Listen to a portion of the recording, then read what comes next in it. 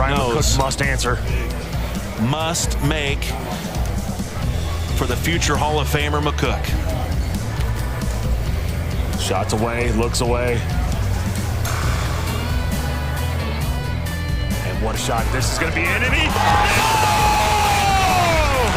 my goodness! Hall of Famer! What a shot from the gambler! All right, everybody, it's time for Golden Tee. Yeah, he looks like he's getting the thumbs ready. Sends it out. And this has an opportunity right here. Yes! Yes! Bandamus with a hole-in-one. Wow.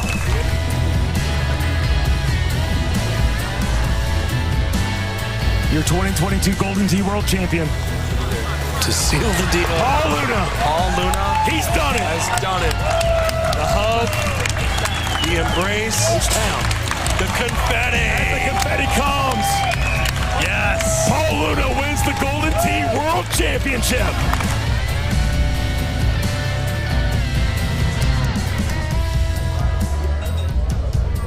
Will Paul Luna successfully defend his title? Will a dark horse emerge and break away from the competition?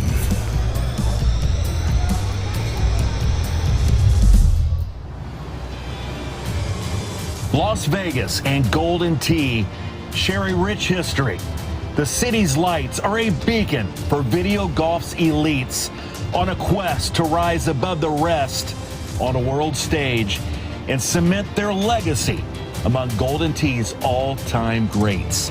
The 2023 Golden Tee World Championship begins a fresh chapter in this storied tale to be written in Old Vegas among the neon spectacle of Fremont Street. Join us on the road to Worlds.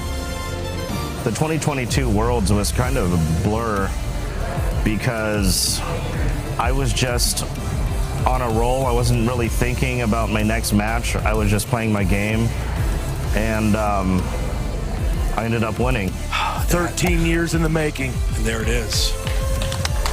You hear the applause. You hear the applause. Well deserved. And you see the emotion on him in the back.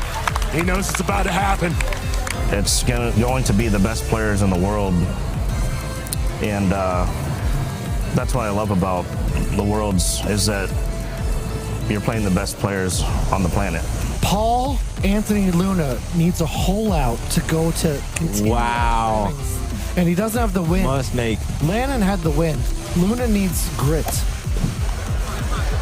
Oh my God. Keep going. Wow. I feel about as confident as I did last year in 2022 Worlds. I've been playing more these past few months than I've ever played daily since I was playing 50 games a day. And yeah, I feel very confident. Paul Anthony Luna is the Wow. Sussex Bowl 2023 champion. The confetti! And the confetti comes! Yes! Paul Luna wins the Golden Tee World Championship! I think I was just on cloud 9 the whole time after I won. It was an incredible feeling. I still replay it in my head, and it's something that I want to feel again, so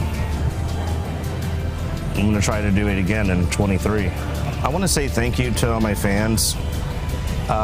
It's very humbling because I don't see myself as a quote-unquote celebrity, but I appreciate each and every one of them. Will Andy Haas claim his historic third World Championship? I feel like I have a pretty good ability to visualize the right shot most of the time. You know, on a par 3, exactly how much to move the tee to line it up straight. So here's a very makeable hole out.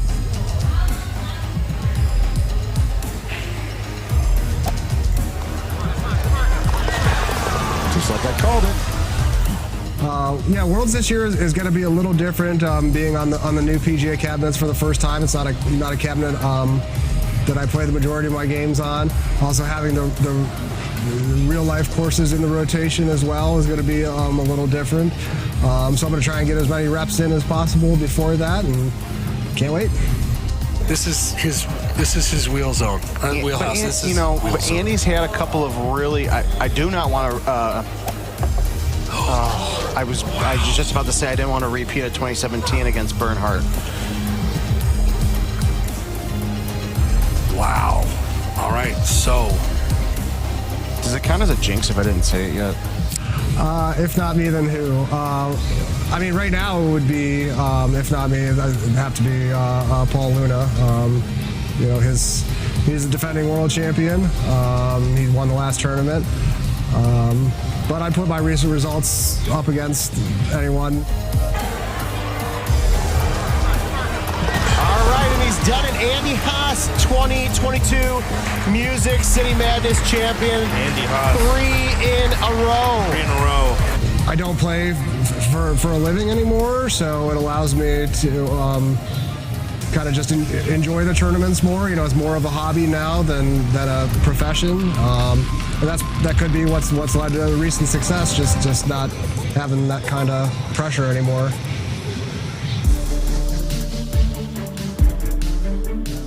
I've just been playing really well coming in. Last week, qualifying for Worlds put me in a good spot, headspace, and just felt really good coming in. All right, first off, congrats on your first tournament wins. First one of these kind of wins. I won a regional, but not since then. I'm 9 years way overdue. this is not the title that Sean wanted. He had bigger aspirations for this, but that is a heck of an achievement. Sean Gervais, unbeaten in the silver. Undefeated, our Golden Tee world champion in the silver bracket. Last year was a little bit of a bitter pill for me to swallow, being that it was my first ever miscut. But then to bounce back and actually win the silver bracket was huge. Well, cheers. All right, Here's your shot. I don't have one. I was not given one. But... Are you kidding me? Oh my God. Swerve with a straight shot. No swerve needed. To be completely honest, being that it's on PGA, I have not played a lot of PGA. I've only done the qualifying on PGA, and I played one cycle. So leading into 23 Worlds, I'm probably going to play only on PGA for a good month to get ready for that, and I think I'll be fine. Yeah, my gameplay is definitely, I would say, way different than everyone else, being that I swerve a ton of shots, if not all of them. And I figured he would be, but...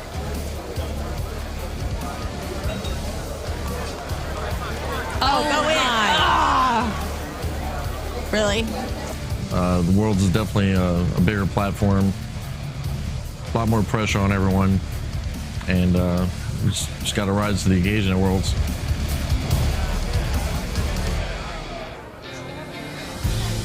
So, in previous years, I was a banger. You know, I played Golden Tee like exclusively for like income. And that's a lot of pressure to put on yourself in that kind of environment. I play for fun now, and I definitely enjoy the game more.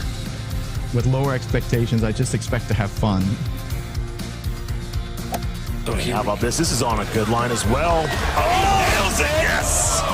Holds out the first hole in sudden death to take the match. Wow. Unreal. A hug and embrace, and by the way, we can't help but do it again.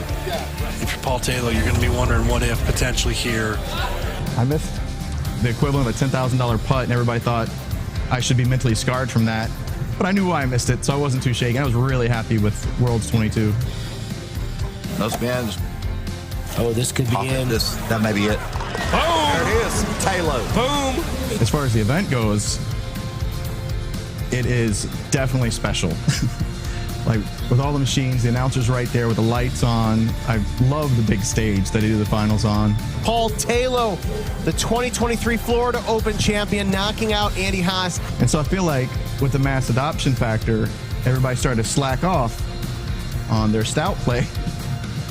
And I don't do that because I play the daily. You have to be very freaking precise and get right to the cup.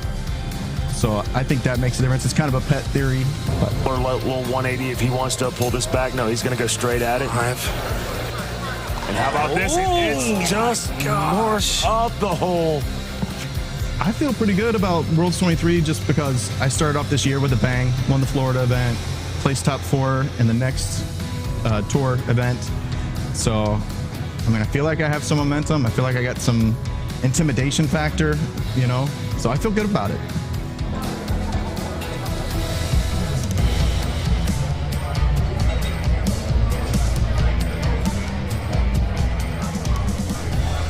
Yeah, Worlds last year, I played pretty well, but didn't perform. I didn't have the results I was looking for, obviously. You know, it's a tough field. There's a lot of great players, and you know, you got to have some things go your way, obviously, to do well and to have some success. And just didn't go my way last year, really. If he holds it, he wins. If he hits the green, you got to make a putt. Let's see.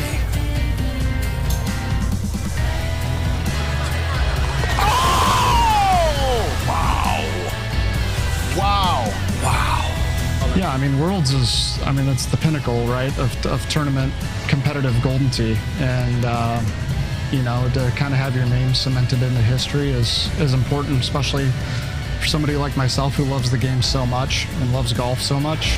Your 2021 Top Gun Player of the Year, Joe Massera. It's a confidence thing, and knowing that, you know, the goal obviously is to get the ball to stop where you want it to, or close, you know, and in that, having a low percentage of failure. Up 9, right 4, 26-footer for the win. Joe Massera, your 2023 Missouri Open champion, taking down the 2022 Golden Tee World Champion Paul Luna. Well, I'd love to win. I mean, that's why we go, right? I mean, if you're not going there to win, what's the point? All right, it's a nice. Oh! Joe Massera. My first goal is and always has been and always will be is to entertain. I mean, that's what keeps me doing what I'm doing. You know, and I think that goes hand in hand with doing well. If I'm not doing well, it's hard to entertain people, right? So, yeah, I mean, that obviously helps give me confidence, you know, to know that a lot of people are looking out and rooting for me. And man, I'm very appreciative of that. I'm super excited for Worlds. I'm sure everyone is, but a little bit nervous, but I'm once it gets close, you know, a month beforehand, I'm going to really kick up my games and practice a lot so I feel comfortable playing, and the goal is always to win. I'm just always excited for Worlds. I mean, who isn't? It's just an awesome experience, and if I play well, it's a bonus, but having fun is a big priority. Coming back. Look at this. He nails it. We're going to make this a close match. CJ with Gets within one. Some of the greatest thumbs in the game. When I moved to Burnsville, it was strictly for Golden Tee, and because I work from home. So we have a lot of good players down there in Burnsville, and I went there and I figured I'm going to play it for a year, and if I don't, you know, love it or just get bored of it, I can always move back home. And I loved it. We have a great group of players down there. It's so much fun, and that's kind of when I switched from, I would say, casual player to taking it seriously. And I feel like every year I try to keep improving, just naturally, but I definitely take it more and more serious every year. But I love when my family and friends watch. It's awesome. It's I don't get to see it live, obviously, because I'm playing, but going back and reading it and seeing people, you know, cheer me on and root for me and just, you know, want me to succeed, it's awesome.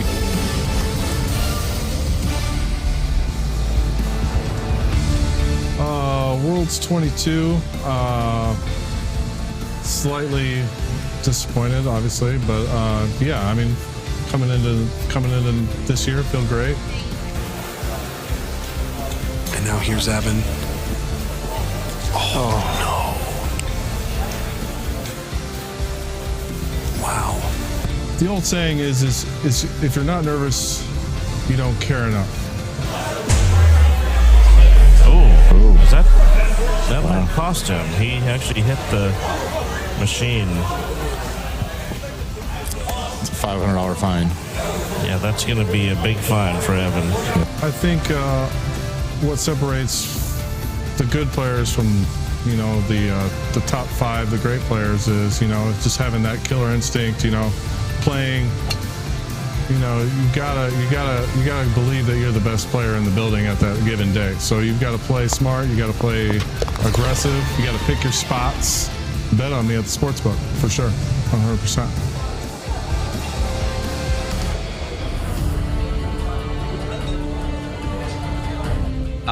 Worlds 22 was it was a little bit disappointing for me. I qualified well. I think I qualified in the top.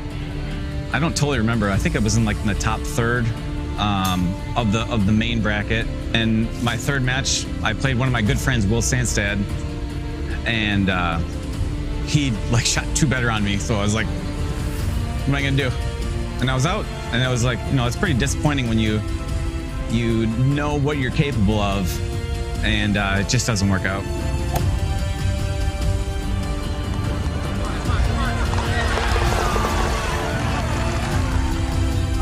My performance over the last, I should say my results over the last year or so haven't been very well, very good at all. So now I'm kind of just getting a little antsy. I want to do well. So I'm maybe feeling a little bit more pressure than normal at this particular tournament in St. Louis, but at Worlds, it's just kind of on another level. You really want to do well. You want to make the cut. You want to make a run in the main bracket if you can.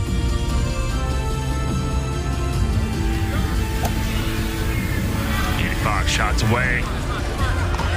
Oh, and he gets another one. Changed the bite. Takes 2 up. Man, I just hope I don't make an idiot out of myself. Don't do anything stupid.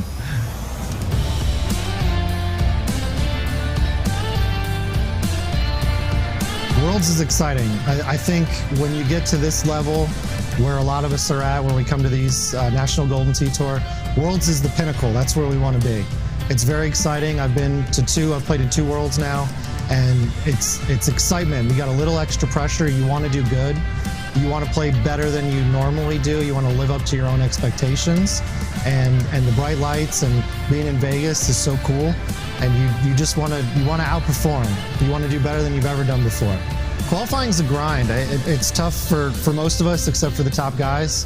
So we're all playing a bunch of games, a lot of DNFs. When we mess up a shot, you got to play better than perfect normally to get into Worlds. I did it week 4 on Champ 99. Had a little struggles earlier in the week and came through, got my ticket, and I'm just happy to be done. And now I'm watching the leaderboard, seeing all my friends go for it, rooting them along the way.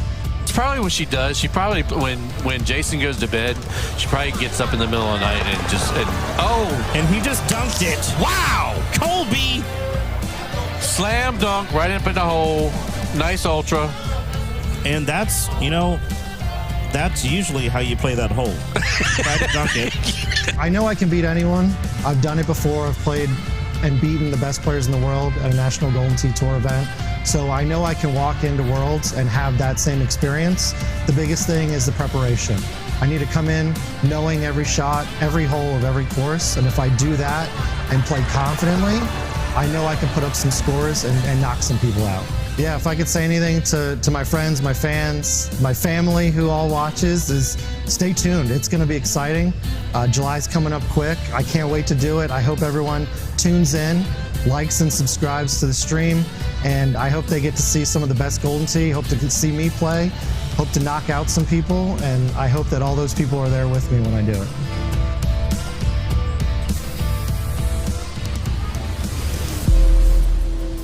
Worlds is a whole different atmosphere. I mean, that's put it out there to where, there's very few guys have won world titles. We've had a couple of repeat winners, obviously, through the years, and that's something that's really like a legacy moment for these guys.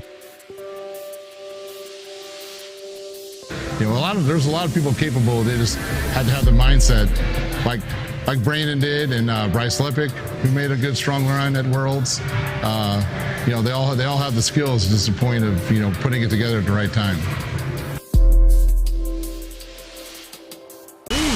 Yes.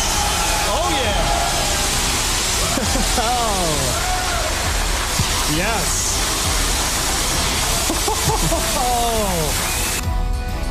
Who will rise to greatness?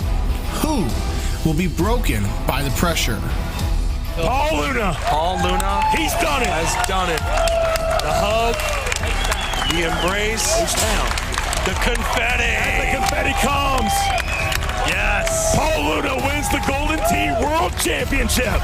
With less than 1 week to go until this year's Golden Tee World Championship, the stage is set and the tension is palpable.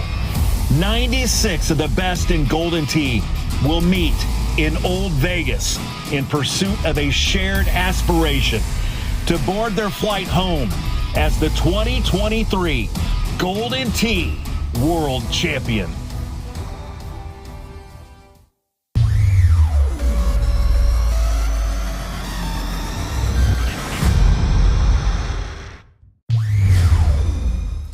We're here with notoriety in downtown Las Vegas, Nevada.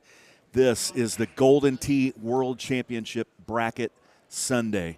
Chris, we're going to start with the silver bracket first. What are your thoughts on what we're going to see today, the names in these brackets, and what you expect here in downtown Vegas? It's the ultimate consolation prize in what we have in Golden Tee for a lot of guys that didn't play as well as they wanted to get themselves into the championship bracket. This is the richest prize that you can play for in this aspect. So $3,000 on the line. A lot of big names, former world champions, Stenmark, Kinsler, and then our bubble guy, Seth Harris, number 1 seed, very close to making it as well. It's going to be a long day for these guys, 64 players. It will take probably a good 8 or 9 hours to get that bracket done. But we have also some treats for everybody at home. Everybody looking at our World Championship banners now. Anybody can go to the Golden Tee app and choose a player banner to play under, or also you can actually play it in the game. Anybody that has played in this field at the top one will have a World Qualifier banner added, and then the champion right there in gold, you'll see they will have a World Champion banner added to their name in the Golden Tee PGA Tour. And then also a treat for everybody, if anybody wants to play the lock conditions from yesterday's qualifier, TPC Scottsdale Champ 99, Hollywood Hills, Eagles Peak, and Nihon Euro. If you want to play those conditions, you can play them up to 3 times by using code 10792. We'll give you that information throughout the day again, but this is a wonderful treat to get to play what the players played in the World Championship yesterday. Thanks, Chris. We talk about some silver matches going to happen today, and Mark Stenmark being in this bracket. Oh, yes, and by the way, yesterday, the speed run from Paul Luna. Remember, he dialed that in at 5:59. It is the official world record right now. It's up to you to beat it at home.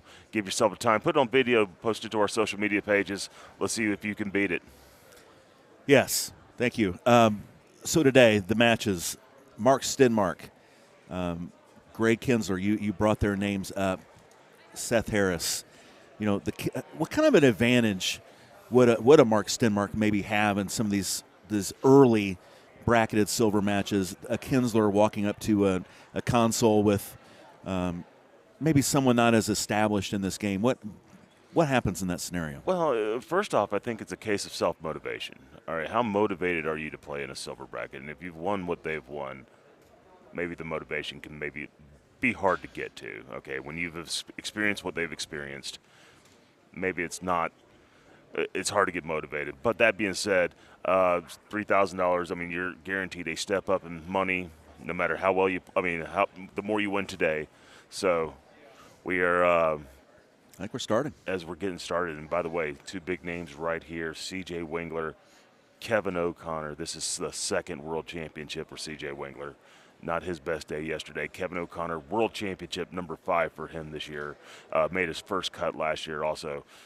Kind of got stuck in the heat pocket back in that back room that everybody continues to talk about.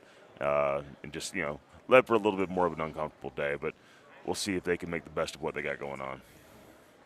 2 established players. What a good first match to stream. Easter Island is the course here. Who has an advantage here, Chris? Well, pretty evenly matched. The experience, I would think, would come with Kevin, who is still, trying to recreate some magic from the 2017.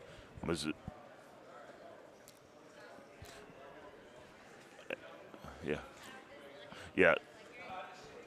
And we're going to also bring in another match here while we have Kevin O'Connor, CJ Wangler, and here we have from yesterday's qualifier, Pay the Girl. That's right, Jamie Arrington. She gets Jason Loschiavo, both players on the stream yesterday. Jamie was just 2 strokes from making it. She shot 23 on Eagles? No, Nihon, the last one. Okay. She shot 23 on Nihon to miss the cut yesterday. She had 28. Remember, beat both Andy Haas and Mike Johnston in that round. That was a good group to watch yesterday, and we saw most of their shots. The mouth group was fun. It's fun watching Mark play.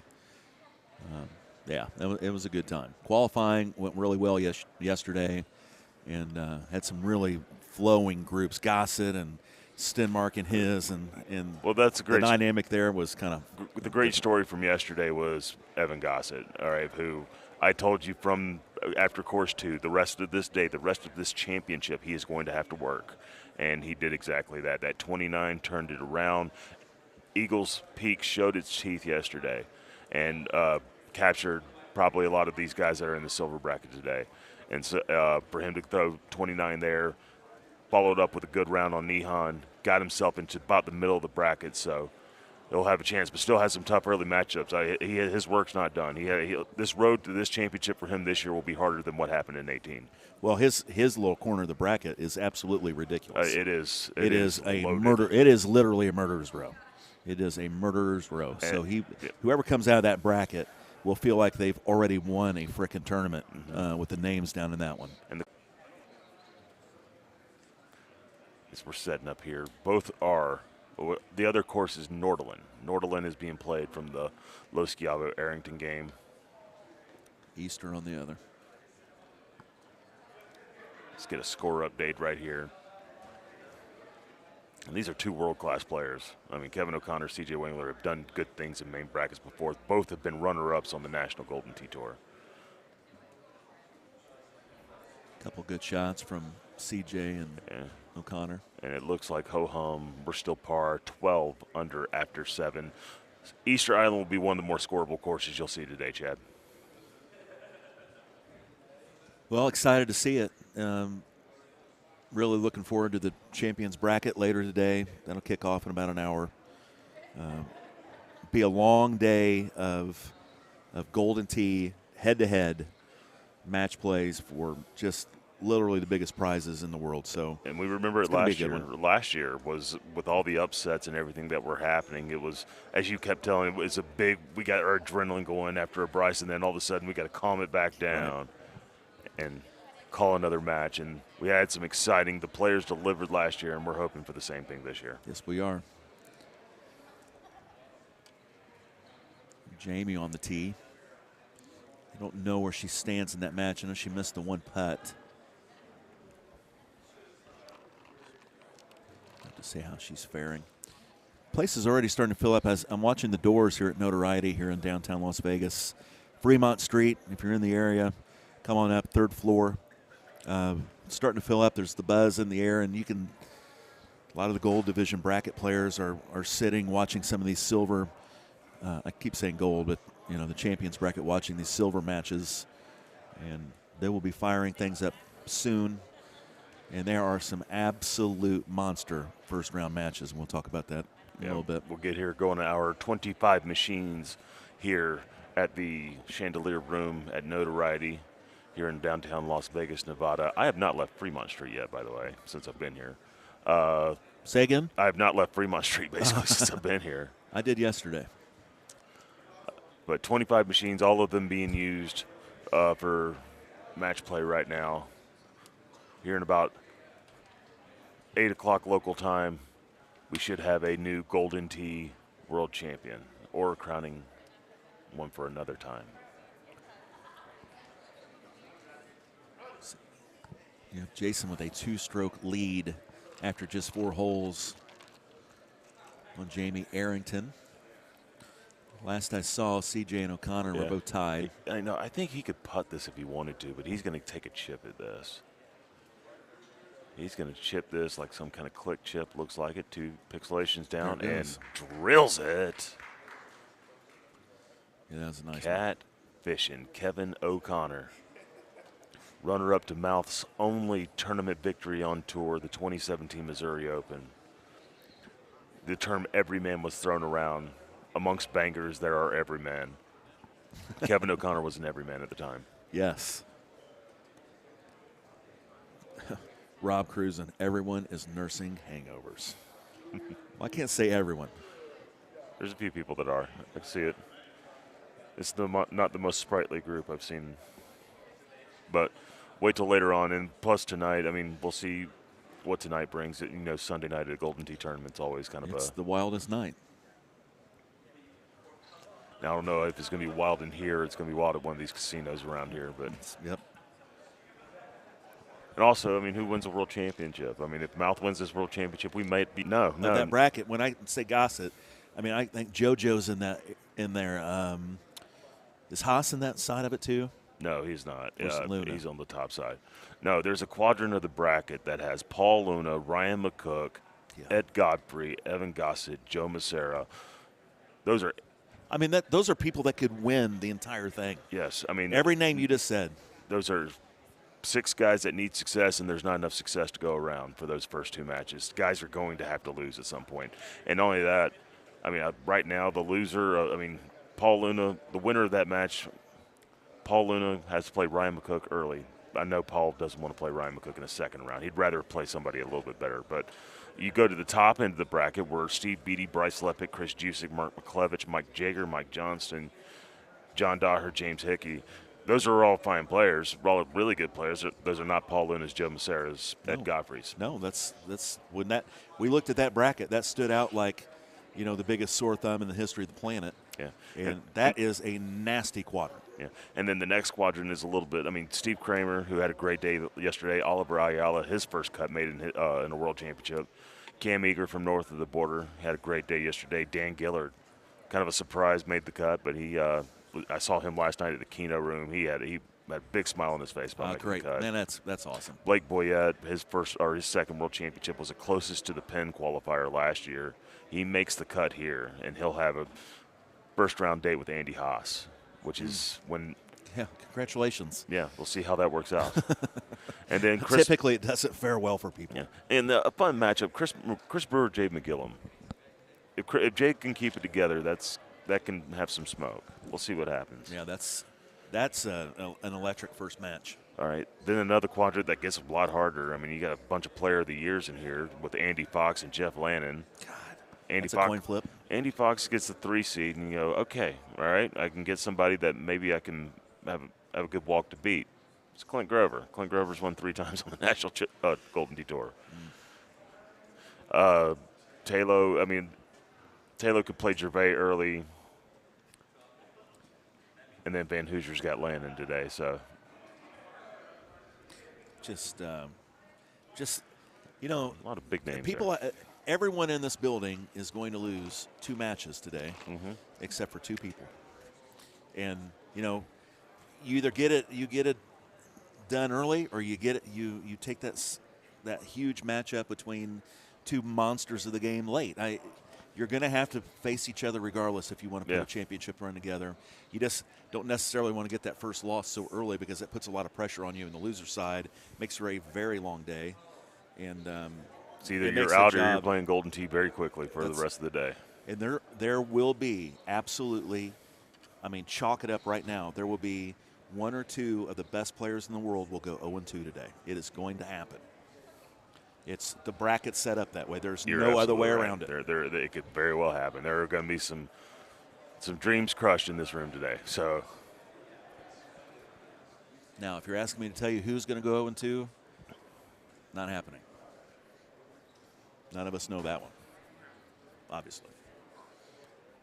Now, Andy Haas is going to be his pedigree in world championships in just the last few years since 16 has not been great. 9-12s, has an 0-2 as well.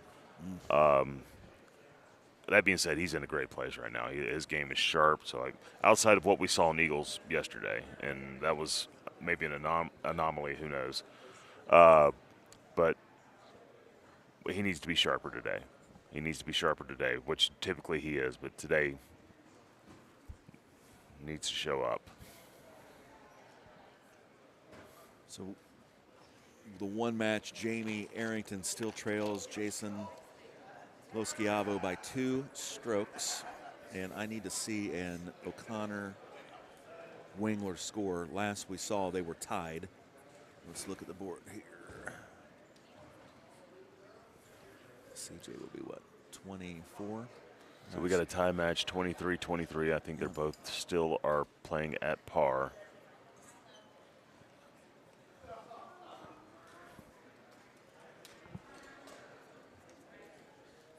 Chris, how do we settle a tie here in the Golden Tee World Championship? It is a tie. Basically, sudden death will commence. They will fire up another 18-hole round of Easter Island.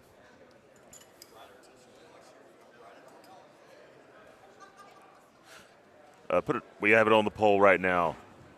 Will there be a first-time champion? That is a great question. Put it on the poll. You know why there's a really good chance for there to be a first-time champion day? It's because of the quadrant we just talked about. Yeah.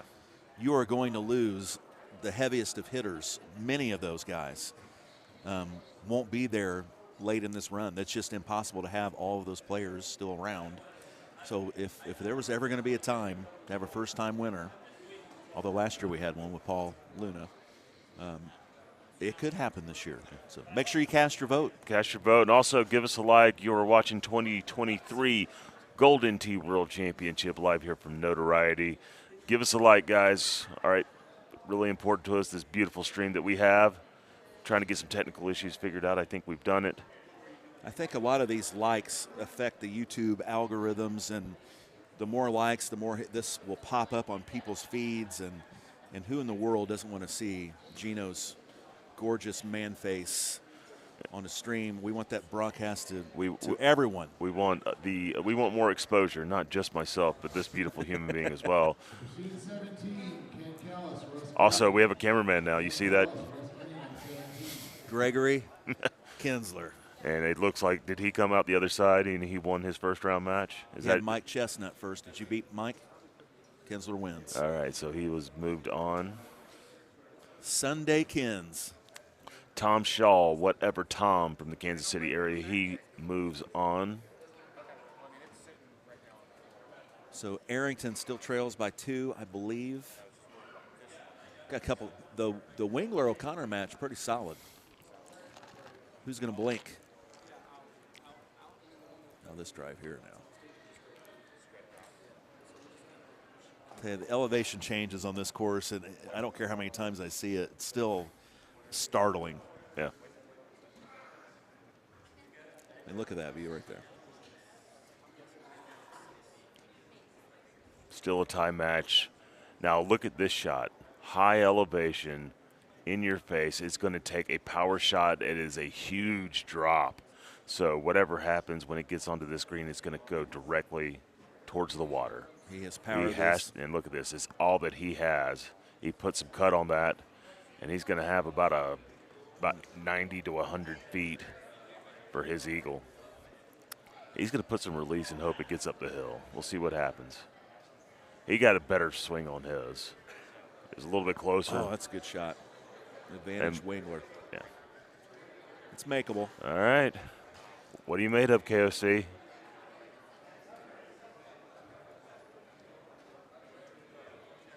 You'll think about it. I never like the old think about it. Well, long distance left. Does that say 2? Yep. And they missed it. I don't like to think about it. Yeah. Yeah, you see it time and time again. The guys that pause, wipe that ball down, and then go after it. It's Got just, the same line. I think it affects your rhythm. Got the same line. See if he gets it. No, he put it out. Oh, but he got it. Came back in. Wingler. I was a little concerned. Wingler, 1-stroke lead. This is shaping up to be a beauty. Jamie Arrington lands the green. Let's see what we've got to score here. See if it's still 2 strokes. 14, Gavin Heron, Miller Mines. Yeah, it's still 2. 17-15. And Chris needs to land this green. This is going to be a difficult putt no matter what coming back. So, yes, it will. That's a huge left breaker. That is long. Difficult to play a medium. You can. It's doable. All right, you got to put it in those big stones guarding the 18th green. It's a real chance here. This is a real chance for O'Connor to tie this match. I love it. High tee 8 wood. It's playable from there, but he's gonna see if he keeps medium or not. No, he's gonna keep high. That putt CJ has coming back is atrocious. So he's putting roll on this. I'm wondering if he's wanting to play that backboard. And I think that's what he's doing. That's what he's doing. Come back. Okay. All right, That's so another he'll putt second. That's the most important thing. And to win the match right now. Huge. What are you made of, CJ? Beautiful. Gorgeous. Pop off a 30 in your first round today. Excellent round. And he'll miss his second putt. CJ Wingler. And Kevin, 22, Jason Bedari. we'll go to the bottom side of the bracket. Kyle Heasley moves on. If everybody's keeping up with home, remember Livewire at ITS Games or GoldenTee.com. Check us out. The World Championship bracket.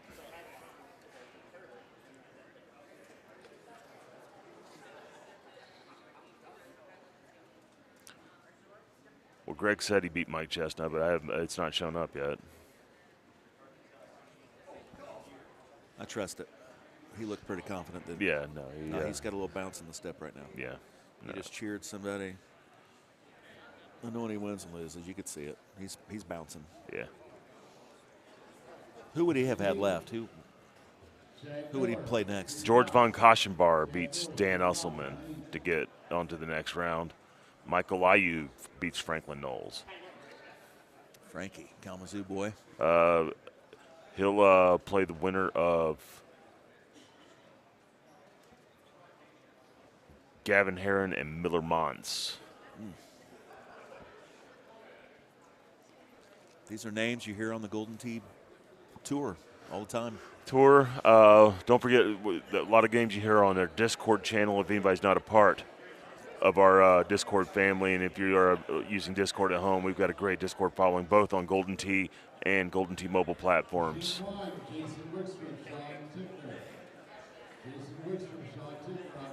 Yeah, I honestly didn't even know what Discord was until Golden Tee Mobile, the league, and Joel Wilburn turned us on to that. And I'll tell you, you talk about connecting with players, playing games, a community involvement. We played the other night. There was, I think, Riley Hitchcock and Tony Johnson played in a gold championship league match for all the marbles, and I think there were 30 or 40 people watching that match. Pretty cool. Upset alert right now on Nihon Euro. John Pants Tatura beats Will Sandstead. I believe that's an upset. Whoa, that's two good players, but Will big time. Will plays a lot. And now for Will Sandstad, that has just made his Sunday unbelievably difficult. You lose the first match. It's hard to lose the second match, but you lose your first match. It is an unbelievable road to hoe. It's the last couple World Championships for him has been tough, and for somebody who's played in a lot of World Championships, played in his first World Championship the same time I played my first World Championship 19 years ago, he expects more out of it. He plays a lot of games, so But there's a reason it's double elimination. Yeah. So, but hey, Johnny Pants, that's a good win. Mm-hmm. It's a good win. Another. No, if you know this about John Pants, but if you remember the 2007 Golden Tee World Championship where we drew 8 names from a cylinder in a lottery to determine the rest of the Team USA. I sure remember it. Was yes. your name in that cylinder? It was supposed to be. Okay, mine was too. I never checked though, but I certainly. But I hope digress. It was. But John was one of the names that was pulled. John Turturro played his first World Championship that year.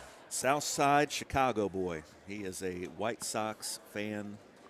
In the Lynx, I think the Chicago Lady Lynx, the WNBA team, he's a big follower of them. Oh, really? Bears fan. If you don't know Johnny Pants, you're missing out. John's a really, really solid human being. So good win for him. Will Sandstad, you're not playing a chump when you play Will Sandstad. He still plays Jesus? No, he Strix Nebulosa. Which that's right. That's been like that for a long time. Mm-hmm. Yeah. Jesus with a G. Oh, it's the sky. Thank you, Mouth. Yeah. But I was right? He is. He's a WNBA fan. I know he is. Mouth said the Lynx are Minnesota. Man. No, he's around here listening to us right now. He's got his earbuds in listening to us right now. How many champions have come back through the losers bracket? God, I'd have to look that one up. It's Andy Haas had a run through a year during the 16, where he lost, I believe, his second round, and then what would commence from there was one of the great runs that you could ever see in a Golden Tee bracket. Mouth said he is still at the hotel, about to come over and going to make a grand entrance. He was here earlier. I saw him warming up. So, well, he didn't get the proper accolades he needed. Jason, a huge lead. A couple holes to go here. Up by 4.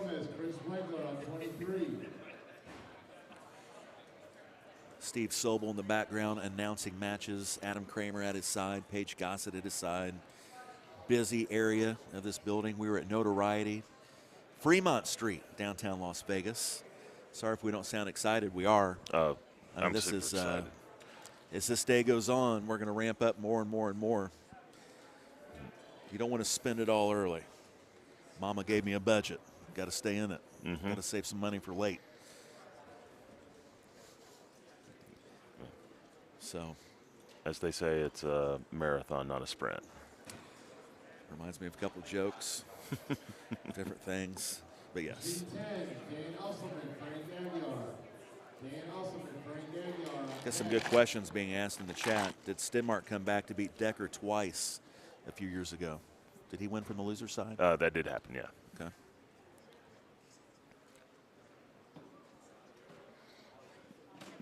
Yeah, it was a missed chip on 18 of Catadreas. There's my Rain Man. That needs to get up. That is a mistake. That's a mistake, Jason an wants to affordable get- mistake. I mean, he was does, up quite but- big, but you don't have bad swing thoughts like that coming from a round. You want to have a good round. Yeah, you don't want to, be up 4 in this match feeling good about yourself and kind of piss it away. Last hole, a couple strokes, but that's why you build a lead, right? Be interesting to see Jamie figure out a way to knock this in. And that will not happen. No. It'll be a big left breaker. Yeah. And here's Jason, who could probably putt this from here and then clean it up. Yeah, but he's going to play safe. I think you just want to get on top of this hole where you've just got a downhill putt instead of a breaker. I knew he'd putt it. All right, there he goes. That's always scary, right? You've got a big lead. The only thing you cannot do is putt off that green. He's creeping to the finish line here. Good putt and from great Jamie. putt from Jamie. Finishes with a 24. 3 putts to win for Jason Loschiavo. He'll make this one. There And it it's goes. in. And a little bit of an exhale if you saw that right there. He very much Well, he's got big aspirations for himself. Aspirations for himself for one thing, and that first match is huge. That first match, the breakfast match, like Chris called it a minute ago. It's just that's a big one because, like we said, getting that losers bracket right off the bat makes for an unbelievably long day. It does. As the new in shape Jason Wickstrom showing off that he is. I've seen Richard Simmons and by the in a way, whole lot more clothes than that. Look what we have here. We have a PGA Tour course being played. Yes, we do. In match play. Will be a part of this narrative in this World Championship. How many PGA Tour courses are going to be played? There's a guy named James Hickey in this room, and he is a fantastic click chipper, and he's doing it. And those courses really he excels at. So I would love to see how many he gets to play today. And he would be kind of a, if you do get the draw of getting those PGA courses and you're ahead of the field in a certain skill set that might be new to the group, and you excel at that, and I mean, take advantage of it this year because people will catch on. I mean, every shot that is learned, it will be passed down. There are no secrets in this game. Eventually, everyone knows these shots. So if this is your year, that you know that better than everybody else, this is the time to take advantage of it. 16, Gary Sheldon, Aiden Cleary. Gary Sheldon, Aiden Cleary. Gold will be starting within 30 to 45 minutes. A lot of great players getting ready to gear up to play for a Golden Tee World Championship. Very nice shot. We talked about players using different balls on these PGA courses instead of going away from the stouts and trying to take advantage of the lesser winds and still get more distance with like the Aero golf ball. Or, some players you talked about yesterday were doing that. And it didn't work out well for him. I mean, it very much was kind of a nobody hit par with it. Everybody was 1 off, 2 off. I believe it's kind of a hard mental adjustment when you spend so many rounds and so many games playing with a certain way the wind is, and all of a sudden having to switch that. Your mind has to be constantly on at all times when that's going on. I'm not a huge fan of it. I learned a long time ago it's going to be very hard for me to do. So, some results coming in. Gary Sheldon beats Daniel Kalashevsky to move on. Aiden Cleary beats Chris Anthony. He moves on. Jacob Gomez upsets Al Zarrell. Wow. Al Zarrell. He moves down to the bottom half of the bracket. That's an upset. Keith Bennett beats Frank Aguiar, one of the guys from the non-prize place states. Jason Elliott takes out Mike Gray. Mike Gray had some momentum on tour. Kind of a tough loss there for him. And if Greg Kinsler's beat him, he hadn't done it yet because all these results are here and Greg Kinsler's not, so I don't think he'd won yet. I don't know if he was just giving us bad info or what. Terry Haddock beats big-time Billy Chadwell.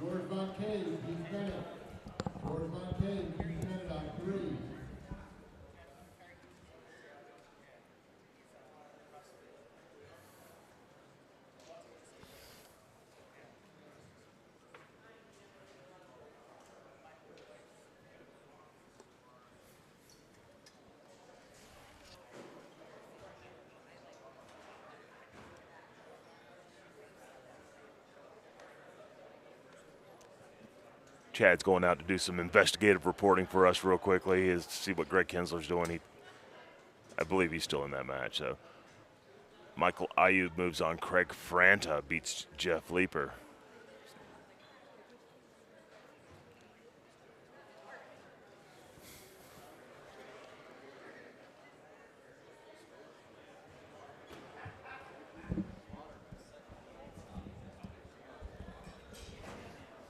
It's going to take a little while for this match. Update, Chad? Don't know if he played or not. We couldn't, where we are sitting, for those of you out here just watching the stream, we have television lights, essentially, studio lights in our face, so you can't really see very well behind those lights. And when people are trying to talk to you, I could have swore he said he won. But Steve Sobel, I just talked to him, he goes, well, if he did, he didn't tell me yet. Okay. And he goes, but I don't think they played. All right. So we'll see. Did you go over to machine 9? I looked. Didn't see him over there. All right. So we'll know shortly. Yes. As we're playing a PGA Tour course right now, and also Machine 19, Jamie Arrington, Will Stansted. Jamie Arrington, Will Stansted on 19. I do. All right, and we are getting ready to, as we have this PGA course going on, we're going to switch it over to the quad screen and give you what looks to be Keith Bennett versus George von Koschenbar, both who won their first round match right now. GVK, big time sleeper to win this championship, and now he plays in the silver bracket. The quad box, 8 hours of commercial free Golden Tee. So give us a like so we can keep it commercial free. Need Scott Hansen. Yucks. Once again, you are watching the 2023 Golden Tee World Championship. Give us a like. For this 3 seconds. If you do not mind, get us a like today. Here on YouTube, Twitch, or wherever you are watching us, Facebook. Comment, like, subscribe, all those social media metrics that matter to us, please. GVK on the green. What course did they draw? Ooh, man, that's a big one. That's nervy. Miss putt. It's easy to do against a player of George's stature. That's one of those deals we talk about. You run into a name, a household name. GVK is one of those players. He is more than capable of taking anyone in this field out. Absolutely. And you step up to that machine knowing that, and you get nervy. It happens. Now here comes Keith Bennett. Keith Bennett from one of our non-prize play states, Louisiana. What was his name? Connor Franzen? Connor and his dad Craig are both here. We have both the Francis here. Well, he qualified well. Yes, he did. Felt like he was just on the precipice of maybe falling apart, and he hit a really good shot, and one of his playing partners kind of smacked him like, "Hey, man, that was great." And it's almost like he calmed down, turned it around. I mean, I watched that in real time, and from that moment on, he was so consistent, striking, I mean, good shot after good shot, consistently. Playing on a stream in your first World Championship with two quality players, Clint Grover, and making sure you're not watching what Clint Grover is doing and adapting it to your game because he plays with all that wind. Along with Mark McClevich. He seemed pretty comfortable, kept earbuds in, and got through the day in your first World Championship, and you make the cut. It's not bad to take. That's not a bad thing to take home. Mm-hmm.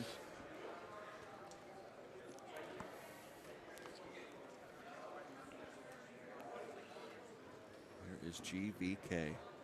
Looks great. Remember on the poll, we have it out there. Will there be a first-time Golden Tee World Champion today? Very well could. Over there, 9 under versus 9 under after 7. GVK up 3 strokes early. Champ 99. I think if you're down 3 strokes this early, you just have to head down. Let's try to figure out 1 stroke at a time. And you're not going to get 3 strokes back on 1 shot, but you have got to make some seriously great quality golf shots to have any chance whatsoever. Just to get it within 1 might put a little pressure on George, but it's just not going very well early. Not going well early. George could almost put a stranglehold on this match very quickly. Wickstrom off the tee on the other set. It's going to be in the trap. Oh, it bounces up. And they said Connor is 22 years old. Wow. Good to see some young people get into the game and be successful. It is. Oh, goodness. This has absolutely gone from bad to worse. Well, ugly chip here this is for Eagle. Yeah, this is and excellent. Jason Wickstrom I believe they're playing TPC Louisiana, which, by the way, Chad, for all the PGA courses that we have, it sets up to be very scoreable. 28 under. Nice. Not quite what Scottsdale was with all the 22 unders we saw.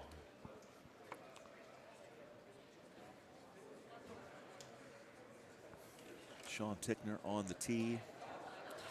So we're going to start seeing some eliminations soon. That's going to start guys that are going to have their day end just before noon here on the West Coast.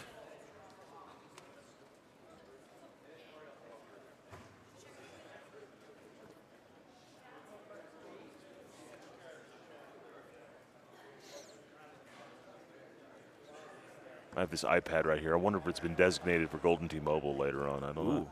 Sign me up.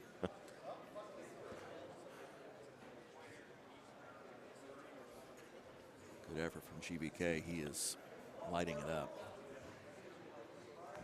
Giving you a show, and while who is looks like, what is that? Is that even par for Keith Bennett? I think he's 2 under. The 2 under. Look up there in the corner if you can see it. No, he is even par. Oh, he really is. On the 5th hole.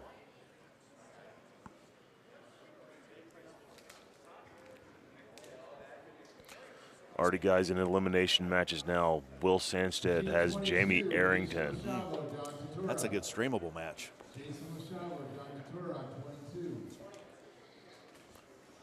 They're on machine 19 somewhere out there. So what's the third machine set up on right now? Who is that over there? In the middle. Yeah. That's Seth Harris playing his second match against Mike Green Walsh. Maybe we should switch to that. GBK up just up $1 million early.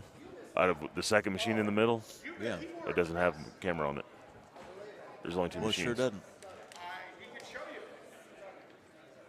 That'd be hard to do then. Yeah.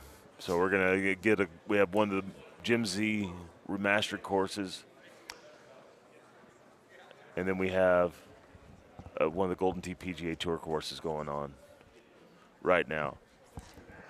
By the way, I mean, we have Golden Tee Christmas coming up here for the PGA Tour games, July 31st. Updates will be out. Get your 2024 update. Get with your vendor. Make sure that you have yourself the 2024 update in time. We'll have 4 new courses, 1 new PGA Tour course as well. Mark Stenmark ended up beating Matt Woods. That was a tie match, too. Had to go to extra holes, so he escapes. He gets Robert Washburn, which will be a tough match for him. Also a tough match for Robert. Right? Yes, sir. That'd be a good one to watch.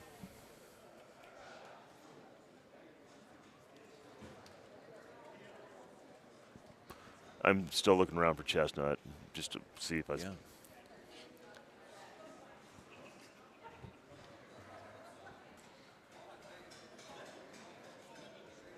Matt Weinert beats Jason Bedowery with a 30 under on Easter to move on. Good. One thing about the PGA course, it is they're not playing with a quick shot either. Oh, excellent shot from Wickstrom. Jason Wickstrom. That was gorgeous. Don't get to see it again, but it was pretty. I believe that gives puts him a 1, right? 1 or 2. Let's see. Up by 1.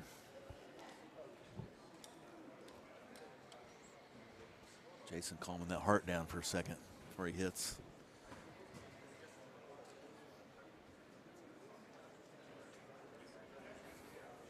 Machine 14, Dave Sandmeyer, Frank Knowles. Dave Sandmeyer, Frank Knowles up 14.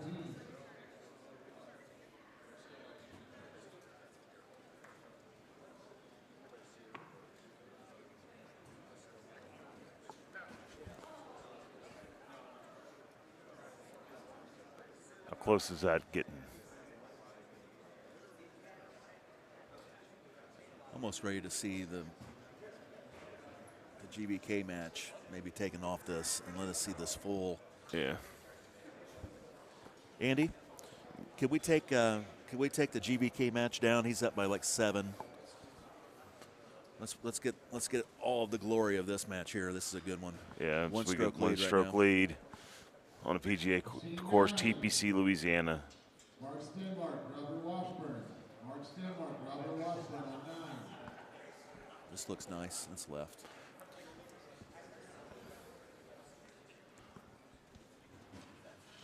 Okay. So now I think that's the thumbs up. All right, so so Kinsler did win. We try to announce something in the future, in the past. I don't know. Do you see it? Has it been put in there yet? Yes, it has now been put in it's here. official. 27-26 on Nordland. Did not win by a lot. And it's funny. I watched Mike Chestnut and Kinsler warm up this morning, actually with John Tortura too. And Kinsler laid it on those boys. And Chestnut said, "Hey, here's how my game is right now. A bad one will be followed by a couple good ones." Looks like he did exactly that. But Kinsler will escape. Stenmark escapes. It gets a tough one next. Gavin Herron's no joke. Plays up to really good competition. And I think that was purposely. Oh, no, you tried to drive this green, so he clipped the trees by accident. We'll see what Sean can get it back. Yeah. Has to play a little bit of an angled 180 here. It's all day long, man. And he clips the trees as well. Yep. Sure did. God, it's advantage Wickstrom. This is not a bad look. No. Not going to be able to spin it a whole lot. Plays with a 6 hybrid. He does that against my advice because I cannot stand that club. Ooh. Good line. Yeah. Not a fan. My least favorite club in all of Golden Tee is the 6-wood. Yeah, that one's not great. I figured out how to use it, and I understand why I need the 6-wood. This 6 hybrid's just stupid. I mean, I can't stand it. It's not, but we have a beautiful 7 hybrid in this game. It's one of the best clubs they've ever made. The 6 hybrid's just nothing. It is 5'10". It plays like a 6-wood, except it's a hybrid. I think worse. Does it cut like the 6-wood too? Just terrible? Yeah, I mean, a little bit of that, but also when you do cut it, it's like devastatingly short. Oh, okay. Did a tour of duty with it, and I figured it was not a good club for me to use. Got a good match right here. Wickstrom still clinging onto that 1-stroke lead.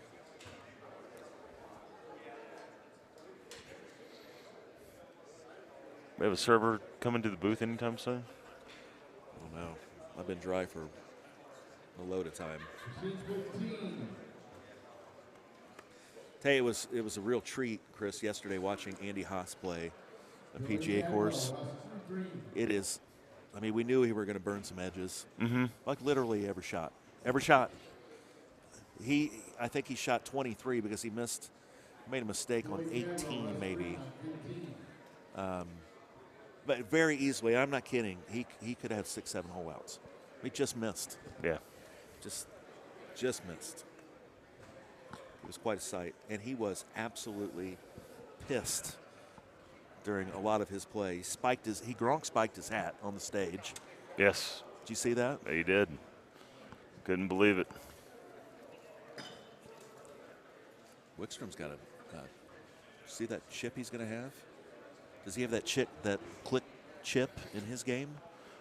I don't believe that he does. He requires a lot of feel. This is a put him up 2 here. Now I know Sean's going to have a chance at it too.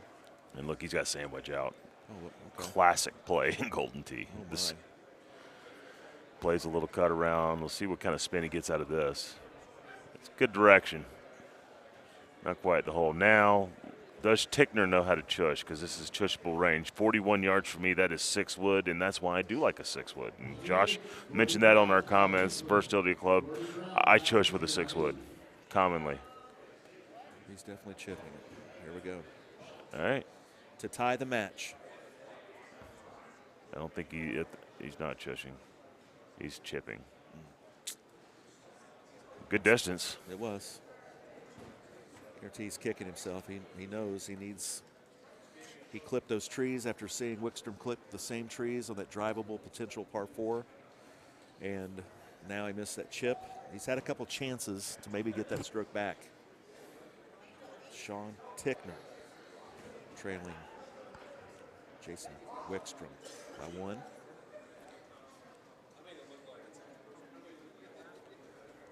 Eagle territory here. Almost drivable. That wind is. Got to figure that part of it out. 397 with helping wind. He should get there if he doesn't put too much. Oh no, that's going left. That's going left. That's going left. Yeah, and that wind was scary. That's a big wind. And to cut that wind out. But he's also got to stay left of the tree. Yeah. Boy, if I'm Tickner, I don't know. You don't lay up. He's only going to lose 1 stroke here. Yeah, you go for this. And if you are going to err, you miss on the right side, or you're short. One of the two. Fantastic. Look at Tickner. Great play. Will almost guarantee himself eagle. This has to go in. This is just to be tied. Folks, if he misses this, he's going to be down 1 most likely. 8 hybrid. Enormous chip. Big swooper. No, sir. And right, and he not happy. He can't be happy with that. Classic 2-stroke swing. Tickner straight putt. Yes, sir. Down 1 to up 1, running out of holes. 2 to play.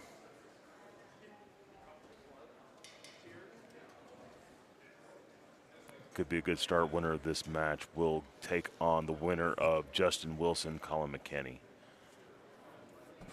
Dave Gibby, beats Brandon Evie to move on. Orlando Ayala, he'll play next. Still no eliminations yet. If I'm Jason Wickstrom right now, I'm probably numb. Trying to think the shot through, try to get my head space back and in a good position. You were just cruising, 1-stroke lead, and now all of a sudden you're down 1. Got to figure a way to get it back. What a beautiful line this is. Yes, it is. Seems like he is recovered. Skirts by the hole. Be a little careful with these. The fringes on some of these courses have slanted fringes, and you need to be careful. That started bailing right. Did you see that? Mm-hmm. Caught the right edge of that cup. 18th par 5.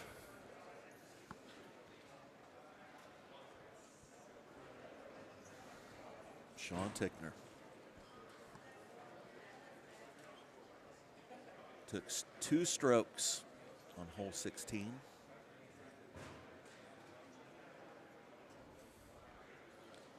It's another pretty course. It is. Does it have the majesty of a Jim Z design? Of course not. No. But I'd sure like to play this course. Needs to make this shot right now, Jason Wickstrom. It's a big wind, but it's likely that Sean doesn't make this. It's a hard 6-wood, so he knows he's going to get some spin back, but it's just not going to be there. And now Tickner can play just a smooth shot right here. Yep. Just on the green in the hole. Gets a little mustard onto it, but it's done beautifully. That's it. And he'll win the match. He'll move on. Good win for Tickner.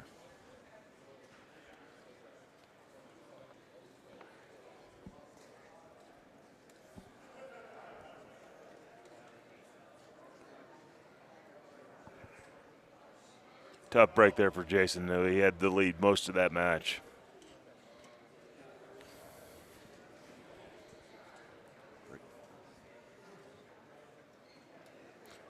We're back. As we bring it back here in the booth here, Chad Schrump, Chris Longino, more first, second round matches starting to get going here in the silver bracket, and we're just a few minutes away from starting up the championship bracket for the Golden Tee World Championship. Yeah, I'm excited. I think we're going to see some absolutely exceptional play today. Just some great stuff. It's Christmas in July. I keep saying that, and we're just moments away from the very best doing it again. And we're hours away from crowning a 2023 Golden Tee World Champion. Will it be a new player?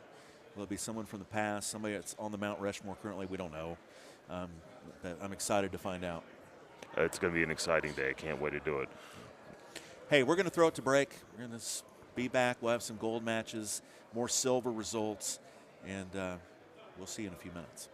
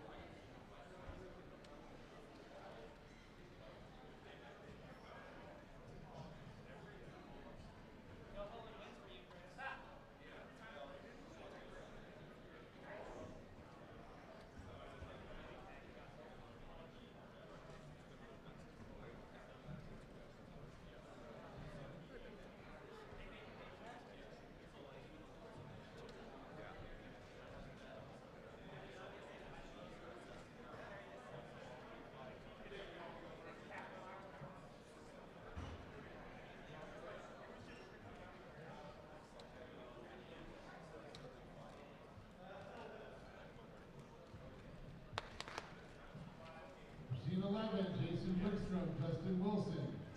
Jason Wickstrom, Justin Wilson on 11.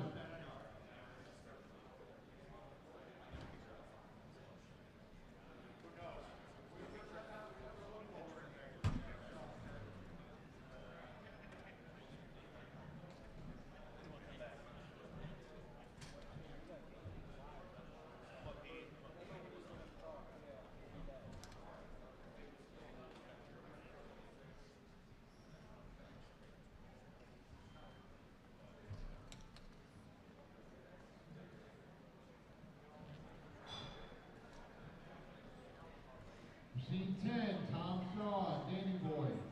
Tom Shaw, Danny Boy on 10.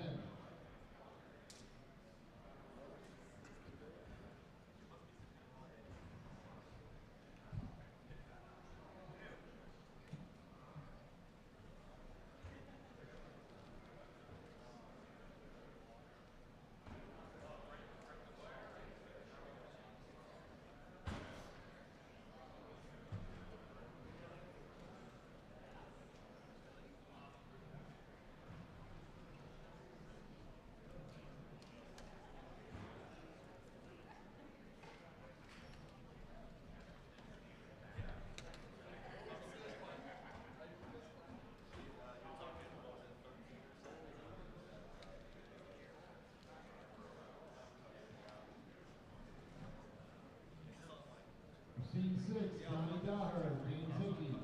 Johnny Daher, James Hickey on 6.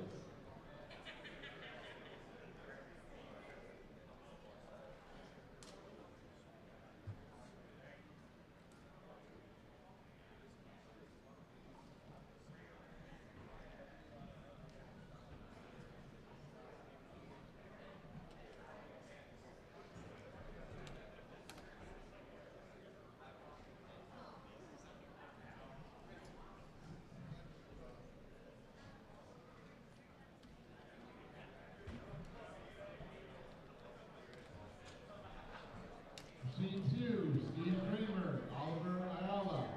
Steve Kramer, Oliver Ayala on 2.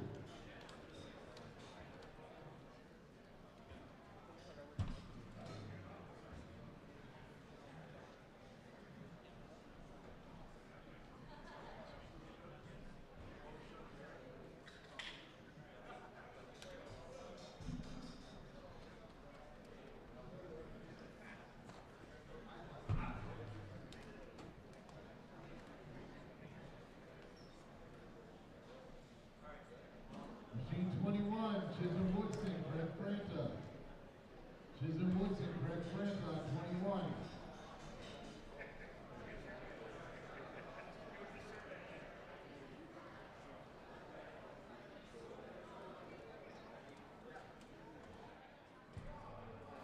We are back at Notoriety. Chris Longino, Chad Schrump, relieved, drinks in hand, gold bracket matches starting. This is shaping up to be a killer day, Chris. We're going to start right here with the 1 seed versus the 32 seed. Steve Beatty, Bryce Lepic. Long history. I wouldn't say a long history, but 3 out of the last 4 world championships, the 32 has beaten the 1. Last year, Bryce Lepic beat Evan Gossett along to have a huge day that year. Yeah, Bryce had a historic run last year, upset filled. It took an unbelievable shot from Ryan McCook to even eliminate him from the 22 Golden Tee World Championship. So Bryce knows what it takes to stay in these matches. And you got to like Steve's game right now. Steve, we thought it yesterday. Steve is the favorite right now. I mean, Bryce is a really good player, and he looks like he's already down 1. But Steve is in a great place today. Early matches we got going. On the other machines, we have Mike Jager, Mike Johnston, Chris Jusic, and Mark the Mouth McClevich have gotten going on their match as well. Hopefully we will go to a quad box soon, and we can see the Michael Johnston, Michael Jager match. As that has gotten going. Andy Coleman and team, thank you very much. As they've just called Andy Haas to his first round match. That is like calling Babe Ruth to the plate. It really is. In our game, he is Babe Ruth. He is Michael Jordan. We have players like that, and he's absolutely one of them. Everybody knows that. Steve, don't get himself wedged behind something that could. Yeah, we need to see what that looks like here in a minute. You could see the concern in his face.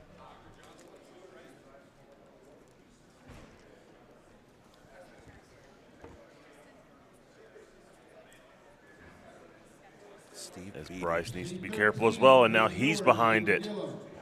And that is an unplayable lie. So it looked like Beatty was okay, right? So Beatty must have been okay. Yeah, he didn't land on that top ledge, and that's an unplayable lie. Back to the tee box goes Bryce Leppick to hit his third shot. Bryce repping that Detroit Tigers gear. And now he will have this in. And, I mean, right now, Bryce could be down 3 by the end of this hole, depending on where Steve Beatty's at. And everything that we've seen from Steve Beatty yesterday and where his game is at, that is going to be a tall order. And right now, there's opening there. There is an opening, and he has a shot. I mean, this is not hard. The game has him lined up, so it must be pretty clear in front of him. So he could play this like a normal shot. He did. And beautifully done. That is a 3-stroke lead. 3-stroke lead, the most comfortable feeling in Golden Tee when you're playing at match play.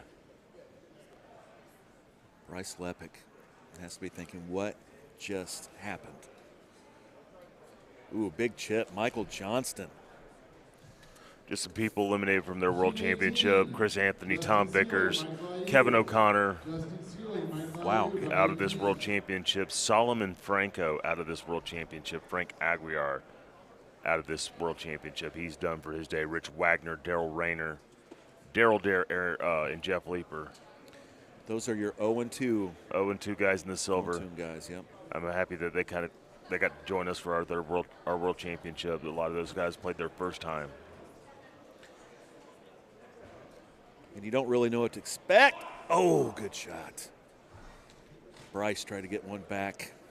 Just burned the cup. Here's Michael Yeager.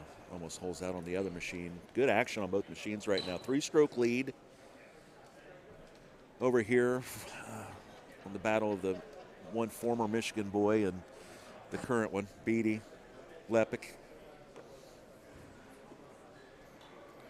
And Michael Johnston, Michael Yeager, machine on the right. Beautiful. Very comfortable Steve Beatty is right now. So we look over at the Norderland round, that looks like it's got a little bit more, it's further along. So Yeager is 13 under. I did not see MJ's score. I will in a minute. Good shot from Yeager. Ooh, so MJ up 1 on Norderland. And MJ is in one of those quadrants. He gets a little bit hot. He could find himself in seriously great position for a improbable tournament run. As the winner of James Hickey and Johnny Daher, if he can get past this one.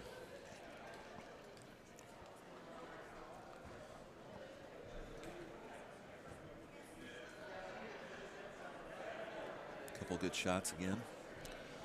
I remember when Mike Jagger went to the glove. It's a long time ago. It was we were in Richmond, and Mike, back when flying across the country wasn't nearly as the cost and burden as it is now, Mike used to come to the NIV every single year with us. He loved that tournament.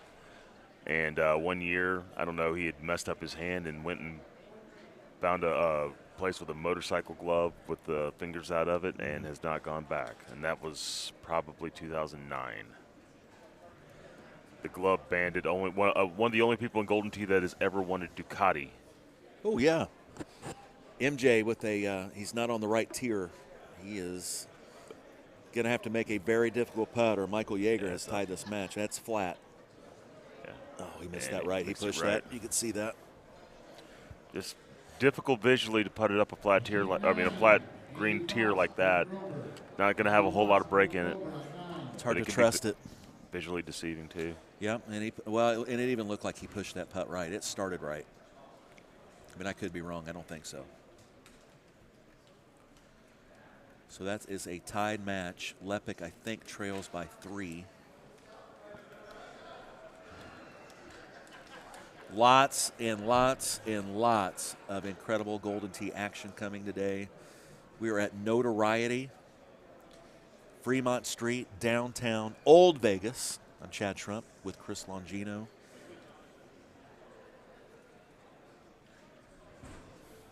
Oh. Andy Coleman in my ear making some unbelievable demands. I will not share what he is whispering in my ear. I mean, refuse it's a beautiful threat, but I mean, it could work. I'll say it. Yeah. Andy Coleman just said we're done showing gold bracket matches until we get 200 likes. Andy Coleman just said we're going to show reruns of Jason Stark's stream until we get 200 likes. Skipper Horner going to back him up. Oh, goodness gracious. It's not even late. We're still early. Trying to focus back in here on this Michael versus Michael match. Johnston and Yeager. Good shot from MJ. 2 MJs.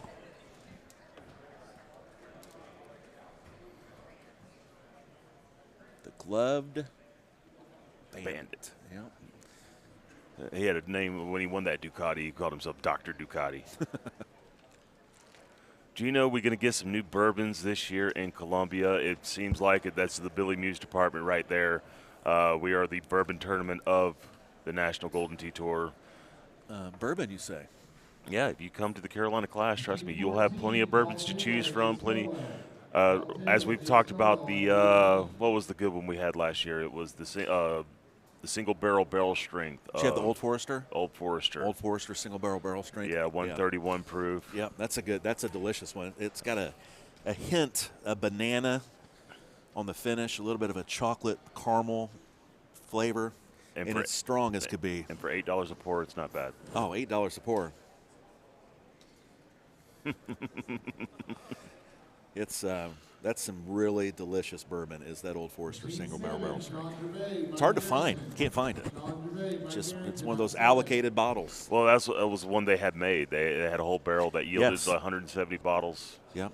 What they do is they'll go into those bourbon distilleries and they'll have a salesman and they'll go along and they'll drill into these barrels and they will taste it until eventually whatever store wants that barrel, that is their barrel and it will have their name on it. The more you know. The more you know. I have wasted a lot of money on brown alcohol. A lot. Onwards, Gino. Well, you know. Onwards. That's why you like the dark liquor. Clear liquor is for rich women on diets.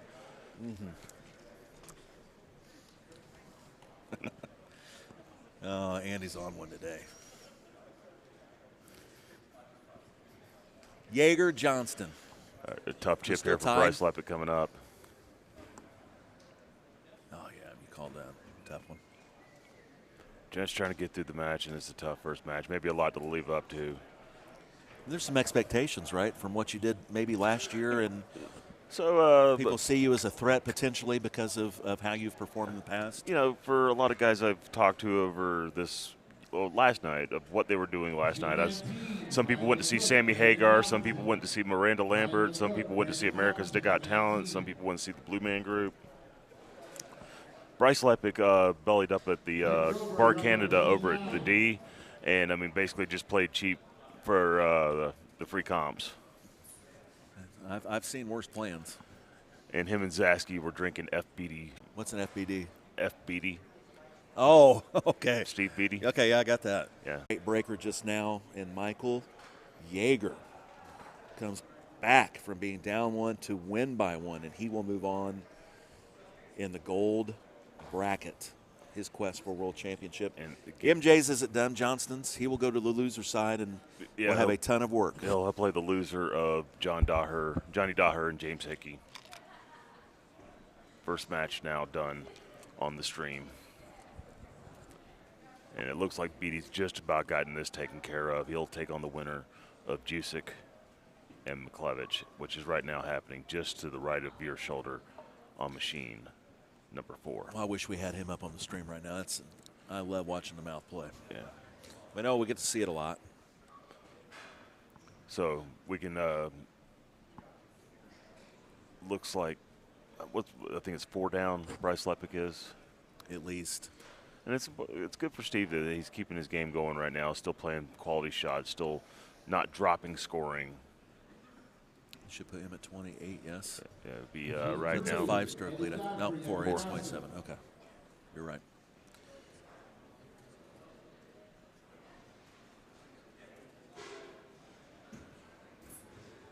All right. As we get back to the ones, we are dealing with some technical issues right now. Hope everybody sticks with us. We get 200 likes yet? I counted 173 last I checked. All right. Being told we're not going to be able to show another gold match until. You might have to start threatening with the chest hairs again like you did last year.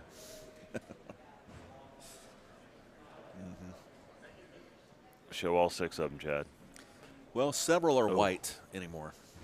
And it looks like Chris Jusic got wet on 18 of Eagle. Wow.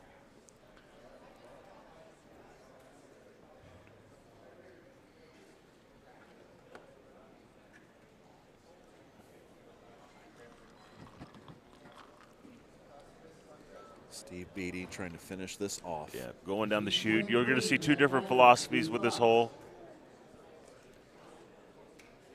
And this will be the lag of the century. Just throw it out there, nice and soft. Win your match. So he is going to win by at least 3. So good putt from Bryce, but Steve Beatty wins this one. Moves on. His great play continues. Number 1 seed. It looks like Jusic mouth is going to extra holes. I could almost walk over there and watch that. Hello, Mr. Scott. Hope you're doing well, Jordan Scott. Mr. Scott. Ooh. So we're getting it. Yeah, as our next match coming up, we got is a battle of a former world champion and a great banger right now. Eddie Godfrey will take on Evan Gossett, the former world champion of Golden Tee. Should be a classic match. Yeah, I'm really interested to see how Evan starts his world championship run. I think he had a couple iffy games yesterday, and you even said Evan needs to shoot a 30 under, maybe 29, and he's going to have to be perfect the rest of the way. And the switch was flipped, and Evan played very sound Golden Tee the rest of yesterday. He cannot afford a slow start today because Eddie Godfrey will not allow that. No, and for Eddie's case, I mean, we call this the group of death. These 8 players at the bottom of this bracket right here, all very, very world-class players. Eddie's not going to give him any breaks here. Eddie has finished 5-6 in tournaments more than any person that I know, so I know he wants to get to that podium. And what's going to be so unbelievable, and I know I said this earlier, there is going to be a player or 2 that is going to go 0-2 today that would be unfathomable at the start of this tournament.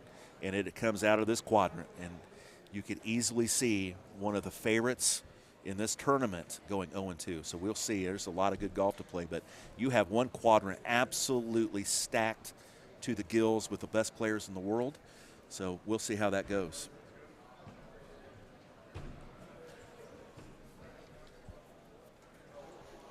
Update on the mouth, he is on the 2nd hole of Eagles Peak in extra holes. They both took birdie on the 1st. There is a big crowd watching that match. And looks like that's on the green. That 2nd hole is always dicey. Winner takes on Steve Beatty. Chris Jusic right now. Up and over. Did what he was supposed to do. Both of them will take eagle. Yep. Got to make some putts, though. All right, Jusic in. So it looks like we're going to get champ 99 for Evan Gossett versus Eddie Godfrey. Remember, everybody, if you're watching with us on YouTube, Twitch, Facebook, hit that like button for us, please. Just takes a second, and then we're done bugging you about it. And have saying what's good, Gino. That is from my guy, Cody Mulkey. That's right. I'm not calling you James today. I'm calling you Cody because you're not here in Vegas, sir. He knows what I mean. Everybody does know what I mean, but he knows what I mean. The handsome Ed Godfrey does not age. I swear to God, I've known Ed 20 years. And he looks every bit as good now as he did 20 years ago. Looks the same as he did 20 years ago. Fit and trim, handsome, could be an actor. You know what he's playing today? Potentially a giant killer. Yeah, upset.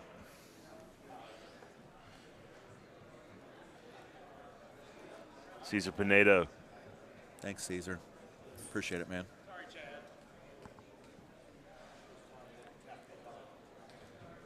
Oh, Michael Johnson just said sorry. He knows. All right. Good start from Evan Gossett, Meow Chopper. This is a good match. This will be a good one. But that's what you expect. You're playing for a world championship. Ed Goffrey, Evan Gossett.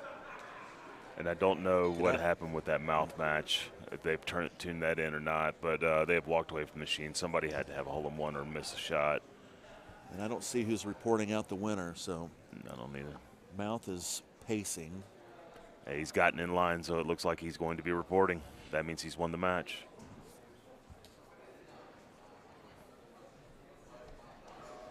Mouth won, just confirmed it. Give me the thumbs up.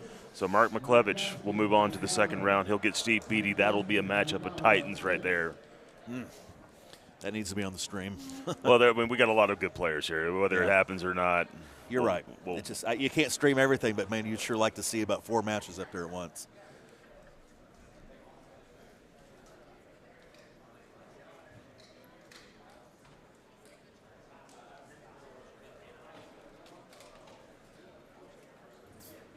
Caesar, we are not playing. We are strictly commentating. Strictly commentating, getting Chad a little warm up for the Golden Team Mobile World Championship that he will be both on the call and a competitor for. Should be fun. My contract has not been offered yet, so. Probably depends on how I qualify. Well, see, I was actually. Put you on standby. There was a small token conversation had between me and the IT brass yesterday about it. I mean, here's the truth. I really don't expect to do much in that tournament, honestly. Now, could I? I mean, sure. Yeah. But I don't expect that. I think I'll predominantly be in the booth.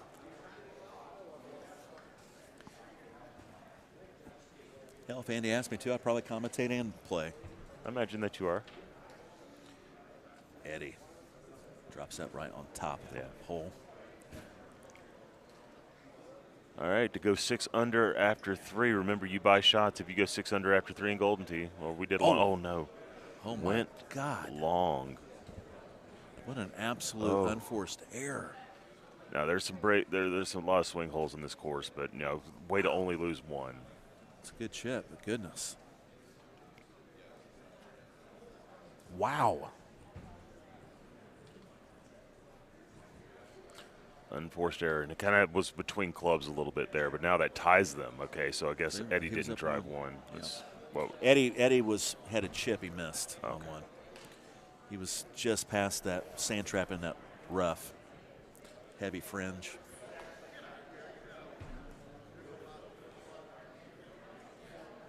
I agree, Sofa King. Get Gino there for the mobile championship.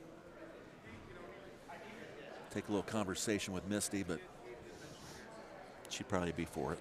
We'll see if the schedules align. It could be in the cards.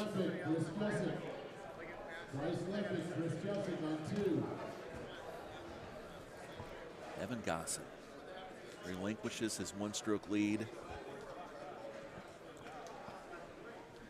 Man, that was just surprising. That just caught me off guard. Thank you, Lauren.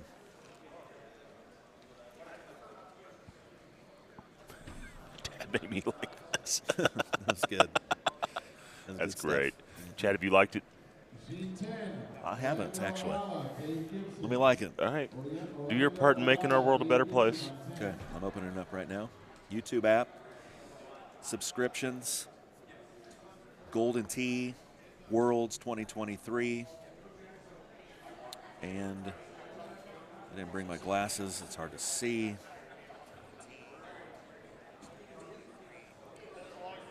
Will we get over 400 likes today? Well, yes. I'll vote. So, I mean, our traffic's going to get a little heavier a little later on when we start getting closer to the end here. Match even right now, and Evan almost gets in the hole.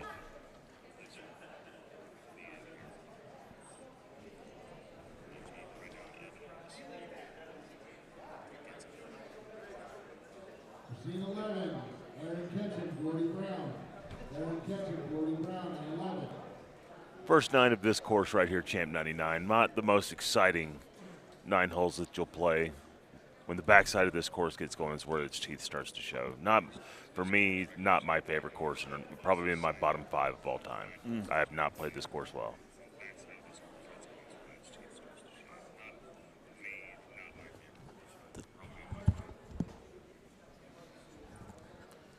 Good shot in from Eddie. So we're getting more and more of those likes as we start filling in more of this bracket. James Hickey. James Hickey moving on. He'll take Mike Jager next, and James Hickey's a name that a lot of people have been talking about. Well, I'm excited to see him play. Yeah. Also, I'd like to note that of the 5 winners brackets that have been matches that have been reported, none of them have been a PGA Tour course yet.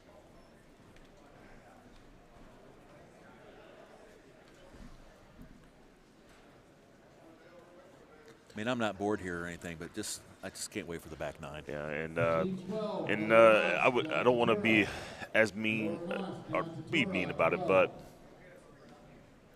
Steve Kramer has a long history of playing well in qualifiers and potentially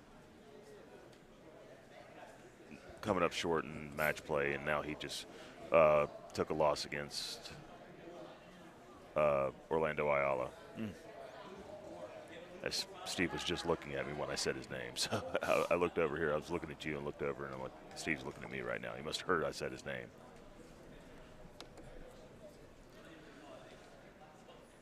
So still even after 7 at 9 under. As we also on another machine going right now, Joe Massera, Brad Stewart. Brad Stewart was not expected to make this cut. He was in the bottom 20 of last year's Golden Tee World Championship. This year made the cut right on the number. That clubhouse back there. Just the graphics never cease to amaze me. No, sir. It's so spot on all the time. They do such a phenomenal job with it. That's why this is the best video golf game of all time. It's why it's lasted 25 years. Good shot from Easy Ed.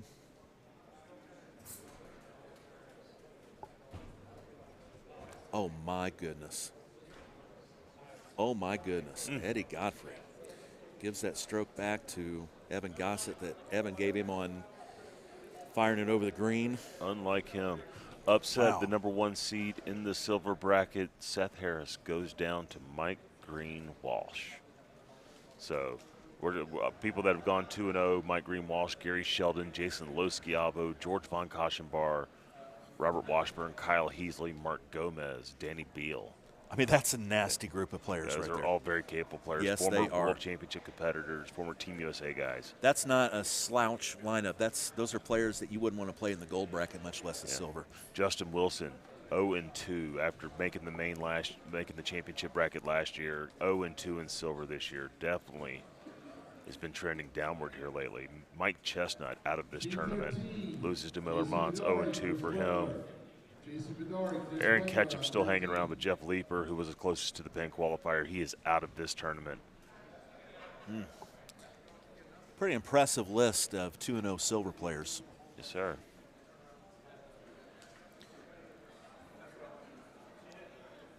Oh, Eddie missed Evans' putt. Oh, Eddie missed Evans' putt. Okay, it's still even. I got you. Remember, if you're knocked out of the Hey, tournament, thank you, Richard. Thank you for.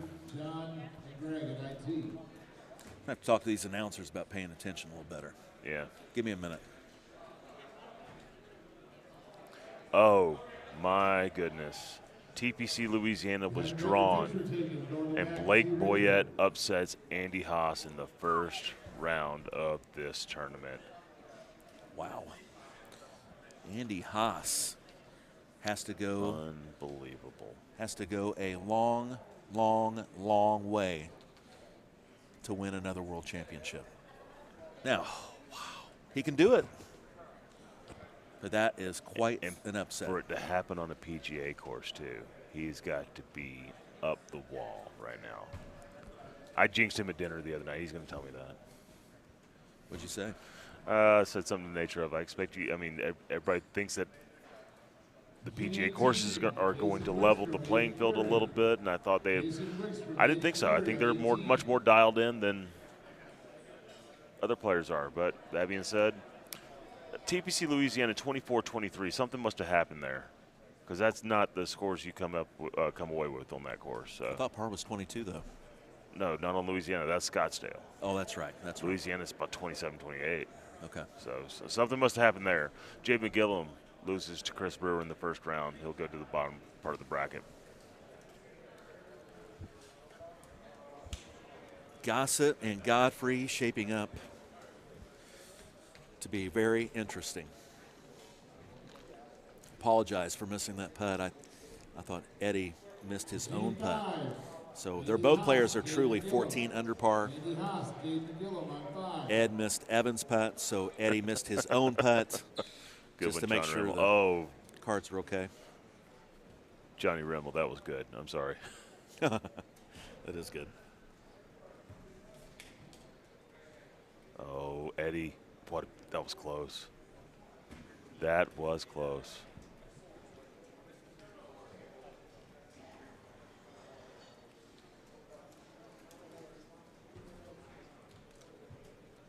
I don't agree with what I'm reading some of the chat. Let's be real here. The players that made the cut are freaking good. I definitely agree with that. There will be upsets, but basically anyone in this field has the ability to beat anyone else. I do agree with that part, but to say there's no upsets in the gold bracket, that's simply not true. Oh, he says, yes, there will be upsets. Right here, Steven Spencer. No upsets in the gold bracket. Well, I don't know. I disagree with that. That's an upset. I mean, if you want to go look who the regular who's who on the tour is, it's typically guys, there's about 8 guys that take up the podium most of the time. Everybody has a shot at beating somebody, and it does happen. That's a good shot there from Evan. But Blake Boyette would not beat Andy Haas. Probably if they played 100 times, he might beat him 20 times, 25 times. So. I mean, that's Andy is a heavy favorite in that match. Courses. Oh, boy. I mean, and Eddie Godfrey. Eddie, that's wow. He is shaky. He was pin hunting for sure. He is shaky to start this round. Clint Grover over Fox. Dan Gillard upsets, and I say upsets. I mean, it's Cam Eager, Dan Gillard. That's almost an even match. Dan's playing really well right now, so he'll move on. Clinton Grover upsets Andy Fox. Brian Sparks. 30 versus the 3. Andy Fox moves down. Paul Luna takes out beats Connor Franta. Connor, the young kid from Louisiana, did so well on the stream yesterday, qualifying.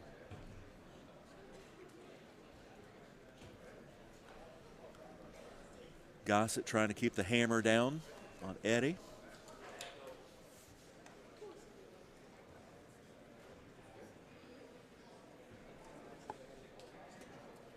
And just right of the hole. Steve Zaski, Craig Frank on 19.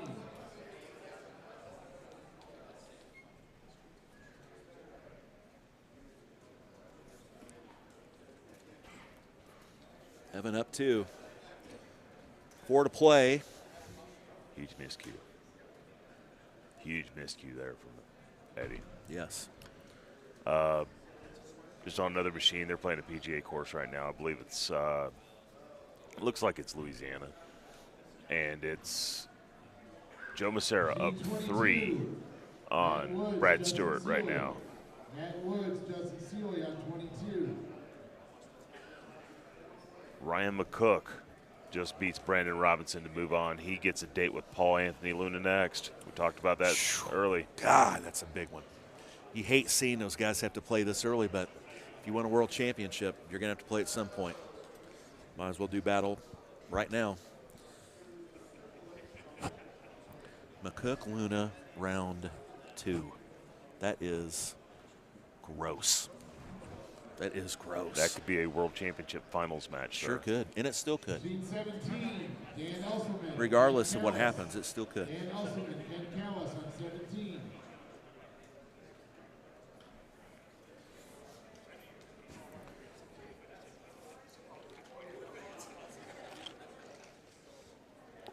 Ed Godfrey is down two to this man, Evan Gossett, lays up.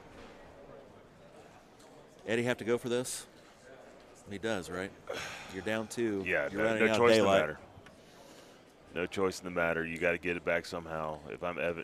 I think this look is better than what we saw in qualifying yesterday. Yeah, this, I mean. I'm almost surprised Evan didn't. I mean, I know he's up two. No, there's the percentage make on this shot is so. But that is not bad.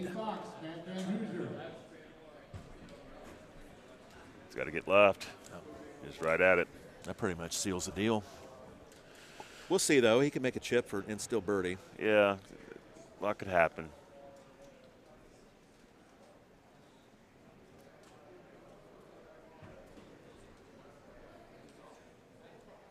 Evan Gossett. Evan Gossett. Meow Chiappa has guaranteed he's going to win this championship. He did say that.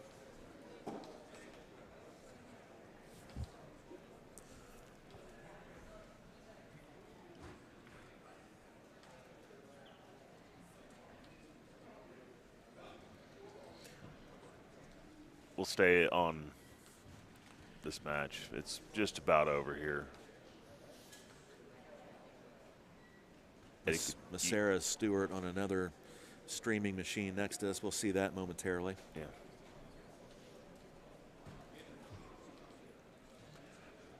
Hope everybody is enjoying the stream. We are just about 7-8 hours away, probably less than that, from crowning another world champion of Golden Tee Golf. 17th time, no, it's 18th time that a name will be etched on the Hodgson Zielinski Trophy. I have not seen that thing yet still, by the way. And there are a wonderful 530 people on YouTube watching the World Championship of Golden Tee. Thank you for making us a part of your Sunday. If you're enjoying this beautiful free stream right now, please give us a like right there on YouTube or Twitch or Facebook, wherever you are watching us. Thank you for making us a part of your Sunday. Ed, a little 9-iron chip. Probably make this. And he did. It's nicely done by Eddie. Gets one back from Gossett, but that will not be enough. Just a little too late. That's right. Just a little too late as the 2018 champ moves on. He's really collected himself since having an early, slow start yesterday. 20, Russ Green, Keith Bennett. That is a good win, too. You didn't knock off somebody that might have surprised by getting into the bracket. You just played a killer in Ed Godfrey. Ed doesn't make a lot of mistakes, so I was surprised to see the ones we did see, but Evan just took care of business. And honestly, a pretty easy win. Yeah. No sweating in that one. And you think there would be. And now, well, first off, Eddie's got to get himself together after that one because he knows that was not his best round. On the middle machine in the elimination match, the 32 versus the 16, Bryce Lepic and Chris Jusick. See JoJo steamrolling right now. This one's about over as well. Should be some action back up here on the stage. We have another streaming machine shortly. Good shot from JoJo. I think we're going to get some winners up here. So I believe if I knew Steve like I think I know Steve, I think he's trying to queue up McClevich and Beatty. Be a fun one. It's one I was clamoring for. But he can have his option of a couple players or a couple nice matches because JoJo's about done as well. No, he is taking a different route. He has decided he's going to show us Clint Grover, 3 times a champion on the National Golden Tee Tour, and Player of the Year, Jeff Lannon. We get Lemon.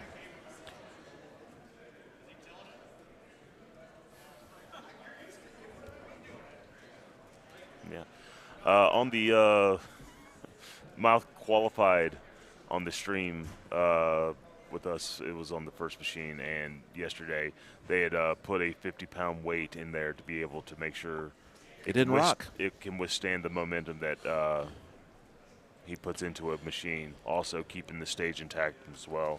Adam talked about that yesterday, that they truly did that. Put a 45-pound plate inside that machine to keep it from rocking. Yes. Because Mouth hits it with such violence. Yeah, such force. The force. Sean Gervais beats Mike Arrington to move on to the next round. He could potentially have Paul Taylor next. Gervais Taylor. What?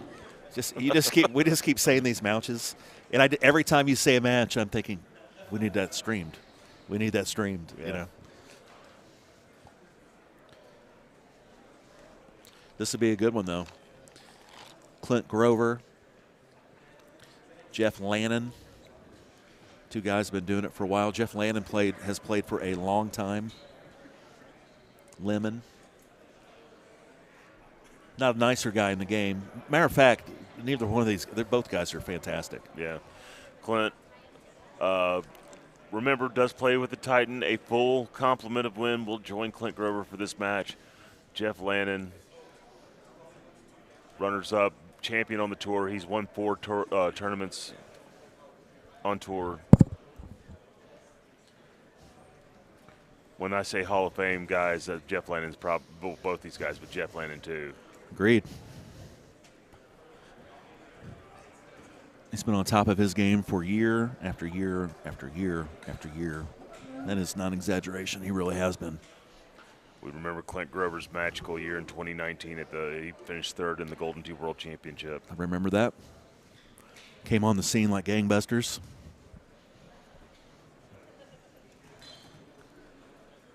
Is that at Westgate? No, that was at the Orleans. Orleans, okay.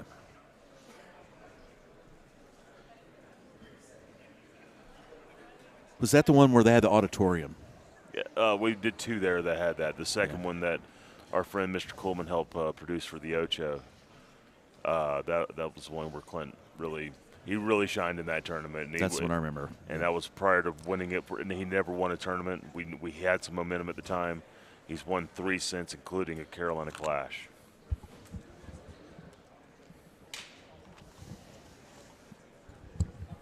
Machine 1, Steve Beatty, Mark McCullough.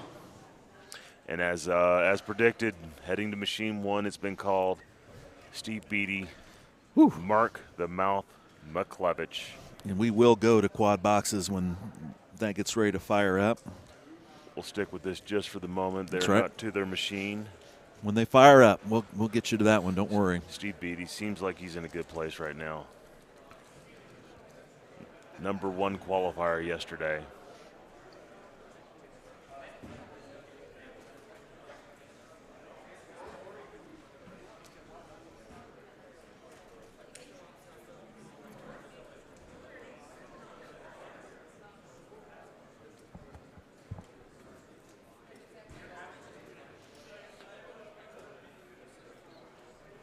Take advantage early. This is a hole right here.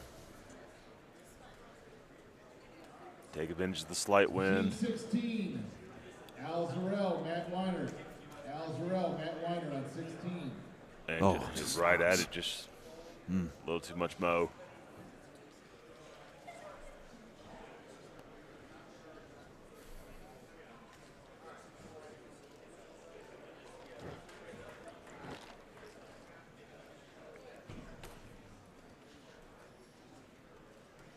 Most entertaining man in Golden Tee has stepped up to the stage here at Notoriety. Mark the Mouth McClevich.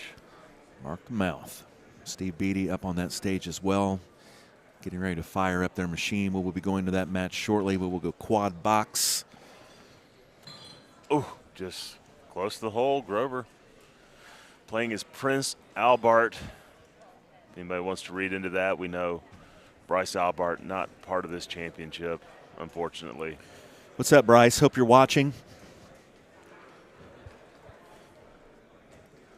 And Bryce plays a fair amount of Golden Tee Mobile.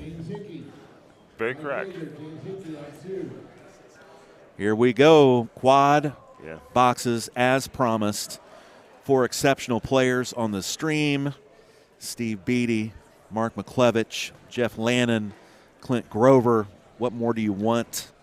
What more do you want? Bryce Lepic out of this World Championship, loses to Chris Jusic.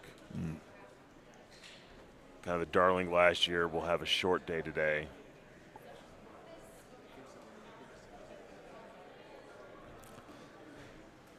$1,250 though. Gotta take that. Clint Grover, big putt here, easy in. Steve Beatty, Mark McClevich. Good shot. Yep. What course are they playing for us? Are they playing Machine 6, Oliver Ayala. Champ 99? Oliver Ayala. I think we just saw that. Oh, look at that ace. Hole-in-one from Clinton Grover, Chetty Wap.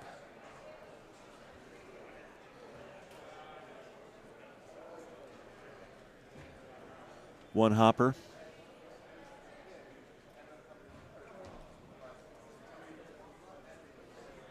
Oh, nice shot, Mouth. There it is. Shot from Lannon. Quality golf shots on both machines. Yes, sir.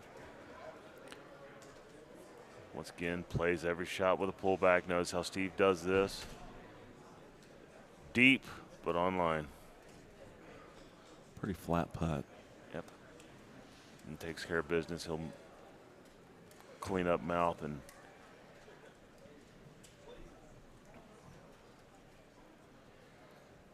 I mean, there's so much good action right now, it's hard to keep your eye on one of the matches. It's just back and forth. Good shot from Clinton.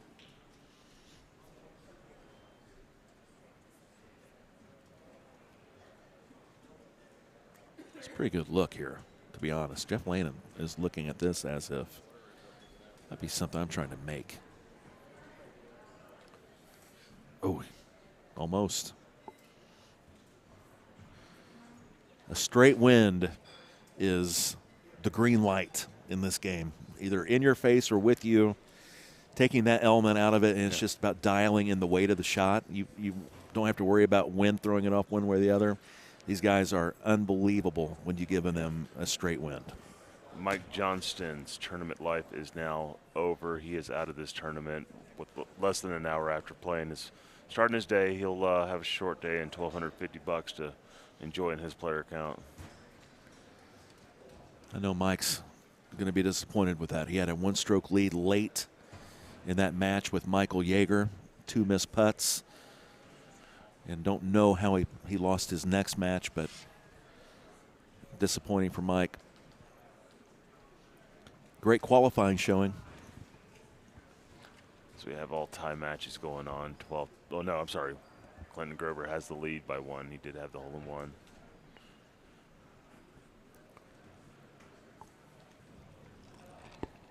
Steve Beatty. Excellent. That pin is not cut in the most ideal position for a hole out. Yeah.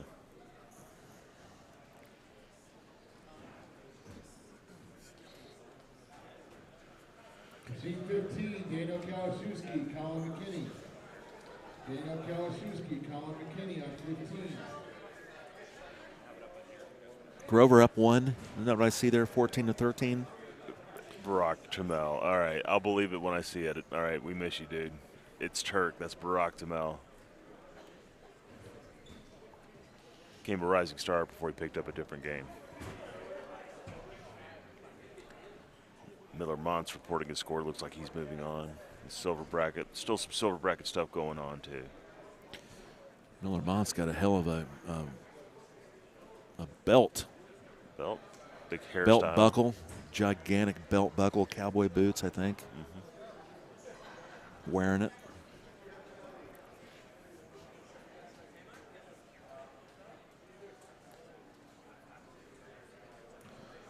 So, Mark Stenmark has lost a match. Who got him? Robert Washburn. Robert Washburn will move on.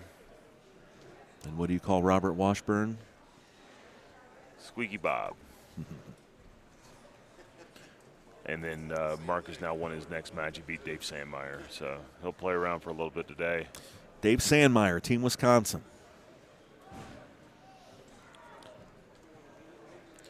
The Nate Stoll match has been going on for a while. I'm very curious how that's going.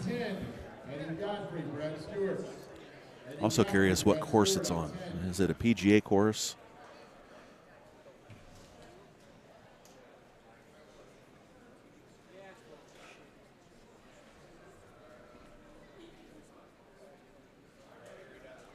Good look for Beatty. Beatty plays these shots well. Oh, called that, Chris. Mouth, that is almost an unforced error there, sir.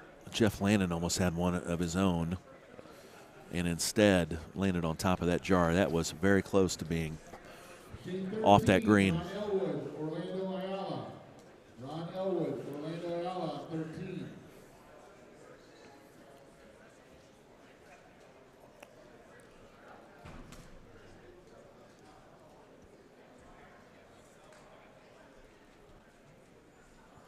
A lot of action here. Notoriety. Downtown Las Vegas. Oh! Mouth almost dialed that one in. Chad Trump with Chris Longino. Adam Kramer, Kevin Lindsay will be on the call later. We have several hours left of this 2023 Golden Tee World Championship coverage. And right now, 2 streams on the stage. You're looking at Clint Grover and Jeff Lannon on one machine, Mark the Mouth McClevich, Steve Beatty on the other.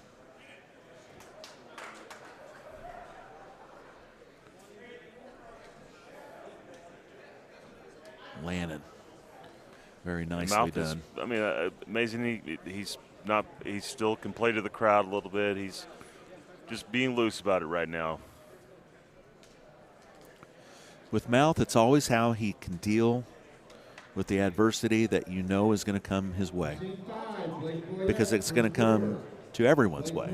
Everyone's going to have to face a little adversity on the way to a championship, and how you handle yourself and move on is the difference between, taking the first place trophy home and not. Jay McGillum is taking on Andy Haas in this next match, in a whole Mouth from the word of mouth. Big. He was so close that last hole and gets it this time. Boy.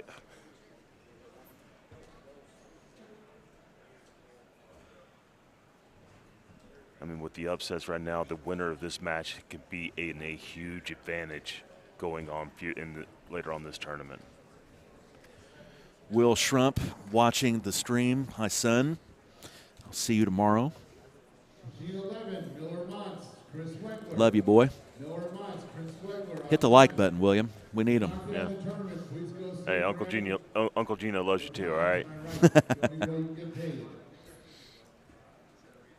Great shot from Mouth. He's feeling good today. I'm feeling good energy from him.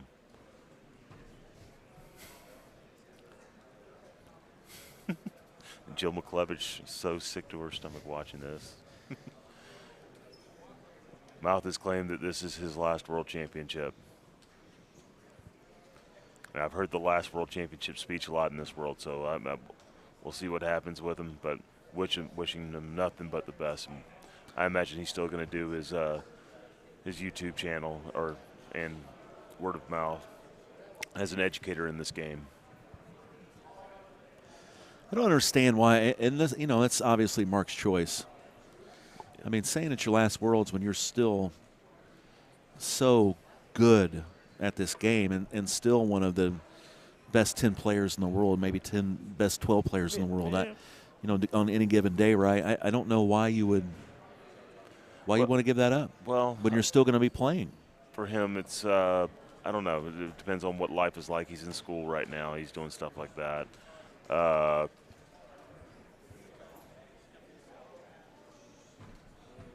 It's just, what do you have going on in your life that you want to commit your time to this? I understand. That's really what it comes down to. It's a good shot from Beatty.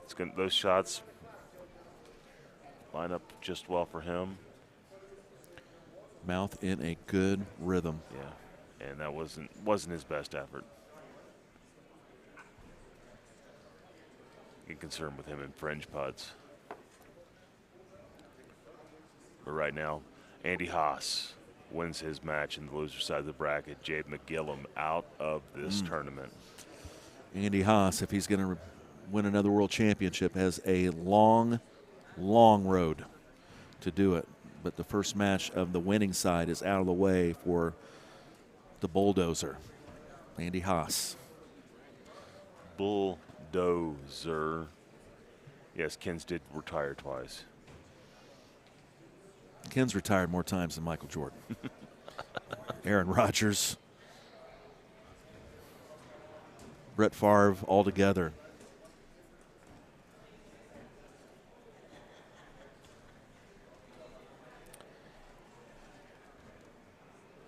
Beatty and Mouth. Just a mouth up one right now.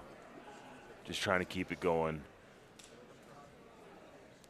Try not to lose anything before you get to 16, which can claim a lot of golf balls. Clint Grover over Jeff Lannon, as we just saw. Once again, you're watching streaming coverage of the 2023 Golden Tee World Championship. 500 plus watching us on YouTube. Make sure you hit that like button for us, please. Folks, we've got a good one coming up to this stage. What did he say? Ryan McCook, Paul Anthony Luna. Defending world champion. Heading to the stage. So far, you have to say it's the match of the tournament. High-profile players. Yeah. Well, we got two also going on Champ 99 right now.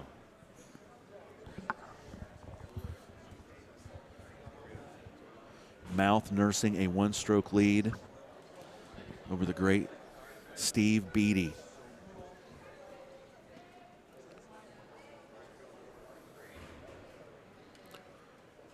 Mouth is winning. You can book that. We'll see what happens. Winning this match or winning this championship.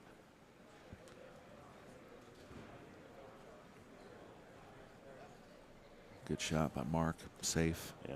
Evan Gossett playing Joe Massera right now. Machine 4 just over your right shoulder right now. Another high-profile matchup. It's just at this point, there's so many good players, you cannot feed them all into a stream. You just can't. But that would be a match we'd love to watch. Gossett, Massera. You've got McCook. Got Luna. And look at Mouth just keeping it together till 16. He may take the option to lay up on 16, force Beatty to make a play there, which I think is probably what's going to happen, no matter what the setup is. Have to be an absolute cake look for him to even consider it, you think? Yes, I believe. I mean, for me, the make rate on that hole is 10% of the time. So I think it's important for B to put his best shot on right now.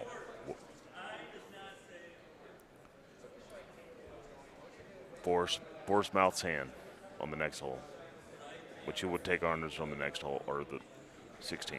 So we still have a couple more. That's pretty good. That's not bad. Yep.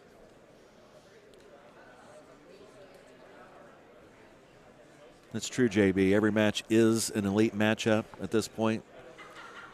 Let's go Paula Tradings. Not a whole lot of people know about Dune. Mouth, 4 holes to play, a one-stroke lead. Hope Will Schrumpf has liked this stream. I'm sure he has. He said he did. Will said he did.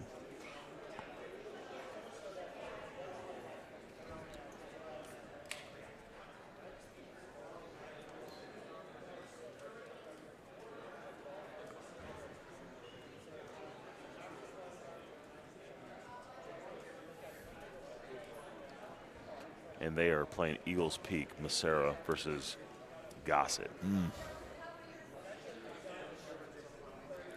McCook, Luna have made their way to the machine. They will be firing up shortly. We'll go quad box here in a moment. We'll keep a very heavy eye on the mouth match as it wraps up, and then focus more on McCook here in a moment. McCook, Luna. I don't think we need to go to quad quite yet. We could probably wait. Yeah. All right, important look here. I mean, I think he may not even entertain this idea. No, look, watch. Yep, that's intelligent. What? It's not even going to entertain the idea of looking at it. And this is going to force Beatty's hand right now. Not a high percentage shot. I think you're just forced into this. You've got to find a stroke. I mean, yeah, and getting hole out, trusting a hole out from 17 or even 18. Do you want to take your chances with this? Do you want to play something to maybe even if do you feel something that a chip could happen? But right now he's got the 10.5 going. Looking at what kind of hook he could put on it maybe.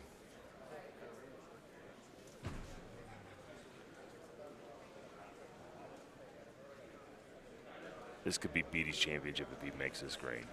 But he has got a huge hook happening, so I don't think this is happening. Machine 21, Mike Green Walsh and Gary Sheldon. Machine 21, Not yet. Wait till this match. As this match has got 2 more holes to go, Steve Beatty now needs to make a chip. Now, this is not the most difficult chip you're ever going to see to get birdie. Just to stay within 1 to give yourself a chance. It's why the risk is worth it when you're down 1. You still have a chip to still keep that match at 1 stroke. Yeah.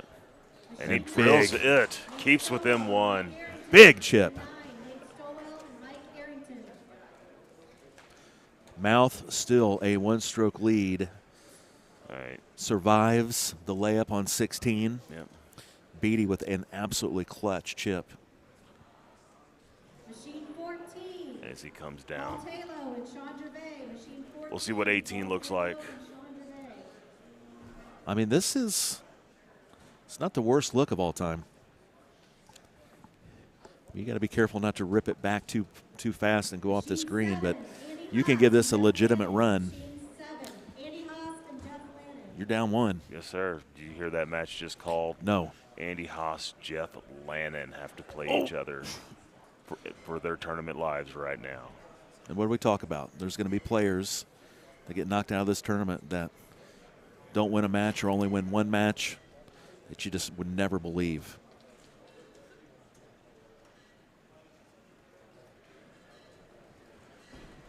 Mouth, 1 to go. Gets himself over into an area where he can give himself maybe just an easy shot. I mean, I haven't seen a lot of people actually land this green this weekend. I haven't either. Been very few. Matter of fact, I don't know that I've seen more than 1 land it. Yeah. And he's going to play some kind of big hook over as well.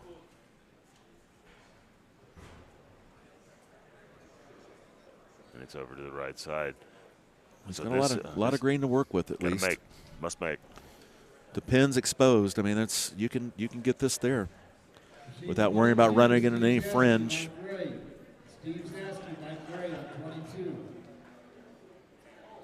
Beatty knows he's in must make. Yeah. This is must make. Matt Van Hoosier, tournament is over. He is out of this tournament, losing to Andy Fox in the loser side. Beatty, oh! And he gets it. Enormous. What a shot. Mark the chip to win the match. Oh, yeah, he's in the sand. Oh, my goodness. 9 iron to force extras. Oh, my goodness. He loses it on the last hole. You could drop a pin in this place right now. Wow. Steve freaking Beatty. What a clutch chip. What a turn of events.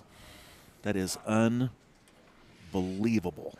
It was in control the entire match. Oh, my goodness. And loses. Let's give Steve Beatty credit. That chip was absolutely nails on 18. Jacob Gomez, Jason Michelle. And with that, we go right into Ryan McCook and Paul Luna. I'm stunned. I'm stunned. What did we just see? I'm stunned. Wow. Now that makes Mark McClevich's day a little bit harder. Wow, wow, wow, wow. Paul Luna, the 2022 Golden Tee World Champion, against one of the best 5-6 players walking this face of the earth, Ryan McCook. McCook does a little ball cleanup. Wow. I still cannot believe what we just saw. I cannot believe what we just saw. Yeah, I'm just Holy I'm floored. shoot. I'm floored. Wow. Good God. So Steve Beatty will move on. He'll go to the final 8 of the winner's side of the bracket right now. Over your right shoulder, still on the machine floor, Joe Massera, Evan Gossett, still in the match.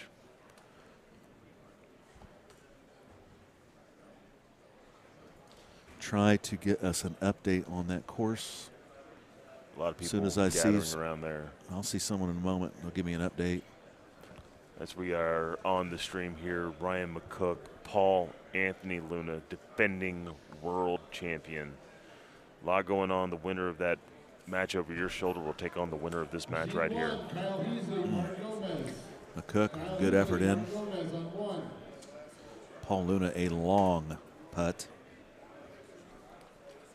Got it. And now I believe Mouth will go play the winner of Eddie Godfrey, Brad Stewart. Paul Luna, 1-stroke lead with that putt. With that putt.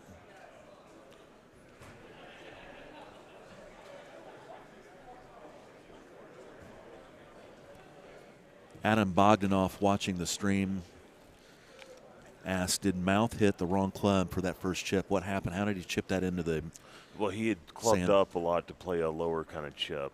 I was concerned with it a little bit. I thought maybe a sand wedge or whatever wedge, and try to let the green do the work and let don't try to do anything aggressive that could get yourself wet. And instead, he didn't get aggressive enough. Chris, I'm going to go get us a score update with this Massera Gossett match. Do good work, sir. Be right back.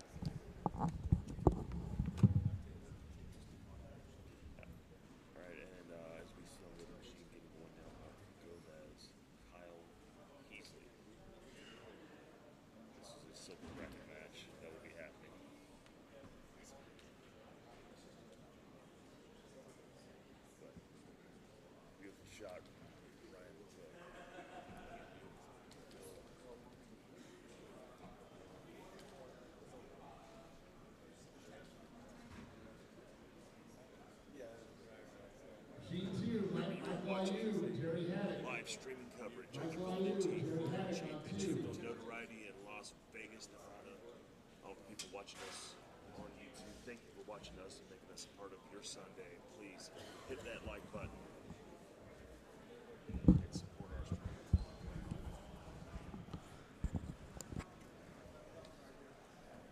stream. Update. JoJo and Meow Chopper, 21 under each on Eagles Peak through 12. Barn Burner on Machine, 4.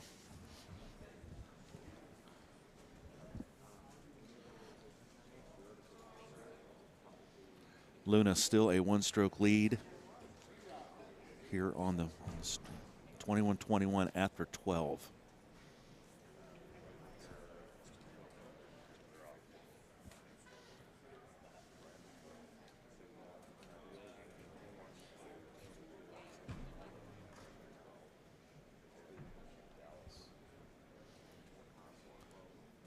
Yeah, I remember that one.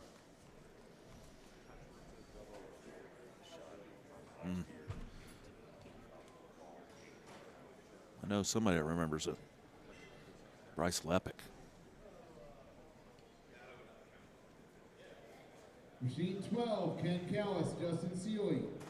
Ken Callis, Justin Seeley on 12.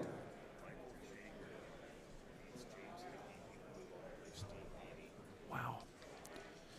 We talked about the possibility because of that one quadrant so stacked that you would hear some names rip through this bracket that you don't commonly see get that far necessarily in a World's Tournament on the winner's side. I mean, you see some movement where guys make a move and have to go the long way through the loser side, but 16, Gavin Herron, Stu Fox. that's what happens when you get clustered, when you have a lot of talent. And let's be honest, all these guys are great, and we all agree with that. But you had one quadrant just absolutely overloaded, overpowered, as the kids say. OP.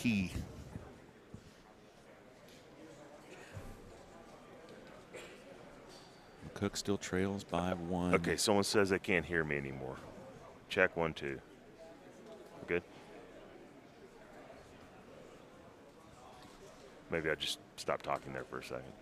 Once again, trying to get the stun nature of that mouth match. That one's going to be, that's one he's got to shake off because he's got Eddie Godfrey coming up or Brad Stewart. Say Gino is now live, good to go. Now that should make mention that Brandon Robinson will take out young Connor Franta. Connor Franta 0-2 today. He is out of this World Championship. Cam Eager out of this World Championship. He went 0-2 today. Well, Brandon Robinson Steve had a Kramer hell of a moves on. tournament last year. Brandon's already lost one. Hello, Calzone. Hello, Woot. Hope everybody is enjoying this stream for the World Championship of Golden Tee. Chris Hampstead watching. Johnny Hammersticks. Johnny Swords, if you will.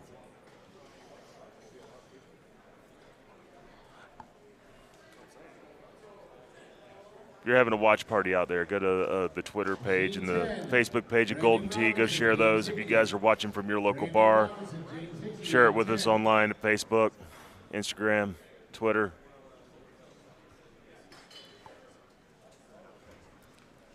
Got an update on the Gossett-Massera match.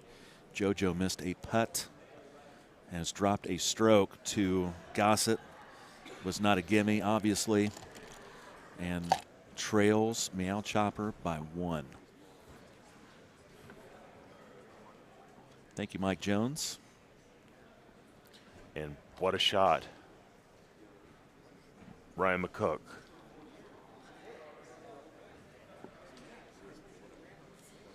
It's funny, Chris. I can never putt very well with those gimmicky putters. Just the merch, the gear that you could buy to kind of. Not your thing. It's just I could never use one of those crazy putters. So Paul Luna up by 1 in this match, looking to defend his title. What a shot by Paul. Beautiful speed. So right now we have 3 in the winner's side, and so far that have not lost yet. Clinton Grover, Mike Jager, Stephen Beatty. 23, Jason Wickstrom, Seth Harris. Jason Wickstrom, Seth Harris on 23. Wesley Snipers are Golden Tee professionals, just bar regulars with lots of drunken bar practice. That is incorrect. No, there are people that actually play this game for their living through the amount they can win through tournaments, through gameplay, everyday gameplay, playing for prizes. We have several throughout the world of Golden Tee that use Golden Tee as their primary source of income. Yes, they And are some professionals. do very, very well. There are some 6-figure incomes out there playing this game. Yeah. It does not include winning this tournament. Of course, that'll go a long way to pushing you over that number. Yeah, it's a little awkward shot for Ryan McCook. He's got to be safe about this. Land that short, let it run. It's going to be a chip. Yeah. But you called that. As Brad Stewart out of this tournament now, Eddie Godfrey will move on and play Mark McClevich. That's going to machine 6. Good shot from Great Paul shot Luna. from Paul Luna. He is dialed in, isn't he? Expect McCook to make this, but man, if you miss this, this is a problem. Putt. Oh, it got there. Nicely done, Ryan. Wondered if that would get there or not, if he would consider doing that when when he left that leave. Obviously, he plays that shot when he needs to bail out. Look at this shot right here. Got to get up onto the top tier. Oh. And he will have a putt up the tier, and it will have to go in the hole. That is a tough or one. else it is going into the water on the other side, most likely. Oh, my goodness. Some drama. To even the match up. Huge this shot is for Ryan. Not an easy shot at all. Look at that. Beautifully done. Nice touch. Small cut. Well, Paul Luna, it's your first shot at this. It's must make, Chris. I mean, that's a serious problem if you go over that cup and it goes down that, tier. He may try to make a slow putt up here and try to keep it on this top tier and still try to make the putt. This is difficult. He does have a one-stroke lead. You don't want to give that all the way up. You're right. Interesting to see what Paul Luna's going to do. First real test this match. Plays the C putt. Now it's got to stop. Oh, okay. Now that's a problem. He may not be able to get up this thing. We'll see what happens. Wow. This is going to go immediately shooting to the left. This will shoot immediately to the left. He's got to play this a little weird. Oh, my goodness. Ryan McCook. And now he will get 2 strokes. That tiered green.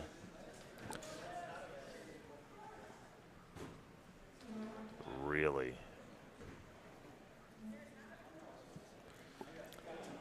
Wow, something happened on the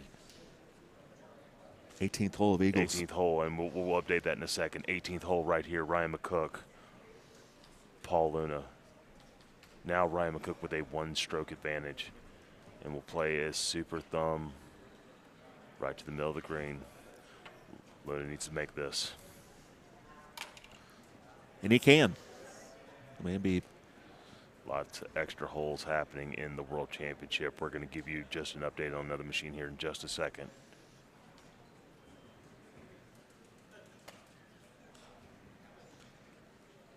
Paul Luna needs to ace 18. That's not going Played to it like he wanted to. Had spin on it and everything. Ryan McCook. That does it. We'll move on. Update on the match. Here to the right over here, going to extra holes. Evan Gossett on the green at 18 with a putt for eagle with a very short putt. Very short. For eagle. Misses the putt. Misses the putt. Now takes it to extra holes. Evan is not in a good place right now. He knew he had it. He looks absolutely incredulous. Luna just lost. So Paul Anthony Luna, the 2022 Golden Tee World Champ, is going to have to win this tournament if he is to do so the long way. He'll go to the loser side of this bracket. Every former world champion in this field has a loss now. How about that? Well, I'm sorry. No, I'm sorry. Evan Gossett is still playing right now in extra holes. He needs to survive that, but if he loses that one, we'll see. Right now we're looking over hole 1. Kyle Heasley over here on the silver bracket as we're watching. Kyle Heasley, Mark Gomez. But we're kind of keeping an eye on this other machine over here. Eagles Peak drives both the first hole. Now they both will have putts. Massera makes. Gossett to stay alive. His wasn't that long. Gossett got really close, so. But Gossett is beside himself right now. He needs to get this out of his mind. We asked Andy Coleman how close that putt was. Andy said, I could have made it.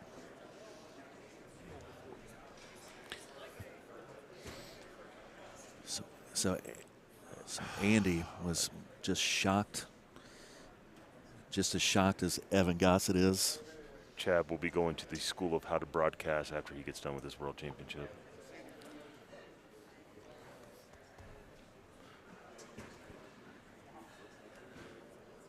It's all good. No one puts more pressure on himself than on Evan than Evan. Yeah. Andy Fox, Blake Boyette on 3.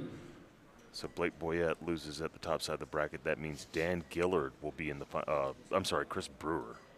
Chris Brewer and Dan Gillard move on 2-0.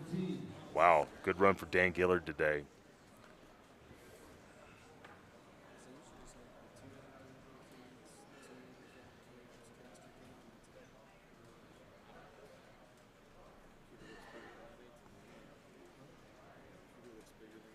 All right.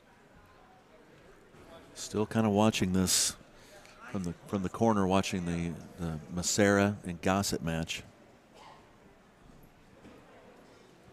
Macker's coming a lot by. Say hello. That's a match that potentially could go a long time. Yeah, Paul Taylor moves on. He's got Sean Gervais right now. Paul Taylor, Sean Gervais. We're still watching over here the extra holes match as they're after 3 holes. They are still in sudden death. We cannot. I'm sorry, Mr. Guffey, Miss Guffey. I don't know who Guffey is, but it is on one of the non-streaming machines, so they have to be played on that.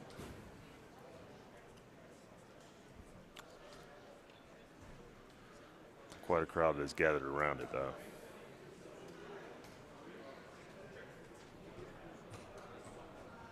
A good shot in there by Joe Massera. Great shot points.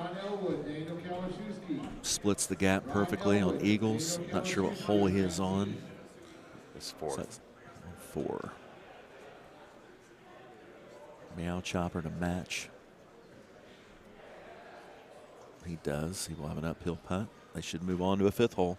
Sudden death between JoJo and Evan Gossett. Yeah. Also coming up on the stream here in just a minute, we have an elimination match. Andy Fox, he's taking on Blake Boyette, who just got knocked down to this side of the bracket. The man that upset Andy Haas. So Ryan McCook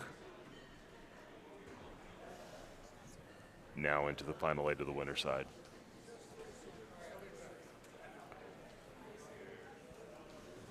You have a silver bracket? How's that shaping up? Who's still alive? There's some guys that have not played their 3rd match yet. They're trying to get through some of the bulk of the bottom of the bracket, but Al Jazz and Jamie Arrington. Jamie Arrington's still in this, so that means Greg Kinsler was knocked out by Jamie Arrington. Greg Kinsler, not a great showing for him for the former world champion. He had so much promise too. He was convinced his game was where it needed to be to compete, and had a very rough finish to qualifying yesterday. Won his first match and then lost his next 2. How long will the code be active, Andy, as far as for the... Okay, we'll find that out there, Barack. We're going to find that out.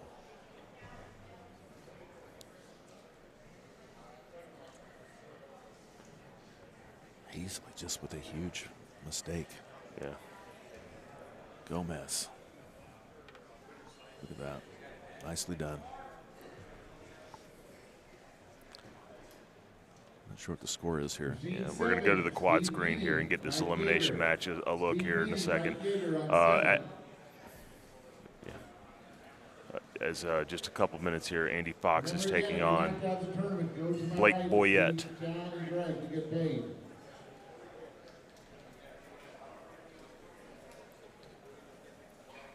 We're still kind of keeping an eye on this Evan Gossett, Joe Massera match that has now gone into its 6th extra hole. What's Gomez playing as? Too young what? Too young, bruh. You know who's too young to play in this tournament? Yeah, sure do.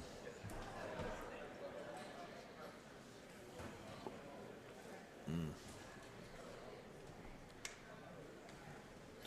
Kyle back in the sand again. Forced to lay up. Down forward, forced to lay up. That is not optimal. Gomez cruising now. We'll have Andy Fox shortly. Not familiar with Boyette. Austin, Cedar Park, Texas area. That great contingent that is all here playing in this championship.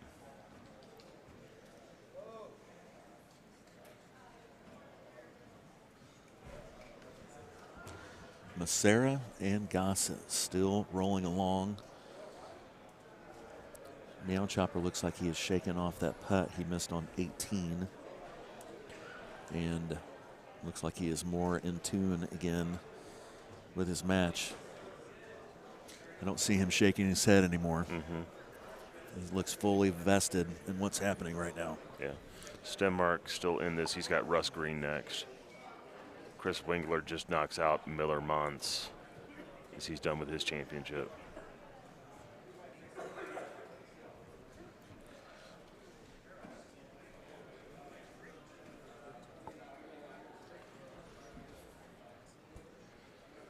All right, they are tied 8 holes still. They have not dropped a stroke yet.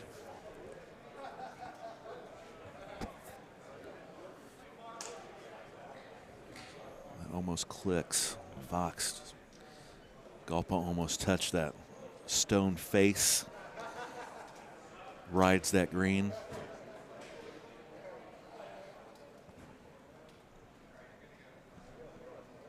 There's a lot of Golden Tee action to be watched right now. Yeah, we've still got a long day ahead of us. A lot of Golden Tee to be played here at Notoriety for the 2023 Golden Tee World Championship.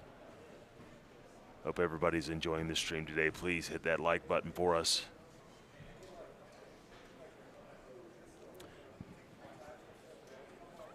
You can have it. As Gomez will move on here as we get Andy Fox, Blake Boyette. Andy Fox, full screen. Had a heck of a run in the World Series of Poker main event last week. Yeah. Now you see this shot everybody plays over here to the right. There's commonly done. Me, I play up here on the plateau as much as I can, but a lot of guys like to go down there. Dan Gillard, Chris Brewer. Dan Gillard, Chris Brewer on 13. Just needs to hang on. Yeah. Gets flat right over in that area.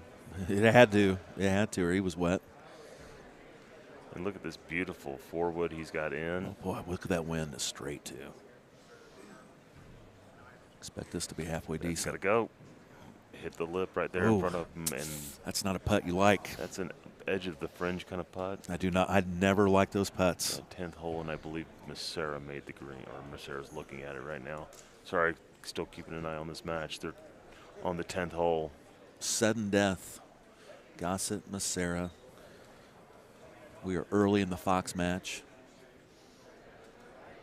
Huge putt here. Is he going to chip? He is. Don't blame him. Nice. Nice chip. Well done. Very well done from Blake Boyette. Oh, Gossett, nice shot. Gossett's on the green. JoJo with the Sarah chip. with the chip. This is what we call the JoJo chip. This is the click. Few little pixelations back, and he will drive it forward. See if he can get it done. And he makes it. Got a feeling that match might last a while. It's on a tough course, too. I mean, there's a lot of opportunities to break the score. Of course, Evan Gossett had that match done. Had all but defeated Joe Massera and missed a short putt on Eagles 18 to force a sudden death playoff. Winner's side of the Gold Champions bracket. As you see Andy Fox take a 2-stroke lead over the historian Boyette. Still keeping our eye. Understand it's not on the stream, but we are peeking over at Machine 4, Meow Chopper, and JoJo, Joe Massera. George Von K, Mark Gomez on 14. As they continue on, they have played a front. Still tied.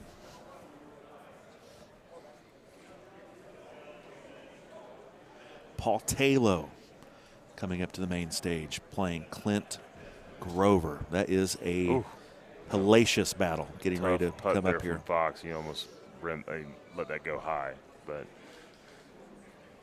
makes it in. Boyette down 2 to the flying train.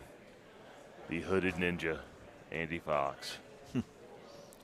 Still has the best calves in all of Golden Tee.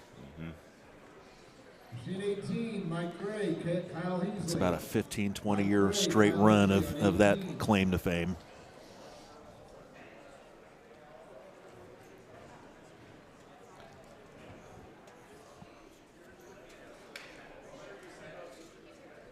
JoJo's left himself not the greatest, but he should make that. And about a 30-foot right breaking putt. Yeah, right on the edge of the fringe. Nick, they're still going right now. They're, I believe, they're on the 11th hole of sudden, or 12th. Yeah, it's 11th hole of sudden death. Oh, Cook just creeps it onto the green. He about watered that. Playing right next to them also. Oh, no. Evan Gossett just missed his putt. And Evan Gossett the same way. It went to extra holes on him.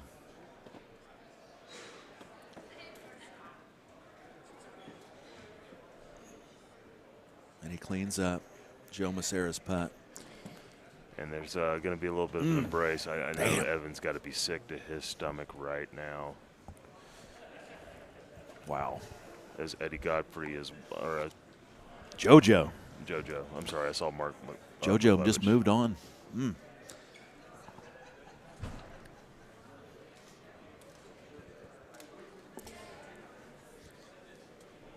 love to see somebody win via hole out in one of those sudden death situations, not putting. Yeah. That wasn't an easy putt for Evan under the situation, but it's one you expect him to win, to make. You certainly expect him to make it. He expects himself to make it, more importantly. Tough. But we continue on. I mean, it's a quest for a world champion. No, you miss a putt. You miss a putt. It was a short putt just to go to extra holes and then to claw, to fight for all those holes and then to lose it on another missed putt. It's got to be. And Evan's taking a walk. He is not happy about that.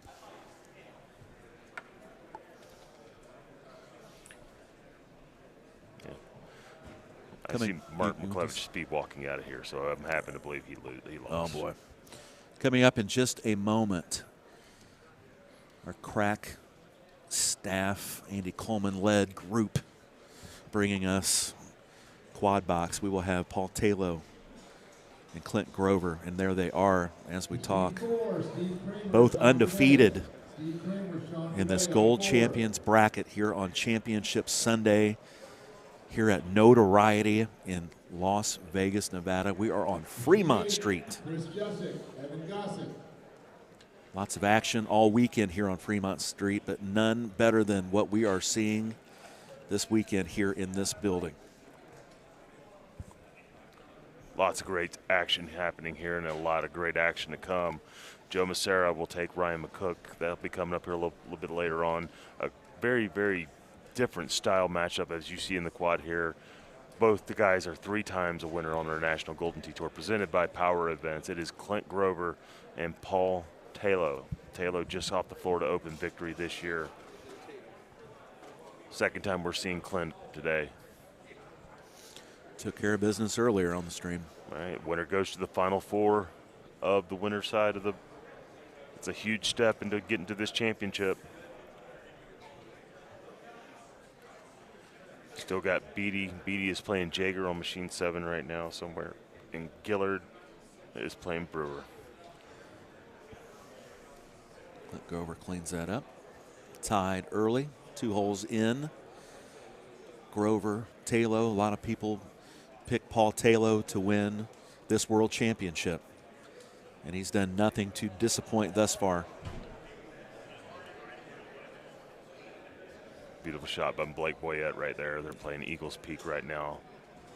Yes, it was. Andy has a 2-stroke lead, elected to lay up.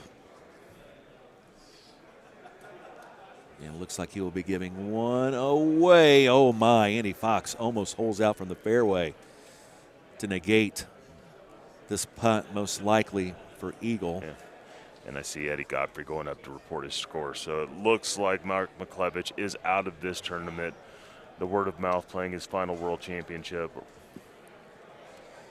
And we were correct. Flying Train did have a 2-stroke lead before forcing Boyette to go for that green, and he did a great job. Had an eagle putt, trims that lead to 1.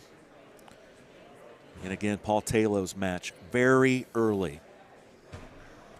But we are in the meat of it here on the Fox match.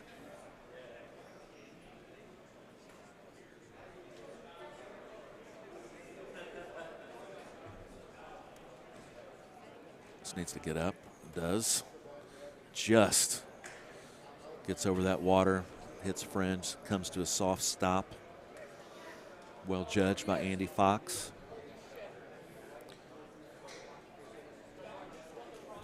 Well, it says Clinton's name is spelt with a missing R on the stream. We'll get that fixed. Should be Grover.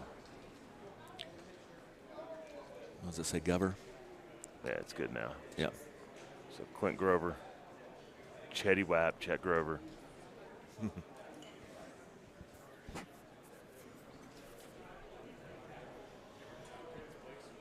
Plays with the Titans. Once again, like as I've said all weekend, a full complement of wind.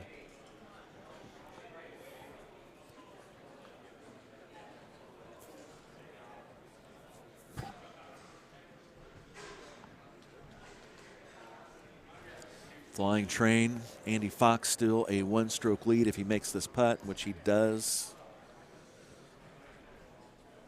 Boyette running out of real estate. Still trails by 1. And he gets a tough look here. It's got to be that 2-iron bounce. That's what's going to have to be played. You're not getting over. You're not getting around.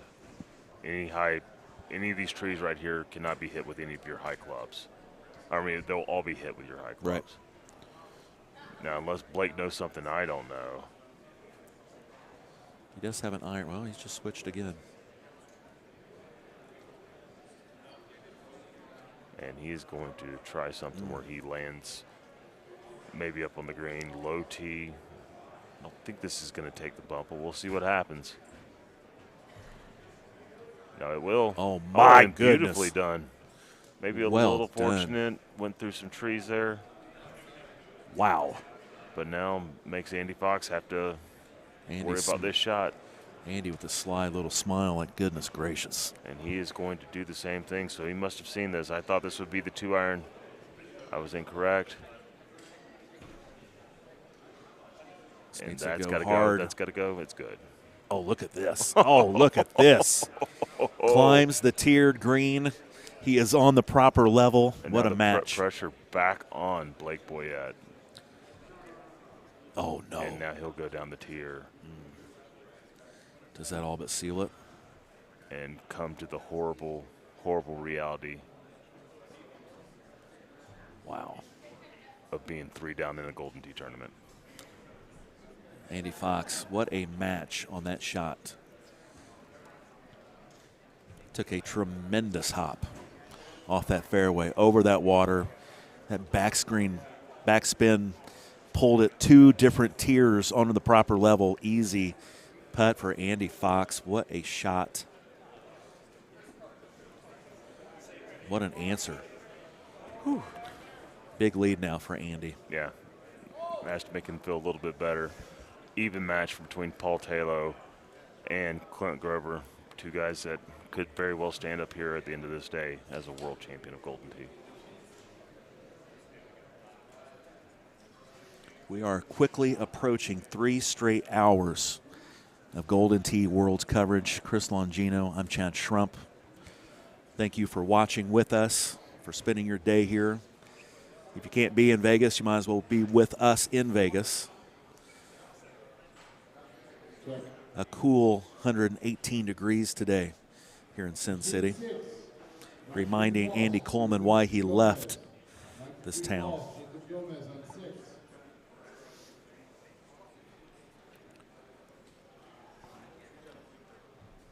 Andy Fox putting the final touches on a nice win that he is going to have over Mr. Boyette. Paul Taylor still in a match in the winner's side with Clint Grover. All knotted up. Might want to think about going to a full screen here as Fox is up 4-5. Oh. All right, that's going to no man's land up there, and where Blake Boyette's at. Oh, and that's not unplayable, huh? Okay. And Andy Fox playing some kind of layup.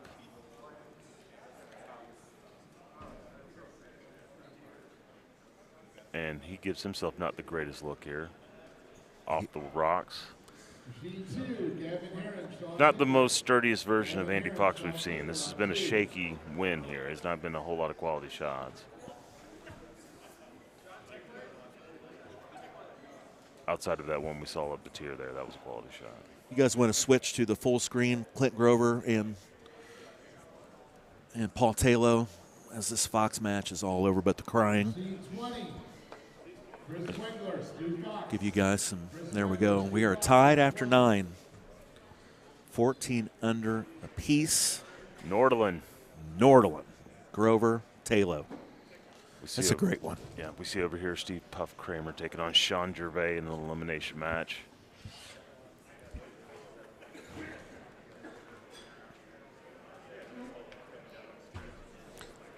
Paul Taylor really gets into that shot. It is a violent swing at the trackball. Very much so. And here's Grover getting a hole out. Clint Grover. Holing out on the hole out king. Watching that one more time, seeing how that reacts. And beautifully done. Paul Taylor goes to school on how that ball reacted. He watched that with wanting eyes. Let's see if he tries to replicate. Well, he doesn't play the same golf ball, so he's going to have to go about it this different route. He's also playing from a different angle. But being said, very makeable. And this is online, and he gets the hole out. Answers with an eagle. 2 of the best in the game. They will let us see it one more time.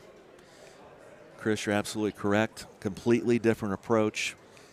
He let that climb the green and roll straight in, and Grover ripped his back. Good shot here from Clint.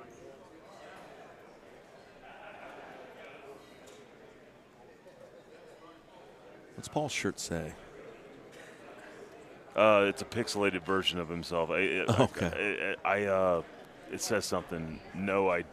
It says no, I don't, or something. I can't remember what it says. He talked about it on Chisholm's podcast the other day.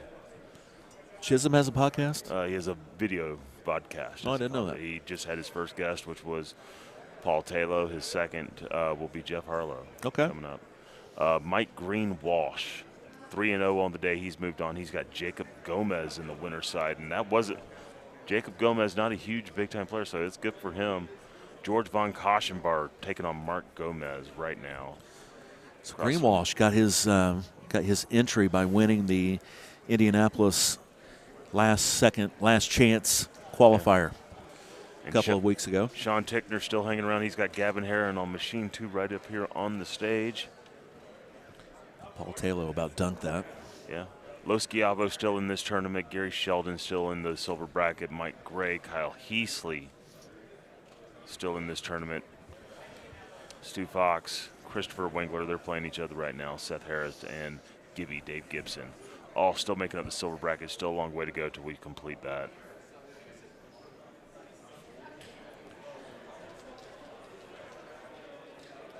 Clint Grover and Paul Taylor are tied. Clint drives this green. It will come back towards the cup. That will be a very makeable putt for Clint. Let's see what Paul has in store.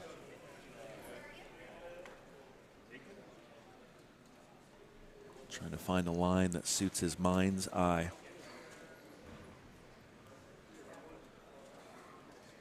Very nicely done. 2 quality golf shots. Whole lot at stake. And you would not be able to tell by looking at these two. They are playing very calmly. Smiles on their faces. 20 under to 20 under. Pair of one-betters. And they both hold out on the same hole. Matching hole outs. Nice shot from Clint.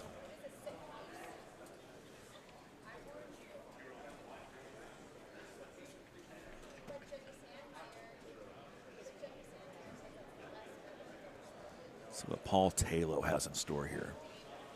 He's really taking his time looking at this shot.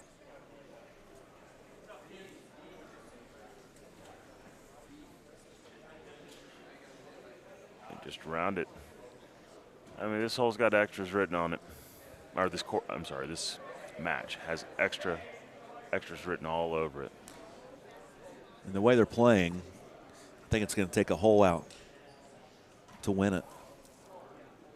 I don't think you're going to see a missed putt unless it's a really, really long one. Both these guys look like they are very in tune. Oh, ooh, goodness, all right, settle. that's got a little hairy there. I don't know if what he was looking for.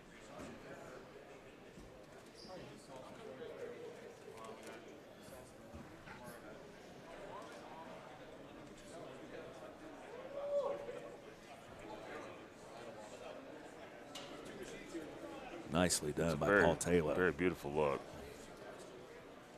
It's not that good of a shot from Clint. You expect better. Yeah, no. That one got away from him a little bit. Make sure he doesn't go too wayward with that putt. But he makes it.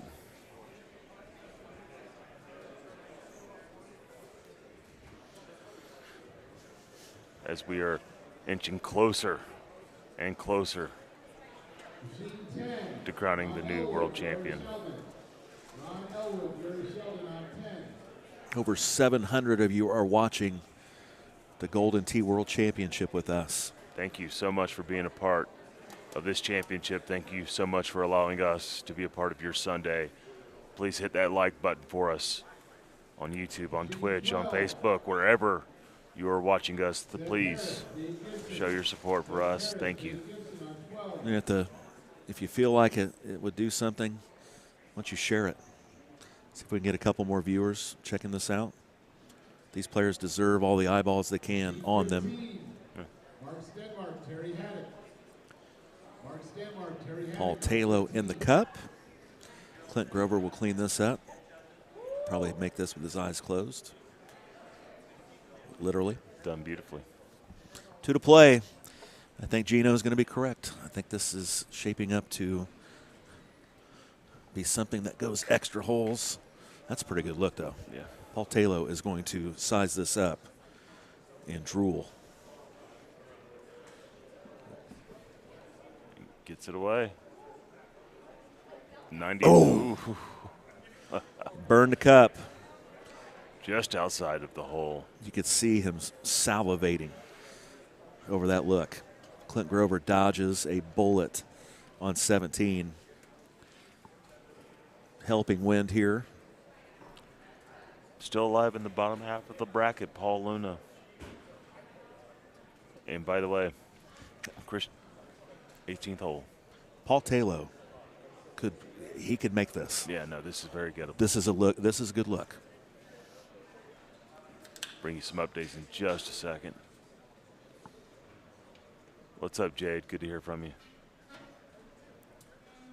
Yeah, extra holes. Just like you thought. This thing had extra holes written all over it.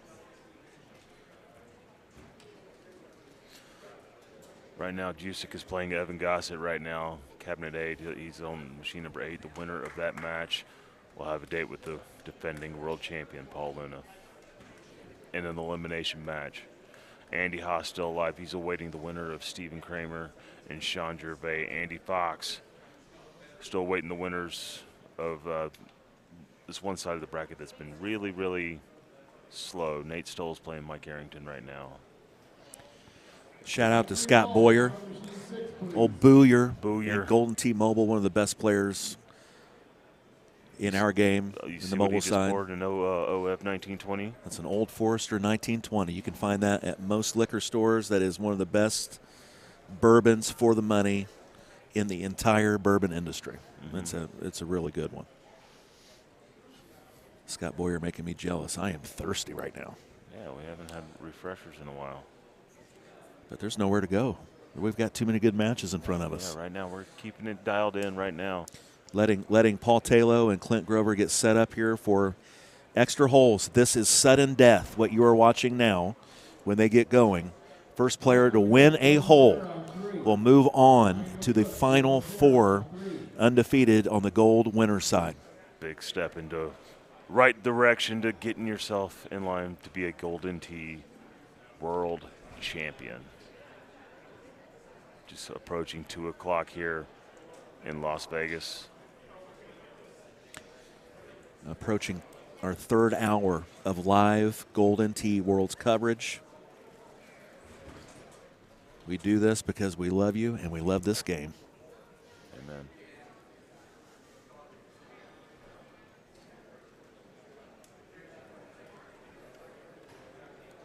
Clint Grover has honors off the tee, has already hit. He is in the fairway. Paul Taylor trying to figure out where he wants to be for his second shot. Sudden death.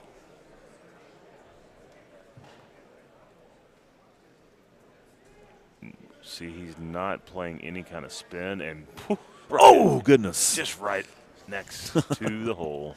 Paul Taylor. It's Clint Grover.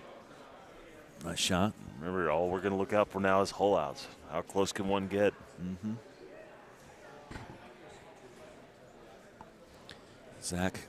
Zach's a bourbon man. He agrees with my call in 1920. Yeah. Clint Grover. The offset look.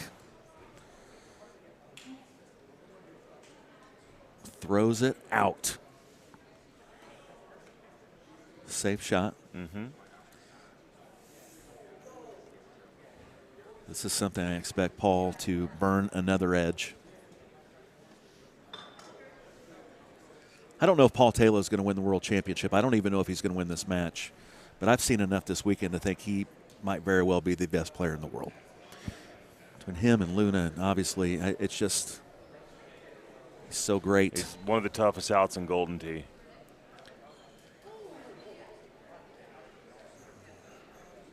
Leaves himself a straight downhill putt. Clint Grover will do a little cleanup here on hole 2. Onwards. George von Koschenbar loses to Mark Gomez in the silver bracket. Sean Tickner right up on this stage. He's taking on Gavin Herron. That's top of that bracket starting to mold itself a little bit too, as Mark Gomez is now 4-0 on the day. 7-0, 7 wins get you a championship in the silver bracket. Clint Grover looking for a little chip. Now what does Taylor want to do?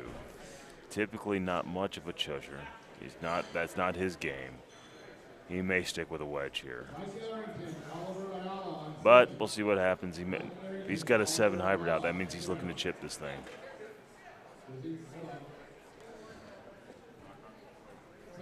Paul Taylor. A chance to win this match and get into the Final Four with a make here. Grover has already hit this green. And by the way, he has a lob wedge.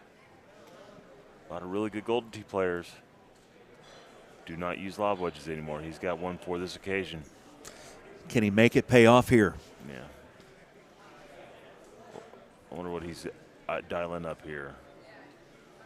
He's looking for the best angle, and I think the lob wedge is coming into play. He's going to let this run in. Flat green. So notice the time he's taking with this. This is little release. 21, 22, and 23 are for open play. Here it comes, and that is going to miss to the right. Grover exhales, sigh of relief, and we will continue playing Golden Tee. The right to move to the Final Four on the winner's side. Here's the best part, or here's another part about this World Championship. We've now had some eliminations. Some machines are opening up for play, for people to play.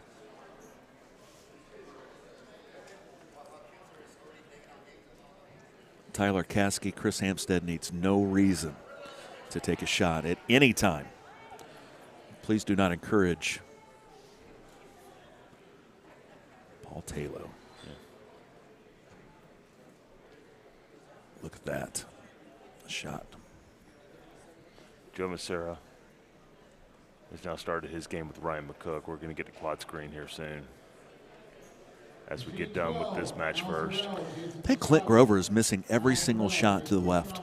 I've not seen him miss to the high side yet. Yeah. I don't know what that means necessarily. I just know that every shot he is missing left. Paul Taylor. Again, still looking for hole outs.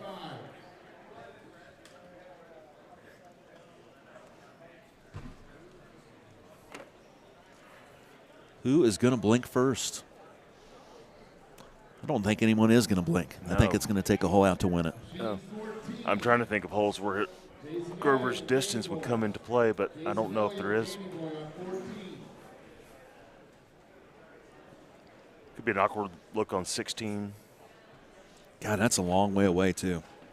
Why aren't players using lob wedges? Well, gray area 67. The goal is to give you the best kind of clubs you can have for longer distance. And if you can be able to play your game well enough to not need a lob wedge, because the whole purpose of having a lob wedge or having something that's short is making sure you're able to get out of bunkers, especially in close and tight lies. But if you play enough and you play well enough where that doesn't happen that often, a lot of guys don't use a lob wedge for other than really short shots. So if they can take care of it with just a sand wedge or a gap wedge, they'd much rather use that and add a club somewhere later on the line, such as a 4-wood, things like that.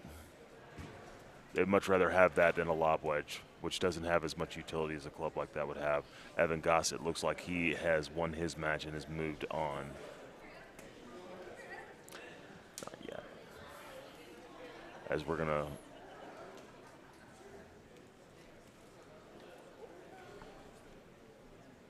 see Taylor. Shot is away as we are in sudden death right now. Good effort from Paul Taylor. He After likes- this match ends, we will bring you Ryan McCook and Joe Massera. Who's also, no, it looks like they're playing a PGA course, by the way. Interesting. Ryan McCook showing why he wants to play a course like that low to the ground, all the chushes. We will bring you part of that match soon. 19 is also open for play. I think this one deserves the full screen treatment. Paul Taylor, Clint Grover, extra holes, sudden death. Just right to the hole. If you're not down the tournament, please go to my right to get paid. I can see Don and Greg. In the background, you hear tournament director Steve Sobel begging players to come to the right to get paid if they're knocked out of the tournament. And just a quick result, Steve Beatty beats Mike Jaggers 26-23 on Eagles Peak to move on. He'll play the winner of Gillard and Chris Brewer. Steve Beatty in the mix for this World Championship, following up a solid performance from yesterday. He's just been very clean. Everything about that game has been clean. Now, did he get a gift potentially from Mouth on 18 of Eagles Peak? Yeah. To answer your questions, Josh, Ryan McCook is not playing arrows, I believe. He told me yesterday he would not switch. I don't necessarily know that Beatty got a gift so much as he made something happen for himself, made a hell of a chip to put that pressure on Mark. Yeah. Then Mark hit 2 chips and lost his match. But Steve Beatty, you cannot screw up with him. Yeah. James Wooten, that's an open question we don't quite know yet. We're going to find out soon. Today is Steve Beatty's birthday, by the way. Steve Sobel has messaged to us. Gervais, Haas, Gossett, Luna, those are next up on streams. It is getting better and better as we continue on Championship Sunday. Making our way to a champion. 2, actually, silver and gold. Both pay handsomely. Looks like this is a low shot, a little bit of thumb. A lot of his thumbs have pulled back to him as well. This is going to. Oh, goodness. Was on a great line. Just need to be about 2% softer. Yeah, you're right. That was coming down straight into the cup. Looked like that was on a rail.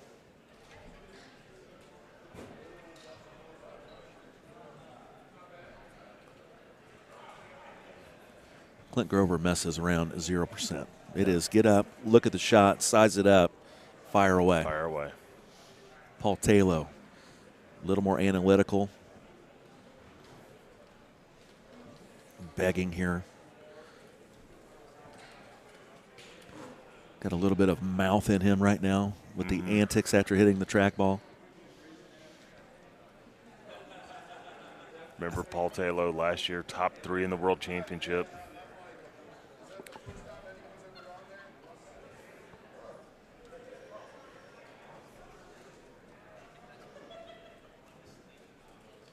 This is another shot, looking for a hole-in-one.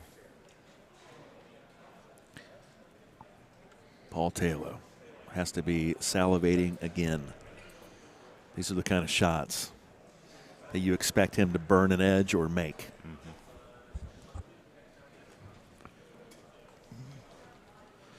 Does this match end with this 7 hybrid?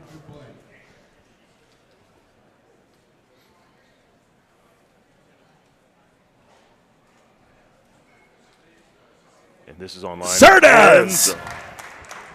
Paul Taylor. To move on. Wow, that was a fitting ending to that match. That is a great match. 2 excellent players. Paul Taylor, the hole-out machine, finally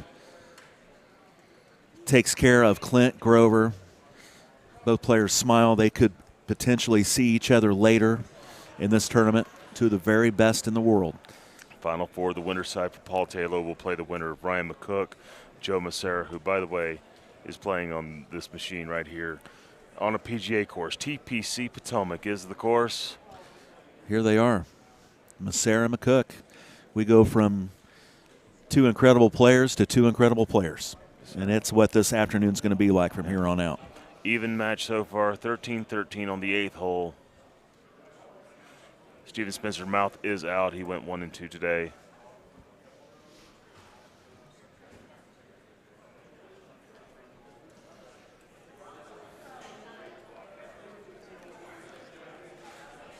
Man, we go from a match with everything on the line like that. Just one hole out after another, and just every shot important, and then you get into a match that's early. It's just, and then now here comes the build-up again, Chris. Yeah. Just we've got to build up, and it'll ramp up. And this one could be a little bit of a grind. 2 very good players here that are going to need to have some hole outs.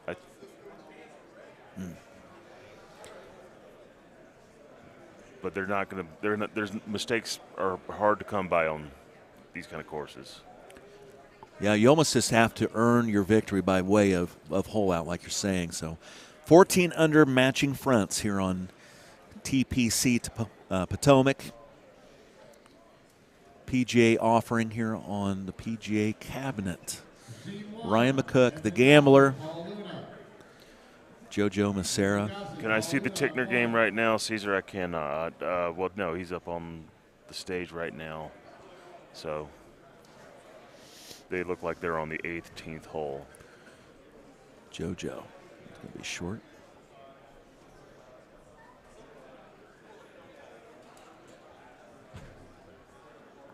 As Gavin Herron defeats Sean Tickner.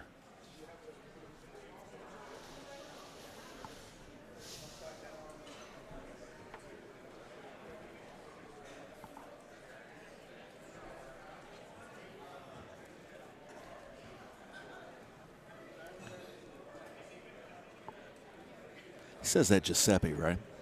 Say it again? Giuseppe? That is Joe. Yeah, that's Joe Massera. Yeah, I mean, he says it's pronounced Giuseppe. Giuseppe, yeah. Everybody used to call him JoJo, and his name was like JoJo M6. It was a weird name he had, and everybody called him JoJo, and then he goes by Giuseppe. And I always speculate, like, people change their name just so they don't be called, like, why does everybody call me JoJo? I just put it as my Golden Tee handle. That's not my name.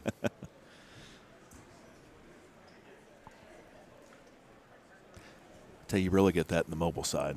Yeah. Brian Muxlow. Everyone calls him Cheese. Yeah. It's just his name. It's just funny. And a hole out. Was that a hole out? No, it was close. Great shot. So final 4, we have 3 of them so far. We have Beatty, Chris Brewer beats Dan Gillard to move on. And then Paul Taylor in the winner of this match right here. 2 putts here, a total of about 4 feet between the two players. Yeah. And you'll see a lot of that on this course. You will see a lot of that. Pretty straightforward. It's tee to green. It's tee to fairway to green or tee to green. Not the biggest wins in the world. The stouts, cut those in half. So hole outs are at a premium more so than any other time, because that's honestly the way you differentiate the players on these courses. I mean, it's you get to these high-level stakes with these kind of players, you don't see a lot of mistakes on the real, if you will, the real courses. It typically will take hole outs. And this is one of the best players in the entire universe at holing out. He's missed that, right? Yeah.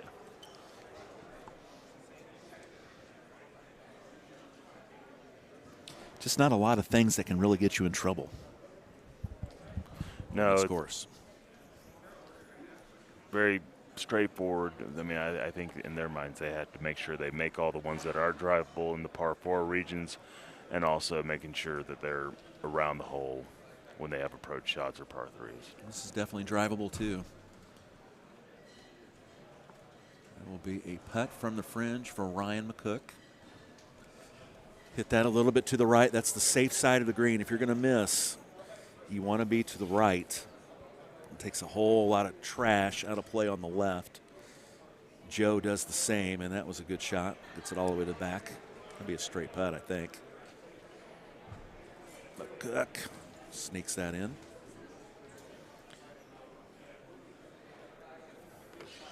Giuseppe Joe Massera, he's in. Italian form of Joseph, I've heard that before. Was Giuseppe the name of Pinocchio's master? I believe so. I think so too. I believe so. Zach, help me out. Look that up. Pete Biddy. That's pretty good. Peter. This needs a kick. And it does. All right. That was nice. That turned out fine. Ryan looked at that a little bit like, oh, did not really plan for that.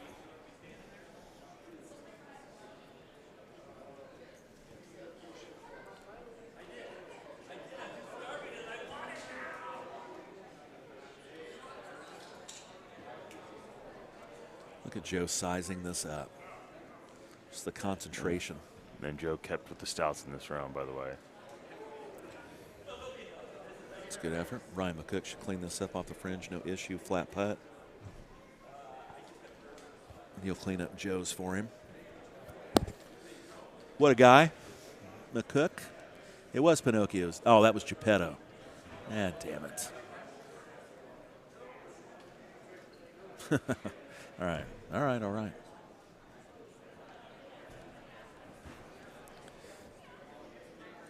No, that was Geppetto. Yeah. That was Geppetto. Yeah. Not Giuseppe. It was Geppetto. All right. Enough Pinocchio.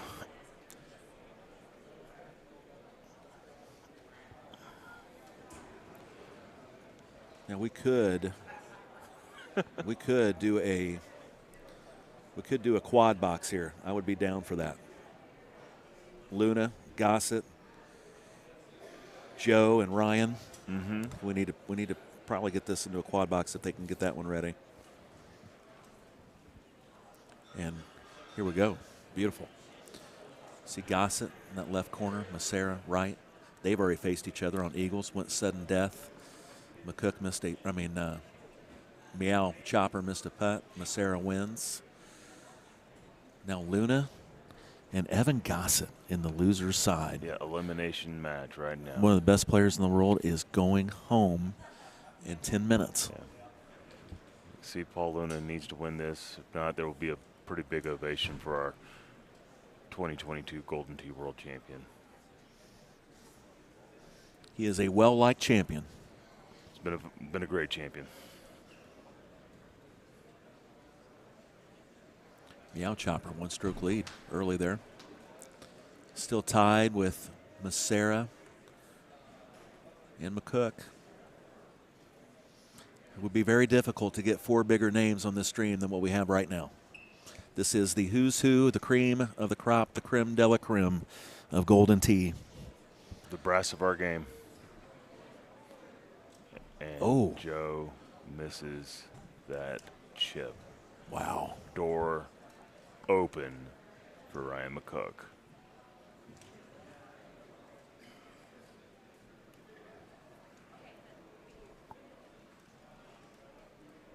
And it goes left on him, too. Wow. You do not expect to see those two both miss that chip. Now watch Joe. One small click back, power it forward, in the hole. What club did he hit there? 9-iron. That's absolutely sickening. Yeah. That makes me want to go straight to the main event and practice that just to do it.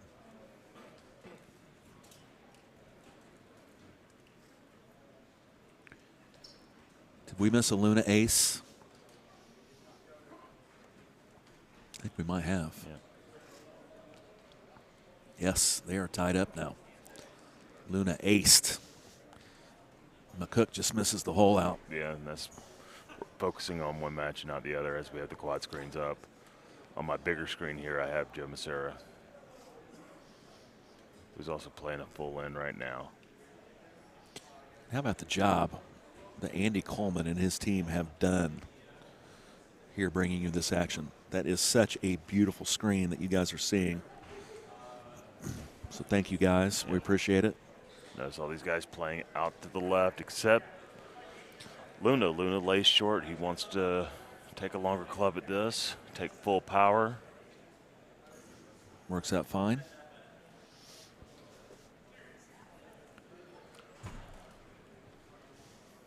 When did that start being the play? Down there? Yeah. Probably, it's been a good while now. Okay.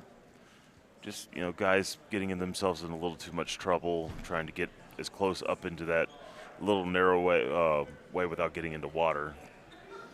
Because it's almost definitely a par hole once you water it from the fairway or from the tee box. Shout out to everybody watching the stream with us. Had over 700 viewers. Mm-hmm. Hello, William Schrump. Monica Luna. The sister of Paul Anthony Luna.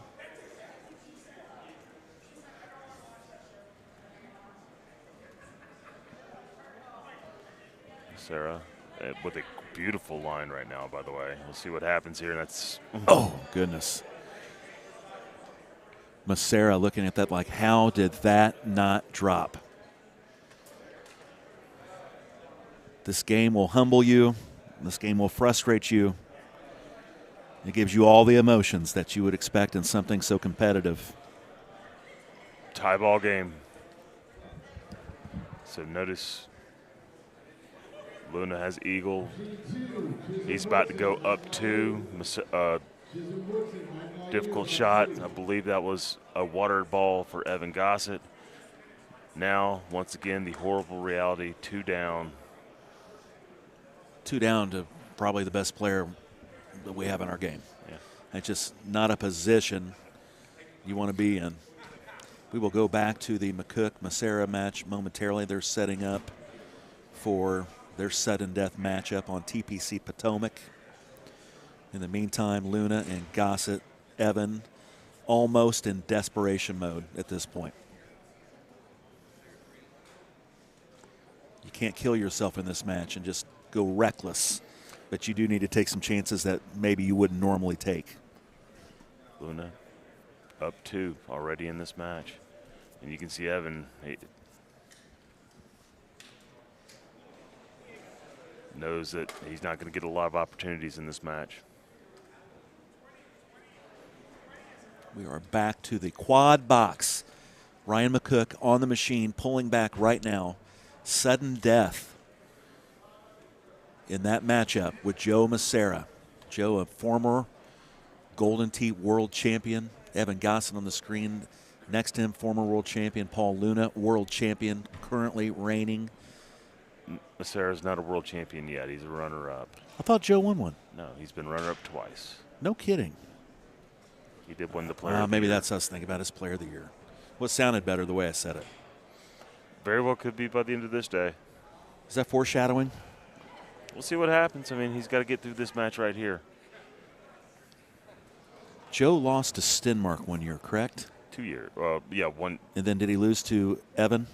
Yeah, he lost to Evan the second year. All right. I was thinking he had one under his belt. Well, then Joe's easily the best player in the world that doesn't have a world championship. Yeah. Or McCook. He's right there too, right? So. But I would say if you had to rank these players, you would probably put Joe slightly above Ryan. But we're going to find out here, right? Yeah, I think at this point, I mean, they're both two Golden Tee professionals playing Golden Tee for their living. And it looks like that match was done quickly because there was a hole out. We weren't watching. What the hell happened? Joe Massera holed out from the fairway to move on. We were setting it up and we missed it. Yep. Yep. Well, that was it's on us, guys. Sorry, America. No, McCook missed. Ryan missed his chip. No hole out. Okay. All right, my bad. I feel a little better about that, but not much. It was. All right, that's not happening again. You have our guarantee. Yeah. That is not happening again. That's what the quad screen can do sometimes. There's a lot of action. McCook missed his chip. JoJo was up to putt. Okay, good deal. So now we're about to get Sean Gervais, Andy Haas next up onto our stream, but we're going to stick with this Gossett versus Luna match. You know why we missed that? We're dry. That's why. Very dry. I'm sure Rizzo do a little better. Yeah. Come on up. Oh, good effort from Evan. Good shot.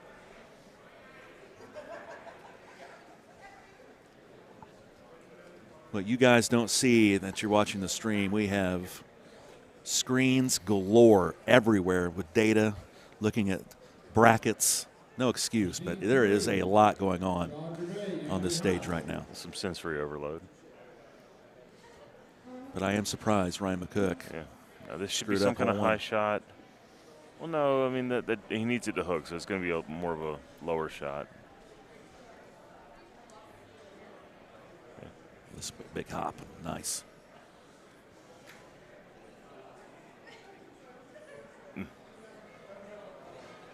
We just got to take a look at that tough miss from Ryan McCook. Very short chip, too.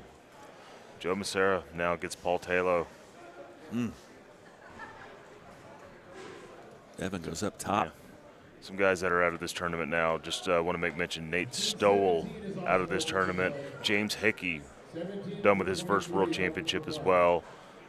Steve Kramer lost to Sean Gervais. He gets Andy Haas next. Johnny Daher, who was just lost to Paul Luna into this match right now. And Chris Jusick, who lost to Evan Gossett. All will take home probably about $1,500 for their troubles. Dump that in. I don't know if they got checks or player account money. What's happening there? Being confirmed it is player account money. Dumped into their player account.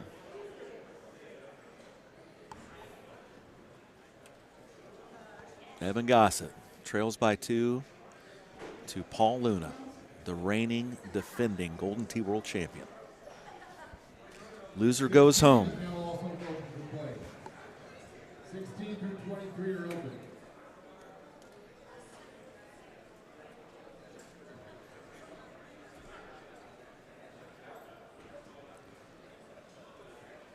Luna off to the left a little bit. That's to his right. Dead center. But, you know, keeping it going. Once again, up 2.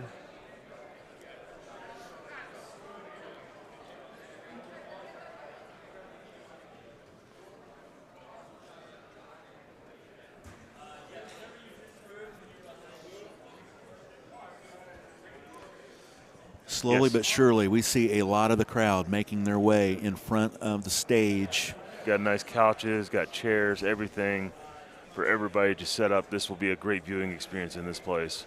Once we get down, time to crown a Golden Tee World Champion. There's probably 60 people already in front of the stage, and I would expect that to double here within the next 30, 40 minutes as this field dwindles. Luna maintains his 2-stroke lead. 5 to play. Andy Haas and Sean Gervais have started. They will be on this stream momentarily. Now looking at what kind of little bump he's going to take into this little hill. And that will be a fairly easy putt. He's got to make sure that doesn't get wet.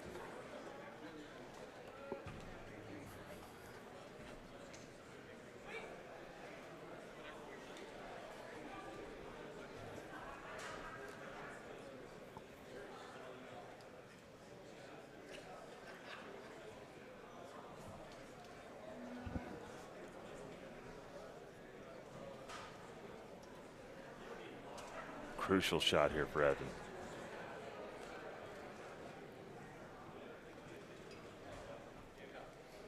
Oh, snap. And a nice. Beautiful, beautiful line. Goodness Great gracious. Shot points.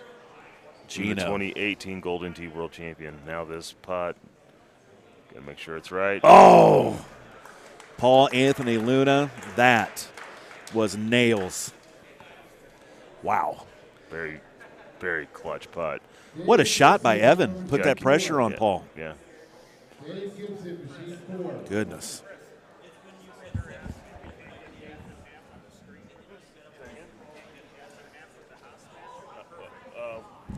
We'll get there. Always funny when players continue to come up to us like we control the stream. Yeah, I know.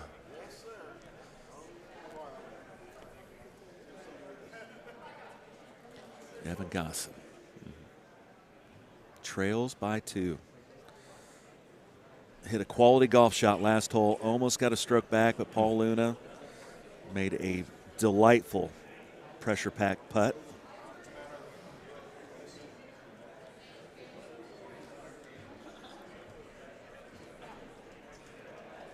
Also on the other machine, we'll get it to you soon, Andy Haas, Sean Gervais elimination match.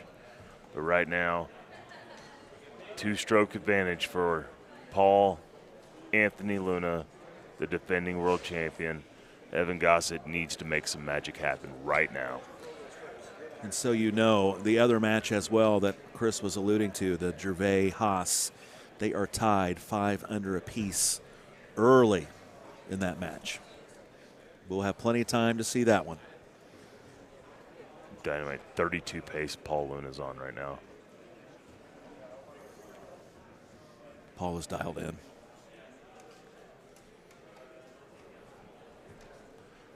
Has to think make. Not going to be enough. Shot points are not going to matter. So, great shot points do not matter on Sundays.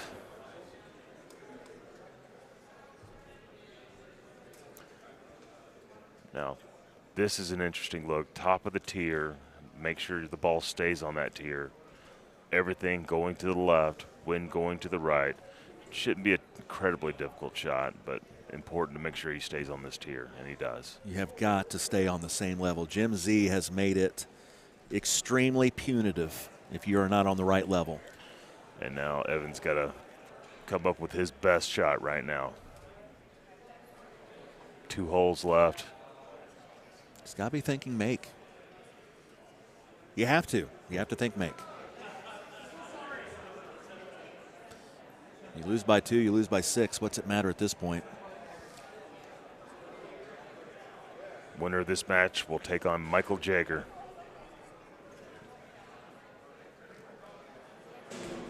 And beautifully done. It was a good shot. Beautifully done. Just not going to be enough. Has to be in the hole. And now this is a weird 18 kind of thing because this is not what, I mean, who thinks about laying up here? Really, who does? So, and he's not going to play it like he actually ever does. So this is his 3 hybrid. And shots on his way. And by the way, wow, if you want to know exactly where Paul Luna is right now, that is exactly. Do we want to switch now? This is a done deal. As Paul Luna, 32 under. Yeah, Evan Gossett now will play some kind of shot in. But as we finish up that matchup, Andy Haas Beautifully done, though. Not going to be enough. As the 2018 Golden Tee World Champion, we'll have to wait till next year to get another shot at it. Good qualifying run by Evan. Finished the last couple courses extremely strong. Got himself in position, but just got stuck in that quadrant of death. 32-30. Wow.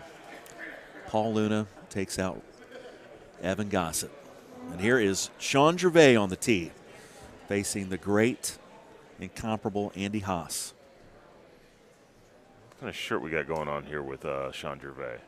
Looks like that is his ideal hair if he had a choice. Trying to get up that hill. A lot of players have played. He didn't get all that, though. That was 136. He did not get all of that. Absurdly accurate player, Sean Gervais is.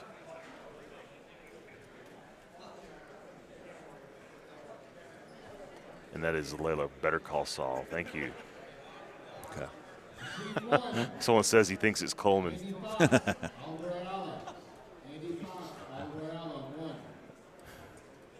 Andy sporting a hell of a mustache. He is.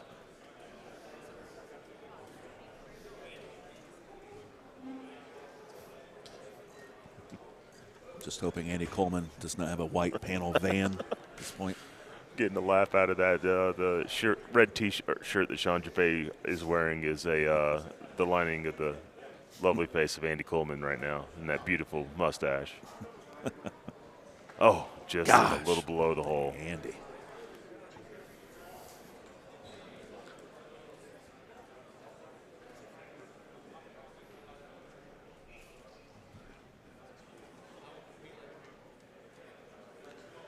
Just north of the hole.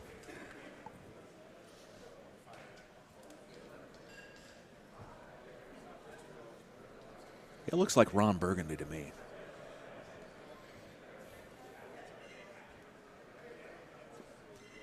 I can see that, but looks like a little bit of Ted Lasso.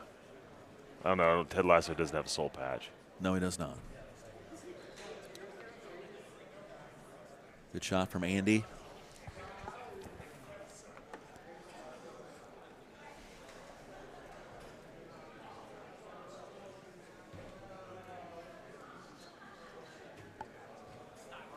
Sean, good shot. Answers.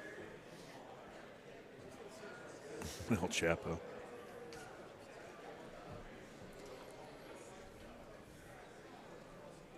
Andy Haas, two-stroke lead on Sean Gervais.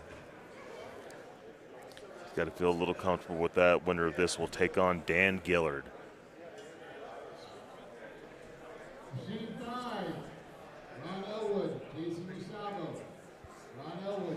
In the background, you hear Steve Sobel, our tournament director, our friendly.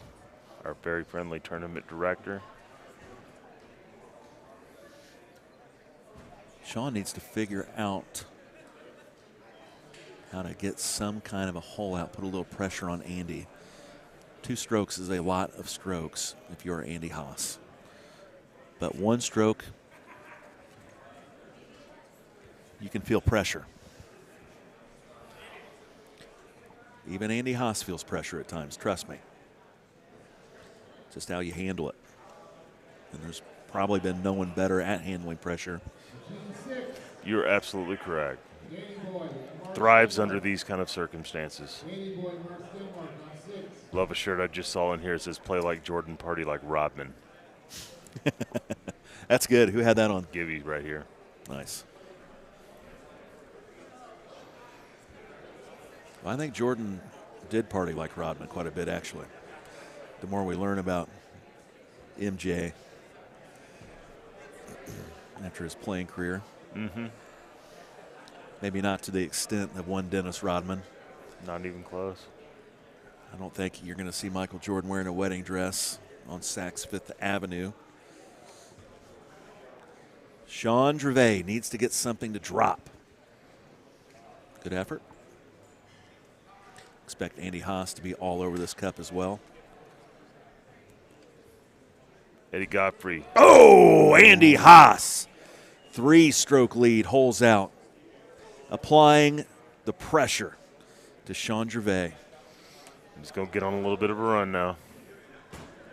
That's how Andy works. He's going to be around the hole a lot today, and he's got a lot of rhythm to play with to make a run through a loser's bracket. Problem is that somewhere in this run, Paul Luna may have to be dealt with if he wants to win this world championship. Eddie Godfrey knocks out Brandon Robinson. Brandon Robinson's tournament is over. The big head last year had an incredible run in the 22 World Championship. Yeah. Chicago's own Brandon Robinson. Starting up on machine one, and we'll bring this to you just shortly here in a second. We'll have Oliver Ayala and Andy Fox. What a run by Oliver. Yeah, we get about four. No, there's Orlando and Oliver. There are two brothers. Oliver made the cut. Orlando's typically, the one that makes the cut. He's been on the podium before. Oliver had a great day yesterday, 28th qualifier, still in this tournament. And I just heard Mark Stenmark's name being called, so he's still playing silver bracket matches. That's crazy, man.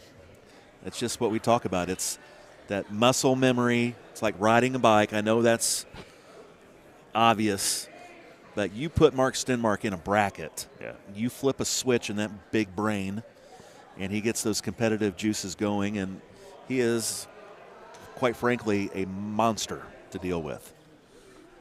Cold and calculated, it's all that. I'm sure we will see him, if he continues his ways, we will see him streaming soon. But right now, that is the one and only Andy Haas. 3-stroke lead on Sean Gervais.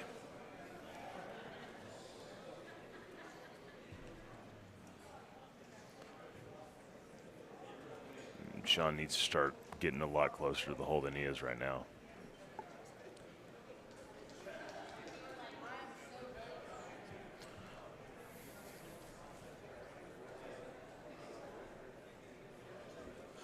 We'll keep an eye on this match. 3-stroke advantage to Andy Haas. Will switches to the quad string. Andy Fox still in this tournament. Oh. And with a little kiss off the ball.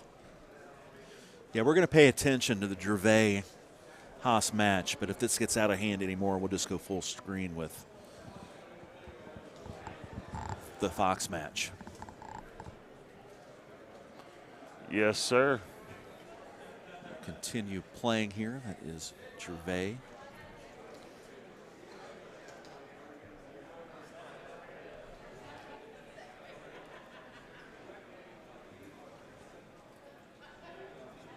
Tell us about these two on the left. Well, we got Oliver Ayala, who plays out of Houston, Texas. Huge contingent down there, playing down at the Vector Room.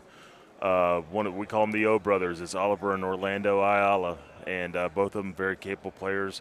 He had a big run in the silver bracket. I think it was in the top four of the silver bracket in 2019. And like I said, very, very capable player. Then you have Andy Fox. 2 times a player a year on the National Golden Tee Tour, has been an 8-time champion on the National Golden Tee Tour. Been a little cold for him as far as tournament play here lately compared to the pantheon of great players we have in this game, but looking to rebound right now, and he's having an okay day. Winner can win this, he can get himself into the 9-12 area. He'll get Clinton Grover again for the second time today if he can win this match. Tell you what, I'm not kidding here. I am really into the point of the day where I need something to drink. Yeah, I'm wondering why some of our co-arts over here hasn't been checking on us, but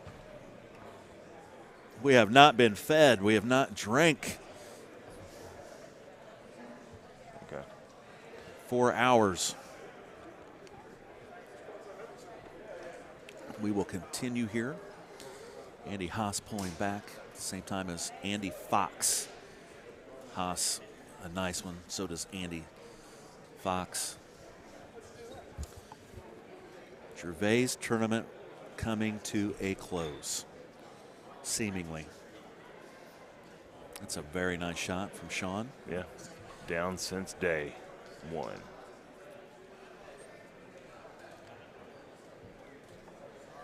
Great round here on a 31 pace. Andy Haas is on right now. Big shot here for Ayala. Always a funky shot here, trying to go through this little hole this little tunnel through.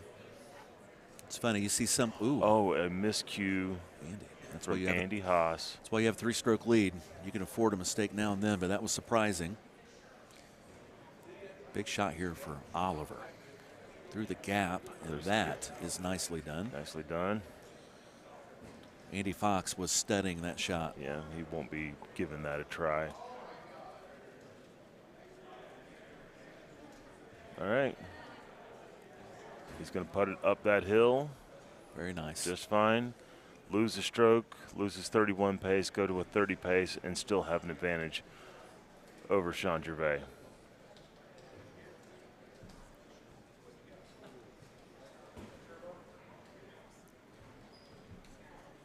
Sean is in, trims the lead. Remember, you are watching live streaming coverage of the 2023 Golden Tee World Championship. Thank you for joining us here on YouTube, Facebook, Twitch, all the streaming platforms. Give us a like.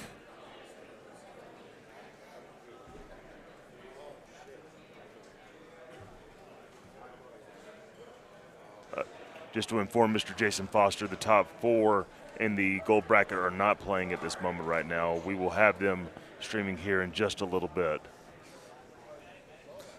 Do better, Gino.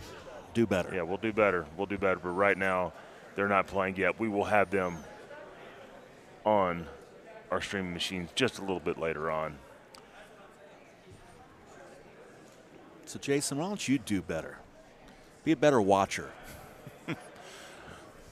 Give us a like on the YouTube, on the Facebook. Several hundred watching us today. Thank you for letting us be a part of your Sunday. As we go to full screen here, Andy Haas will win his match. Andy Fox. Andy Haas is in bulldozer mode right now. Yeah, is in a good place. He'll take on Dan Gillard next.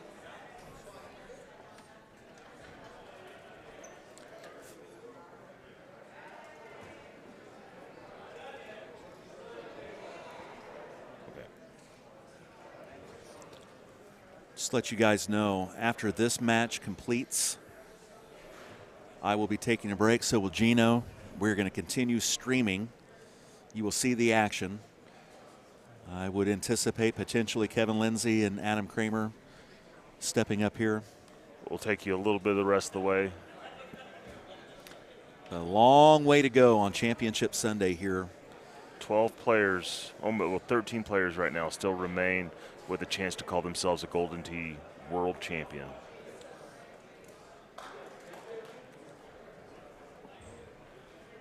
What cash would that place be for Sean Gervais? 13-16. I'd have to go look that up. It's like $2,000, I think, $2,000 or $2,500. I think it's $2,000. Pretty good payday for a day of Golden Tee.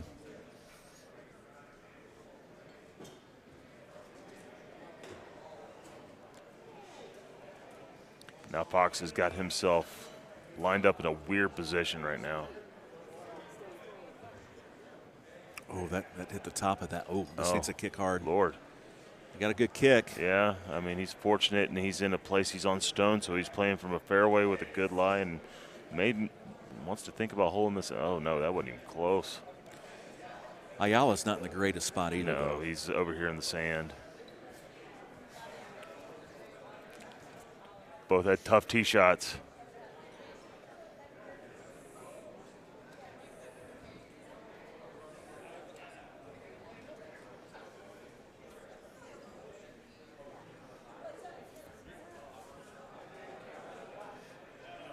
Well, I hit a nice bet today. Say again? I just hit the Boston Red Sox game. I bet $250 they'd win the series against the Cubs. They did. Just saw that deposit in the old account. Hello. I think I'll go buy us a drink in a minute with it. Sounds wonderful. Are you in for one? I'm in for a drink. All right, let's watch the rest of this one first. Andy Fox, Oliver Ayala. The Flying Train. One Andy Fox has been in this game for a long, long time. Safe shot from Oliver. I'd like to go down to Houston and play with those guys one weekend. Yeah, that would be. I really would. It's a good time when it's not scorching hot. Up by 1, Andy Fox. Par 3. Can he go after this one? There is a lot of room to let this thing run out. Yeah. Just kind of let the green do the work. It's up. Not bad. He put some bite on that. Yep. Nursing that one-stroke lead.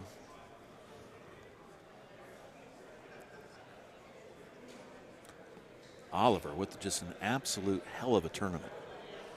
Playing very well. Still in this thing, no doubt about it. Get on up there. Looked like an old school shot. No thumbs there, just throw it up. Yeah, it's a power shot. Palm, yeah.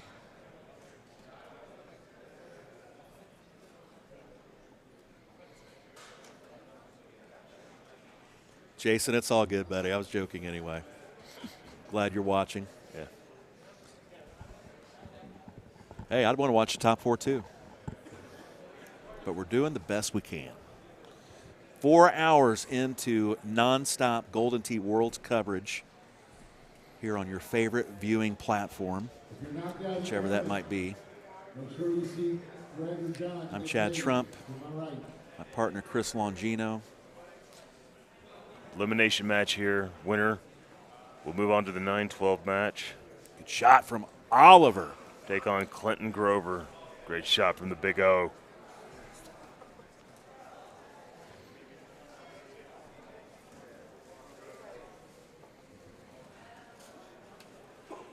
We don't have an answer for that one.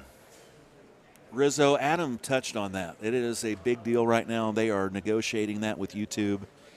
It will get done. He is confident it will get done. But we do not have an ETA yet. Adam Kramer talked about that yesterday during qualifying with me. But they know it's a big deal for you. It's a big deal for the company as well. So they are working through that. It is not as fast as they had hoped. Clearly, it's been a while now.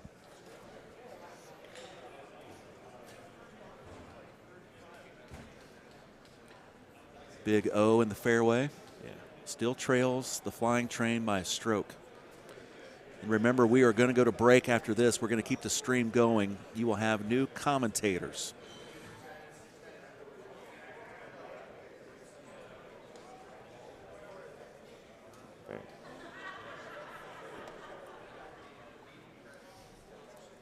Calzone, we appreciate that, but we have been on here for 4 straight hours. We're ready for a tiny break. Yeah, look, good. Not that this is real pizza or work. something. Yeah, a little hungry.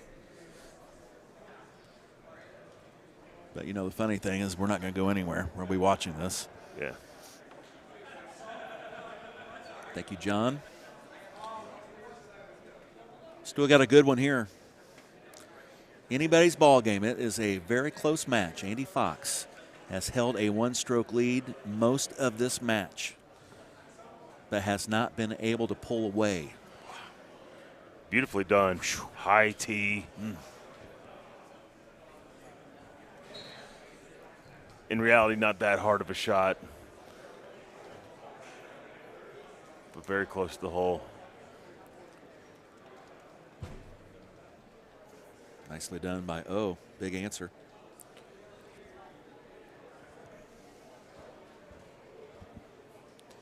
More and more people now in front of this stage. McCook and Eddie Godfrey getting ready to play. I wish I could be as good as that man. Nance? Jim Nance, Oh, the legend man. of the business. Me too. We'll have Adam Kramer, Kevin Lindsay come take you a little bit further into this tournament. We'll be around. Dan Gillard for scene 2. And it looks like they're getting ready to call up to the stage Mike Jager versus Paul Anthony Luna. Elimination match for the defending world champion, as all these will be until he ends his day.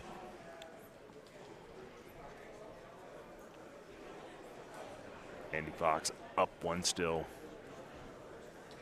Ed Godfrey and Ryan McCook just starting on Easter.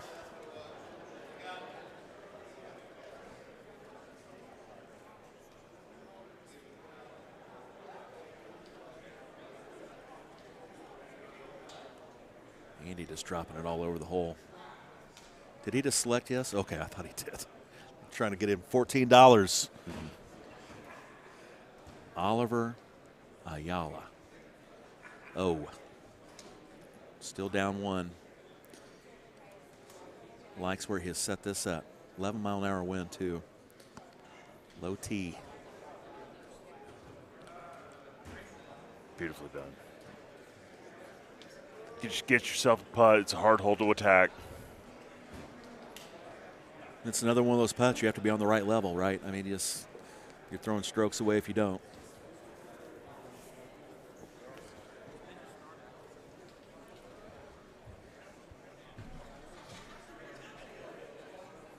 Opposite way direction. You got to be careful not to overcut this.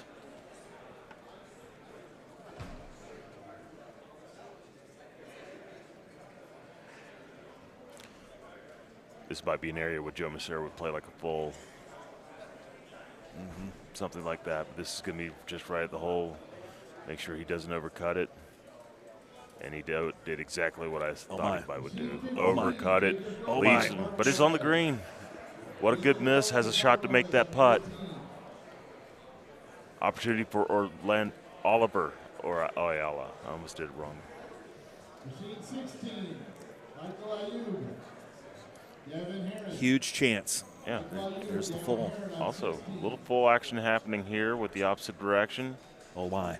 Oh, my. And by the way, product of playing with Paul Luna enough, getting to learn little shots like that. But Fox drills a long putt. Andy Fox. What a huge shot. What a putt from the fringe. Oliver poised to tie this match up. Flying Train says, not so fast. Cured a mistake right there. Wow. Andy Fox. How clutch was that putt? Stars kind of in line now. Boy, he pierces that through on a beautiful line. Well done. Oliver has to be thinking, my God, what do I have to do? Had my shot there. What do I have to do to get a stroke back from this man?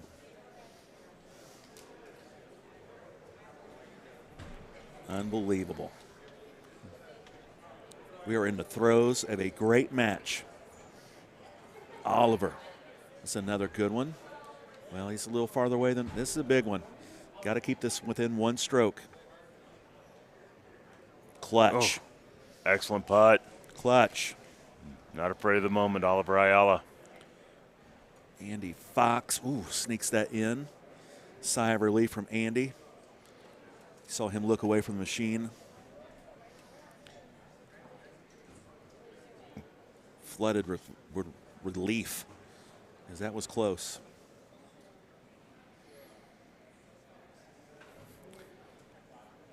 Got about 3-foot window here. Got to get through this crevice, this little small gap here. Make sure you don't get too reckless with it and didn't at all. Beautifully done. It's perfect.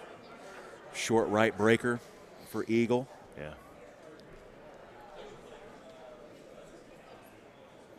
Oliver trying to set this up to fit his mind's eye. Yeah, he's got the high club out, so with the 9 wood, so he's going to carry a lot of this crevice. But he got it with a low tee, but it's done well. Nice. That kick off that wall? Not quite off the wall. There's a little mound of sand that can collect up there and feed down into towards the hole softly. Really good shot.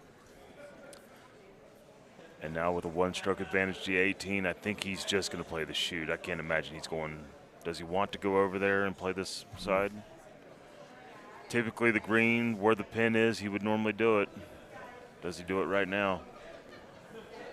A whole lot easier hitting the shot if the wind was blowing the other way. Here's the thing, Chad. He's up 1. All right. When you go over to this left side over here, it's typically a harder shot. You do it for the reasons of getting closer to the hole. All right. The issue is getting over there is a harder shot. It's very much a guarantee if he wants to play to the fairway and play down the chute in the rocks that he would be on the green with an eagle putt. How good that eagle putt is, don't know. He could leave himself a putt where he could putt it off the cliff.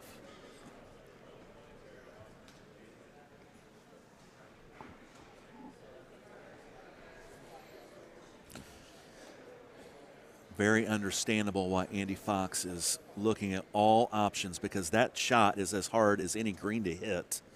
That little piece of fairway parked way up high. And he now will start his shot and hits it into the fairway. He will go for that green and 2 from the fairway. You see that. Oliver does the same. So Oliver and Andy back out here in the fairway. The safest play you can play right here.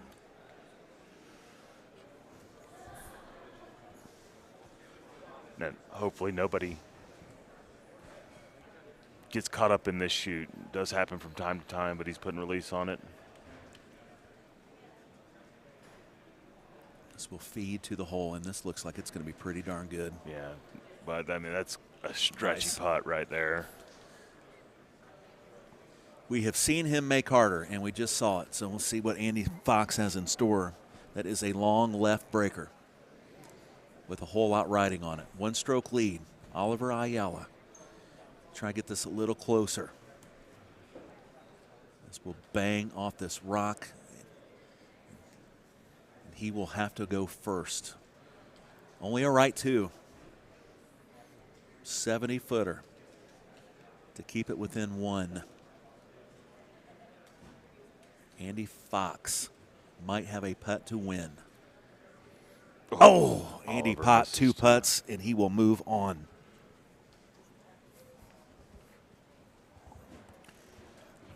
Misses that one, but no problem. He cleans up, and Andy Fox will move on in this Gold Champions bracket.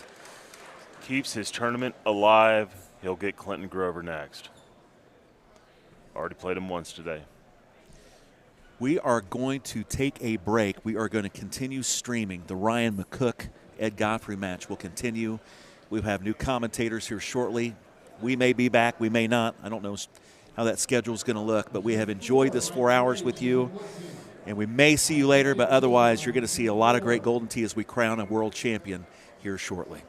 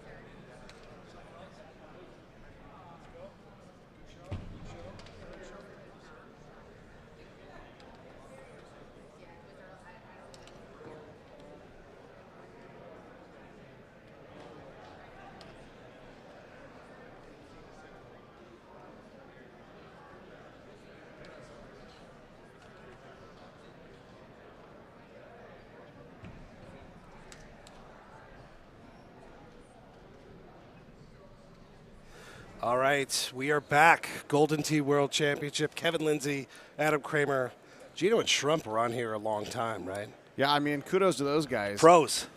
Absolute pros. As we're looking here at Mr. McCook, Mr. Godfrey. These are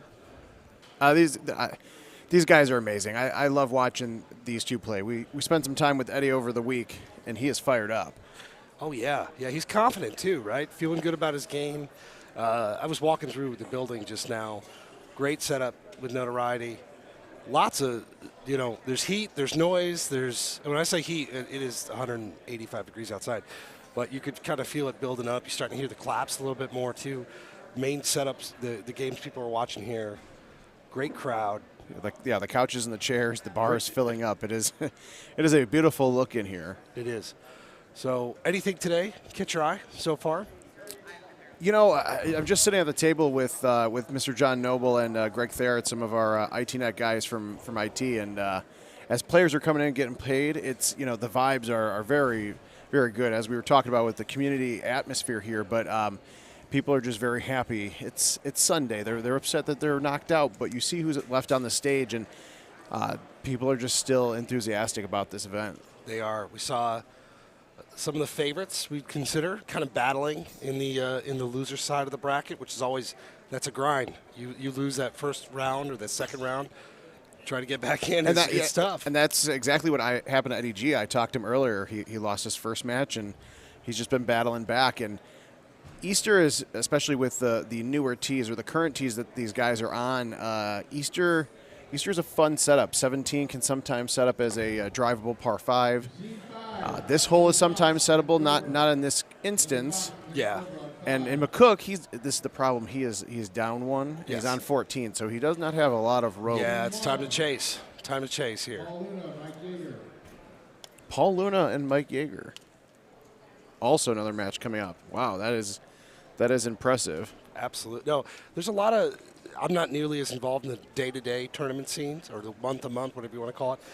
Love seeing names that I'm not seeing regularly that are popping up and that are playing well, and there's a lot of that going on right now.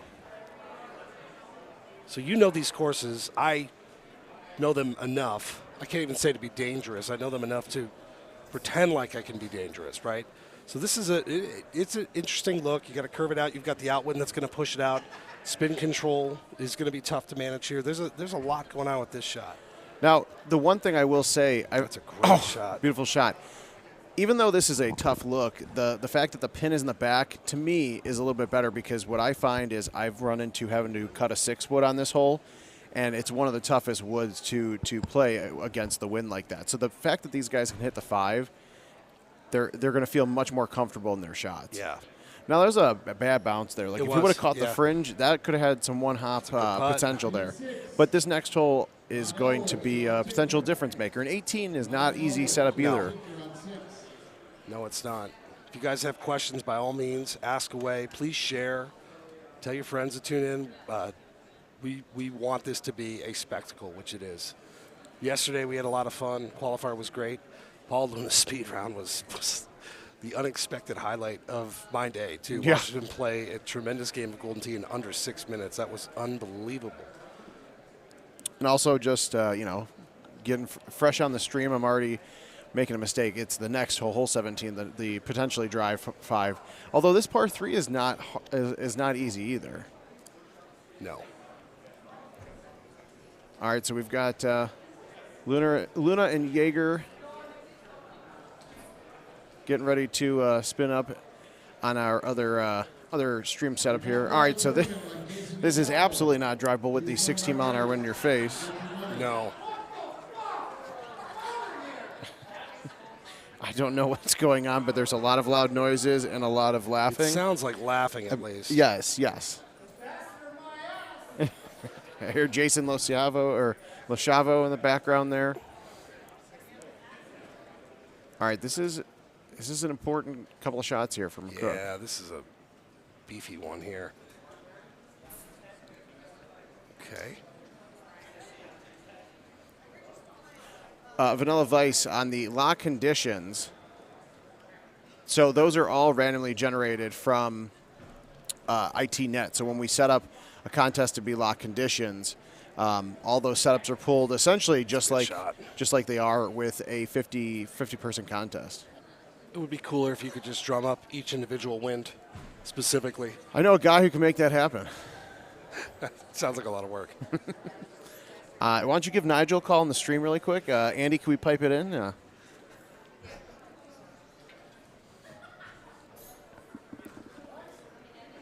Now, what I have heard from a handful of players today is the heartbreaking like 16, 17, and 18 hole stories. Because where it all comes undone? Yeah. It crumbles. And this is actually a really good setup. I don't think Eddie should have any trouble here. But he's going for the high 8 or the high 9, I believe. So you got to be careful and make sure you hit that thing hard enough. And he did, but it is a little right. All right, he's good. That's okay. It's not a guaranteed putt, but McCook's really got to get this. Yeah, at this point you're assuming it's got to go.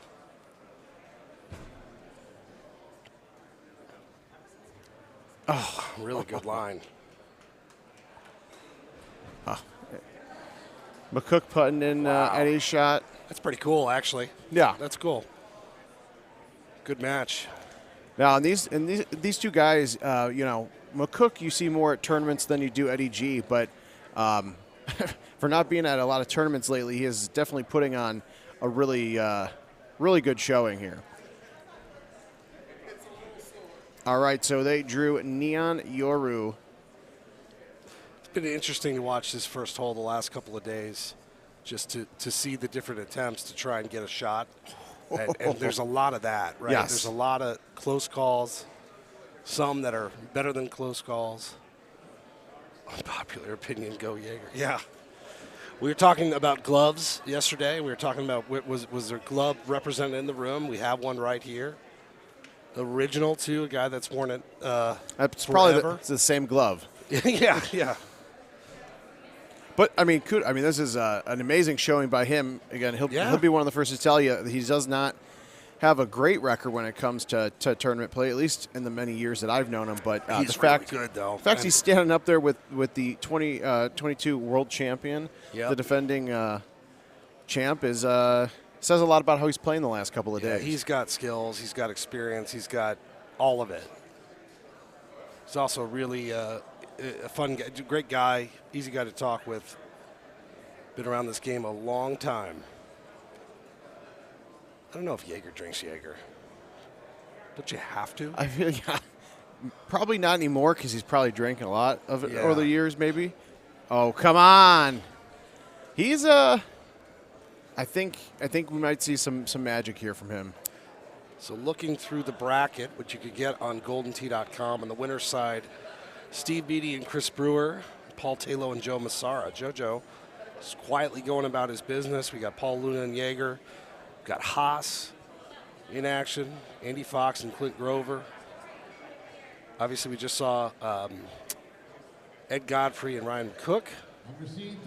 We're cooking through this bracket. Yeah.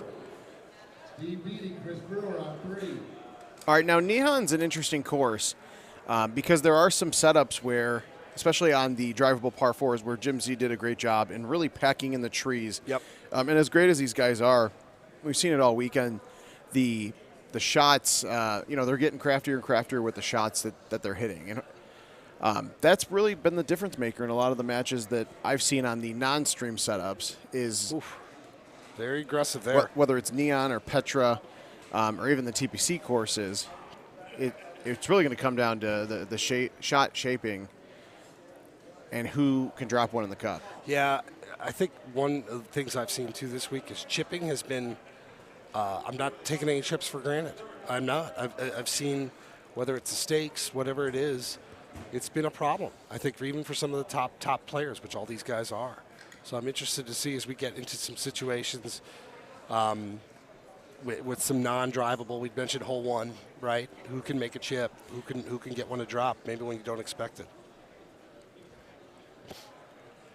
Now, early on, this doesn't seem like a really tough hole. As he drops it, yeah, there we go. Gloved Bandit with a beautiful par 4. Wow. And so what I was starting to say before he dropped that ace on us, Luna has played this hole thousands and thousands of times, but with the angle that they're on this tee box, you have to be careful that you look up and you just kind of throw it out there a little extra to the right. Now, in Luna's case, he just got a hole-in-one dropped on him, so he's probably more focused on recovering that. Yeah, just make the putt. Oof, move on your way. Get it back somewhere. Now, the struggle for Luna here is that this is early on. Yeah. And you have a little extra pressure on yourself because he's the reigning world champ. And it's a long championship Sunday. These Sundays are amazing and they're great, but when you are playing this well, it does become a bit of a grind because the farther you get into the bracket, the more time you're going to be kind of waiting. And it can really throw off your game, especially in this heat. Well, the other part of this, too, mindset changes on both sides. For Luna, I don't think he freaks out, obviously. If he's chasing one, it's still early on. And for Jaeger, it's now, I don't think this is not time to be conservative. You want to pad that. Keep going. Because one stroke in this is just Paul just almost got it back right there, right? Yeah. And Jaeger almost got another one on there. 51,000, almost 52,000 shot points, and it's just getting to hole 7. Now this one, not terrible, but a little tricky because you've got that pin in the front part of the green. So these guys are going to have a little bit of a lengthy shot and might end up with a little bit of a putt there. Seattle versus the world. There's some really good Golden Tee in the upper northwest part of the map.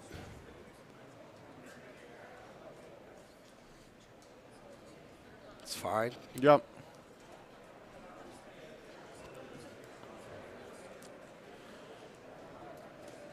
Now, on the other side, just to give you guys an update, Steve Beatty taking on Chris Brewer on the other machine here. I believe they drew one of the TBC courses, TBC Louisiana.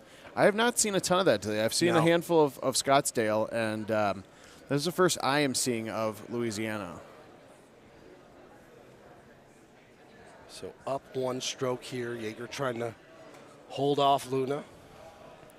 Well, and end a run, really. That's what he's trying to do. You mentioned it. Talk about how seasoned he is. That's fine. That's good. Play it safe on there with the release. I was talking to Luna earlier about his speed round, you know, and I said, it didn't look like you were trying yesterday. And he goes, no, it's just how I play. He doesn't have to. Him playing fast is him playing. It never felt chaotic when you were watching him play, right? It's just he does. Oh! It's just what he does. Oh, Luna battling back. And he was critical of himself because I think he had 2 mistakes. Yeah, he and, did. You know, he did have wasted a few. about 6 seconds total, right? So he is an unbelievable player. Fun to watch. Yeah, as Adam mentioned before, GoldenTee.com, get those World Championship brackets. When you click on the menu, look for the GT PGA Tour logo, the World Championship link, and then you can see both the gold and silver brackets, as well as the qualifying scores from yesterday evening. All right, so as Brewer and Beatty get going on Louisiana, we're going to switch to our quad screen because you guys need to watch the action here on both these matches because these are important. The winner of Beatty and Brewer will take on the winner of Paul Taylor and Joe Massara for King of the Hill. Yep. And Joe Massara and Paul Taylor both on a run today, playing excellent golf. And then you have the high stakes of this match here because whoever loses between Jaeger and Luna is out. Gravy in the chat's asking about notable target rush scores, which I love because we have the beta here. Yes. I have not seen. Have you seen? I did see a 1.6 million that I was shown. Like somebody, and I forgot who it was. Awesome. Because it was in the chaos of everything, but they were very excited. Oh, cool. To show it off. Yes. I have 1.35. Yes. I built on my score that that you posted on my wall, literally on my door. Yes, I did. Literally, which I is took a awesome. screen cap of the game me getting my ass kicked, and I put it on Adam's door. Mm-hmm. Well, we got to update it because I beat my score. All right. Well, we'll do a lot that. of fun, though. I can't wait to talk about that more. We got action here, but over the next couple of weeks, we will dive into it. It's been fun to watch the world's best check this thing out. This is a decent look here for Jaeger. It's just you risk that. Well, you don't risk that, but it's going to be hard because of the slope to bring it back. Yeah. Unless you land on top of the thing. And I really love this hole because it is one of those holes that has changed pars multiple times throughout the seasons of the 2022 courses. And honestly, you couldn't ask for a better setup here. With a 10-mile-an-hour wind. Yeah. That pin's not too close to the water, so you really don't have to worry about that unless you mishit it. But both of these guys hitting a pretty solid shot there. Again, still holding serve, now in the back 9. Up a stroke. How aggressive do you get? It's kind of like the speed round, though, with Luna. Is every shot that he hits, he pretty much is wanting it to go in. He's hitting it with purpose. So I don't necessarily think the mentality changes, right? It's, if it gets late, 18, maybe you start to adjust what spin you're using and really push it. But he knows one speed. Just go. Go. Now, for Luna, I know he doesn't he doesn't think of this as pressure at all, but, I'm thinking about the back end things. Like, I don't believe, technically Andy Haas did this, but Worlds was gone for 8 years, but I don't think we've ever had a back-to-back I don't think so either. World Championship winner. So, with Luna taking the crown last year, he's got an opportunity. He's playing very well today, and he's battling his way back to the top. It's really hard to do that. It's really hard to, even just watching a lot of these elite players try to make the cut. right? Like you had really, really good players that were in the bottom half of the bracket, which we're not used to seeing. Yeah. So when the field is this good, it's a repeat or even a long, deep run, which I'd say this is at this point. Oof, very tough to do. Yeah, and I can't remember the number off the top of my head, but I want to say it was at least 15 new players to the World Championship qualified in gold yesterday. Awesome. So that it is awesome. And Paul Luna with another awesome shot, and you could see it in his eyes.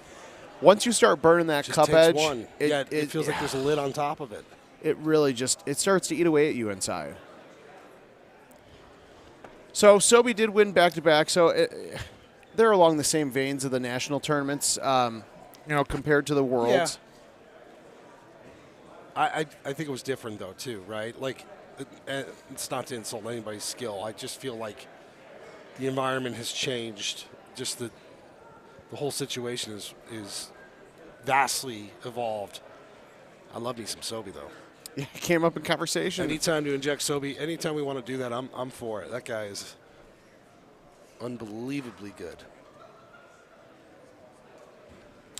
No, Stenmark won in 2017 and 2019 with Mr. Gossett in between there.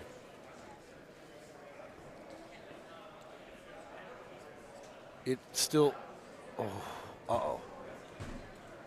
So that changes a lot with that missed putt. And that, yeah, that's a bad break there. So unfortunately, wow. Now if you're Luna, you've just been given brand new life. And if you're Jaeger, you can't let the tilt consume you, right? Yeah. Which is honestly one of the hardest things you can do in anything, any competition, much less in a game of Golden Tee on the World really Championship hard. stage. I've seen all weekend. Guys have a hard time. There we go. Wow, Steve Beattie with the hole out on Louisiana. Guys have a harder time shaking it off right now, I think. There's a lot of emotion in here. I think about how hard it is for me to shake it off just playing a game in the office, much less these guys on the and stream, what they're doing. World Stakes, you name it. You've got, I don't know how many people sitting here watching, 50 plus, sitting here at the bars on the couches in this beautiful chandelier room at Notoriety in downtown Las Vegas. Wow, I'm still shook by that missed putt. Hopefully he's not. That's just not something you see normally in these games.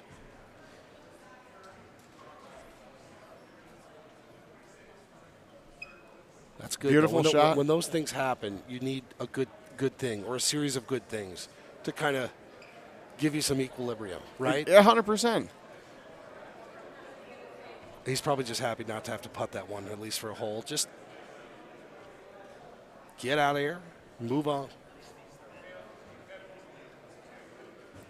Now, this is a hole that we didn't talk about earlier, but 16. There's not a ton of round killer holes that I can think of in Golden Tee. There's a few, but this is one of the tougher ones because you end up in that sand. Yeah. And at best, you're going to get a birdie unless you're holing out for eagle. Yeah, yesterday I thought players that when we were streaming games and commentating played it quite well. Wow. But again, place to hit it. That's one of those things that you saw it in his eyes a little bit. He's just got to turn off that. Just ignore it. You got on the fairway. And I you're like this look too. By the way, this pin in the back. The wind blowing slightly to the right. It's hard to get it with bite, which you're going to have to use. It's hard to get it way back there, and unfortunately, maybe not. I think you can putt this though. Yep. Oof. He's clearly been there Uber before. Aggressive. Yeah. Yeah. Well, that's the risk when it's up there. It's finding that line is a challenge, but it's been a hairy couple of minutes here. Well, and I was thinking about this earlier. 17 is usually set up pretty well for a hole-out opportunity because 18, maybe outside of the Petra par 5, might be one of the harder 18 holes in GT22. Oof. Luna trying to get stroke advantage here. Comes up just short. He loves them GSPs, though.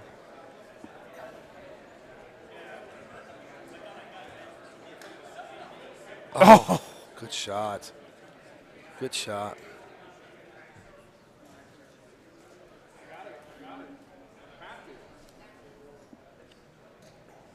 All right. Tied at 26. And do you hear the room like just lose its air? Yeah.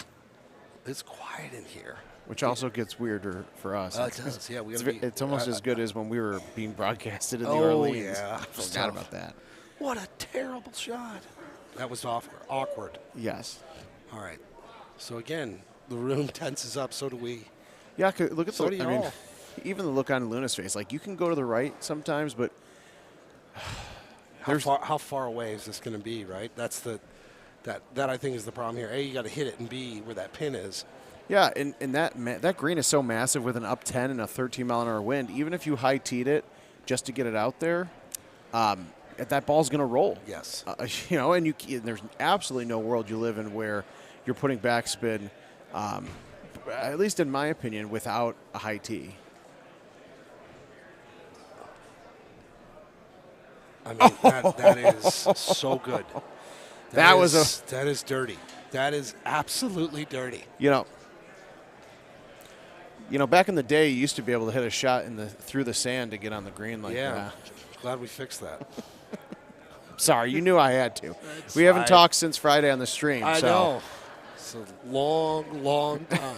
That was ridiculous, though. I think just to understand the window you have to make that work is so small. And now mission 1 again, hit the green. Oh wow, Brewer with the hole out. The chip, the chush to make eagle. Here we go. Now it's coming in hot. All right, this is, and that's the problem you run into there. that. I mean, again, it speaks to the level of difficulty. Oh, that's All right. heartbreaking. Wow.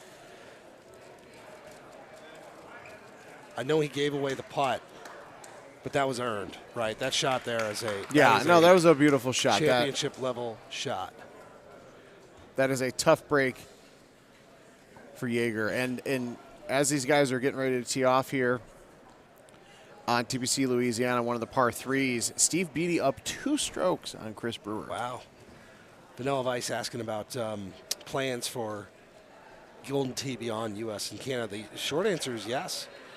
Got a game in Australia right now, which we're excited about, which we've had games there before, and we've got territories we've been that we're exploring everything, man. Of course, we think it's a global game. It's been global before, and the more the merrier, honestly. Honestly, with everything we have going on right now, the timing couldn't be better to bring that stuff back outside of the U.S. and Canada, and the momentum is definitely there. So Luna did win, just to be clear, and tremendous shot on 18. Wow.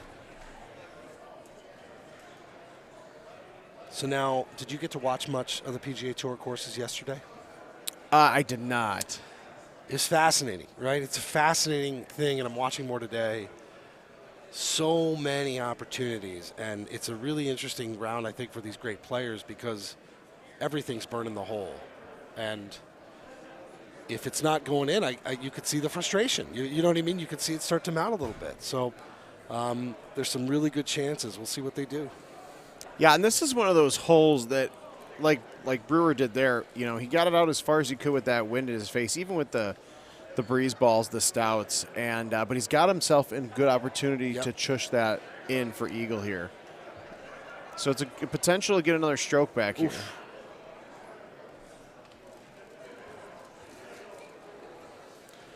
All right. All right, let's see what Chris does here. Now, a little chush perhaps. Talked about this shot a lot yesterday. Line yourself up. Again, when I was chushing and knew what I was doing, was palm shot, always for me, just on feel. But for that, you use the ridiculous. Ridiculous. It is a wild shot to learn, but when you get it down, it is unbelievably powerful for guys like this. Flat greens, minimal wind. Wow, big shot.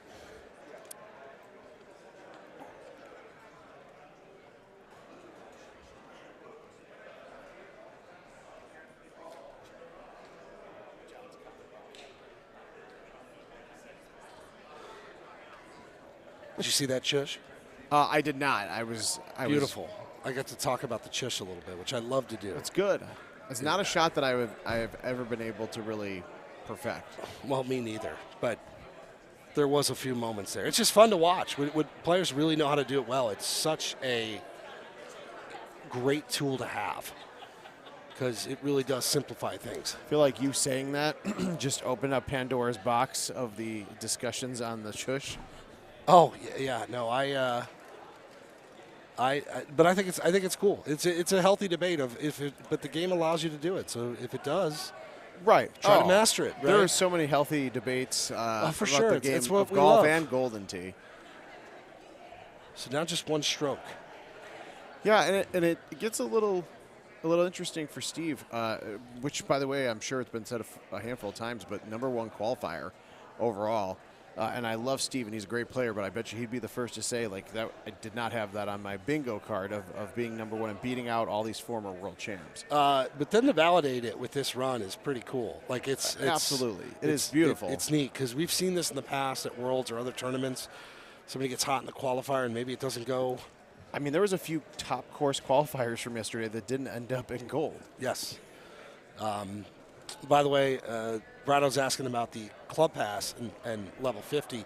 Yes, we're talking about different ways to, if you hit level 50, maybe having some prestige in there like Call of Duty does, giving some additional, like, heavy, having to really chase after some rewards beyond the pass itself. So constantly talking about ways to do it. And yes, the invites for Canada at some point we will do. I think I've probably said that on Worlds before. Should we just ask Greg when he's done paying people out to start working on it in the background here? Yeah. All right. So we got two wide now. We got winner's bracket. We got double barrel action. Yeah, winner of Paul Taylor and Joe Massara is going to head to the King of the Hill match, which is exciting. And I'm also excited the fact that it's 3:30 and this everything's been moving very, very smoothly. You just jinxed the hell out of us. You know that, right? Add it to the list. Yeah, that's fair. It's been don't run from it. Is this day 6 in Vegas? I don't even remember anymore. That's a great question. Day 5.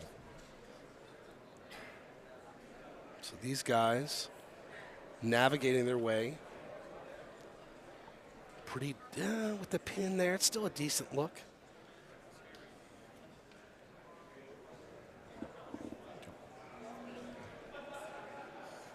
And I like the bite here because come on, that's a good shot. That is a good shot. That 9 mile an hour wind, didn't blow it as far left to the cup as he wanted, but still putting on excellent shots. See Joe not happy with his shot on hole 2 of Petra. About 95% of the other Golden Tee players would be thrilled to have like a 8-foot putt in. I like his facial expressions. He's got a very, what he's thinking pretty much at all times. Yeah. Actually, I don't know if he's happy or not. I don't know when if he knows. You know when he's sad. Because he's just like all of us and get in his head sometimes. And, and switching to the BD Brewer match, I've not seen a setup this short, at least in my experience of playing this course. Like this is pretty drivable. Very drivable. The question is how. Do you go straight at it? You bring it in? I don't think you have to turn, honestly. No, I think Chris is going to go right at it.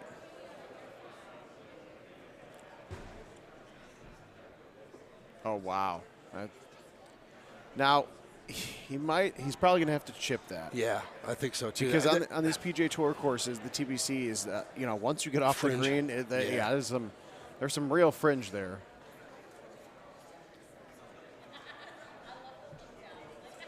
Hello, Sir Biddy.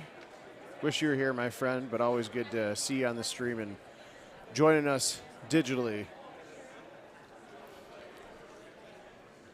Now, and you saw it with Chris's shot. This is an interesting hole where you gotta, you want to hit it hard, but you also want to make sure you don't crush it. Yeah, you're exactly right. It's there's a really delicate window there that you have to find, and now you got both guys with shots that they think they're going to make. I think. Oh. That's my jinx. Add it to the list. Add it to the list. Yeah, and that's the tough thing about trying to do the chush, because if you... It's all or nothing. Yeah.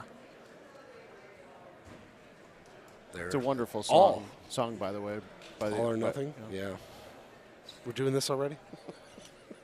Already? Come on. Well, I mean, you and I. That's fine. Yeah. Just prepare. Just tilting. Let me know. Oh, Paul Taylor almost holding out for the Good double hold eagle. back, good shot. All right, so Steve's back up with a 2-stroke lead. So now on the TPC courses, obviously, I think it's a little bit easier to protect your lead, but you got to hang on because you're going to be dodging shots that are almost going in pretty much all the time. Exactly. But again, it's a great position to be in. Oh, this looks. Oh, good shot.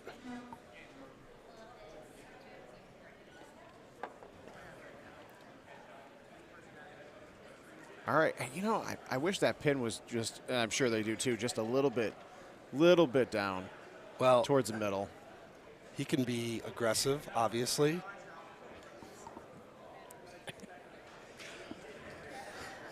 Oh, that's wonderful. You gotta get a picture of that. Well, we certainly won't miss you guys in a crowd. That is true. Elaine and Larry Hodgson just walking in to enjoy the festivities of the World Championship here. Paul Taylor, by the way, I feel like I got to keep calling it out. I mean, you see this at a lot of tournaments, but now he's doing it at Worlds. He's just hitting shots that are just inches and inches away from dropping. And on massive shots, too, like this one through, the ruins here. Oof.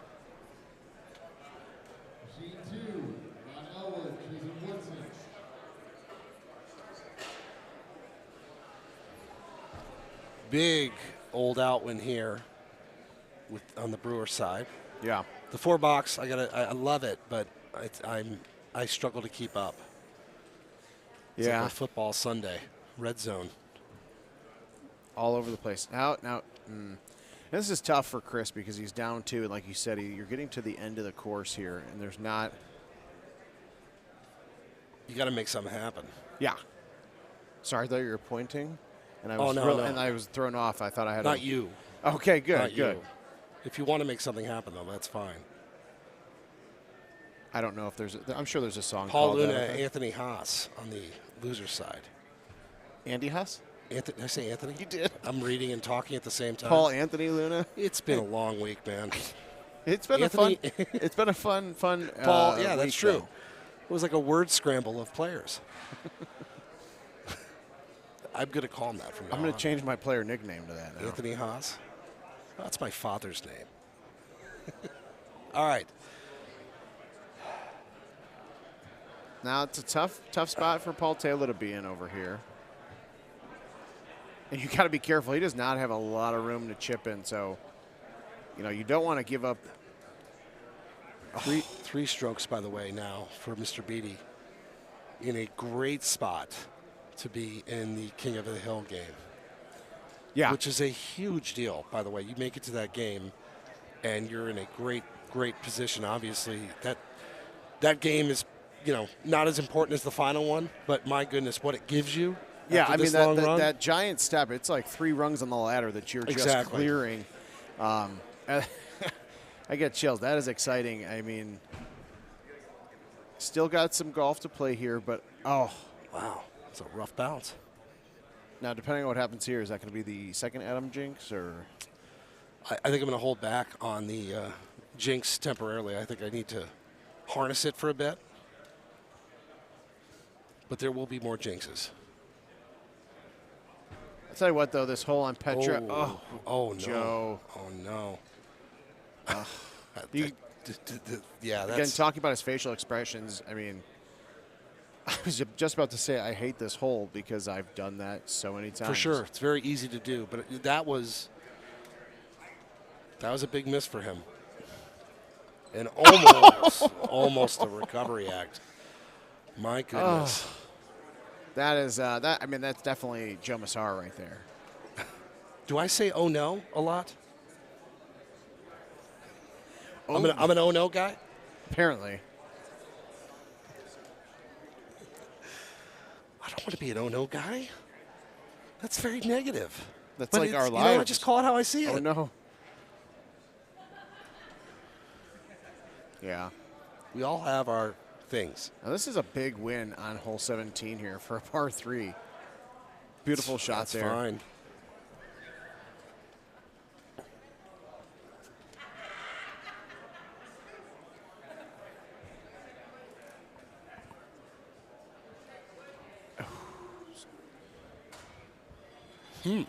Yeah. All right, so Joe now down 1 going into hole 8 here. Steve Beatty up 3 going into hole 18. That's a wrap. With our very special alligator friend, by the way. Yep. Love that alligator.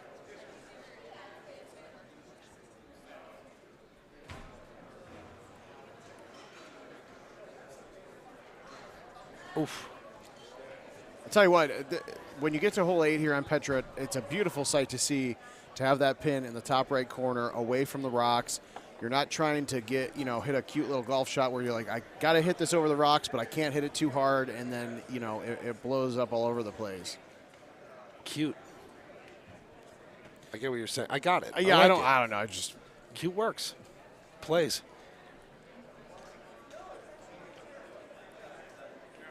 When I try and get cute in this game, it doesn't go well. That's it very does true. not go well. That's a great way to jack me while telling the truth. That was inadvertent. I actually enjoyed it. Damn alligator bit my hand off. Great movie. Chubb's the best. All right, so Steve Beatty beats man. Chris Brewer to advance to the King of the Hill match. That is, wow. I don't know how much he's drinking now, but I can tell you it's probably going to double or triple by the end of this night. More? Oof. Burning.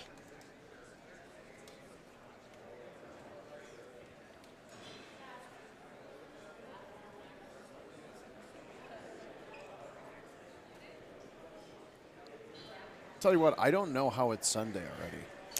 It's, Yes.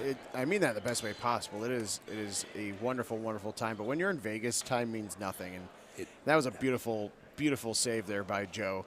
It's not the position you want to find yourself in. No, but, no. But you're absolutely right. You got to make it count. So Mr. Beatty is in the King of the Hill match.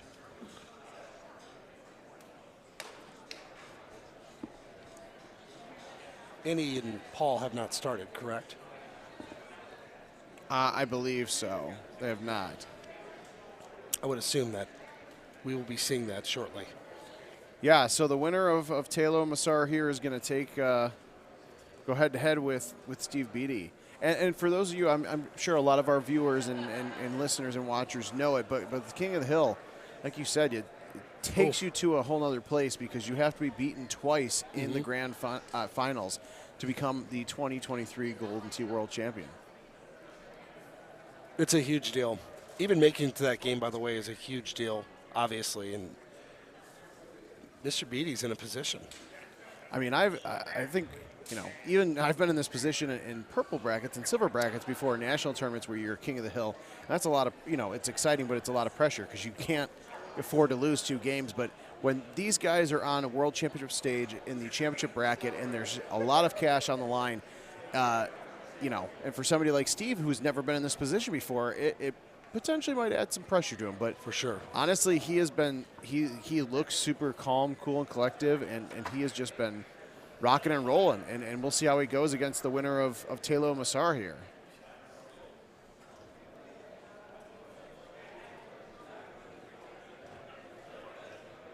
I like the way Joe hits the ball. It's unique. It is. It's unique. He swings it like Brian Bernhardt, but Brian, when he hits it, you know it. Joe, it almost looks like he's hitting it about 3/4 of the way. It's a tough. That's what I was just going to say. It really is. It's a really interesting guy to play with because he, first off, does some wackadoodle stuff that if you try and you don't know it, it's not going to go well. But also, it really does. It's hard to tell when he actually exerts himself, and then the ball goes a mile. Yeah. You know, and Joe is actually, both of these guys are masters of the full shot, where you're hitting it a couple clicks left or right and just pulling it back right or left and hitting it straight. And it's funny, when we were doing the Pros and Joes, where we were giving away gift cards after the qualifying matches yesterday, Joe was one of the course qualifiers, and they got to the par 3, whatever it was, and somebody yelled from the audience, hit a full. It's just, oh yeah, that is what these guys are known for. They were, I think Paul Taylor was one of the original people to start hitting those shots. Oh yes. And you know, we haven't seen any of them yet, but these guys will find a time to do that. For sure.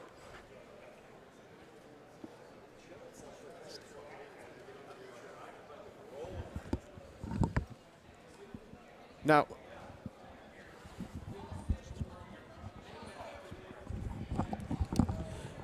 these guys have had a couple of really good setups here on Petra, and I like this one too, because the pin is right there once you hit it high tee over the rock. You're not dealing with trying to high tee it, avoid the short rock, and then the rock by the green to get to that top right pin, which we've seen a lot in tournaments over the last couple of months.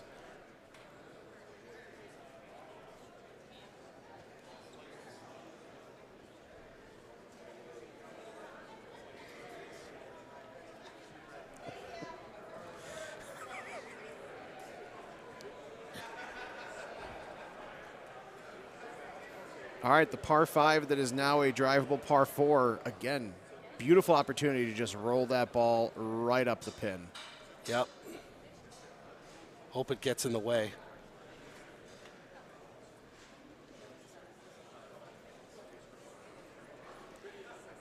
Well, and with Joe, you know, he's getting close to the point where he's running out of holes to get his stroke back. Yeah. Wearing it a little bit now. Yeah. Wearing it, I get it. It's a long day. It's a long week.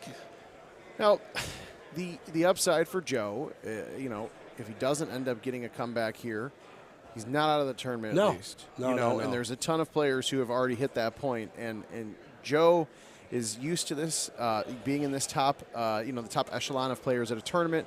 I believe he had back-to-back second-place finishes at Worlds 17 and 18. Very seasoned, too. And, you know, his time will come. That guy just has become a monster, right? You see him in the daily contest, but his match play is what is really, and we're seeing the best of both worlds here.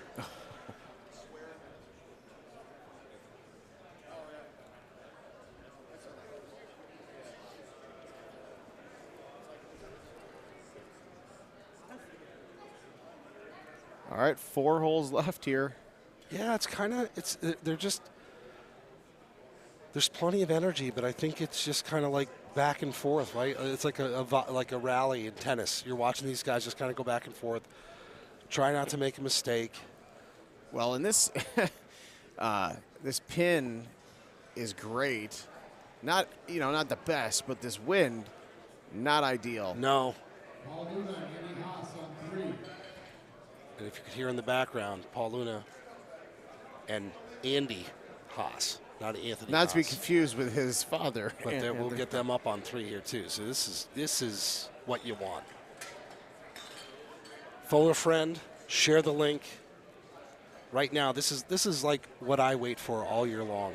This time of the tournament, right? Oh yeah, it is.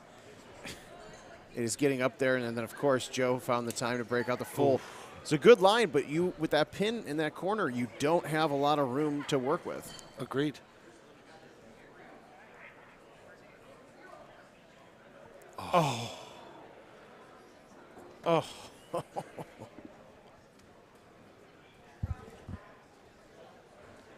Paul Anthony Haas. That's what I'm going to change his name to. All right, now this is interesting. Now, for Joe, it's almost kind of like a little bit of a new life because you've got a pretty scoreable par 4, a tough, an interesting par 3. And how many times have we seen this today where we're never out of it? Now, I noticed it before, but now that you said that, the way that Joe hits it, like I'm just... Oh, the way he... I'm like noticing it more and more. Yeah, it's and it was an interesting shot for him to come in so hot to the right with the way the wind was blowing. But you've got that left 8, left 9 green slip that you got to be careful of. Paul Taylor, by the way, one of the better and definitely more appropriate shirt choices. Oh yeah, the most it's players. perfect. I mean, I need to know where he got that. We'll sell some T-shirts with your nice face on it. Yes. All right, this is a pretty good look here. Yeah, with the wind pushing it back towards the pin. You just got to get through that little space. Now, the problem is up 10 green is going to leave you with a nasty right 10 putt. But now that Joe got his stroke back, he's got, Yes. he's got some room.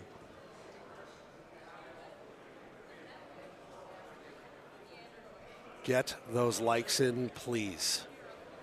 Please, I am begging you to like this stream. If you guys don't like it, up to 400, Kevin will sing. Adam and I He'll are going to sing. have to stay in Vegas another day. Well, no.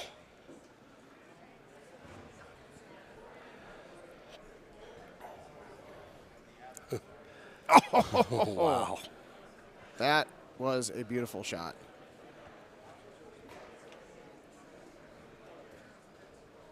Have you ever sung on a stream before? Probably. I definitely sung at a tournament before in the post-tournament karaoke, but I don't believe it was live streamed. I wish. I still have a job, so it probably wasn't live Yes. streamed. Remember you were in Texas for that in 2019, the Don Pescioni retirement at that karaoke bar. Oh, yes. Oh, that place was that was a fun place. A peach.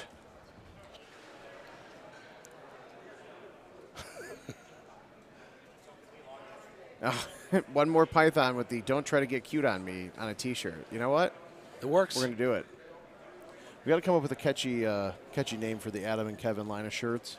The Oh No collection. The AKO no.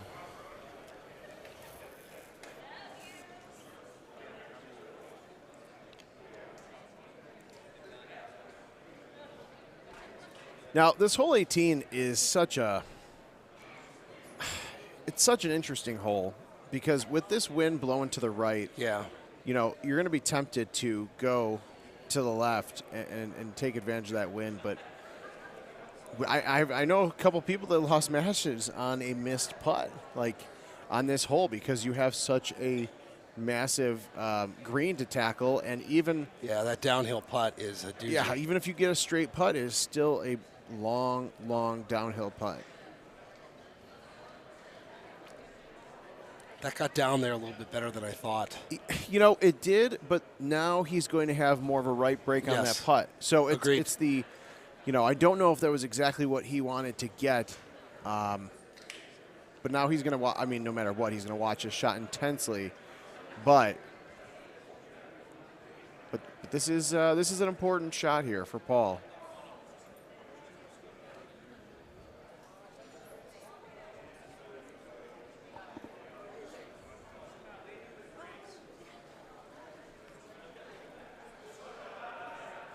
And he is treating it as such.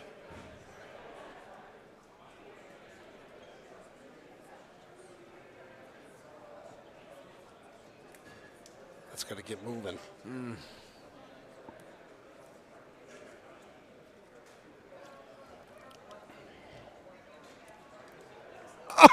Oh, wow. 69 feet. What a beautiful putt. Nice. Oh.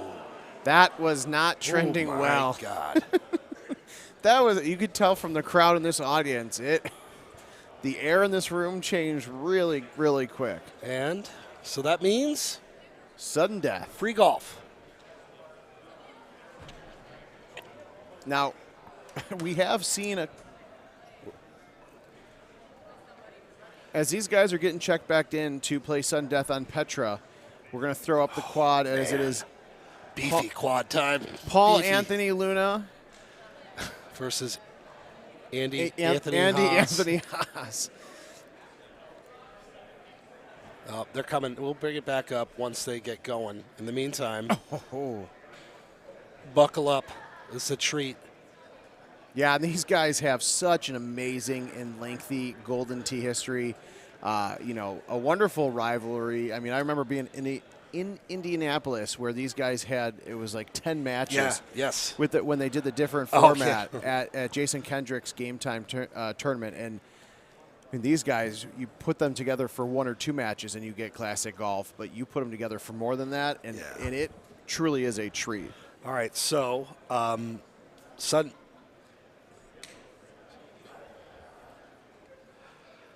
death here. First made or drop shot wins. 2 very creative players. How quickly is this ending?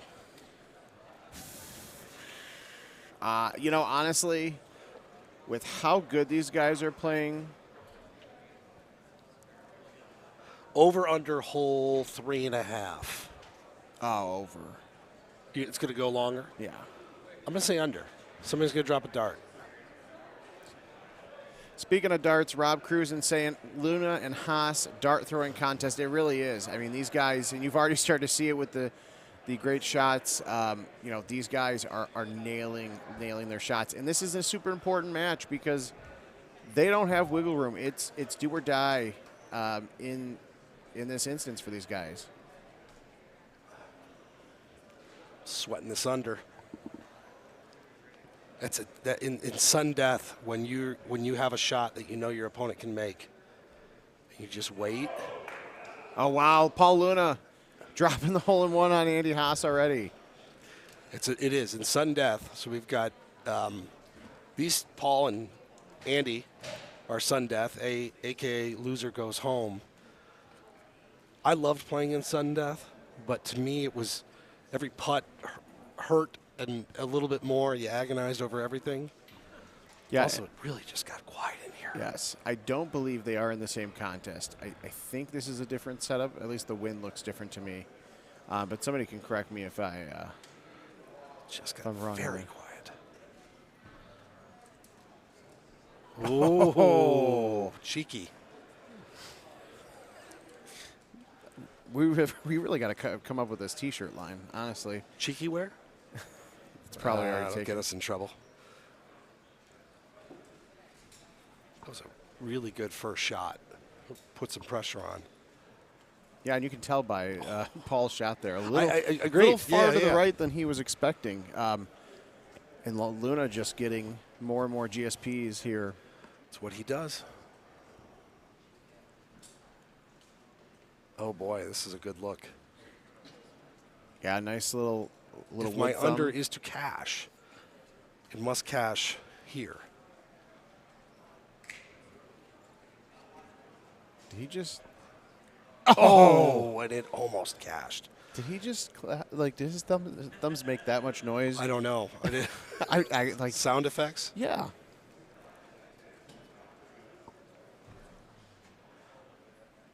By the way, Ooh. pace-wise, it's pretty wild to see the difference in speed from one split screen to the other, right? Yeah.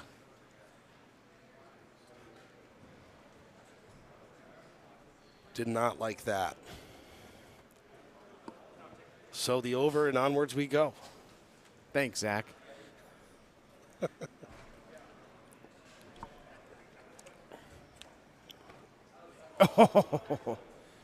Paul Luna. I mean, the man has a defending championship on the line here, and he really is throwing darts like our good friend Mr. Biddy said. Oh. Oof. That is a game changer.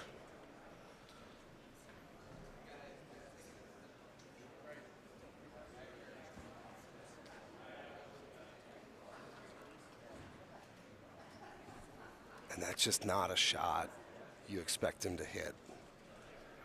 It's a shot I hit a lot. Yeah, and for Joe, there's not a lot you really can do here because even if he got through there, there's very little chance that would have happened. So There it is.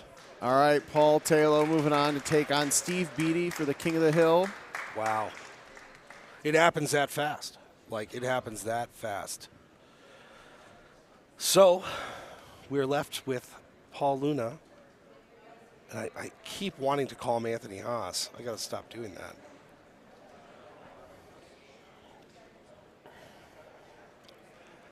They are playing for the right to be named Anthony.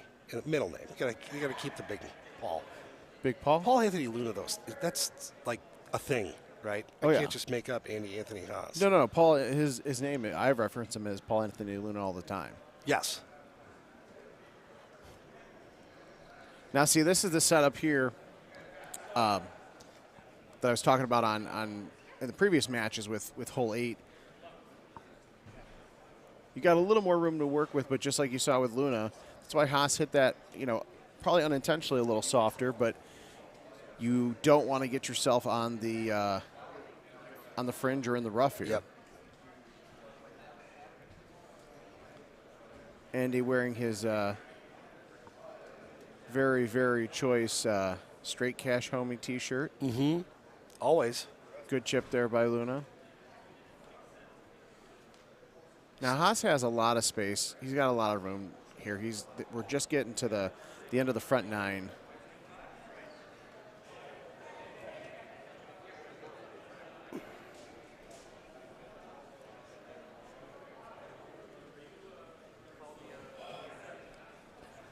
Jaeger is a super great guy. Concur. Yeah, I would absolutely agree.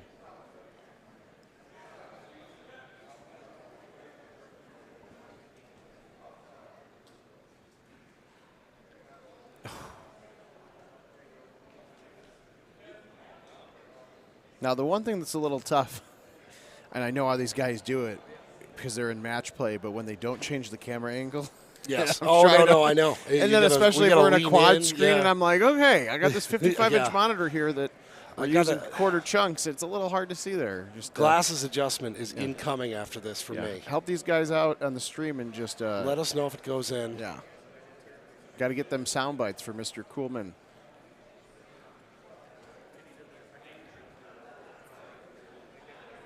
It's a pretty good look too.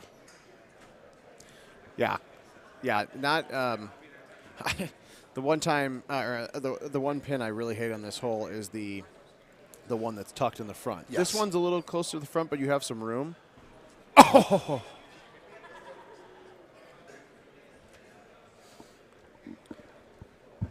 I've definitely, unfortunately, hit a couple of shots too soft because I was trying to get cute on a shot.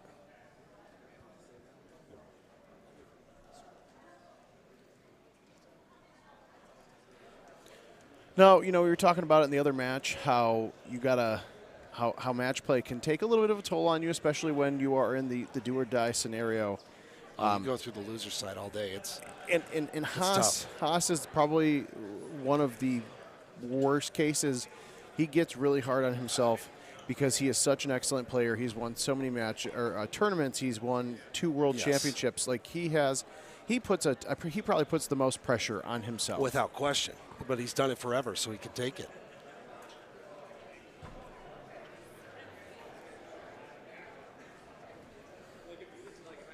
Is he listening to the soothing sounds of our voice in his AirPods there?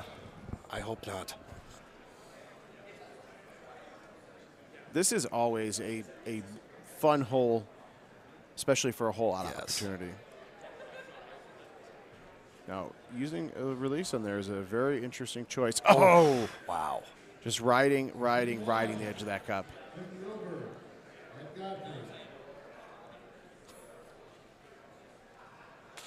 Oh! Oh, my God. Haas. He knew it, too. He walked it in. He must be listening. He heard walked what it in. we said. That was a sick. I need a replay. That was sick. Here is the dangerous part. When you see that smile on Andy Haas's face when he is like climbing that ladder out of the ditch, this is when Haas is the 2-time world champion, like ass kicker Andy Haas. Clip it, as the kids say, right? Clip it and ship it. Is that another line of our T-shirts? I just need to see where he knew that was going in. That was sick. Yeah. I mean, that was like the moment it hit the green, it felt like. But again, as we've seen dozens and dozens of times with these guys, if there's anybody that's going to match Andy Haas when it comes to hole outs, it's Paul Luna. Yes. It really is.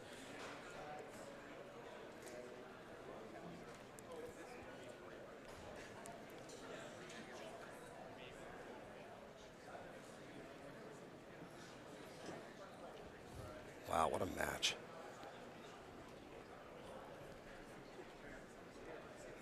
Oh, it's a little short. And that's what I love about this hole is that you can hit that sand. It almost just helps. It's like Glides, it's like yeah. when your plane's landing, like when you finally get home from Las Vegas and you're about to touch down. You're like, all right, thank God. Yeah. Wow.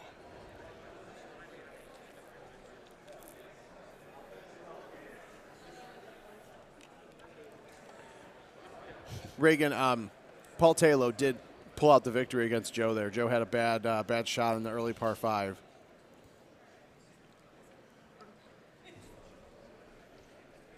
Big shot here. Oh, look good for a second, right? Yeah, you don't have a lot of room to play with on this hole.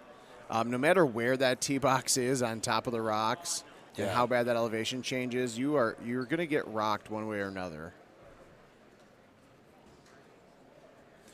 And both of these guys, just happy, thrilled to have the putt for birdie and get on past this hole. Just looking around the room here, the place is filled up. Right in front of the stage, what, 60, 70 people? Drinks are flowing a little bit more freely now. Yes, as they should. As they should. Ooh, this is a game changer a little bit. You're like flirting with sand and rock on this hole. I don't know if this hole gets much more, not difficult per se, but like thought-provoking. Yeah, you're absolutely right. Paul going for the rock shot there.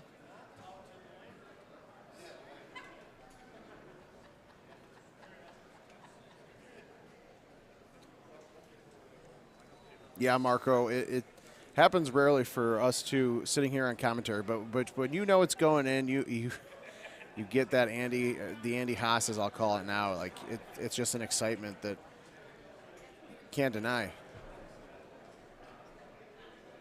Thought you were gonna sing. I thought about it. Okay, good for you. Good way to sit that one out. There hasn't been a lot of things that I've set out in Vegas. All right, This was a good decision. This is a good no-go. Yeah. I think our next poll should be should Adam and Kevin do a duet. You did it, except you went Andy versus Anthony. I'm gonna have to see. I think our guy just took his headset off, but we'll tell him that next poll we get 1,000 likes. Adam and Kevin will sing a duet on stage. All right, so interesting. Well, Haas going with the high tee backspin there. Oh, that's beautiful. That is beautiful. That's feathery. And just, again, the shot, the confidence and the ability just to step up there and just hit it. This taking his time a little bit more.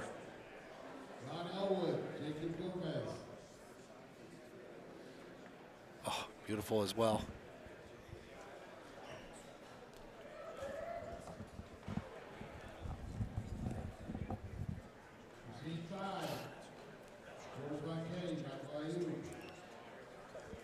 $28 apiece here heading into 18. Singing. What's that? The singing, I think, is going to drive down viewership, actually. I think it's counter. So just, we won't sing. I gotta just be honest, share it and watch. All right, fine. We'll do a song with Paul Luna. He's a really good Actually, singer. he can sing. We'll that would be we'll great. provide background. Let's ask him to sing right now. See how he feels about that. Yeah. Sir, can you pause your match, You're please? not really doing anything. Nothing important right now. So we are squared up, and unless one of these drops, and it could very well, we'll full time.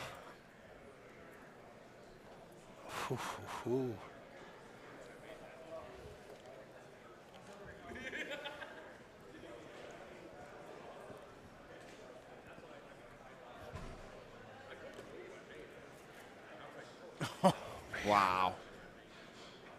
Man, oh man. Luna just making the putt for Haas. Because you know I'm what? Unsubscribing. Clean. That is not shocking, by the way. No. Also, I'm trying to figure out, as Andy does a face refresh, I know he's drinking some White Claws. Mhm. You know, Flavor? Yeah, I'm wondering. I don't know. You got to get that in-depth reporting going. Yeah. All right, Eddie G versus Clint Grover, Eagles Peak. Wow. All right, as these guys get checked in on their next go at Petra, we'll watch these guys take off. This is an important chip early on for Clint. Tim in the chat says he would have studied, stared at the putt for 5 minutes. Yeah, and it wasn't even his putt. That was the best part about it. He's like, I got this. Putting That's okay. to a large number of these players is a formality, right?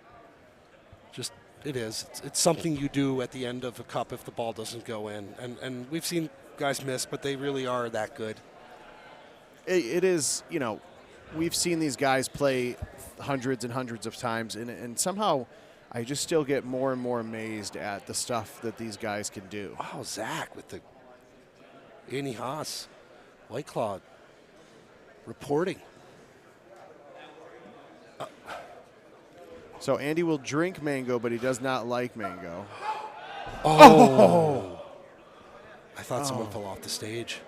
I'm sorry. I was watching Eddie's match. Eddie with the eagle on one and just watered. He got the rock bounce on hole 2. That may have been the sound that I heard.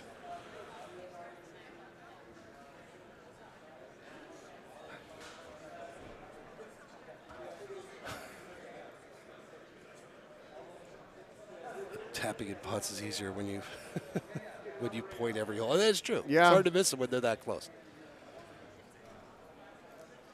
Although we did see in the qualifier somebody missed a 6-inch putt yesterday. Yeah, I heard that there was money exchanged to go tell Steve Sobel. I don't want to be that guy. No.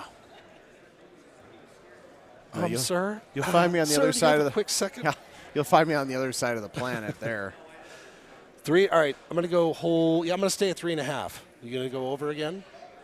I'm going to go over. I'll say by 7, though. I'll go under.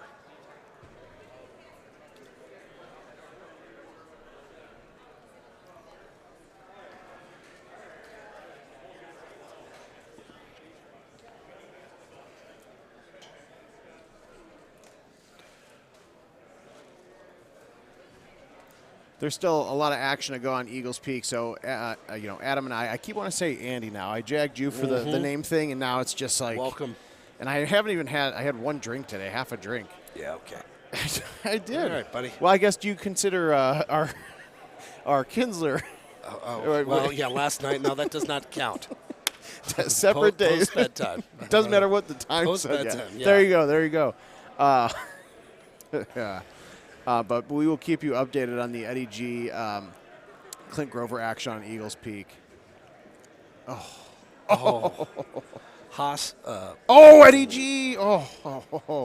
Eddie G's got to make a stroke up after his hole shot in the water on 2, almost nailing hole 4, the drivable par 4. Oh, good shot. These guys just, you know, GSP after GSP. Something's got to give.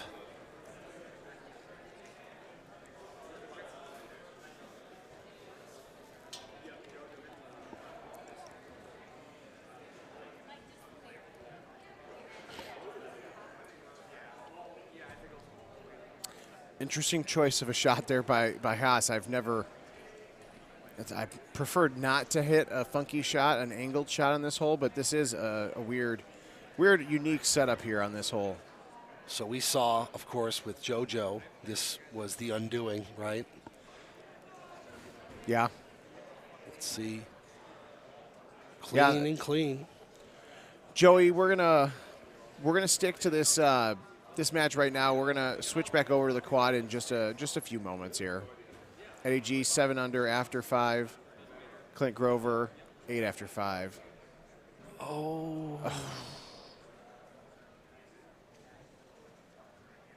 ebbs and flows of noise in this place.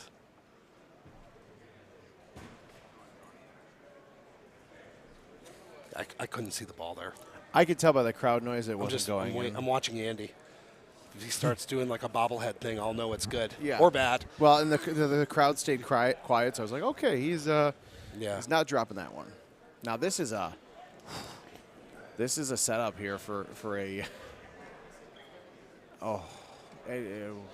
Eddie G just got wet on hole 6 of Eagles Peak. That Eagles Peak will literally do that to you. Andy Haas with the low driver. Beautiful that's shot fine. there. You don't have a lot of wiggle room here, especially when you're not dead straight aligned to that pin. Yeah, Chris, the tiebreaker is basically the first dropped or made shot, right? A hole out. First earned stroke. That's probably a much easier way to say it. Clint Grover up 3 as these guys get on hole 7.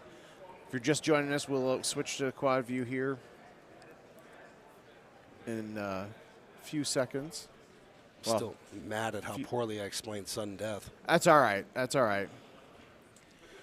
Yeah, we're gonna take it over to quad as we've got sudden death going on. You know, Eddie's been playing so well all day, and to have a couple of tough shots early on in Eagles Peak is I'll tell you what, Clint Grover, by the way, was really battling himself during the qualifier yesterday. Didn't look like he was going to make the cut, right? I mean, he was really struggling. So for him to come back, guy just likes the look of match play at the Worlds, right? He does. He just picks it up.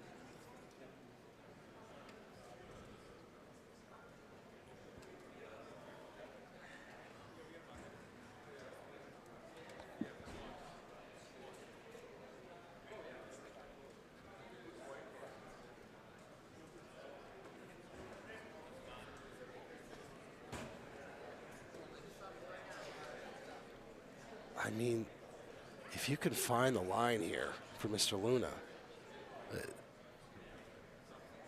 just got to find that. That's the side I'm going to miss on, obviously.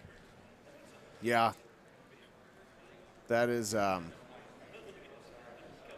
looked like it had. It was not, to the regular Golden Tee player. That's probably not the hole.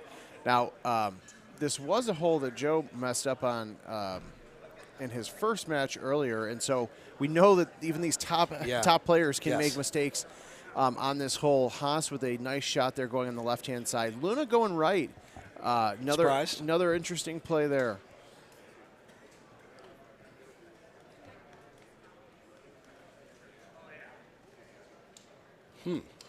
Stay tuned.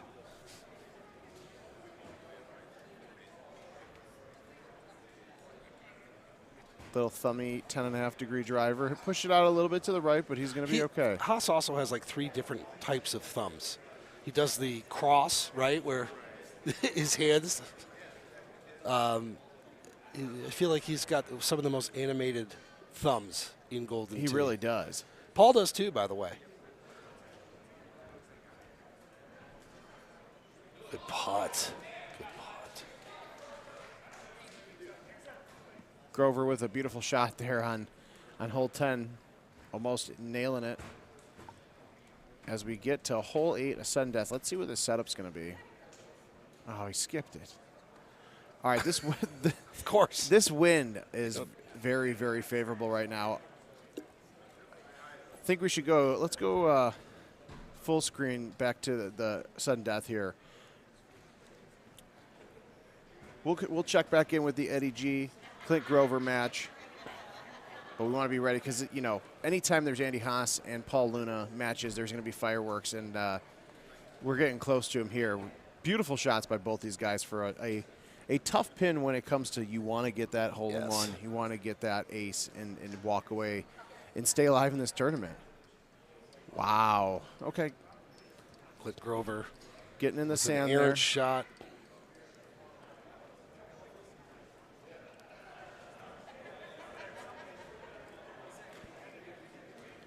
Not a favorable look for the easy hole out, but if anybody's going to do it, it's going to be one of these two crazy guys. Oh, wow. Now, does Luna have it? Did I see? All right, Luna's gonna go with the wood here.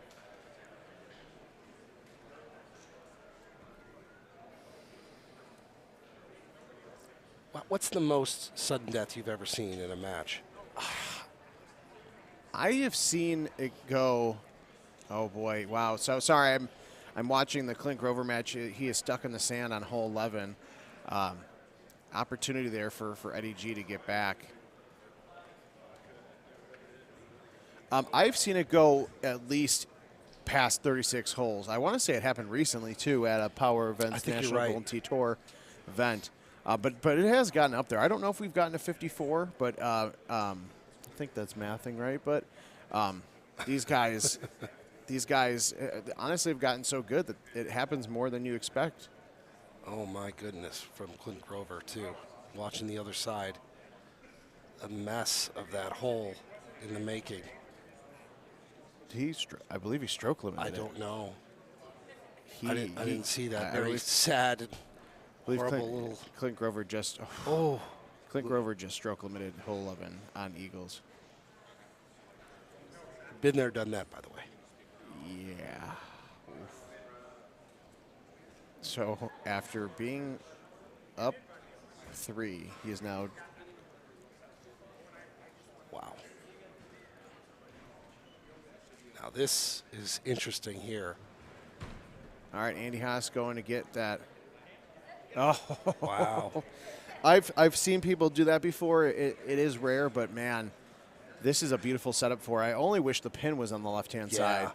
Actually, no, I don't, because the whole YouTube situation. You know. Don't know what you're talking about. Now, Mr. Luna here. So the question on that next shot, right, is how aggressive? Honestly, I think with this one, you can get pretty aggressive. Luna opting to come in with a longer shot here. Get a little spin love. That's a pretty good look for it, too. Oh, that's the problem. The down 5 just getting him there. Oh, boy. This is this could make a ton of difference in the life of Andy Haas right now. Oh. Wow.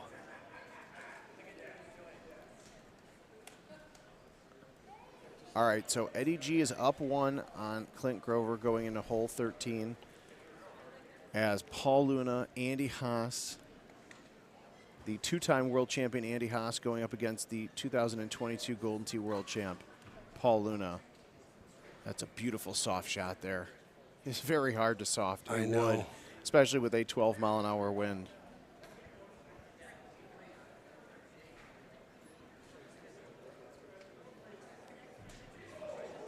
Oh, Clint with the hole-in-one. Wow. That game is an adventure. I mean, Eagles Peak is an adventure. I have been there in match play. I've been there in just games solo in the lounge. It is. It's an adventure. All right. I really like this look here. 10-5 with some backspin. Yeah, just on. Land it just on. Or it's a good line.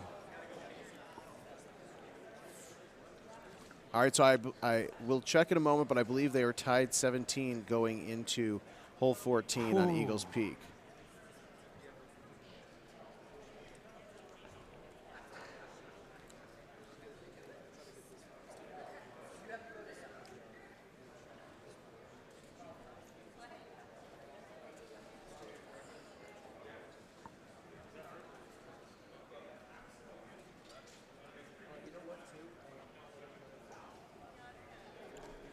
I have seen some fun shots on this hole.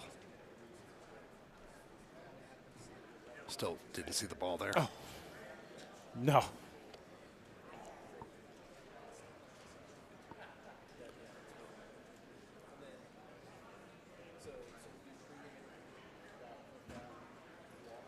Oh, Luna just inching closer and closer. Sudden death reaches this point of it's like intense monotony. And I think we're there, right? It's every shot is tense, but they get into a rhythm as we go to the quad here that is hard to break. The only way you break out of that rhythm is just Hole out. So apparently Petra today on hole 15 is going to be the top right pin of the day. Yeah. But this actually is a good setup. Haas had a beautiful shot there. You don't want to lose on a mistake like this. You want to, if you're going to lose to a hole out. You can't. For sure. It's so heartbreaking. We've all done it. You miss a putt or miss a chip, and that's what these guys want to avoid.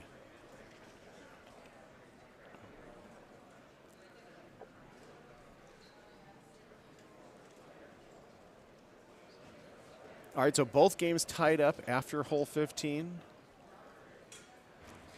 The other thing about sudden death, emotionally, this is exhausting for these guys. Yeah. So, regardless of outcome, this is a marathon.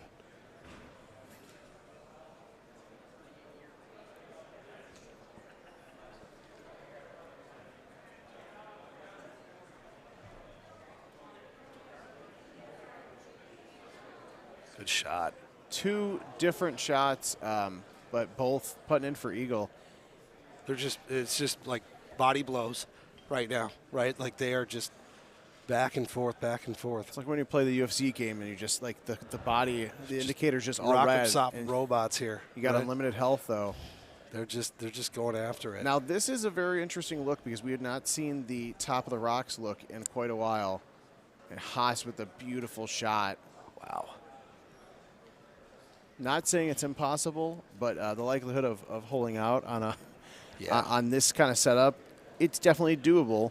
But you got to be careful. You got to certainly be earned, right? Exactly. You got to protect yourself, though.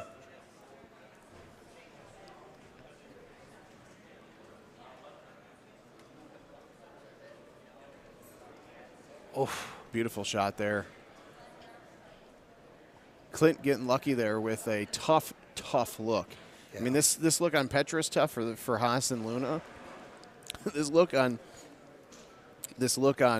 Eagles Peak is even worse. Not a lot of wiggle room there. No.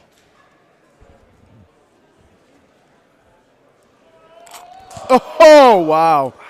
As I eat my words once again, happily. Wow. Now, this is tough for Clint because he does not have the right club to be in this kind of position. Oh. My goodness.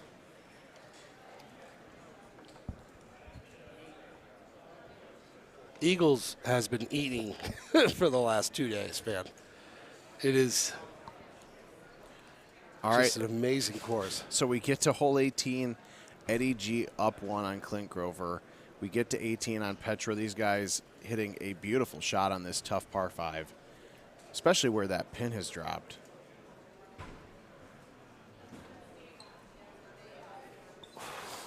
For a second. Oh, wow. Eddie G holding on for dear life there. Wow. Onwards we go. As Haas and Luna get ready.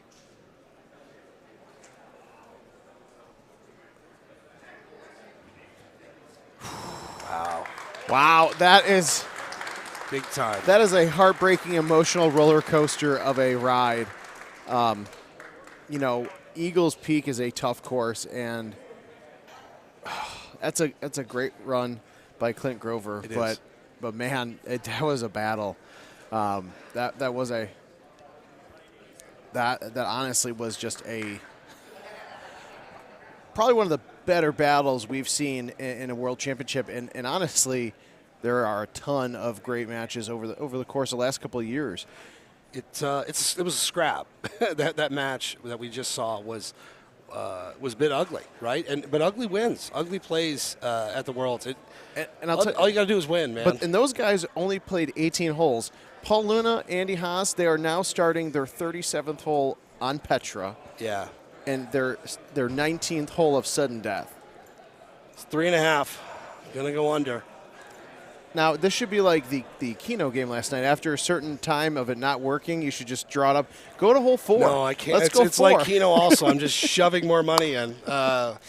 Get the scarab and just go. Number 37. That is a lot of golden tea.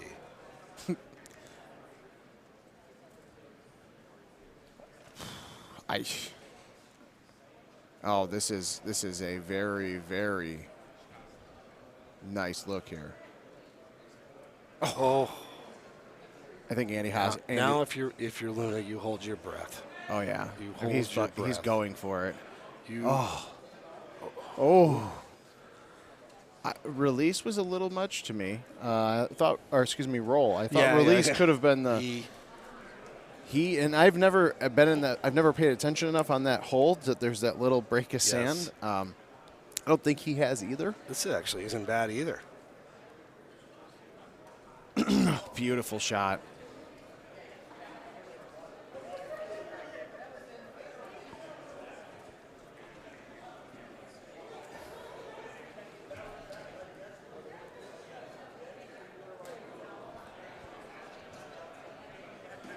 Chat is loving the shirts that we're wearing. Oh, gotta be man. bright, man. Gotta stand out. Oh boy. If we're gonna get that under, Kevin. Oh. Oh, and this is, I'm pretty sure this is the same hole where he was just an inch short last time. Every time these guys step back, you can see just the agony of having to wait and hope. Oh, I'm going to check my heart rate, because if my heart rate's probably high, theirs has got to be. Yeah, it's. I mean, we're just sitting up here talking about what they're doing, and they're up there doing it. This is an epic match. Again, if you're just tuning in, Golden Tee World Championship, we are deep in the bracket here, and you're seeing two of the best players in the world. About 40 holes in. Whew. Kevin just jumped out of his seat almost. Legitimately did. Scared the shit out of me. Bleep out of me. Let's just be Are honest. we allowed to curse? A little bit? Well, babies? it's our stream, so I'm going to say yes. A little bit. That was definitely a moment. I could not handle another sudden death breakup on that hole. Yeah. That's not how we want it to end. No, but this 2-iron spinny. Oh, he's going to. I was like, there's no way he's hitting the 2-iron spinny there. Oh! You could hear him. He loved it off the club. He loved it. I just hope he doesn't. Just don't go too far backwards. I'll catch him.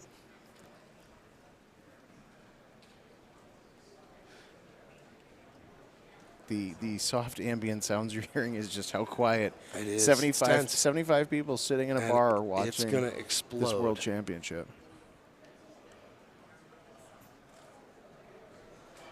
All right, so we got a poll up on YouTube. Is Andy Haas going to be the victor of this overtime?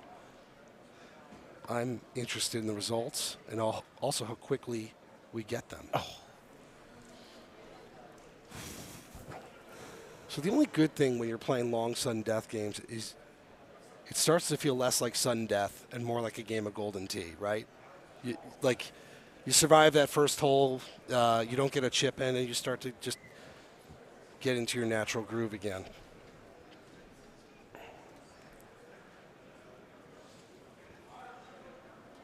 Oh boy, look at that pin.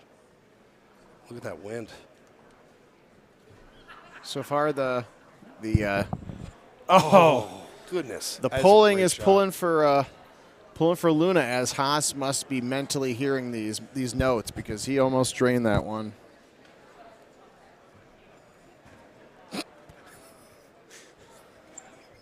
We just produce content, Lee, okay?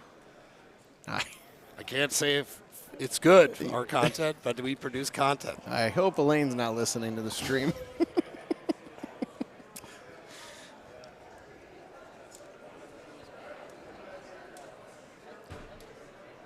It's a good point. JS says, I'm just curious if we get a winner in this 18. Man, for the sake of these guys moving on in the tournament, I hope so, because that's a lot of Golden Tee to be playing.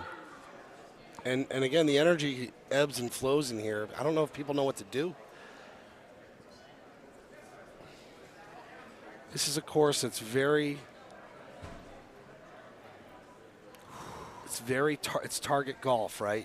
You're plodding it along unless it gets in. At least when you're this good. Not to be confused with Target Rush No. coming next at the end of this month.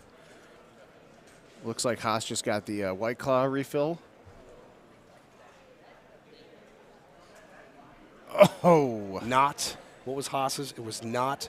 Doesn't like mango. correct. He'll drink. Haas just gave himself a. He will drink mango, but he absolutely refuses to drink Good putt. grapefruit. He had to give himself a very aggressive face rub first. Worked. Whatever he needs. What's up, Jade? What's up, Rob?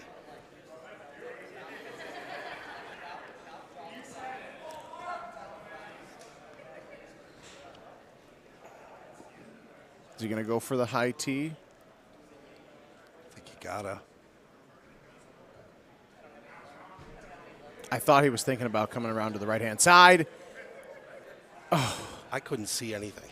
I'm just going to lock down the the left turn button in these games. It's a new rule. Now, off to the side, I don't know if you guys could see it, but I believe Andy was. Oh, wow. Andy has taken his hat off a few times and kind of. I worry he may be tilting himself here, because this is a grind. You're going into hole 9, which is what? I think that's how he operates. So I talked about this on the stream yesterday. He had a couple of shots in the qualifier that were very un-Haas-like.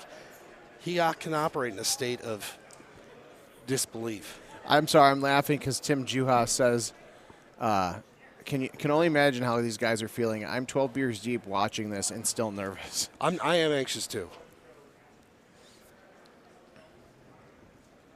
I am.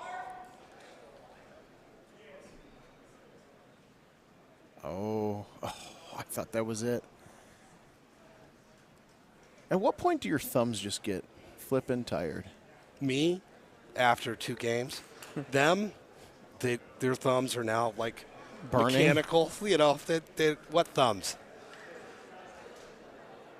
Lee, thanks for joining us. We were talking about that earlier. I don't know at a world championship that we've ever gone past. I don't 18 holes. It might have happened, but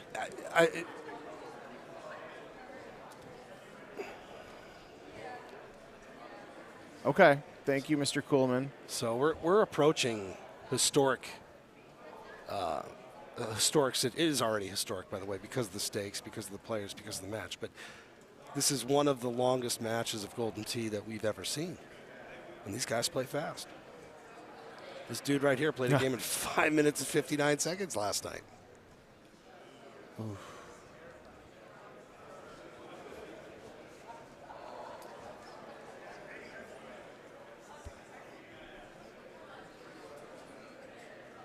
I think I jinxed him. Who? Andy on that when I asked about if their thumbs are getting tired. It just falls off. Call That'd be a jinx. These guys have played so many games on Petra that they're the only 2 in the 50-person contest. Yes. All right, not the beautiful setup of the last game that was almost drivable, but I think this might be the hole. I think this is it. Somebody is going to bulldoze their way to the cup.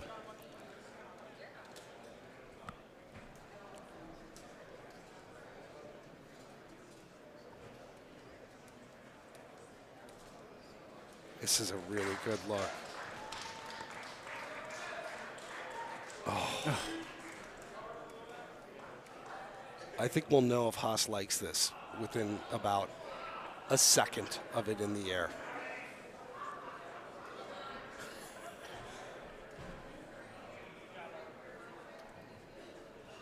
Jason Foster from Facebook says, at what point do we move to rock, paper, scissors?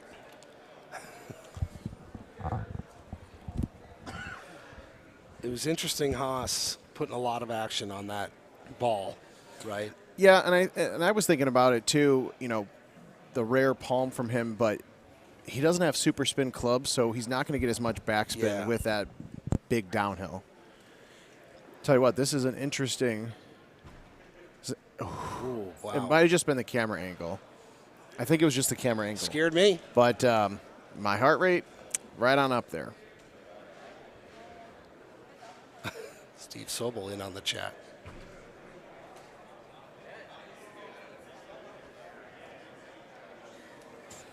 Brian says this is starting to feel like the epic chicken fight from Family Guy. You know what? It really is. And So- then you add on the history that these guys have that we talked about. It's just amazing. So you know this course a lot better than I. Every shot's a potential moment, but like where should we be looking here as we're looking through the end of the round?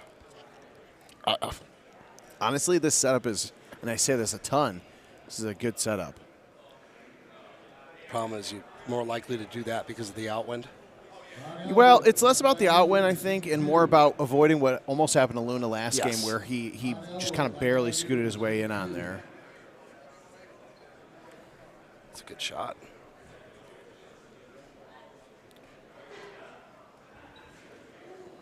I'd keep talking about the energy in the room. I don't think people know what to do. I don't It's know. gonna what fall to on do. them like a. Oh, I like this. No spin up. I was on an up 5. Some 7 mile an hour wind. And Andy's thinking bite. That's interesting.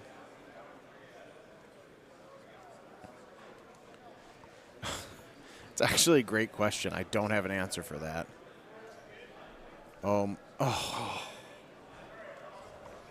Yeah, so what does happen if they run out of... oh, actually, that's a Greg thing. Greg Thayer just clears it out.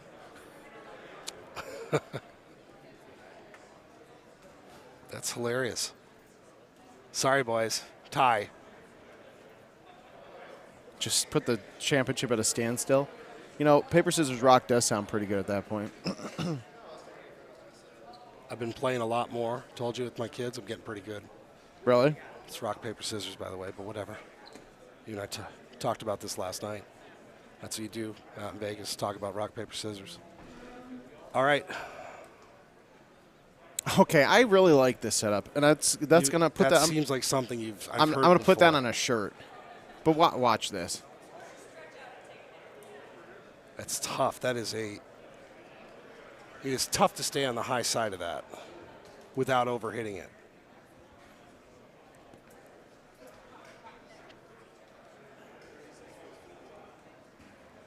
Like if you're learning how to play Golden Tee right now,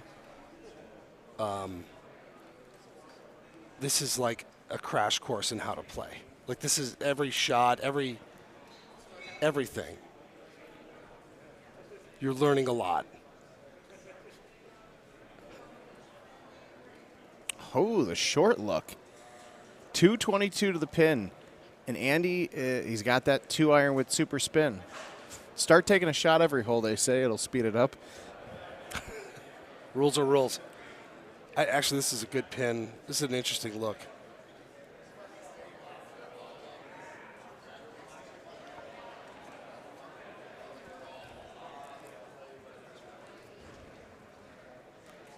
This is about as much time as you will ever see either of these guys spend over a shot. Okay. You heard what he said. I don't have to say anything else. I feel like that's the first chip we've seen in a minute.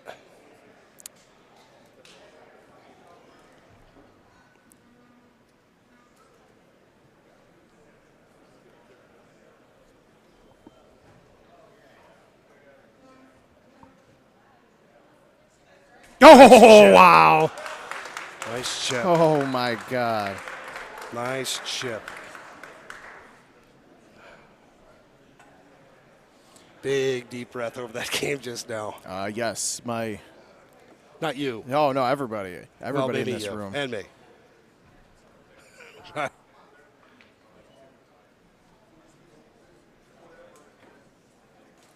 Don't think he liked that one either.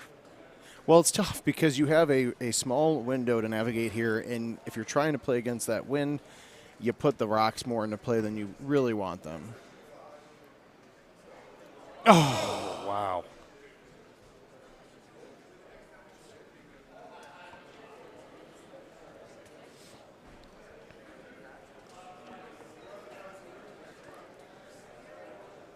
Blindfolds? Somebody said, "Wake up, Beatty, when it's his time to play." Yeah, but talk about the weight. You know, it's funny. It's true. This is a weird part of this part of the bracket, in that he's going to have to sit, well, hopefully playing.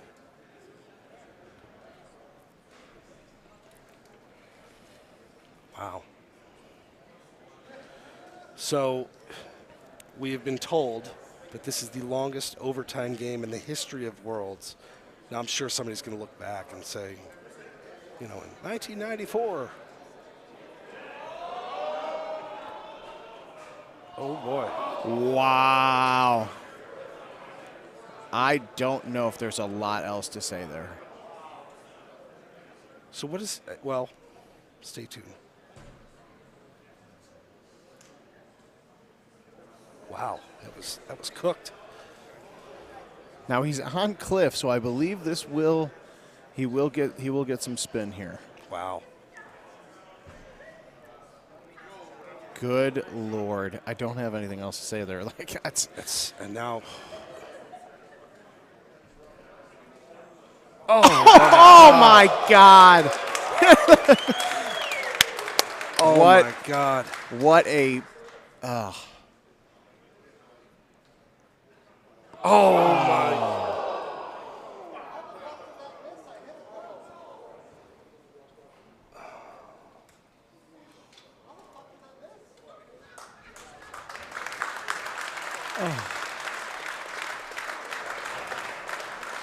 Wow.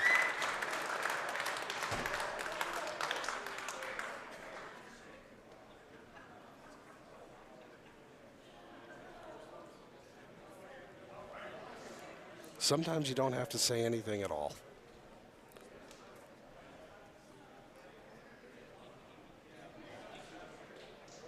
So, just like that, Paul Luna is very much alive and well.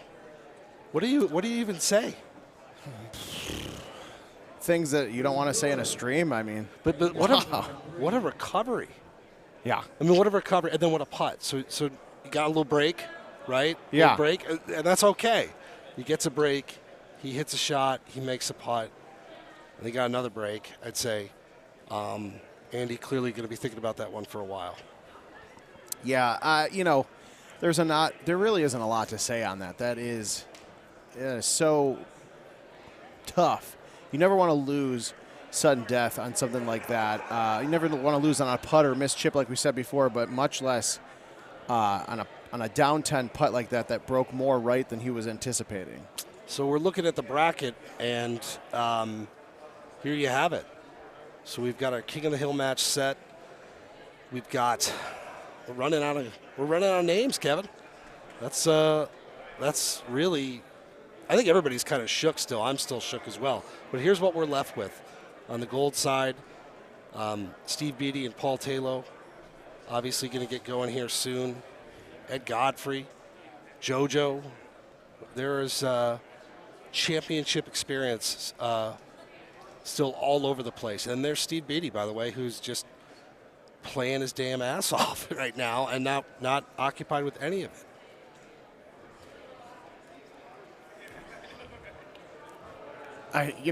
Looking at this bracket, there is only one person on that board who has won a world championship, and that is Paul Luna, who just pulled out probably the most ridiculous thing that we'll see in a long time, especially at a world championship tournament like this. But tough break for Haas. But congrats to Paul. We don't want to see it end that way. But that was still a beautiful. That's the way it goes. How many? I'm not a math guy. I don't know how many numbers of holes that was, but almost getting into just crazy territory there. Yeah, that was wild. Absolutely wild. 54 holes of golf.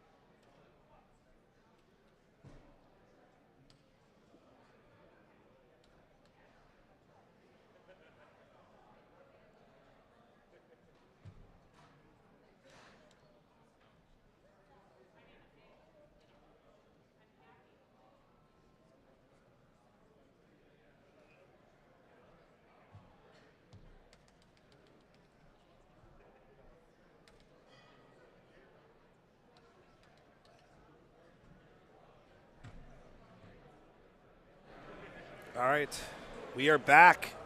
Golden Tee World Championship notoriety. Still a little shaky after that last match. A bathroom break was needed, so apologies for the lack of commentary. As walking back to the desk, Eddie G hitting a hole-in-one early on in Easter here. Yeah, and so the Oh. big score, right? That's what we're expecting on a course like this that produces a lot of big scores. Yeah, and I would love to see a drivable hole 17. Because you don't see a ton of drivable par 5, excuse me. And to see one in match play, especially if you're down a stroke, and you got to chase, that could be pretty awesome. But we've got a long way to get there, though. And wow, this is a nice setup for some goodness. thumbing. Yeah, Eddie is locked in. He said he would be.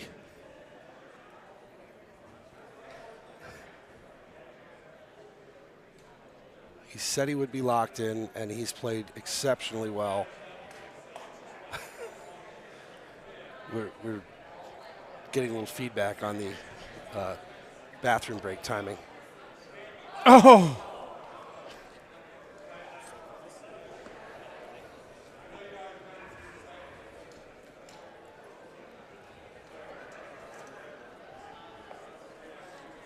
Now, if you're Eddie G, I mean, you're still on the Eagles Peak round, to get to this point.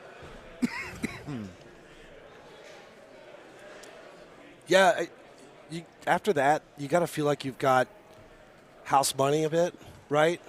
Now, there's still much on the line. Until your dealer gets thrown out. Which I've seen happen in the last 24 hours.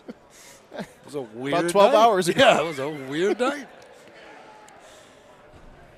But, here's the thing. Chris Brewer, clearly he's made it this far. I believe, he's wearing shoes. He's not wearing sandals, which maybe that's a game changer for him. But I really like watching Chris play.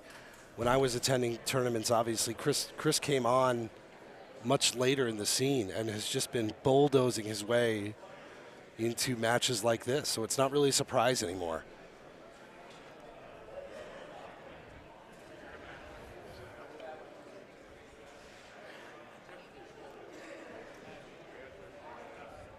And the other thing that's really fun, as Eddie got a little gift from the GT gods there, putting it a little too close to the rough, Easter has so many holes that are either now drivable with these tee sets, but that's why it's so scoreable, and it's going to be so fun to see what cartoonish scores these guys potentially get as we're getting further down the World Championship bracket. What's the winning score here?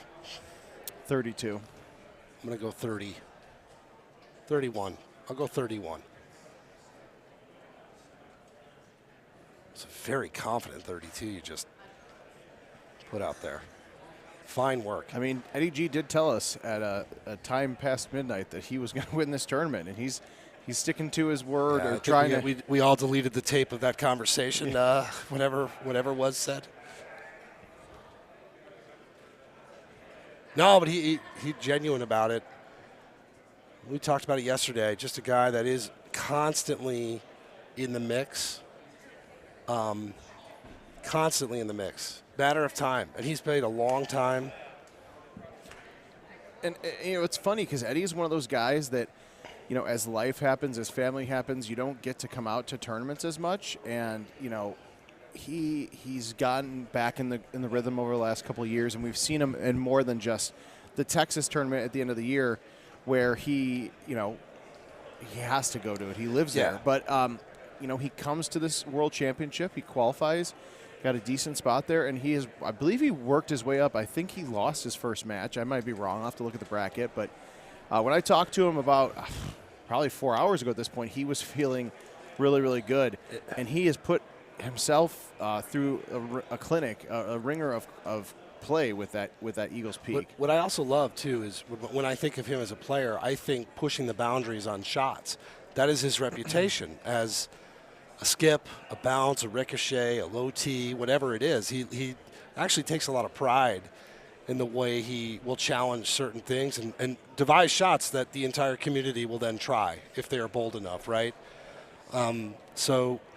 But here, he doesn't have to do that necessarily unless it's called upon it. Here, he's just, whatever the game is, he'll come to him. But he does have a huge arsenal of shots. Yeah, I mean, Eddie is anytime I get a text from Eddie, I know that it's probably a replay of his that is just bonkers. Like, hey, instead of hitting it around this tree or over this tree, I actually hit it in between the two tree limbs. Yeah, he's a shots of the year regular. Yeah, and then skipped it off the water in the hole. Yeah, he is a shots of the year regular. He is, and again, really good dude.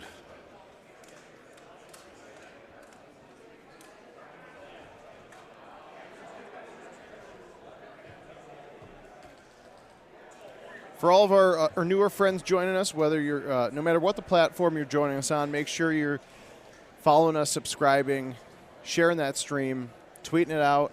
Like, spam your friends. Wake up your family. Let your dog watch. All of it. All right, I like this look here. I think my kids are watching, by the way. Good. So I'm trying to button up the. Oh well, appreciate the memo. Keep it, keep it clean. You don't have to. No, it's all right. Crazy Kevin, crazy Uncle Kevin. If you ask my nieces and nephews that, they probably would agree. But the fun thing about this look is it's tucked in the corner, so you kind of have like a protection wall of the rock. You have rough you can get stuck in, but if you accidentally miss hit, you can kind of pinball it a little bit. Obviously not what these guys are going to do on a stage like this, but when you're out playing with your buddies at the bar or with your brand new Golden Tee PGA Tour Home Edition that you can get at store.itsgames.com. Wow. That's the kind of stuff you can try. So the room now has really filled up. You could probably hear it in the back. I think there's I think people needed a release after the Haas game, and now I think that as we get deeper, though, we're going to see and hear less of that, right? So, yes, right now people are trying to loosen up a little bit, only because I think everyone was waiting for something to happen in that game. And already we've seen something happen, obviously, in this match. Hugely important here as you're looking through the bracket. I just thought of, how everyone gives what's-his-name a hard time for, now here's a guy. That's me with, I really like this setup. Yeah. Because, damn it, I do. These are some good setups, these guys, that they're getting.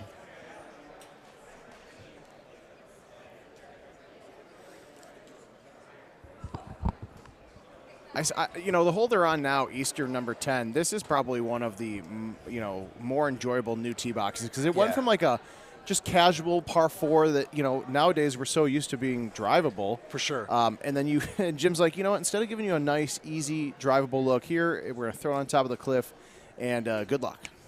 Yeah, it's a fun course. It's a beautiful course. Tropical courses in general have such a place in Golden Tee for good reason. They do. Especially ones with lava. Yes, people like to play them.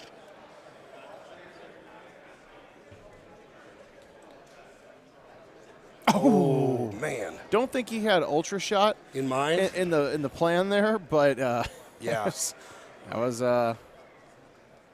was pretty choice. Choice, I like that. It could be our clothing name. That's got to be taken. Oh, you know what? We should get some lawyers on that. All right, so we almost saw one go in. What do we have in store here? It's a good look. Now Chris is going back and forth. I don't think he lives in a world where he's going to try to come. All right, as I'm proven wrong. As he almost got that was a good line. Good line. Unfortunately, the right 7 stopped him there, but.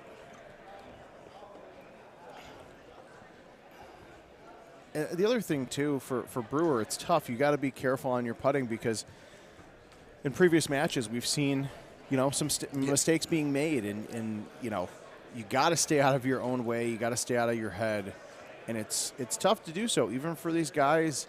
The further they climb up that ladder, up the mountain of the World Championship, the harder it is to not get on yourself. This is a good look here, by the way. Yeah, that's a really it's just a. It's a shot you could basically almost hit straight, right? And you could spin it back. I mean, this is a couple of different shots you could do. He's thinking about a high tee, maybe? Or just I don't think so. clubbing the hell out of it? It's such a beautiful look with that 13 wind. Well, 6.5 for him with the breeze balls, but I don't think there's really a world, because if you hit that too short, if you try to play it down, you can get stuck in that rough. Oh yeah, this place is getting loose. Again, notoriety, Golden Tee World Championship here in downtown Las Vegas. Downtown Las Vegas. Downtown. Downtown. Oh no. I don't remember the rest of the And words from that song. But that's a wrap. Viewership just dropped. Oh! How did that not drop in? Did that? It didn't hit the pin. It just missed the cup somehow. Yes. Oh, wow. I'm probably going to fall backwards and Clip hit my it. head on the floor. Clip it and ship it. That would have been a monstrous shot too when you look at where they are. And he's already got the hole-in-one from earlier in the round.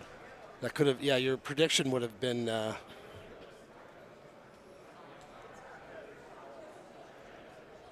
I don't know. I don't know how that did not go in. Eddie is very dialed in. I would agree with that. Adam, great name. Shout out to you and me. Eddie, he is. He looks dialed in. He's confident. Still a few more holes to go, though. Oh, for sure. But this is nice. This is nice. This is one of those like fringe. Take advantage of the rough wall there and potentially bounce it up.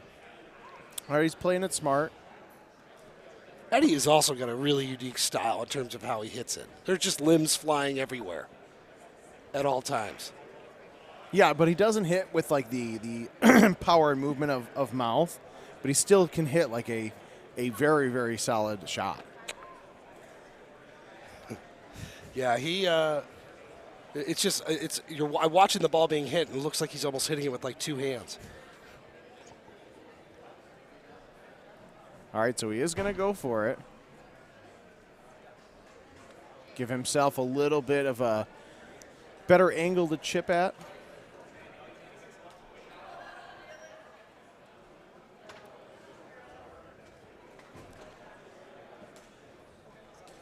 Oh, my God. Oh. Eddie G. Oh, my. He is. There was your 32. He's trying to take, what we say about Haas and Luna away from them because they're always like so targeted. He's like, I heard that. I see it. I call it. I'm going to do the same. Wow. Now this is a chush opportunity here. If you want to talk through the chush. Well, yes. I mean, here's a guy. I have Yes. to do it. Yes. And he is a master of it. He's one of the best in the game at it. As we've got other games going on, obviously. Let's see what he does. Well, looks like he's. Oh, he's not. Okay.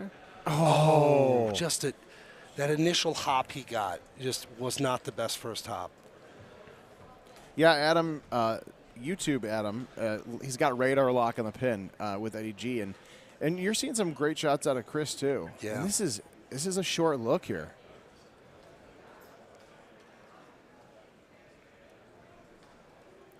High 9 wood potentially. And you got to be careful though. If you fluff this on accident, that is a rock wall straight to the water. Yeah, and absolutely. if not the water, it's going to be, not the ideal, not the very choice position that you'd like your ball to be in. No, the margin there is pretty small, and here you have to play it safe. But on the other hand, though, it's a pretty good look, right? If you can land this just where.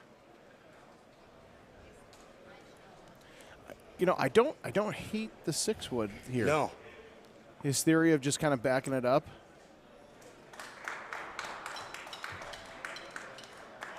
Oh. I will say, I wonder if the impact of that match, the clapping, I was going to point it out too. There's a lot of things going on now. You've got multiple brackets. he'll never say it impacted his shot, and who knows, it probably didn't. But head on a swivel right now with everything going on. Yeah, silver bracket matches taking place. Oh, that's big. That's a tough chip there. Eddie, meanwhile, looks really confident and really, again, locked in. Is he the most aggressive putter we have? Yeah, you could hear that thing on a putt. That's not typical. So there's still some holes left, but 2 shots now changes it a bit, doesn't it? And it changed it for Eddie too, by the way. Yeah. So in this, you gotta play it safe with this wind, because you can, with the downslope and the wind, you can blow this too far off. As Eddie just pin seeking. That is beautiful. Now, if you're Chris here, at least you know what to do. Get it in the cup, and you're probably going to be extremely aggressive. Now, Eddie was aggressive too while being safe, but he's got more room to. This like, I don't want to say this has to go in. We're not there yet, but you really need to get one of these shots back. You would think before 18, no?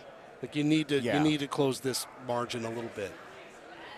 And this is a good opportunity to do it. Like right here, we just saw Eddie almost hold it.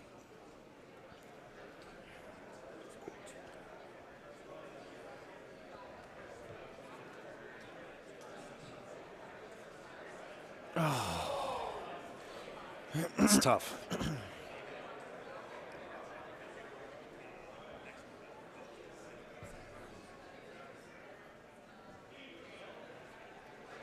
So that is a perfect example in match play where you get out of your comfort zone a little bit. You're trying to make things happen, and obviously there, barring the unforeseen, that pretty much seals it. Yeah. Antonio, yes, quick question on if you get a new Golden Tee PGA Tour game, you do get the 2023-2024 update for free when it comes out in September. So correct. Go to store.itsgames.com, get your game ordered. We'll see what Eddie does on 18. I was terrible at laying up.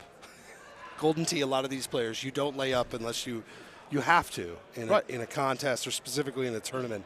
It was always something I was bad at because you're just not used to doing it. Yeah, you didn't know where to go. Now I've not seen that spot used before. I'm sure it is something that I just don't play enough Easter to do that. But that was a smart move by Chris, taking the elevation out of the play. Interesting.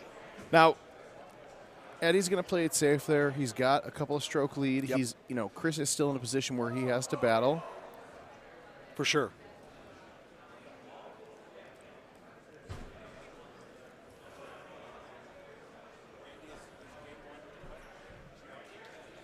And look, this is, yes.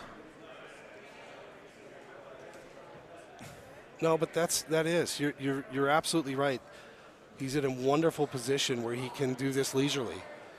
And as long as he's not parking a ball in the water still with this lead, right? Yeah. And honestly, having that 16-mile-an-hour wind blowing to the left is going to help, I think, Eddie keep this ball afloat.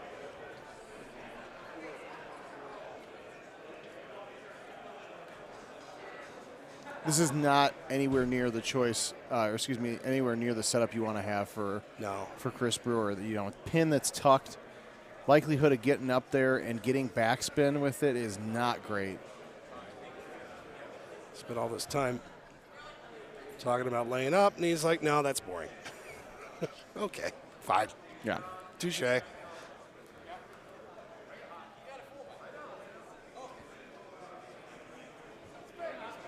I know that spot well. I've got a condo right down there. Yeah, really? Yeah. I'm renting out space not too far nearby. I know.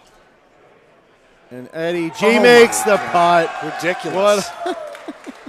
See what? Eddie G makes the putt. It's some of the best putting sounds that we've ever heard. Oh. Josh Eder, real quick. So if you're having if the location's having any issues with the PGA Tour game, just shoot us a email on goldent.com and we'll get with the location and the operator, get that fixed up for you so you can get ready for the 2023 update to come out July 31st. Couple of weeks. We got to get home. We got to get busy. Digital download. But now we got work to do. So we've got our King of the Hill game coming up. We've got the loser side playing its way down. Any further observations here going on as we get down to the nitty gritty here, man? You know, for the guys that are, in the King of the Hill, it's just a waiting game. Now, the nice thing is that there's open machines, and I guarantee you they're probably, at least Paul Taylor was, keeping his hands and his thumbs warm by playing some games. But now it gets intense. Paul Luna, Joe Massara. Even though Luna is a Texas guy, he did used to live in Missouri. Yep. Played Golden Tee with alongside Joe and Evan Gossett and a handful of others at the Powercade. And so it's always fun to see these guys end up, battling each other in a high-stakes match because Joe knocked out Evan out of the tournament earlier today. This is technical wizardry going on right now. This is a very technical game. Thanks to Dan Miser, who just sent me a text. Hi, Dan. Love you, buddy. This is going to be fun. This is going to be a lot of fun. Known each other for a long time, different playing styles, a lot of world's history, just a lot of games together, right? Very interested to see where we play. I didn't see where they spun.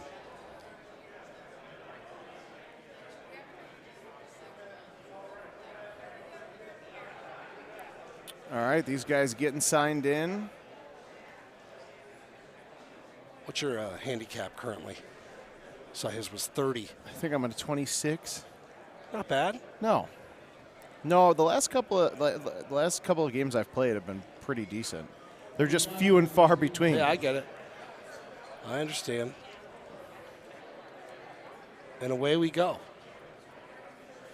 If you want, just joining the. You're just joining. Did you see Dan Miser's text? I did. I already called it. I said, we love you, Dan. Leave us alone. Yeah. All right, so Hollywood Hills, it's been a little while since we've seen that on the stream here. Hole 17, first thing that comes into mind when it comes to intense, depending on if they're tied, if somebody needs a stroke, 17 can throw a big wrench into that plan. And one right here could throw a big wrench into it, too. This is fascinating. From a chipping standpoint, we talked about chipping being crucial. These guys are two of the best at it in the world. Is this no, this is going to be just...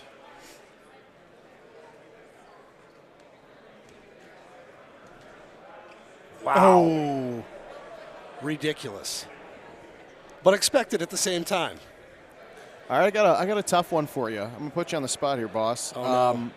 Who's got better thumbs between these two guys? I thought you were going to say between you and I. Oh, no.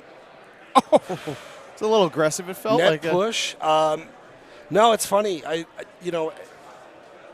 two of the best thumbers in the world, right? But when you see JoJo with all of the folds that he does,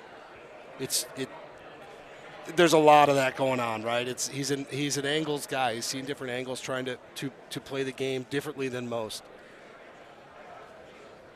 But in that instance, wow, what a start. So the winner of this match is going to play Eddie G, and then the winner.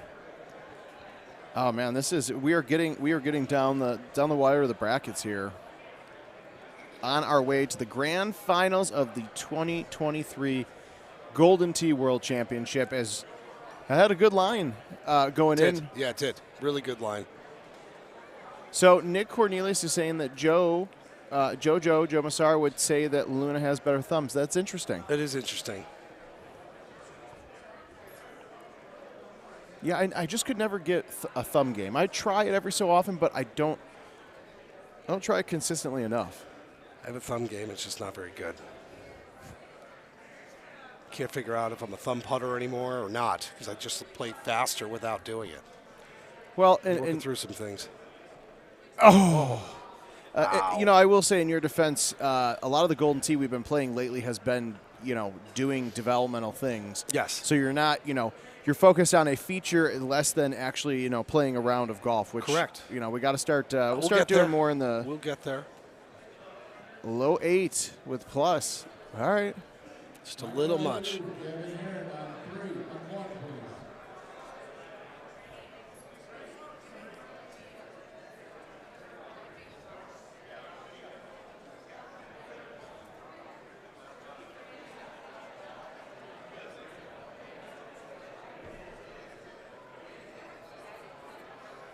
Paul Luna trying to win his second world championship. Back to back. If he can pull it off. JoJo's been awfully close. Really, since we brought it back, I feel like he's been a factor.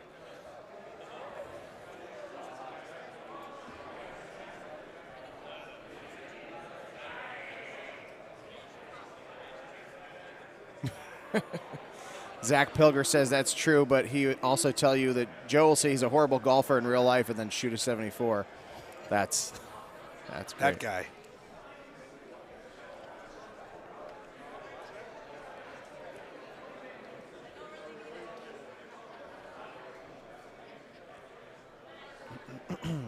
Eddie, thanks for joining us. Sorry you couldn't make it out here, my friend, but we will get you out here next year. One of our qualifiers that couldn't make it for family reasons.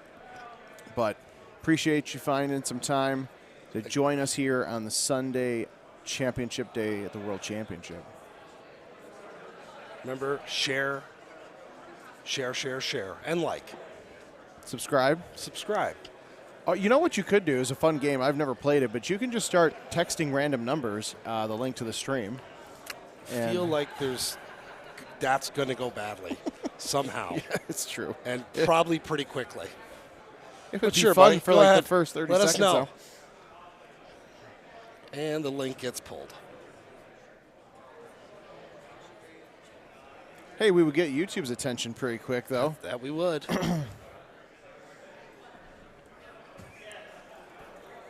Share. Share. It's pretty damn sunny outside, too, so it works. Yeah, it does. Sunny and 147. Oh, wow. Gosh. Oh, that's bad. That's good. It's so good it's bad. It's so bad it's good. What just happened here? Yeah. Well done. Thank you. Now, this is an interesting shot, right? This is a long... I like what he's doing here, though. Try to get a little kick up. Have a nice little chip up there.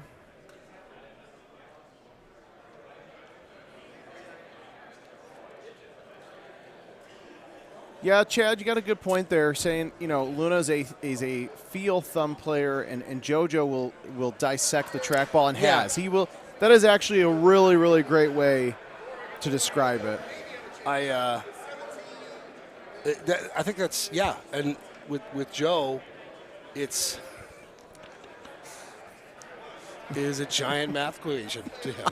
I'm sorry. You know what? I love this stuff, and I love all of you, and I appreciate you guys for joining us.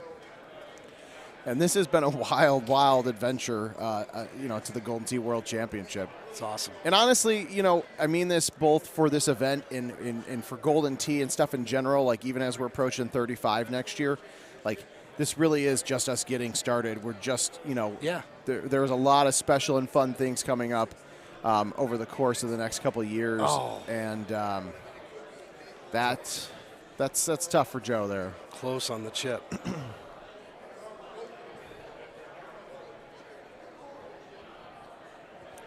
All right, so while we're split screening it here, you're watching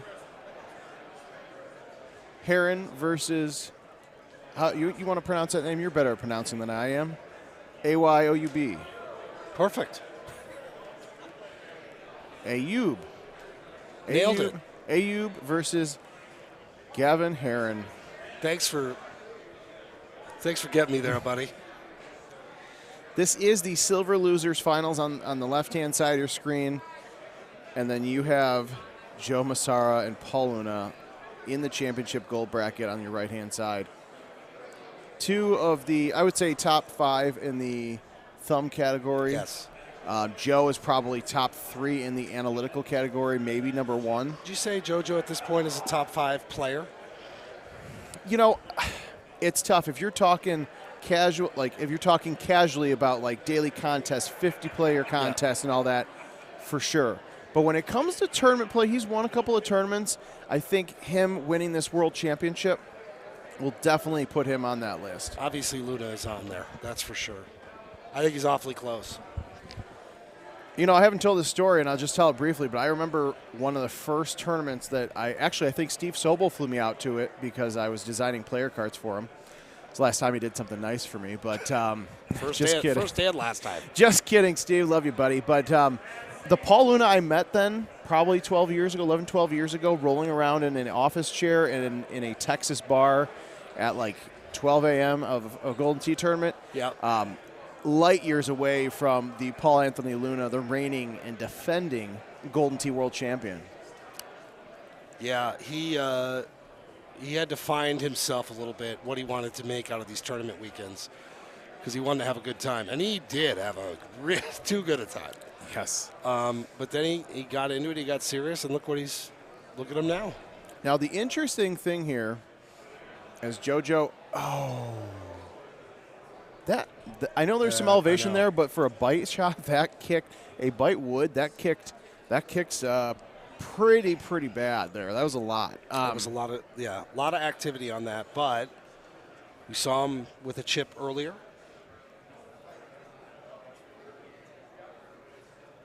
Now, depending on how the next 9 to 10 holes of this go, if Paul Luna does get beat by Joe Massar, we will have a brand new Golden Tee world champion. Wow. Yeah, I don't have a lot of words for that. Joe is just he's putting himself in spots he obviously doesn't want to be, but he is almost negating it with, or he is negating it with the chips he's hitting. They're honestly just so crazy. We're still talking about the Luna speed run, by the way, in the chat, which I'm still thinking about as well. If you go back and look at him at the end of our qualifying day, 5 minutes and 59 seconds, played a game, a really good game. And that's after a long day of qualifiers, too. I did not know what the room was going to be like during that. That was about as much fun in a non-tense situation like this as we've had at a Worlds in a while. It was really, really cool. Oh! Wow. I already forgot how to say his name. It's been a long week. It has been a very long week. A-Y-O-U-B. A-Y-O-U-B. So that was a beautiful shot. It was a great shot. Literally. And now, again, it gets quiet. Oh.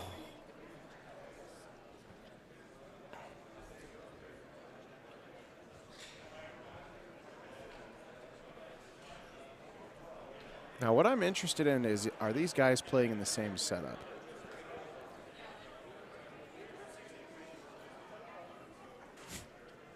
Well, you might as well. Oh.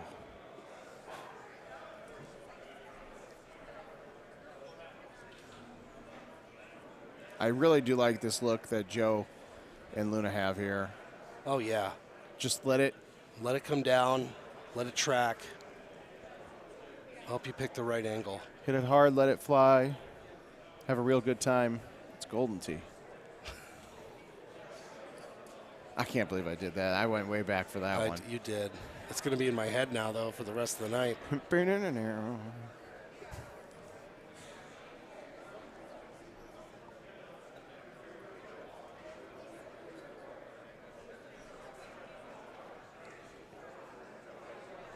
Oh, wow, this is another really good look. Yeah, for the thumb players. Yep. Yep. Oh, wow. Paul Luna acing it. No spin, just letting it roll right into the bottom of the cup. It just felt like at least one of these guys was going to ace that hole. All right. It honestly would not shock me if we get another. What's the likelihood of Joe doing it? It's hard to get a hole in one, but this is such a good look, and he's such a good. Just a little short. Again, that first hop, right? I don't know if this room could handle back-to-back aces right now, just the sound level. So there you go, some separation finally, 20-19.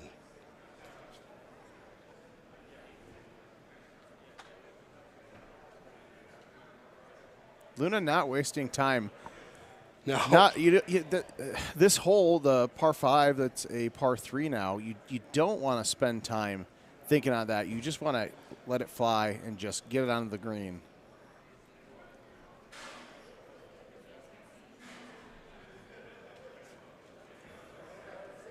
Oh, that was a good shot. Just a little high. Husker, that's an interesting idea. We'll definitely have to take that into consideration, having the world champion take on the silver bracket champion. Bracket champ. For bragging rights.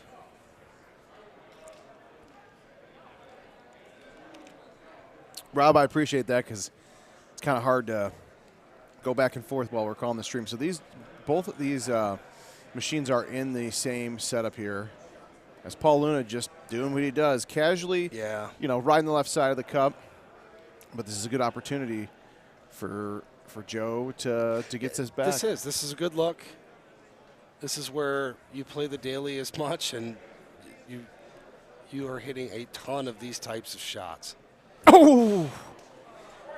And he had super spin on that G, so it kicked back a lot more. Yeah. If he would have had plus on that, it probably had a good chance of it was dropping. in. Gray Area says if you're playing drink every time Luna holes and ones, you're probably drunk by now, and it's probably the case because these guys, they're the best of the best. They are the top echelon of Golden Tee players. Paul Luna, reigning world champ, just hitting a shot like that with ease. No spin again, high tee, curving a wood, and just I like it. Letting it go. Oh. Somebody go. That would be you. That would absolutely be you. Yeah. Hole 18 of the World Championship, and I'm like, Yeah. I want Tense. You're like, hold on. I want the $75 Throwing dollars in the machine. That would be you. That would. Just all you hear is just the pin drop in the back of the bar.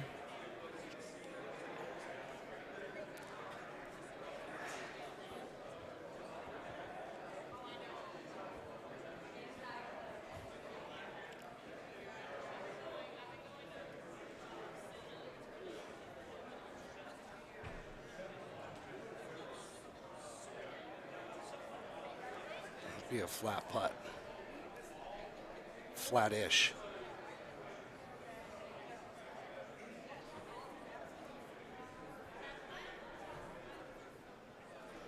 Chad, me too. Me too. We will get there. I don't know if Scottsdale is ready for a Golden Tee party at the Waste Management. Well, yeah, that would be worlds colliding. Absolutely.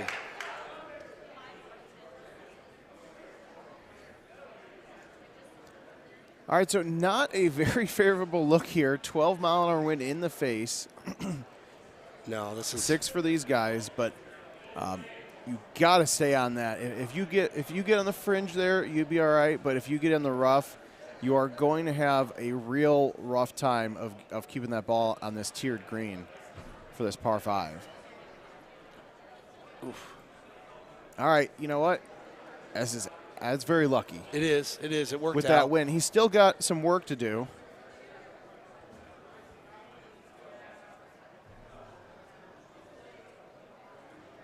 Oh.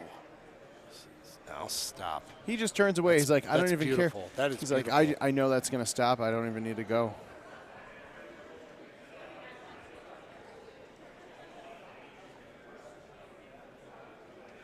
I mean, to have that distance control, especially out of the rough, that is a really, really good shot. You know, and when you're playing as many games as these guys do, you get in those scenarios every once in a while, and they power through it because they know the opportunity could be, in a major tournament like this, they find themselves in a hole like that. Now, for a hole 17, this is a good setup. Bad bounce for Paul Luna, who's got the stroke lead still. That was a bad bounce. We'll see. Need another look, right, where exactly that landed. Yeah, that felt. I think he's a little deep in the rough there. Joe Massara, of course, he's going to hit a full. He's going to tee it high and let it fly, and it's so for people that are watching that are wondering why did he just turn that way, and do what he did? What would be your best synopsis of the full? Uh, well, so when crazy people play a lot of Golden Tee, Yes, they other come than over. that. Oh wow, Wow, that was great putt. that was a very important putt for Paul Luna. These guys, they come up again. Going back to they play so many games of Golden Tee, they come up with these crazy shots when you're in tough scenarios. And he saw what happened to Paul Luna, and he thought, okay, the wind is like 3.5 for me. I can just throw it out. If he gets in a tough pickle, he's got a wall. He's got a rough ball that he could kind of bounce off of and roll it towards the pin. At least that's, again, Joe is so analytical. He's probably thinking something different. But in the rare times I hit a full, that's the way I'm thinking. Oh, what a shot. That's a big one. All right, so Joe's got no choice. You got to ace it.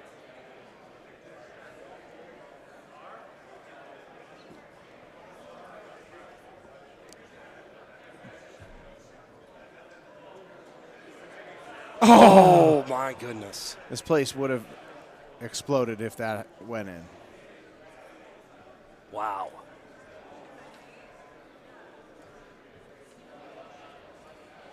Wow. So, the champion from last year, still very much alive and well, has had some nail biters. Yeah. My goodness. When you look at the last couple of games, Andy Haas, JoJo now. So, Joel, these are brand new Golden Tee games. So we have 25 machines total, 23 of them used for the World Championships, and the other 2 are used for the 2023-2024 course beta that we've got going on here. A lot of really good feedback on Target Rush. I'm excited for you guys to get out there and play it. And when we get back and decompress from Vegas, Adam and I are going to do another video because I'm tired of listening to him talk about how he whooped my ass on camera. It was it's pretty satisfying, if I'm being completely honest. No, I appreciate it. You and I are always about the honesty. Yeah, no, it was. So, obviously, yes, we have 2 tournaments going on right now. And the silver bracket. Look, the stakes are huge. Stakes are huge. You don't make the cut, you get to the silver bracket. You want to put on a show, you want to earn some money. Oh, tough. I understood the play. He was trying to have a more controlled situation like JoJo, or than JoJo did, but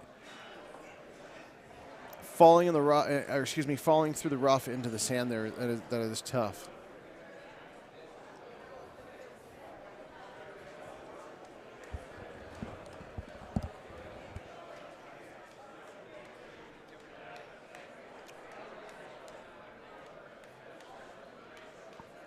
All right, so this is not the ideal situation here. Nothing to do but just get out of there and move on.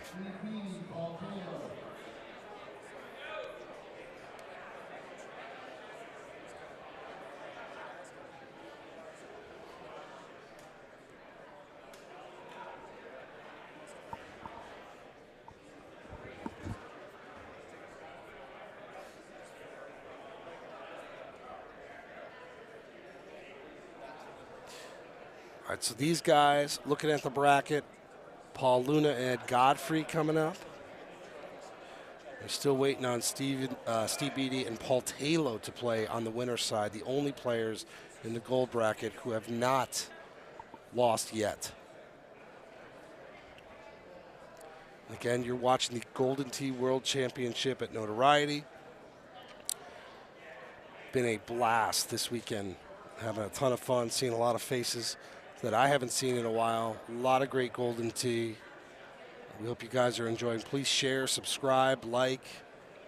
We appreciate it a great deal. Thanks to Steve Sobel, Paige from Power Events for helping us host the tournament. Thanks to Andy Kuhlman's team putting on a great show on the esports side. Thanks to all the IT folks who are out here helping make sure the tournament runs smoothly. A lot of people making this happen, so we appreciate it.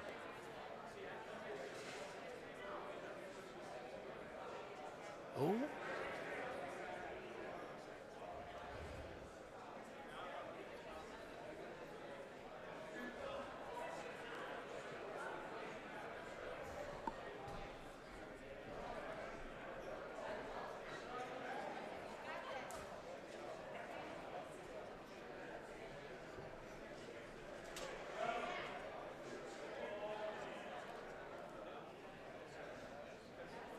Yeah, this is a good look.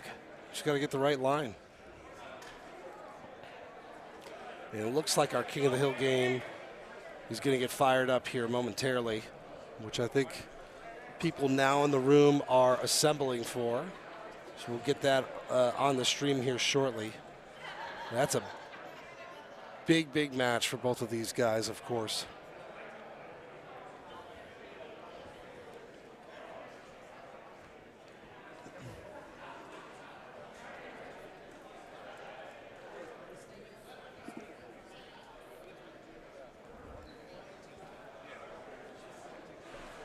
So, all right. King of the Hill almost underway. In the meantime, it's been a good battle. Yeah, you know what? This whole 18 is a really good setup. Having a 9-mile-an-hour win for these guys, which, by the way, if you are just tuning in, this is a silver bracket match as we get the Golden Tee World Championship bracket, King of the Hill, Paul Taylor, Steve Beatty. It's also Steve Beatty's birthday today, I'm told. Oh, happy birthday, Steve. Which makes what he's doing even that more impressive. And there you have it.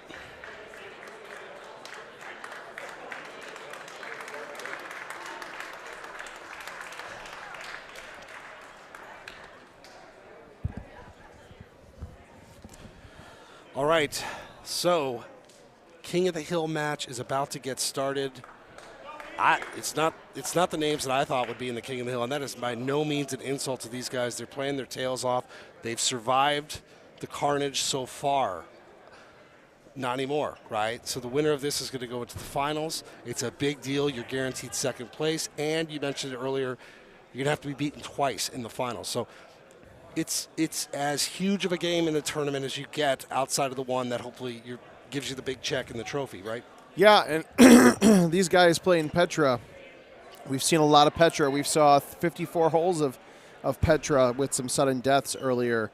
So it'll be interesting to see how these guys play some of these holes, because Paul Taylor, such a unique imagination when it comes to shots, and Steve Beatty, creative player, but he's not hitting the type of try it randomly in a world championship match like Paul Taylor probably does. Well, Paul, definitely the more seasoned player, a guy that's been playing a lot longer, guy that's also factored in big time tournaments here, especially over the last 5 years or so. We've seen him make runs at Worlds. We've seen him, obviously very, very capable. Yeah, and the other difference, too, is with Taylor, he's been in this position before. He's been in this chance to get King of the Hill. And as far as I remember, I don't believe Steve Beatty's been in there. And this is, for him, frankly, this is a lot of pressure, because you've got, 100+ of your closest friends, including some of your local friends who are also excellent Golden Tee players, watching you and cheering you on the stage. But they know, and he knows it too, he's up against a battle. He's up against a machine, because Paul Taylor, he literally is, hole maker. That was his old nickname.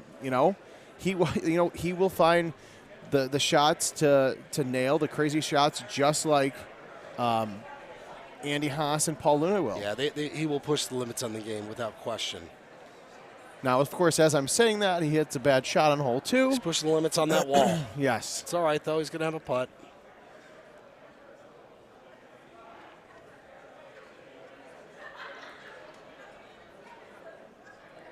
Again, I said it earlier. I think it's really cool that Steve qualified as well as he did and went out and has validated it. Also, number one I was going to look this up, but number one qualifier at Worlds, in recent history, I don't believe it's gone particularly well. No, I'll check it here while we're discussing it. I think you're pretty right there. It's hard to do that, right? There's a much different mindset when it comes to qualifying and playing in match play. And yes, this is the King of the Hill game. Winner of this will be in the finals. Now, I will say about Taylor, and you see Haas and Luna and JoJo do it a little bit, but Paul is very meticulous in his shots that he chooses. And you know, since you have that grid on the tee box, when you're using a golden tee, he will literally, you know, is very JoJo-esque in dissecting where he will place that and where it's going to go.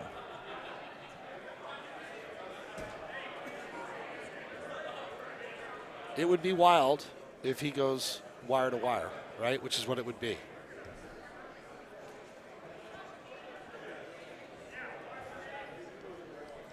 And the other thing I will say too, because again, you know, it's kind of like we talked about, Luna loves to have a good time at these tournaments. And Steve's, you know, he's definitely one of those guys as well that, you know, he comes to the tournaments with his buddies from Michigan and he has a great time. Still plays good golf, but not to the level of #1 qualifier in a extremely stacked 96-player bracket. Yeah. And he's literally just rolling through the winner's side of the championship bracket. It's awfully impressive. And I think regardless of what happens, I think we're going to view him differently moving forward from a tournament player standpoint. And obviously a win here, if he could pull it off.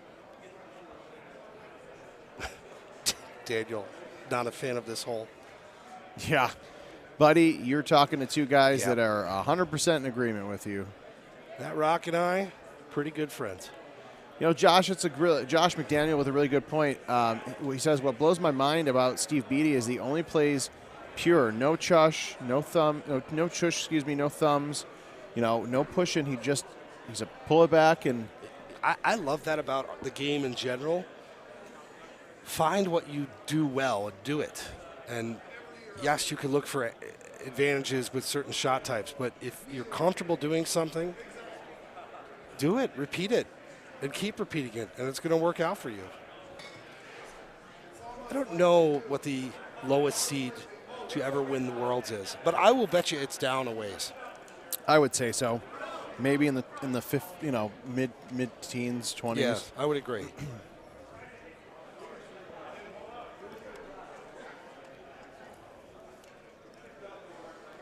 So right now, more of the same on Petra, which is nobody dropping shots. And I believe it's definitely one of the setups that it has to be that they played after playing 43 of them in a row. Just don't know which one. Yeah. Well, yet at least. But fun hole. Saw a lot of outwins on this hole, I feel like, in the run of Petra we had. Oh. Great shot. He just hits it so damn casually, too. Yeah. Yeah, it's another guy that kind of looks like he's 75% playing. Now, you see Beatty taking a look at the 2-iron. He's got a plus spin. You know, a lot of guys, if they're not hitting the low driver, they're hitting a low 2-iron to allow themselves to get down close to that pin.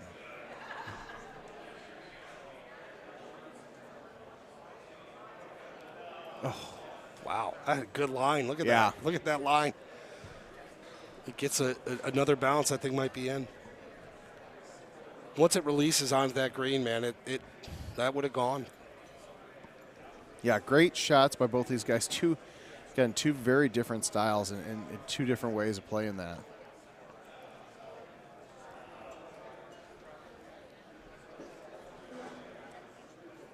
I like this too. A lot of different shots you could do here. I like this a lot. I think this might be a moment. Oh. Yeah, this is a really good look.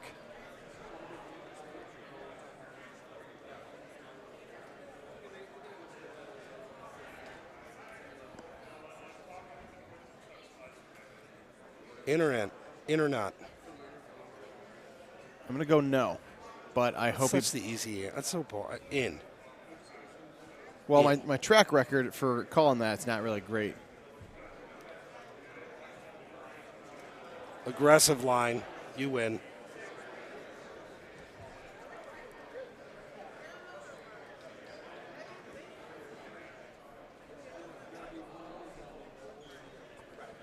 Every time I turn around and look at this main room, there's more and more people.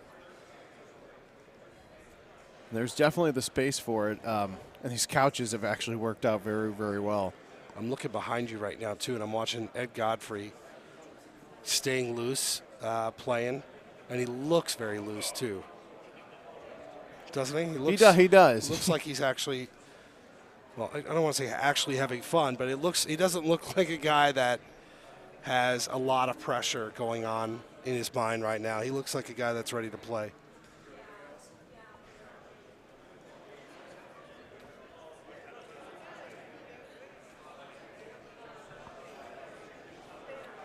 All right, so with that pin being on the left-hand side, both these guys going to the right-hand side, off the tee box.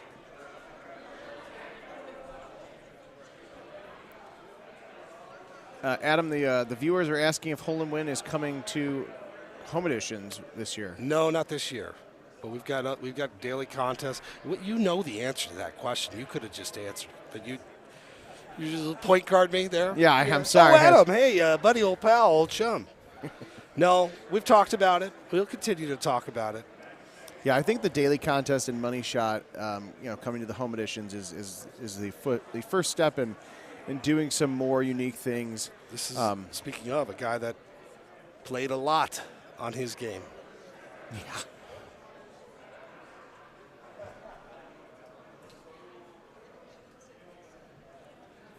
Kind of a Scotty Scheffler vibe for Mr. Beatty. They don't look alike. Scotty Scheffler, though, when you watch him, he's got some little quirky footwork thing he does, but he just everything very consistent. It's not forced. It just feels right. No, I can see that. You know what I mean? Like, it just feels right. You know, I'm going to call something out randomly just because we were just talking about him, but tell me why our golfer in PGA Tour looks like Eddie Godfrey. Because we like Eddie. I'm sorry. It was one of those things. If I don't say it now, I'll forget it with everything else going on. I have to also, well, I should save it for when he plays, but it is amazing that Godfrey is aging in reverse. It's kind of annoying, to be honest.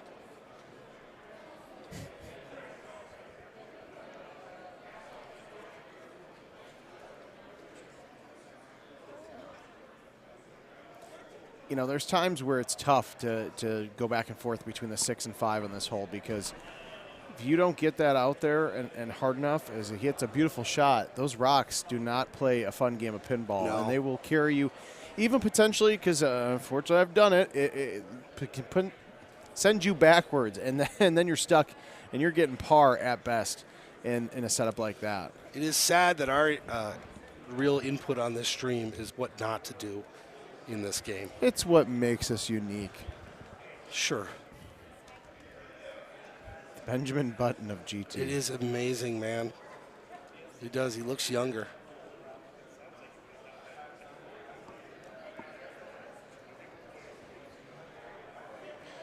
You know, it is fun to see that the World Championships, especially this one, it's a mixture of the current generation of players, new players, and then you have like the old guard of like the Kinslers and the Eddie G's and the Mouths that are still getting out there and playing in these tournaments. I love that. I love that. Also, how do you get good at Golden Tee? You learn from one of the people in this room, or somebody that loves the game. You go buy them a beer, and then you get the reps in. And that theme, at a high level, is how you get new players. Paul Luna, before there was Paul Luna, there was Mark Stenmark, right? Yeah. So it really is kind of the camaraderie aspect of this. We're playing for money and huge stakes, but the communal part of this is so important. That's why I absolutely love what we do, is that part of it. It's a great group of people, new, young, old, different playing styles. It's great. All over the world. You can't count the number of playing styles because there's just so many. Even kind of analyzing it here on the stream with all these guys, a couple dozen just from the top 32, because everyone has, there's people that'll thumb shots, but they'll palm putt, or they'll palm and they'll thumb putt. there is a ton of there's I'm getting the text messages from people about just everything.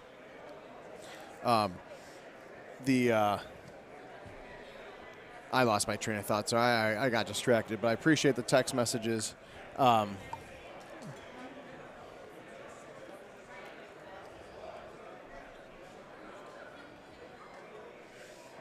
Appreciate Chuck Spicer, our good friend. Oh, man. Reaching out, watching the stream. Love Chuck. The number of people that I've seen from photos and videos on social media of watching the stream at their bar, like telling the bar, I'm playing Golden Tee, but you got to put this on because this is some really awesome stuff going on here. I love seeing that stuff. Me too.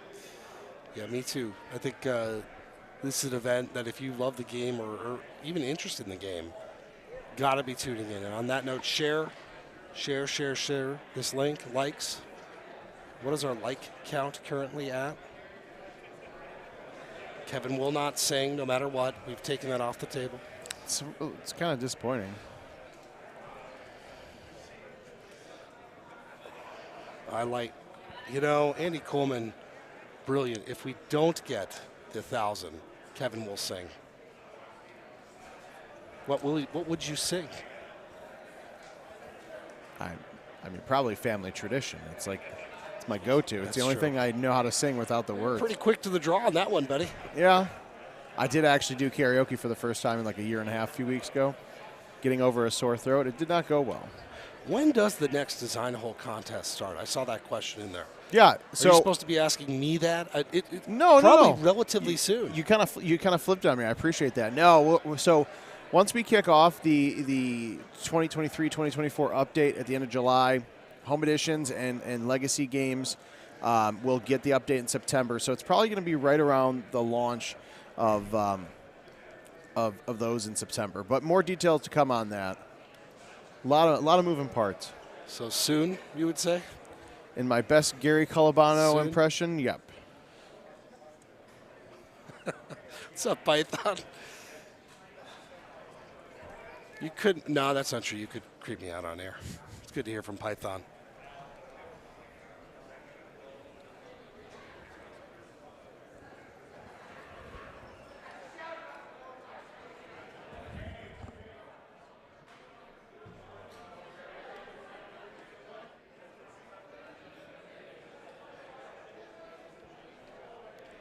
Good shot there. Again, like we've seen over the last hour or so, it's just nobody giving up shots. Just digging in. Clean here again. Something we've seen on Petra. So, Nate, the qualifier yesterday, we played 5 courses and just accumulated the top 32 scores. Top 32 get to the gold bracket. Everybody else into silver. And scoring was mixed. We saw some really good games. We saw some really big scores. We saw a wide range of scores on Eagle yesterday, which I think is pretty normal. But, yeah, definitely a mixed bag.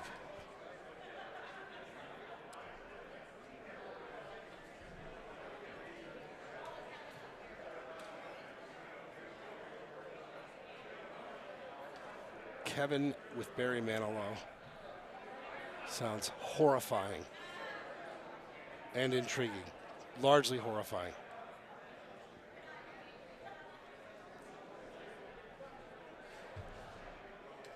Yeah, Vanilla, regarding the PGA Tour stuff, we're definitely going to look at ways to kind of alter the difficulty in ways that we can, for sure, without question, moving forward.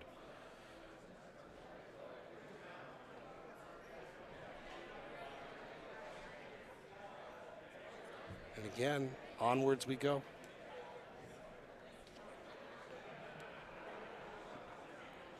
Guys are talking to each other during a match, which you'll see a decent amount, but this late in the game, King of the Hill match, it looks like they're having fun. They're loose. I always liked that when I was playing. Made me loose.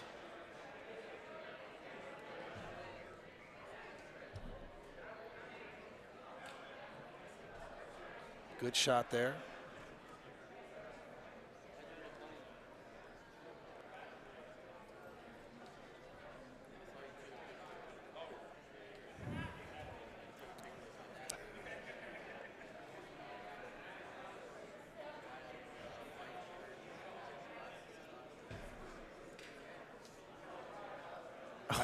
we have not seen anybody yet, or at least I haven't, conquer that hole. No. If BD, it's too aggressive of a move, but if he would have done backspin on that, could have had it. The crowd is saying that they want Hoffa back. Duly noted.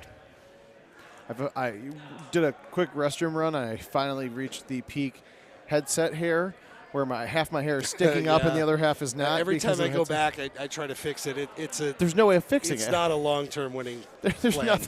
nothing you can do there. But just like Longino and Shrump, we sit back here and call the action because we love it, and it is a lot of fun. And I don't know if you said this while I'm gone, but it feels like there's more and more people that are crowding into the front area. When you walk out of the venue, you have to walk in front of the crowd, and I feel like I'm going to be booed or cheered, probably booed. It's just there's pressure walking by it, let alone playing Golden Tee. Yeah, or you have to measle your way around everybody between the seats and the bar. Yeah, that's not going to happen either. Petra, man, it's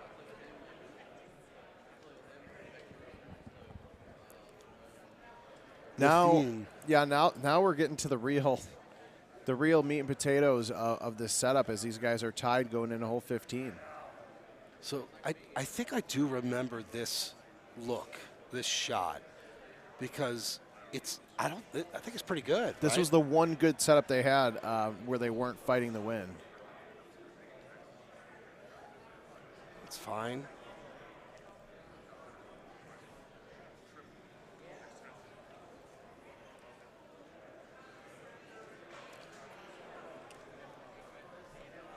Now that it was pointed out about how BD doesn't hit thumb shots and everything, every time Taylor hits one, I'm thinking, all right, now I'm paying more attention to the way he's hitting that track ball. Yeah, that's cool, which is awesome, by the way.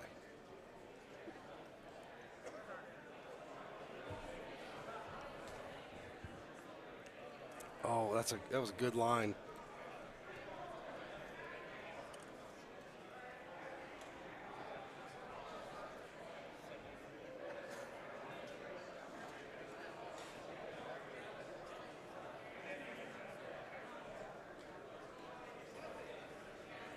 Even up. Another drivable par 4, tough par 3, and that interesting hole 18 that we saw Andy Haas lose the ultimate sudden death match with Paul Luna earlier on. Yeah, this is let's stare this one up and down a little bit. Actually, he's going to have a laugh. Let's see again. It's fun. I was talking about that while you were out. These guys seem to be enjoying it, and not that they wouldn't enjoy it, but they seem like they're really enjoying each other's company. That was actually important to me because it would remove a little bit of the tension, right? But there's depends on the playing partner. Yeah, when you can have fun playing competitive Golden Tee, it just makes everything better. We've seen that a ton at tournaments and the World Championship, and I know that Paul Taylor is extremely proud of what Steve is doing. Again, going back to your point of top qualifier, amazing job by him for that. But also, he is in the King of the Hill match. Again, I really like the way he just presents himself in his game. There's nothing radical about what he's doing other than being really damn good at everything. And he looks very at peace. Paul Taylor's putting, by the way. Yeah, I love that. Looks like he's about to do a belly flop on the cabinet. That's how I am. Do a little playing? Yeah. Like he's going to do a header just right into the TV. All right, so this is the elevated look.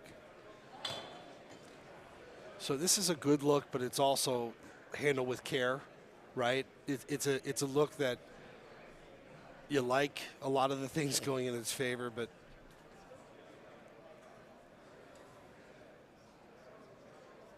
oh, that was almost handled with the appropriate care. That was really good shot.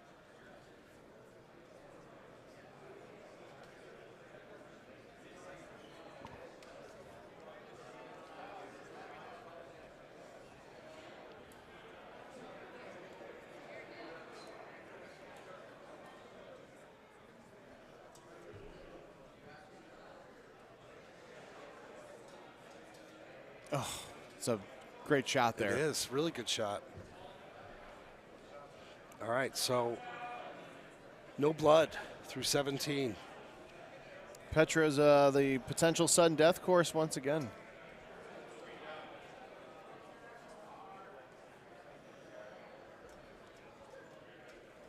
What do you think about the look? You know, I just think back to what happened with Luna. Yeah. Before miraculously winning that match. I gotta say, I'm gonna have to tell Mr. Zielinski that I'm very sad that there is not a new tee box on the top of this, like he did on Easter 10. Like that could be a fun future tee for a future iteration. Honestly, I like what Steve's thinking here.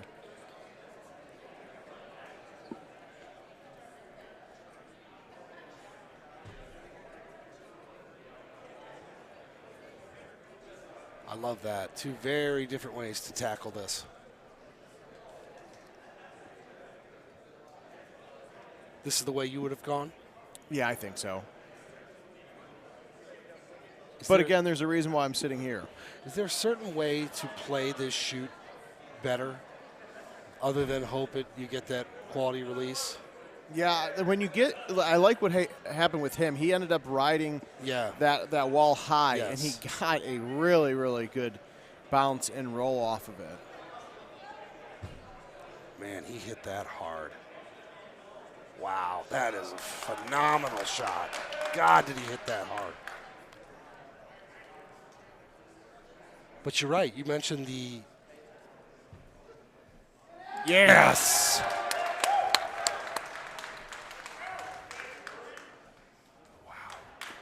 All right, so once again, we find ourselves in the Groundhog Days of overtime, sudden death, and Petra. Overtime, sudden death. So, quick refresher for those new. First, what did you say? First gain stroke, I believe is what you said?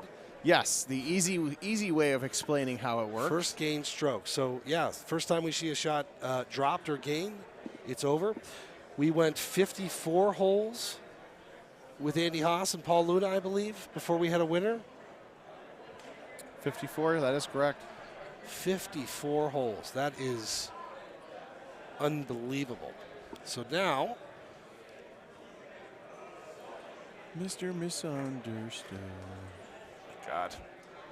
All right, I'm moving my line. So last time we did 3.5. I'm going to go up to 6.5. Over, under. This ends before the 6.5 mark. I'm going to go under. I'm going to go under. All right, I'm going to go under too. It's boring. I'm sure somebody on the stream will disagree with us. Right away, though, I mean, really good opportunity, yes, with the wind. I think so. Andy thinks that Paul's holing out on the first. What do you guys think? Hole 3, Steven says.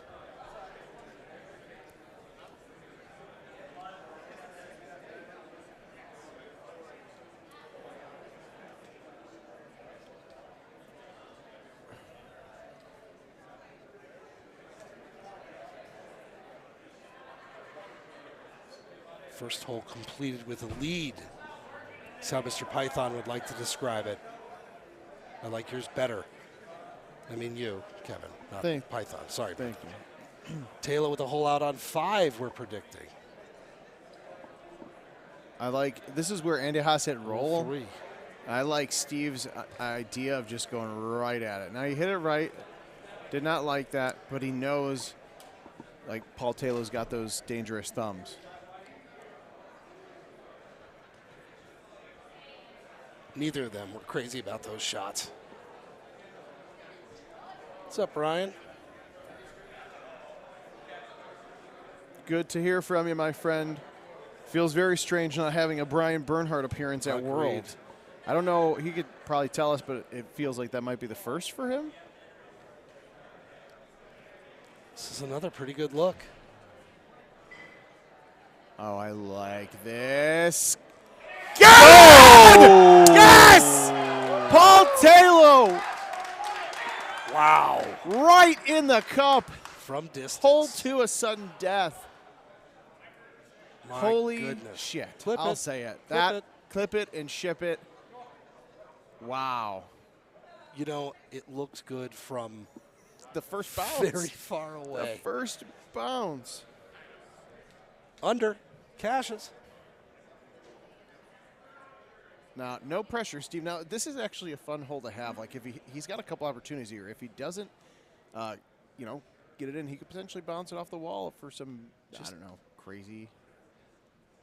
Now, just to provide the proper context, this is King of the Hill. Steve's trying to match him.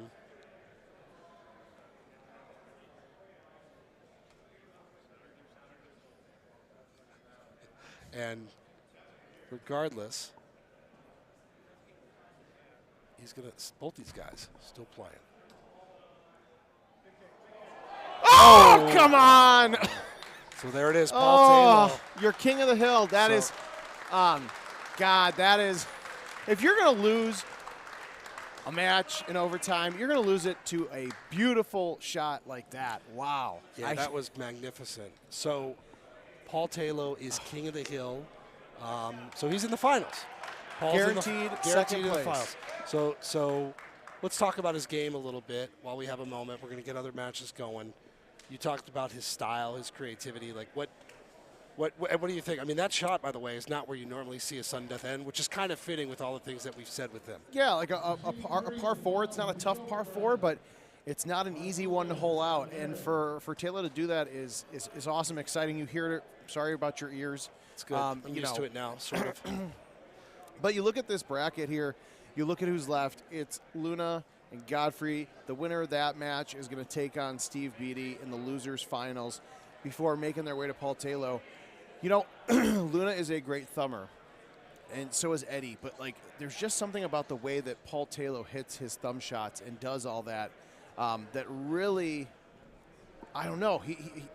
It's hard not to look at him, especially having to be defeated twice in the grand finals. It's hard to see him hit a shot like that and not think, man, this might be his time. And look, for Steve Beatty, right? Okay, you just lost to a 300-plus yard hole in one in sudden death. You're playing great. You've been playing great all day. You'll get another crack at this thing. There's still life. There's still life. This was not all or nothing. Yes, King of the Hill is a massive, massive advantage, but it is not all lost for him. Regroup, grab a cocktail, take a breath.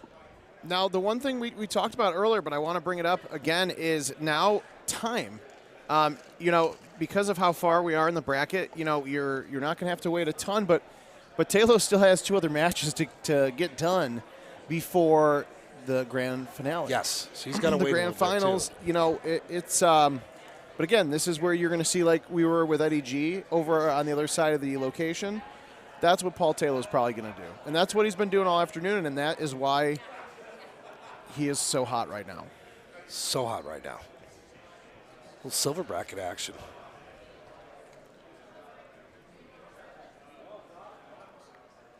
All right, Gavin Herron, Mark Gomez.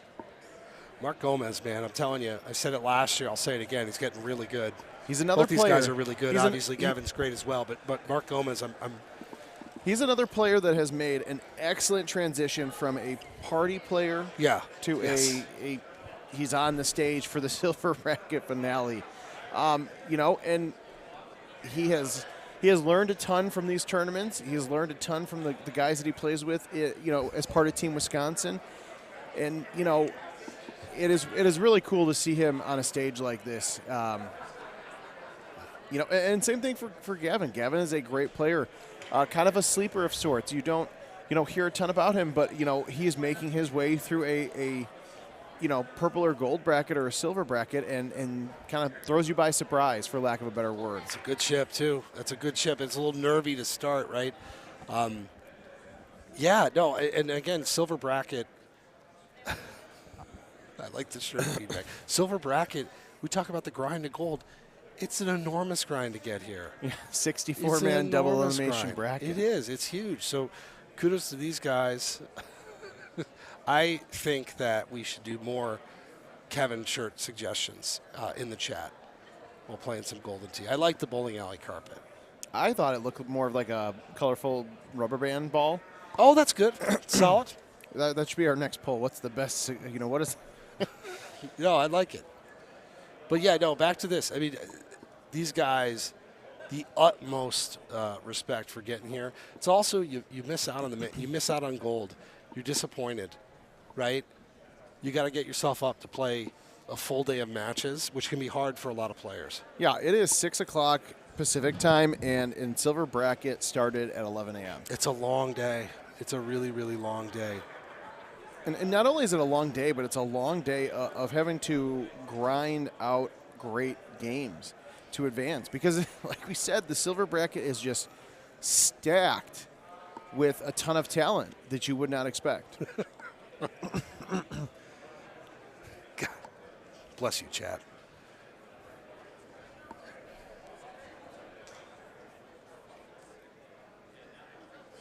It's a good shot there by Gomez. Very, very solid. There's a handful of Team Wisconsin guys rooting him on.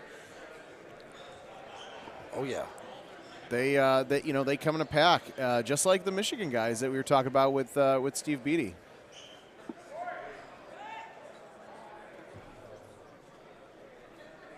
What's your favorite course of the current update? I gotta say Nordland. Yeah. It's such a different course with the ice and the snow, and I think part of it too because we haven't had a snow course in so long. Although hole 16, I believe, can find a very special place to just go away and never come back. Especially when you get the tee box where it's like 45 yards and you're like, I'm just gonna put it right in the water because and that's a course I would actually love to see in match play here soon, because that is another. That is another like Eagles Peak-esque opportunity. The chat also giving us their favorite courses, which by all means provide. Yeah, I have not called a Nordland game yet. What is yours? Eagle is the coolest. I'm really bad at it, but I am in awe of the quality of the design. I'm just don't want to play it on the stream. Oh, yeah.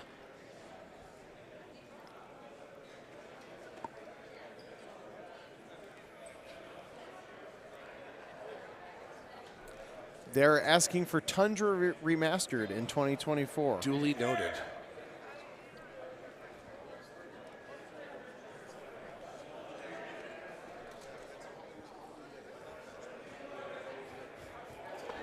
Get some lava in there. The opposite. How about an ice-filled lava course? There you go. A little bit more love for Eagle. Yeah, I really like watching these guys play. It is that course is a very an incredible reminder of what really quality players can do in this game. It's exhausting. It really is. In the best possible way.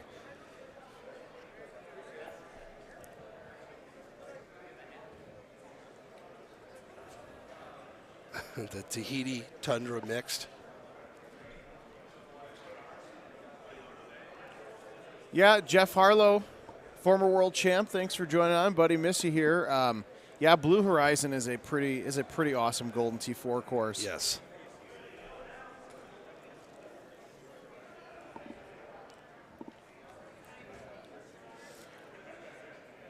So second place in the silver bracket is $1,750, with first place taking $3,000. So it's a chunk of change that these guys are playing the difference for.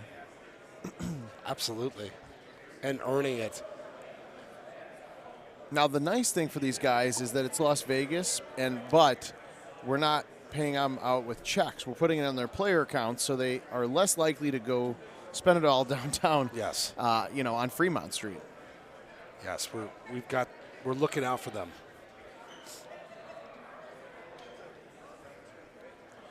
Mike Honcho, we'll talk to our friend Mike Sanchez, the art director, about your request to get all the 4 courses in the game. He would love that. They do have a really good look. I've been playing more 4 lately, I feel like, than Well, what have we been playing? 3D? You've been playing 3D. Yeah. Got in the lobby, walked by, Hit a can't shot. help but hit a shot. Yeah, and then you end up playing like five holes, and you're like, all right. Yeah, Steven. So these guys, it actually works out. Cash out is on Tuesday, so a lot of these guys are just going to cash out, tomorrow when they get home from the airport, and they'll be good to go. It was a safe play. It is, and but that's okay. You got to do that sometimes. You worry about that tree. You look at that tree and you're like, is that really going to be in play? Well, you hit a bad shot, or you don't cut it the way you want to, and all of a sudden it is. Agreed. Safe is fine. Yeah, safe is what could potentially get you to a championship win here. I think everybody's definition of safe is probably a little bit different. I don't know if I have a definition of safe. There's nothing safe about my game. No, it's I reckless. try to play safe, and then you end up It's not screwing boring, yourself though. up. It's not boring, that's for sure.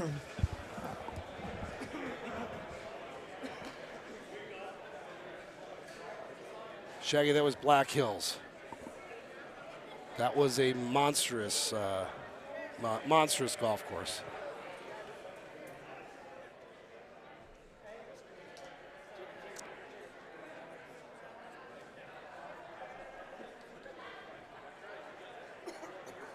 Yeah, Black Hills was fun. Difficult. Black Hills.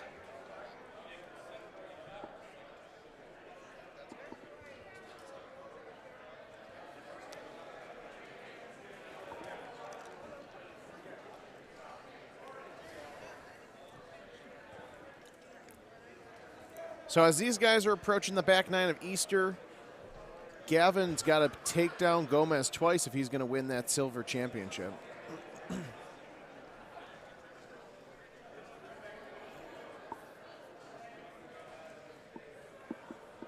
Yeah, we've been talking so much about the OT on Petra in the gold bracket, but Gomez beat him in the King of the Hill in overtime, and so again, overtime seems to be the theme of a lot of matches throughout the night here.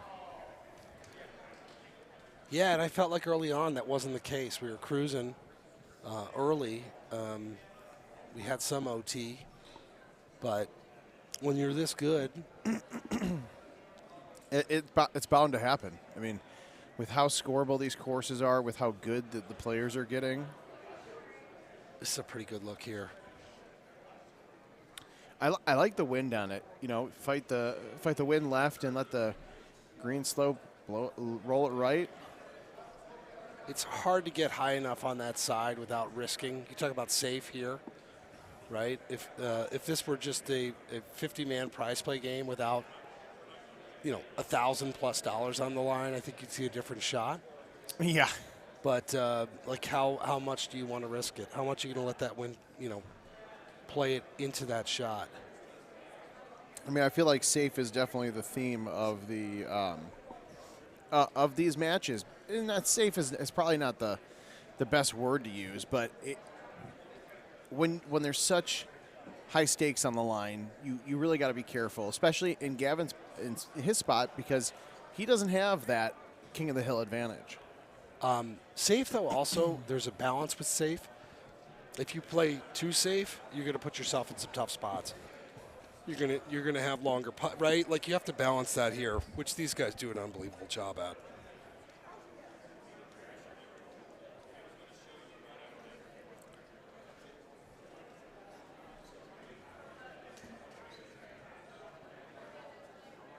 That's fine.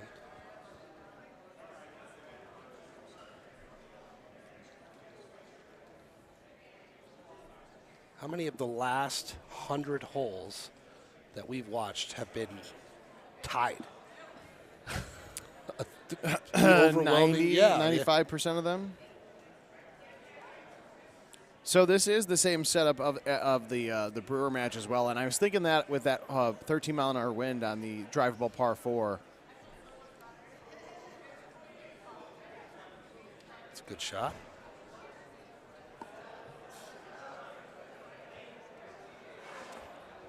Yeah, it's a good point on Gomez in terms of his you know, the Paul Luna path from having a good time, drinking with buddies, to becoming like a huge threat to win, to qualify well, to win pretty much any tournament. You know, and it's clearly paying off for him. So if you miss an opponent's putt, the putt counts. Simple as that. It happens. I never liked putting other people's putts in. I never missed a putt in a tournament. It was close. I've unfortunately been a. Are you a frequent flyer? No, not anymore. But I think I'm probably in the exclusive 3 missed putts club because I got so mad that I missed a simple putt for my my qualifying partner that I had to go tell Steve Sobel that I needed to add 3 strokes, not 1, not 2, but 3 to. I believe it was Aiden Cleary. And how did he respond? He was mind blown, I think, actually. We still joke about it to this day, but I don't think he was expecting that. Neither was I. Who does expect? Yes, I'm going to need 8 strokes.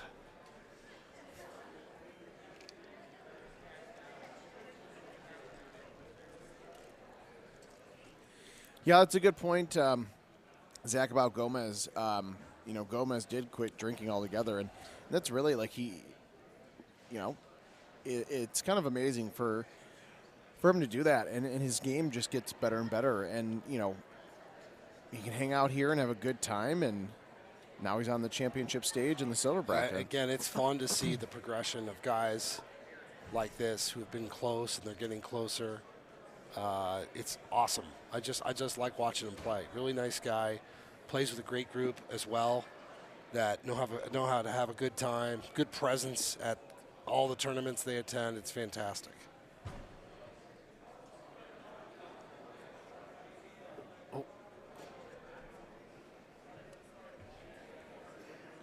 Oh. Now this is tough for Gomez too because you're far enough back. Yes, good putt. Yeah, that is. So finally, we have a shift. 3 holes left. We've seen this look before. In fact, I believe, was it Eddie who almost aced this? Mm-hmm. Put on, actually hit a pretty aggressive shot. That's a nice shot, and that is a safe shot, by the way. Yeah, that is the way if you're in his position, and this is the way if you're down a stroke, you absolutely have to play it. Yes, he did it! Yes. Look at that. What a shot. Sandman with the little bite trickle in. That was perfect. That was perfect. To tie things back up as we go into hole 17, the par 5. Wow.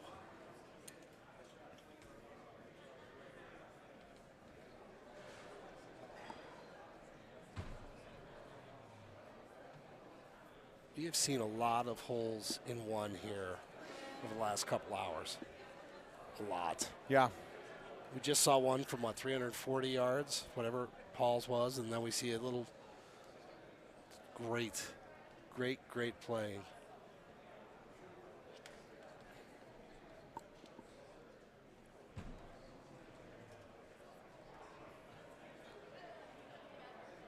So I believe he did the same thing that Chris Brewer did in one of his earlier matches, going to the right-hand side. And with that wind, probably the better play.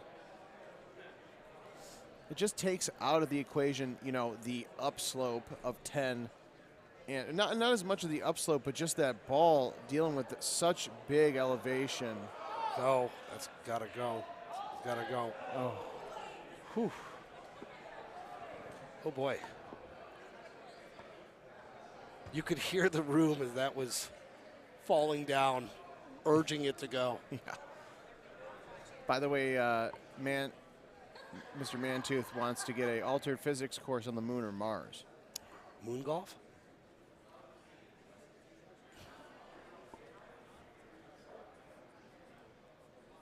Oh, it's tough. Those chips. where you're right on top of it, and you got to control your. I have always struggled with that. Yeah.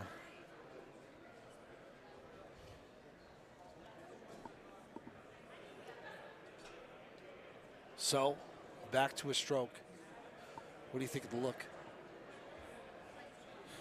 You know, I think for Gomez, he does what Eddie did, and just you know, high tee it, and I don't even know if he needs the high tee, but just clear it. You know, you can get a nice kick off of that back wall. Oh, that's a putt. He's going to have a tough putt there, but it's safe. It puts a lot of pressure because you know, that tough putt could mean a lot less if Gavin does, you know, kind of what Chris did, which was, you know, hit a bad shot, unfortunately, because you got to get it in the hole.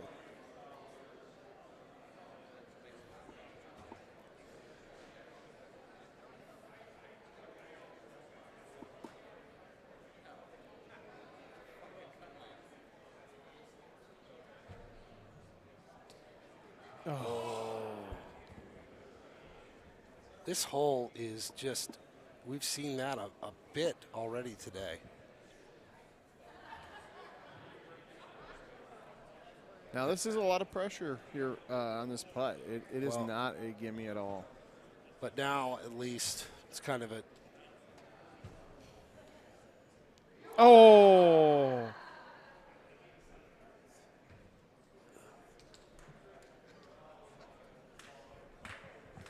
Good playing. Oh, that is There tough. he is.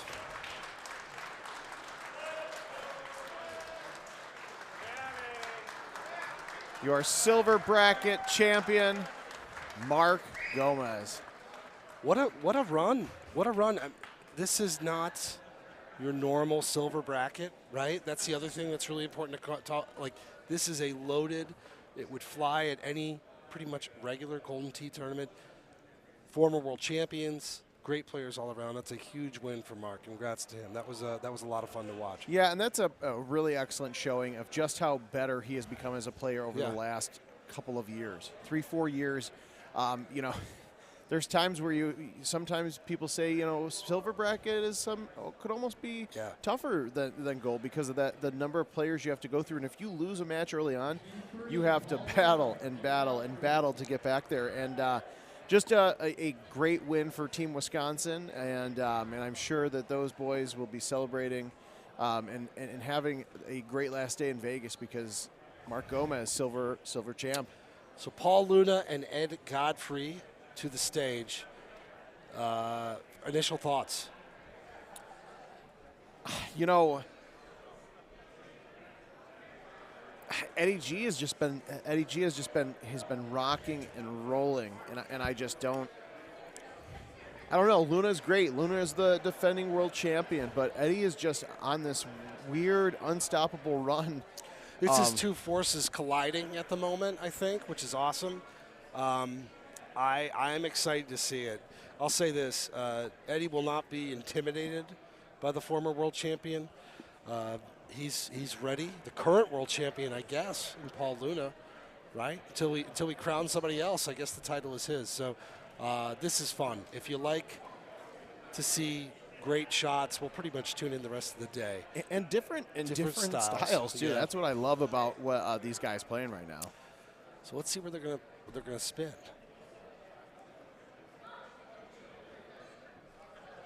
Your Honor. Oh, there we go. Wait, we got to get your wish. The airline fist bump. So a little Nordland. Now, take us through Nordland. You talked a little bit about it before. Take us through a little bit before we see it. I haven't called a Nordland game this weekend, so give us your thoughts.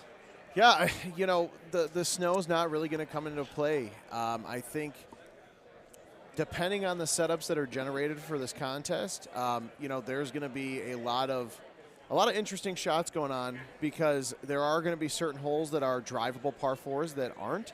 Hole 10 is one that comes into mind. Sometimes it can set up for like 370, or it sets up for a little bit shorter. It's very attainable for an eagle. Really, the back nine is, I think, where you're going to see a big difference, you know, as these guys get down the wire in this match. So here we go. winner plays Steve Beatty. And the winner of that has a shot at the World Championship.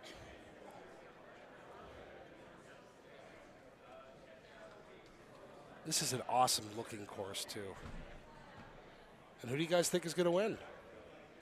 Let us know. There's a lot of Eddie love in this chat right now. I mean, again, both these guys, exceptional human beings, two of the nicest people in Golden Tee, and you know, Eddie G, he is. I don't know. He's built differently compared to you know, Luna and Haas and these other guys, because he's an old schooler. He's been playing for a long time. And, you know, no matter what happens, no matter who wins or loses this match, it's going to be an exceptional run, because these fields are stacked. These courses are getting easier and harder at the same time. And it really pulls out the best of the best. A lot of Luna love in the chat.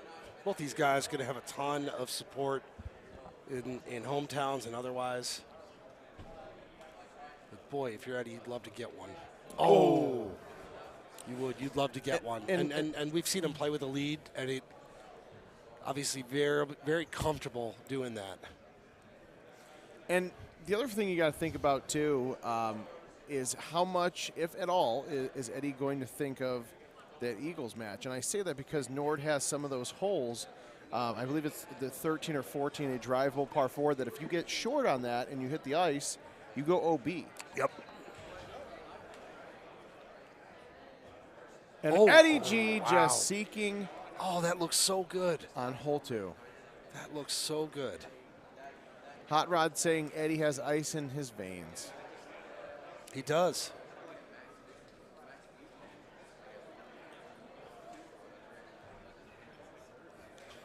You know, Cryptos. Oh. Again, two different styles and almost both two different lines. Both of them almost going in the hole. Radar lock.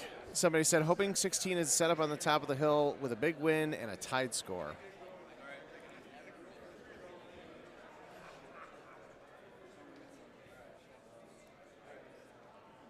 Oh, this is nice. I like the this thumbs for both these guys. Now, I will say Eddie was playing Norderland when I walked by earlier for my bathroom break, saw him warming up on that. Probably because he hadn't played the course much today. And, you know, anything is on the line when it comes to the 10 Golden Tee courses. Not bad. Did you see the stream odds here? I did. Luna minus 160. I think that's Eddie little. plus 140. I think that's a little high, personally. I'd have Luna minus 140. I was going to, you know, somewhere in there. Yeah. But I get it. You got it. He should be the favorite. There's not many players, frankly, where he's not the favorite. But this is going to be a case, you know, Luna plays excellent Golden Tee. But with how on point Eddie is, and again, I said this earlier, he you know, jokingly called his shot the other day when we saw him downtown. And yeah, I agree. Somebody also said that he is like the nicest person in Golden Tee, and he might be top 5 for sure. Yeah, he is. Yeah, he is. Easy guy to talk to. Been around the game a long time. And I love this in the chat too, because there's a lot of dueling support. You gotta know, we are still a couple of games away from the final. So, but these guys guaranteed top 4. The winner of this match will go on to take a chance at a match against Steve Beatty. Yep. And the winner of this winner versus Steve Beatty will take on Paul Taylor, our King of the Hill. I like that. The problem with Eddie is that he's not Luna. And that honestly is the problem, because it's just Luna's been on that level. Oh. But Eddie is right there. And all the guys really you're going to see from here on out. Right there. Eddie is not winning by 2 on the Frozen Baja. I like that.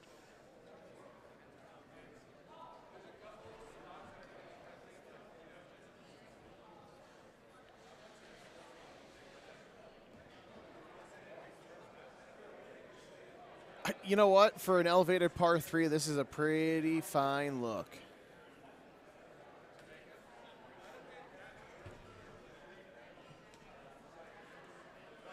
Oh.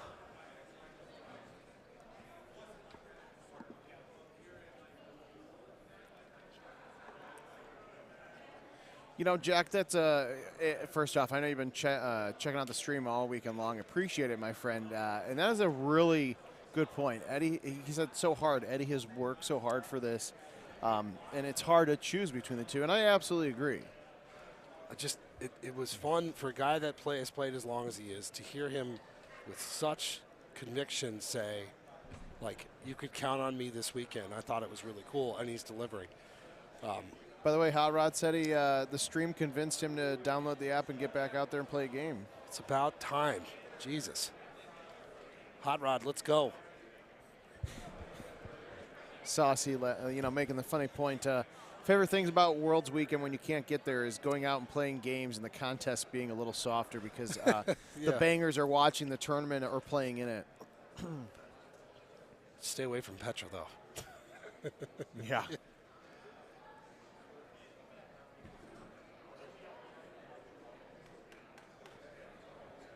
All right, let's talk, Adam. These guys playing good game up to hole 7. If there's going to be a score change, what hole do you think it's going to happen on? Well, you know me, I like to do the over-unders. So how about over-under hole 14 and a half? What are you taking? I got to go under. Under? I'm going to go under. Yeah, I think so. I think one of these guys holes out. Okay. There's a couple of par 3s. I think there's back-to-back par 3s that come up before hole 14. And I think one of those could make a difference. This is nice.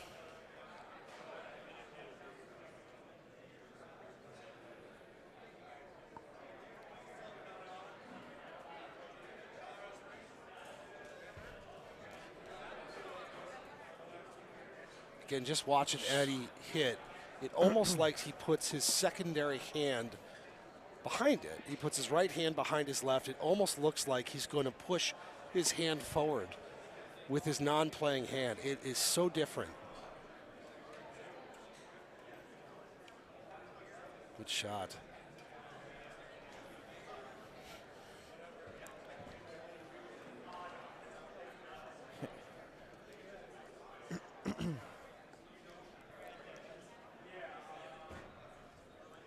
All right, get to hole 9, the par 3. Not a bad setup here. 9-mile-an-hour wind to the left. Little wooded elevation change with Eddie going with release here. Okay.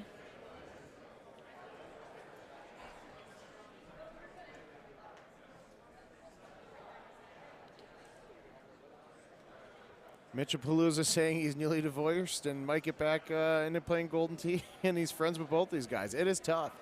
It's a good point, too, that these are both Texas guys. Oh, just couldn't get that to quite turn in. So our friend Art is saying there's going to be a hole out, and then 16 is going to be the equalizer. I don't disagree with that. 16 is, I think, will change one of these guys' games. So we've seen some longer aces today, right? We've seen some. It's out there. It's a lot harder, but a shot like this, these guys. Oh, Eddie! Very, very capable. And honestly, both these guys are probably loving the fact that this is the drivable setup, because anytime you've got a wind blowing the left, right 6, you're going to do what you hope to do. What Eddie did there. That's a safer shot. That's a really smart shot for Paul. Yeah, Andrew, it's a good point that Eddie is a Chicago guy, but even though he lives in Texas now, he's a Chicago guy. Still, deep down. It's true. Mike D, good point. This match may go 1,200 holes if somebody doesn't hole out. Yeah, I don't know about that with this course. Oh, almost ultra He was like, shot. I don't need a spin. I don't need any spin. We're just gonna go. Josh Kobe. brought up the new design hole in there. It is something. It is awesome. It is a very, very unique hole. Oh, wow. Oh. If nobody holes out, this will go 90 holes.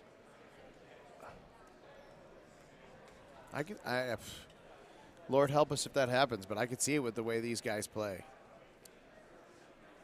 Yeah, and if you can't get out to play Golden Tee at a bar or restaurant right now while watching the World Championship, you can download Golden Tee Mobile. Our good friend John Noble, who is working and kicking ass and helping us out with the IT net side of things and network things this weekend, would really, really appreciate that. Way to go. Or you can download the GT PGA Tour Caddy, both caddies.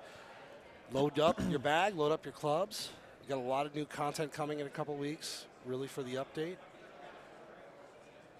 Look at what clubs these guys are playing to build your own perfect bag for however you like to play. Got more clubs coming soon. It's a good shot there. Yeah, this is where you get, what do you say, 14 and a half? 14 and a half. God, Eddie hits his putts hard. I don't know why he never noticed that, but he clobbers that thing.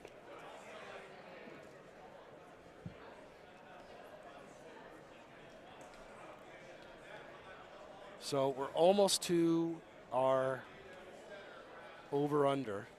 Well, actually, I forgot this was hole 13 because this is the hole I was talking about.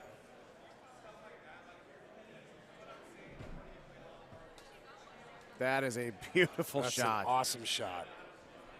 God, he makes that look easy.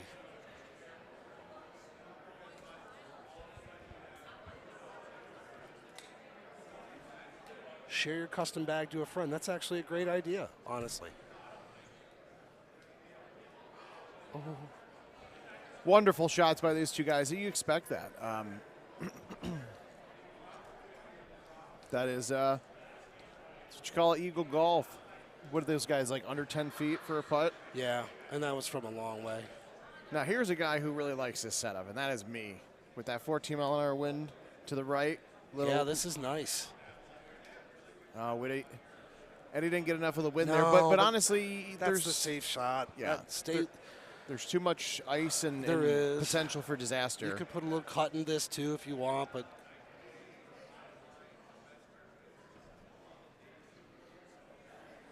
I think he got fringed there. He did, which I would like to see the outcome if he didn't. Right? Yeah. Also, Eddie DeSimone said, "Did Eddie just pull back lefty and hammer righty?" Yeah, he did. It's bizarre. It's like CGI in play. Just watch his hands with the thumb, but watch his hands when he's hitting it, and just.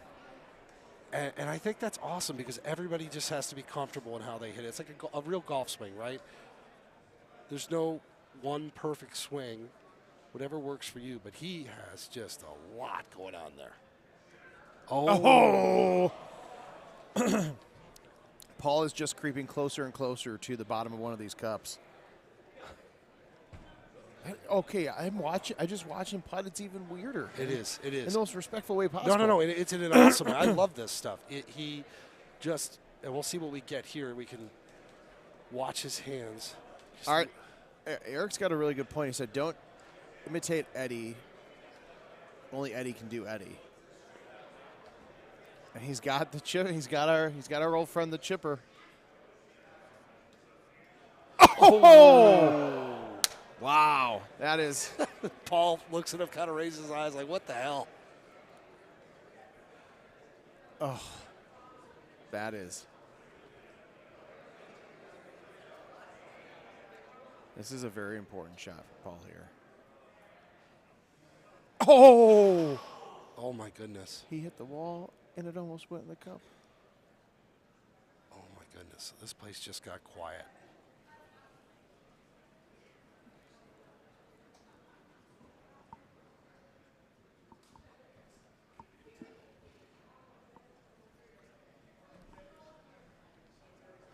So, anybody got a pin? It's the first time I've seen Eddie. His face has changed a little bit. He's locked in, obviously, but that's a game changer.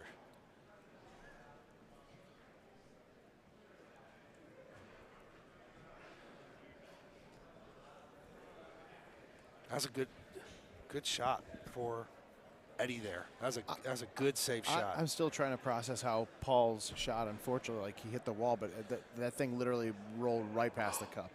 That was a good effort at it, too.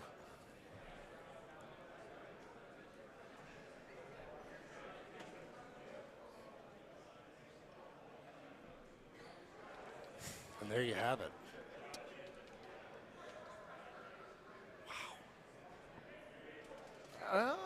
Okay. This is a very interesting setup. You can't get cute on this. You can't be aggressive, but this is probably more of a world you live in with bite.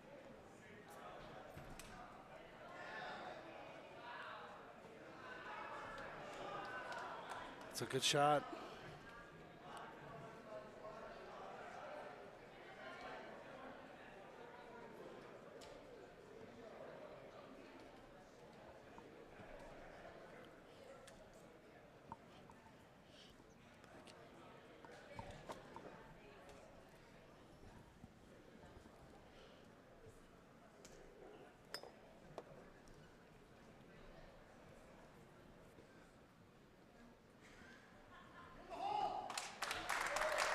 And ladies and gentlemen, Eddie Godfrey takes down the reigning defending Golden Tee World Champion, Paul Anthony Luna, which means we will have ourselves a brand new Golden Tee World Champion this year. That was... Wow. Wow. So obviously we've seen ways that you can win a match with a key shot, a hole-in-one there. The mistake comes in. So what did you think of the moment with Paul? It's a really tough shot. I'm actually surprised that Paul does not have the chipper. When Eddie hit that, it just something different. It felt different about it. It was pretty magical shot, let's be honest, because he almost aced it. Yes. Oh, no, it was beautiful. I thought it did go in. So we've got now Ed Godfrey versus Mr. Beatty, who's been sitting around a little bit. Before we kick it to a break, handicap that match. God, you know what? This is it's not a matchup that I think any of us expected to see. Yeah. Going into the finals, the grand finals of the World Championship, but it's tough. Eddie G, promised a victory a couple days ago, and he's playing as if he's headed that way. But damn, Steve Beatty though, he is playing lights out, and Eddie G has been a consistent force in Gold Tee tournaments for the last 20 years. Yeah. Steve Beatty's been around for a while, but this is the first time that he's really on a massive, massive stage like this, and I wonder if that could potentially play into, Beatty's mind space. All right, we're going to take a quick break. We're going to get to the action shortly. Golden Tee World Championship. We'll be back in a few minutes.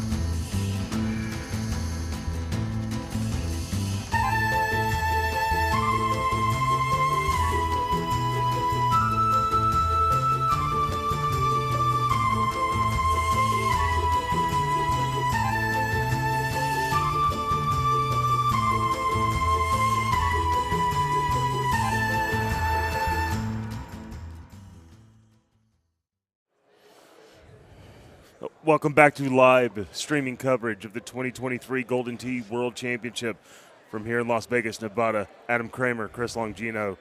Here we are down to 3 players left for the Golden Tee World Championship, the 12th edition of this great championship. Adam, what a day we've had. What a day. It's good to see you, too. So you've been watching it. You're interacting. What have been your observations here so far? Well, I mean, first off, a lot of close matches, a lot of players that – a lot of really great champions that had to play each other really early and caused it to be a very early day for a lot of really good players. When you get a field like this, it's pretty normal, though. The other thing I'm intrigued with, Chris, is the sudden death. You know, Kevin and I talked about it. We're not seasoned enough to know what the hell we're talking about in terms of mentality, but it was hard. It was grind. So these guys have been grinding out sudden death. Like, what impact does that have over the course of a weekend? Well, you feel like, especially when you're playing mistake-free, just like you saw in the Andy Haas-Paul Luna match, when you're playing mistake-free, mistakes are going to happen. It's just a part of life. It's a part of Golden Tee. Sure. You just don't want them to happen later on, and unfortunately, they kind of caught up with Paul Luna. He played a lot of Golden Tee today. It's so we're getting a new world champ. We're getting a new world champ, and it looks like we are on Hollywood.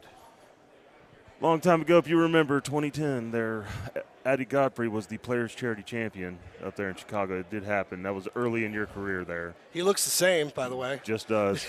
He looks Absolutely the same. does. And we have seen Steve Beattie all weekend this weekend. He started on the stream machines, was the top qualifier, and has backed it up.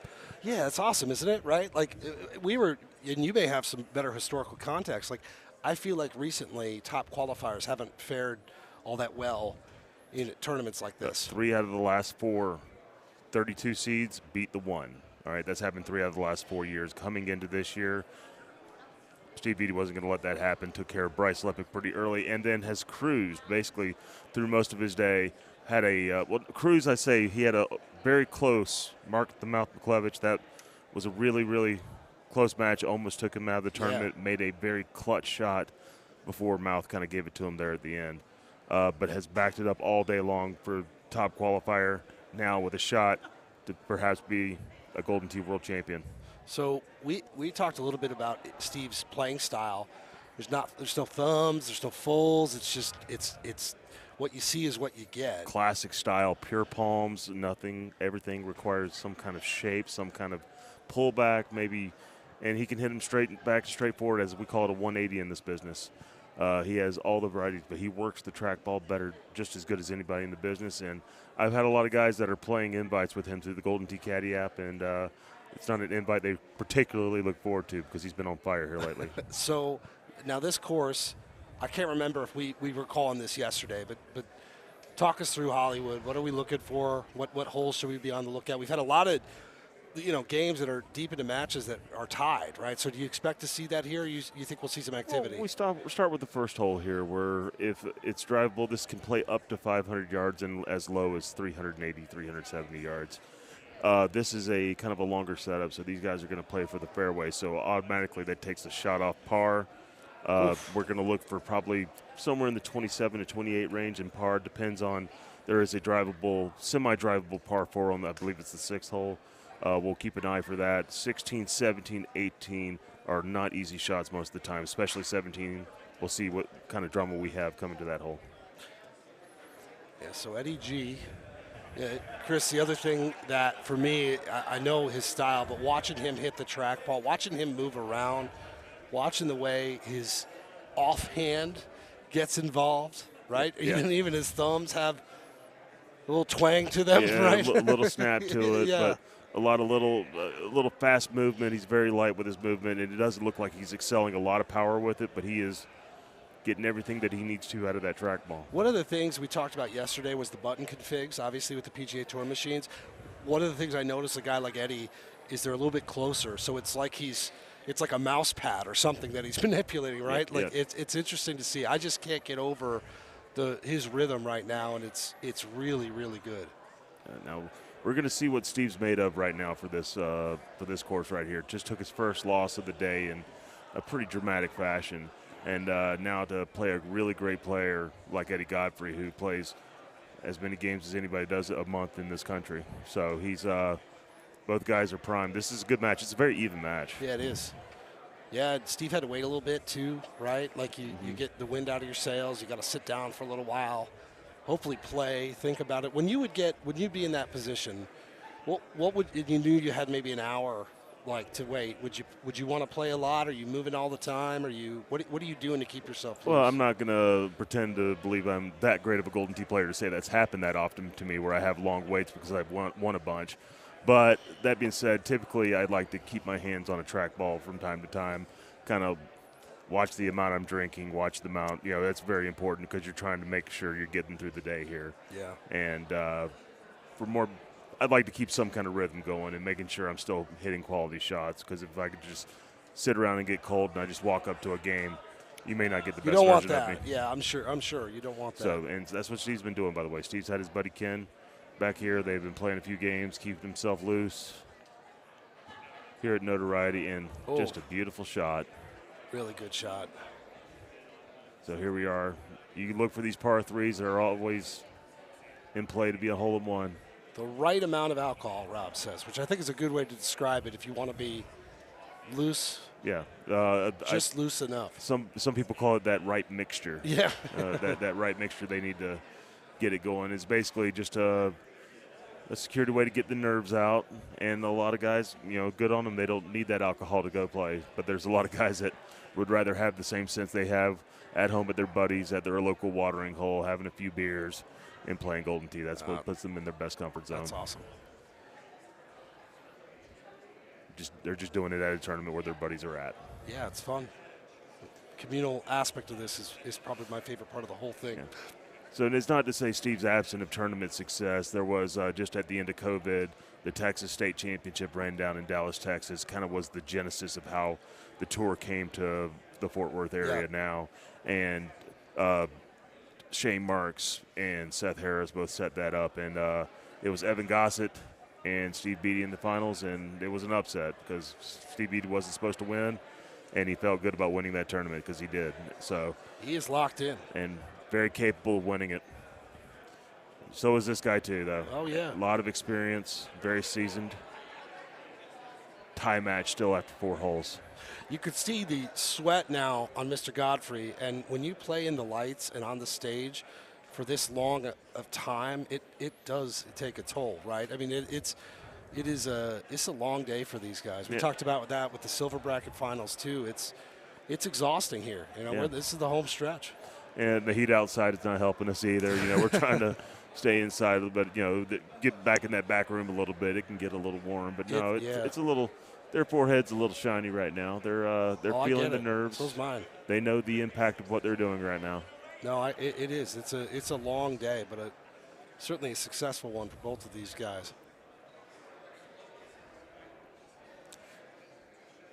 Simple shot, really. A lot of people may complicate this with a high tee, but generally you don't need one.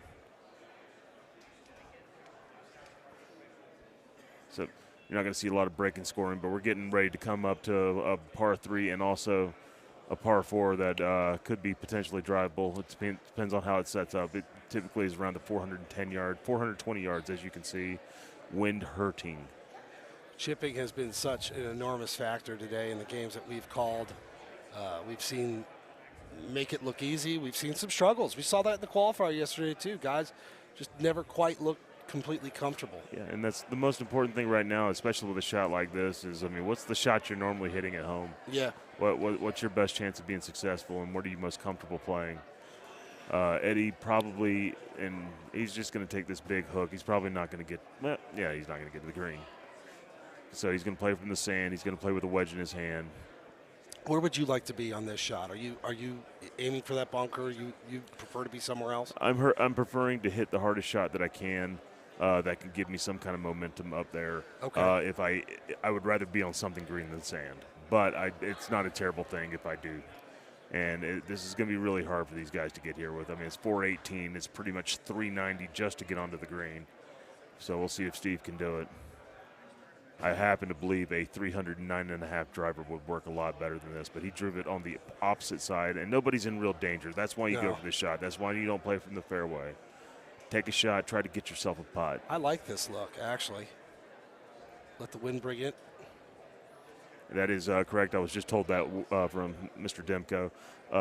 FYI to the announcers, BD has Legacy and Home Edition and PGA Tour Home Edition in his house. He does have 2 of them. Oof, not too shabby. Yeah. Good shot. Now Eddie Godfrey with a very high percentage shot. Wind going to the left, green moving to the right. But that was a little push too much to the right. Close. So no blood. No blood at first. Par 3 coming. Par 3, and we'll see how the next one can also, it's a 2-tier green, drivable par 4. Some guys end up on that bottom tier and have a hard time making that putt, but we'll get there. Great shot by Ned. That's a really good shot.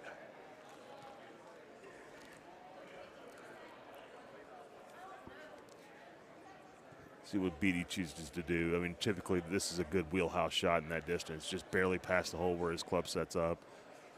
So I happen to believe this should be a pretty close shot, but we'll see what happens. Maybe a little too much adrenaline there. Safe. Yeah. Safe. Was on the right line. Yeah, it was. And you're seeing a lot more of these from these players these days. They don't drop a whole lot. Oh, man, all day. Yeah. All day, man. Unbelievable. Pins in the back bottom tier, so they don't have to worry about being short. I mean, they can get it down there and not worry about spinning it back up the hill, of course. And just a light, oh. Good shot. Little small fade. Steve will try to do the same, probably with that 6-wood. Love the crowd that is assembled here watching these guys play. Everybody here. There's a lot of anticipation now. That's got to stop, and Steve Beatty, a rare mistake from him today. I was going to ask that pre-hole, Chris, just a little bit. Like, I mean, that's pretty much, you mentioned not, you know, you could putt down if you need to. That's pretty much the danger zone thing that you need to avoid, obviously. Yeah, but the key was not to be able to hit that downslope. That hurt him the whole way. And now he'll have a 2-stroke disadvantage going in for the rest of this game. So we saw Godfrey has really looked comfortable with the lead. Yeah. And again, his focus changes quite a bit. Yeah, he can play a little bit safer. But this little offset look, it gave Joe Massera a little trouble earlier. We'll see what happens. He should be able to push something just out to the left.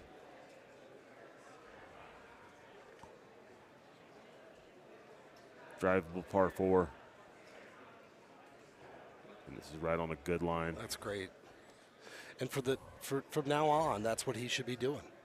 Yeah. 8 feet, 8 feet, 8 feet, 10 feet, right? Like that's just getting it somewhere puttable. Yep. Not a putt you have to think about. Something that you're very comfortable making. So when you fall behind in a match like that, I know the natural mentality is to chase, but like, how do you fight that urge, right? What's the appropriate amount of aggression that you need to have? Looking for the right opportunities. Par 3s are generally what I believe you should look for in regards to, I mean, because he knows he needs hole outs now. He can't just rely on a mistake from Eddie Godfrey. He needs to find, especially the par 3s, something that doesn't have the offset looks like this. You know, it can be a little bit hard because you don't want to overcut, you don't want to undercut, and you don't want to compound the mistake that you've already made. So wait for your good opportunities. This from the fairway, he'll have an opportunity. He can get just into this fairway and then uphill, a lot of green to work with. Yeah, he might be able to roll something in. Yeah, this goes on. You're right. You get in 100, 150 yards. Green light. Green light.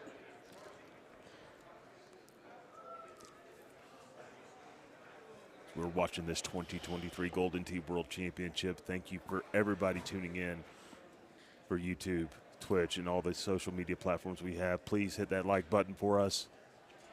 It has been a great day here at the Golden Tee World Championship. I like this look. Yeah. especially if you're chasing strokes. You can be. You could. This is a perfect like. Yeah. Now he's gonna hit this a little bit harder. I thought he might hit this short and run it up there, That's but what he's I thought gonna. too. And watch this. Oh. Just right of the hole. Boy, Eddie Godfrey. Just 9 holes away to play for a world championship. I'll have to beat Taylor. Somebody will have to beat Taylor twice. Yeah, that's a huge dynamic in this. And that is, that's. Oh man, that was probably a little too. If anybody's ever played a 6-iron that knows what I'm talking about, that 6-iron is not the distance it tells you. It hits it short. Yeah, that was close. And the trackball clean for good measure. Yeah. He may have thought he got more of that.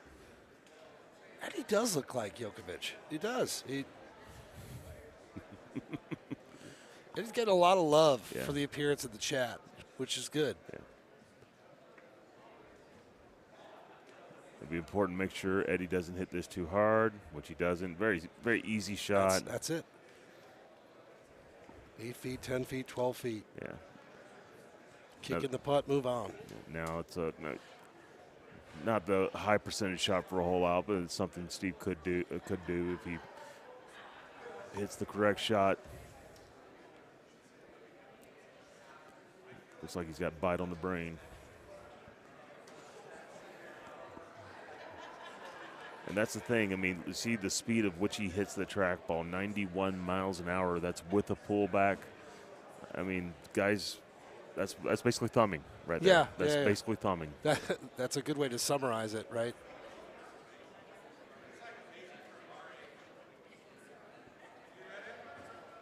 So now, opportunity here, as all of them are, and Eddie just a little short. And that is obviously a safer. It could go in, but you just again 8 feet. Everything's makeable putts. Everything's calm. Just get yourself to the finish line.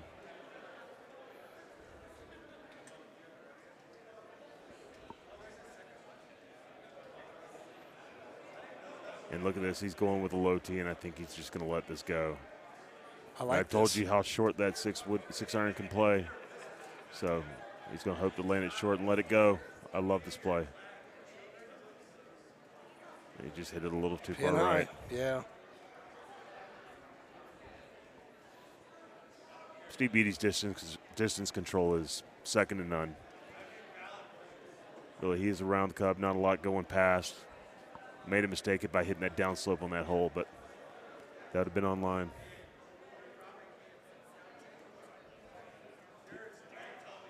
I believe this is a drivable par 4, and look at Eddie Godfrey. Great shot. It's a fantastic shot. Points don't matter on a Sunday. As I say all the time, great shot points do not matter on Sundays. It's all about the score. Eddie is in Cedar Park, Texas. Kenny McCormick.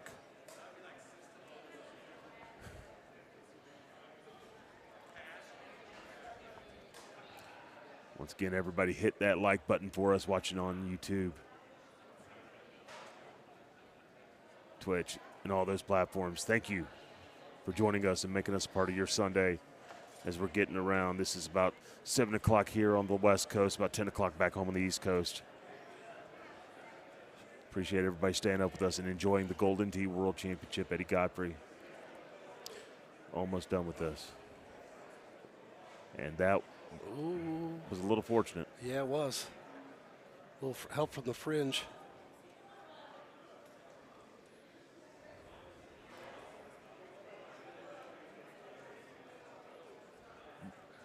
This is one of those opportunities that we talked about. And because, I mean, he doesn't play thumbs, he's not going to mess around trying to short thumb that 8-wood. No, he's going to go play a good solid 5 hybrid. Oh, do it. And he gets one back. Wow. Steve Beatty back in the tournament, back in this round. Waited for that go zone. That's a great shot. Down 1. Momentum. He will take honors now. What a shot. just what the doctor ordered right there, Adam. When you need to have it, right?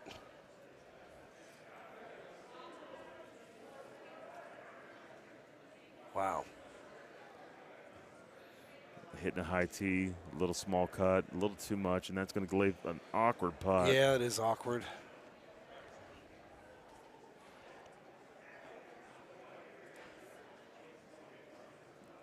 Eddie's got to forget about what he just saw.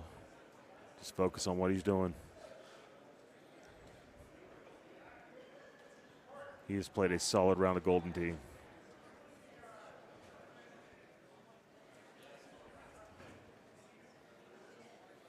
Hard 6-wood, popular shot to be played. Very nice. Well Very done. nice. Well done. Long distance right twos and left twos. Let me hear you in the chat if you hate him like I do.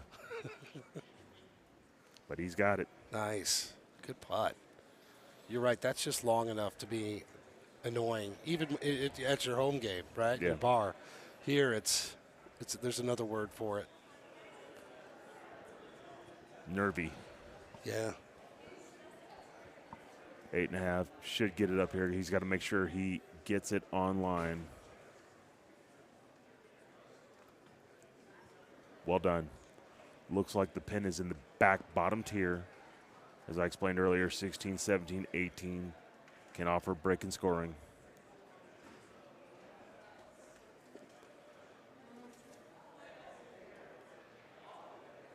And he's got a lot of options here. That 2 hybrid looks pretty.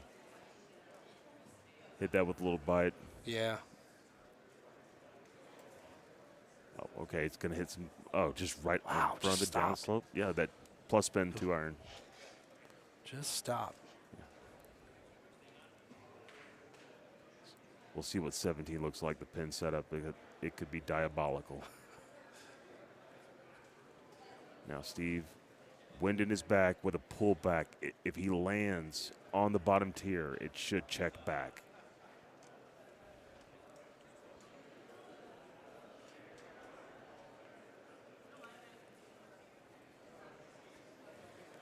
Crucial right here that he doesn't lose it.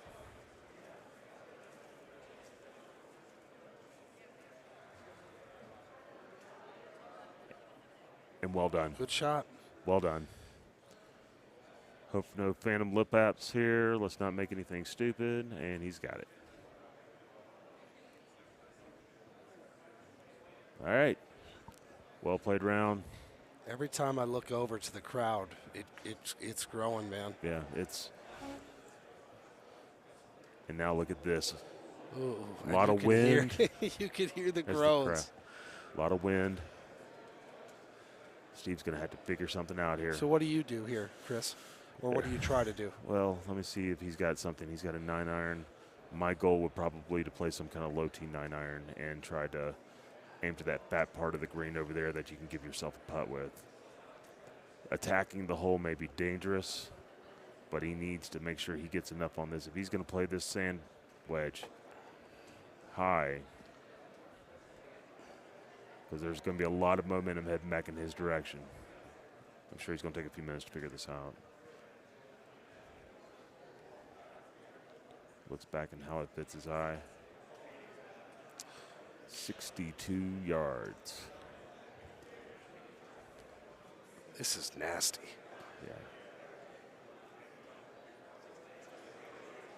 What a look. This is a classic Golden Tee par 3 setup deep and around. Not a lot of options for safety. Like I said, that fat part, that big part of that green, he could do something with that. And it looks like he's going to try a little 9. This is going to be a little soft 9 cut. Done well. Now, oh, he hits the lid. It's got to stop. Okay. Dry is the name of the game. Now what does Eddie do? He has a better club that can help him. He's got a gap wedge. 10 extra yards. This could be crucial. He might be able to pound a low tee if he wanted to. He's also got super spin on that, so he can potentially create some momentum up the green.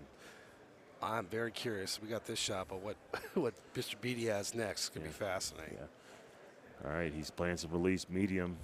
Let's see how much he gets it. It's in the hole. My God. Eddie Godfrey has secured his place in the finals. Holy shit. What a shot. Wow. When you need to have it. And just having to watch that has When got to you be need deflating. to have it. Now down 3 with a chance to go on. Eddie Godfrey. Ridiculous. It's not even hyperbole. That's one of the greatest shots in Golden Tee history. 20-plus years of Golden Tee experience. He's done it all. He's never played for a world championship in the finals. He has a shot at doing it here.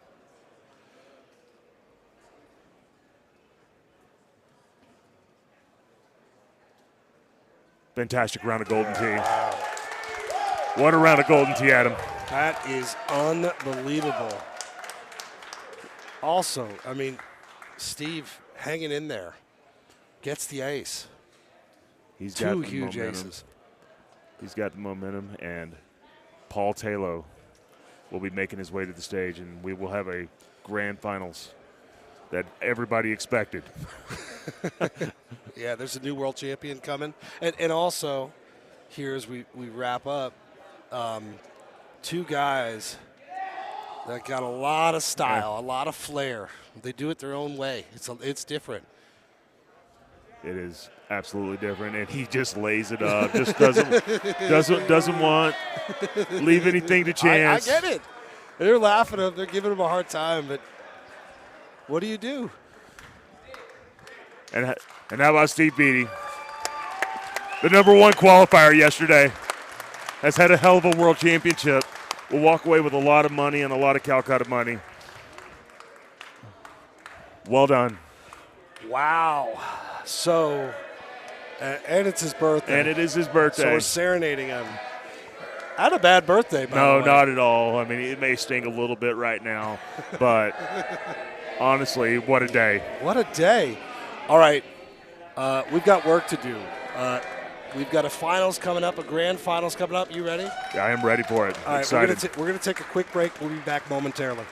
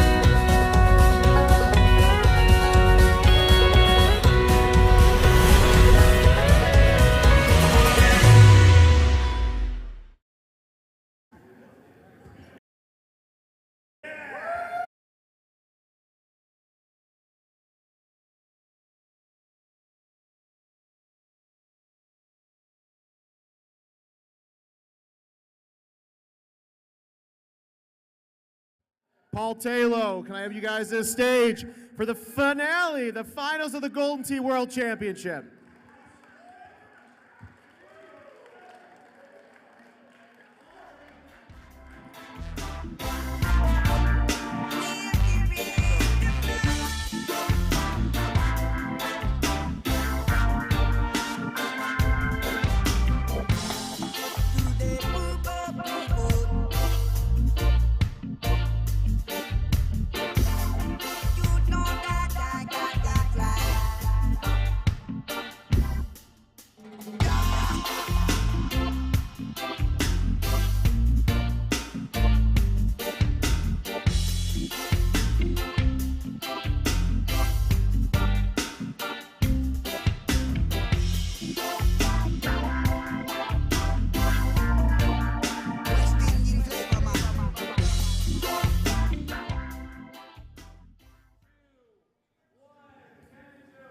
All right, ladies and gentlemen, welcome back live to the 2023 Golden Tee World Championship.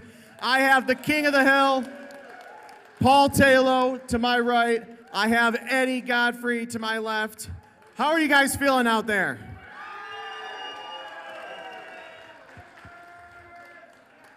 All right, as we are getting ready to roll the last courses of the evening, Eddie, I got to ask you, my friend, we talked about this the other day over a few beverages, but how are you feeling right now that you are here in the grand finals? This feels great because, you know, in the past, this tournament hasn't been good for me. A lot of like 1 and 2s and, you know, 0 and 2. So I'm just glad I could finally, you know, put it together so far. I think everyone can agree that you've been playing pretty damn well.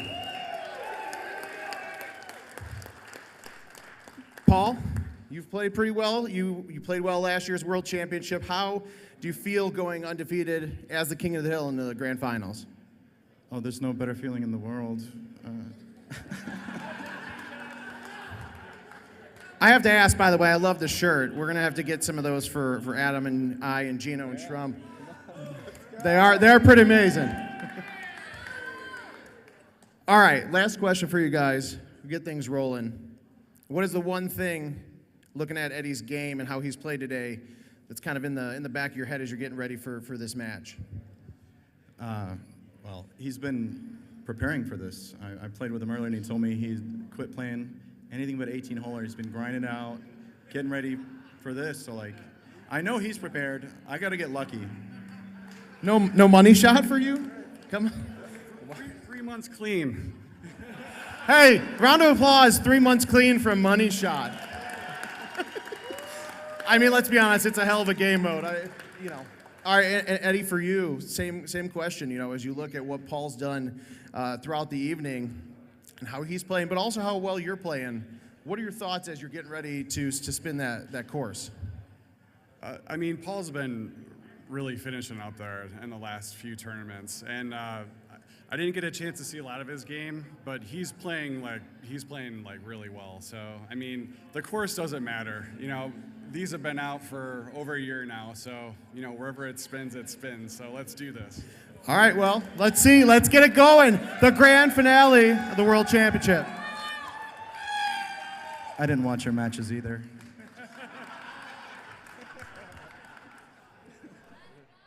Get ready to go here in the finals of the World Championship of Golden Tee. Two titans of the game right now.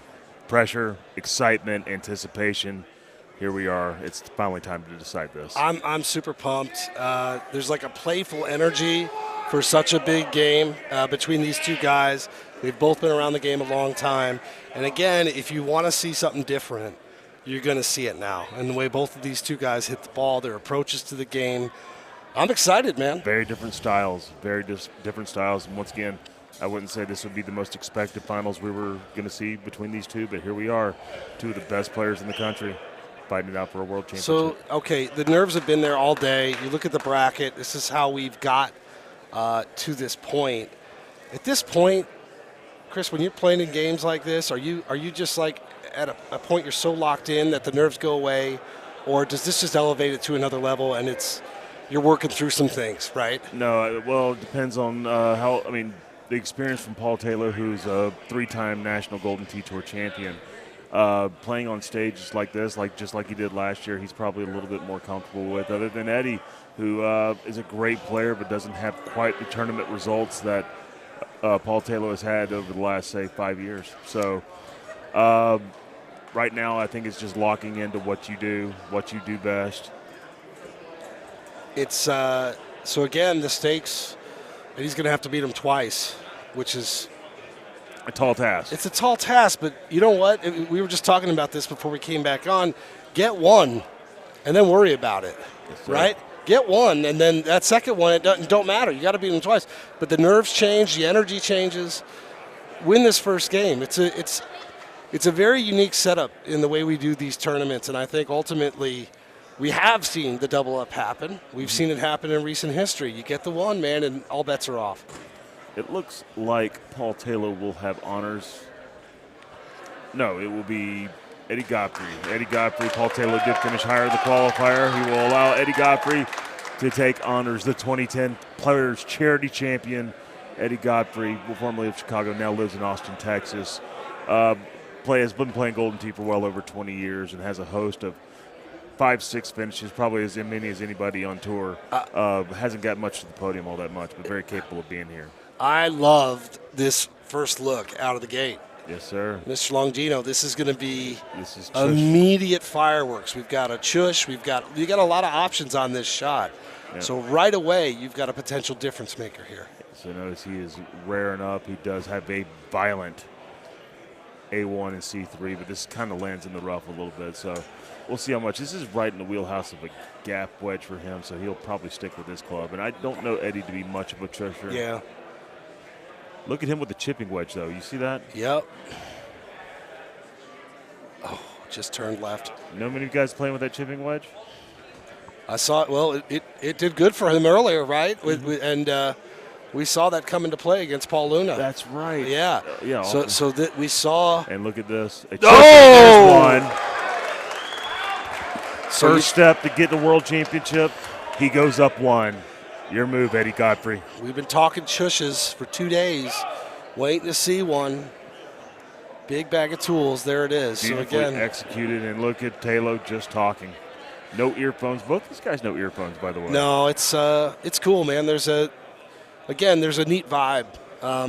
It's not always this way of guys just kind of hanging around, talking, smiling. Yeah, no, some need more focus than the others. It's kind of an awkward look here for Taylor. It's going to perhaps maybe just push some thumbs out to the left side, which typically would be his play, which is what he does, a little pullback thumbs, and gets himself just around the hole. Good shot. Important for Eddie not to panic here. Important for him not to do anything more than what he normally does. Just play his game, get himself around the hole like he knows he's capable of doing. This course right here in Nordland is going to offer. We'll see what 16 brings. That was a key in the other match with Paul Taylor. Wild look. Wild look. So Paul Taylor will have honors now. And let's get par 3 time. And we've seen this look short, and guys like to chip it, but no, this one has some distance. Still not a bad look, though. No, not at all.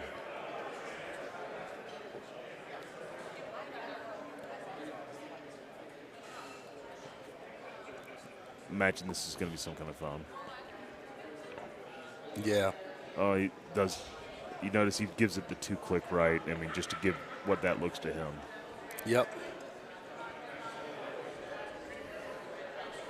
And just like in Taylor fashion, that little pullback thumb he does. Oh, good shot.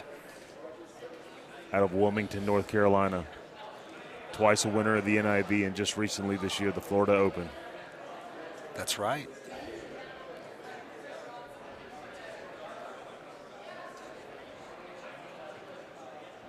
And Godfrey just as close.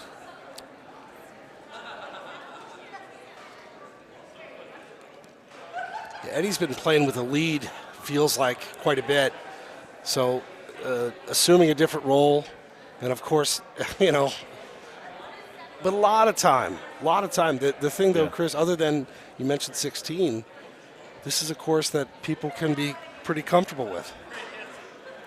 No, and this hole right here a little tucked to the right or tucked to the left, so going to be a harder one for them to attack. He's going to play a big hook. Plays a violent C3.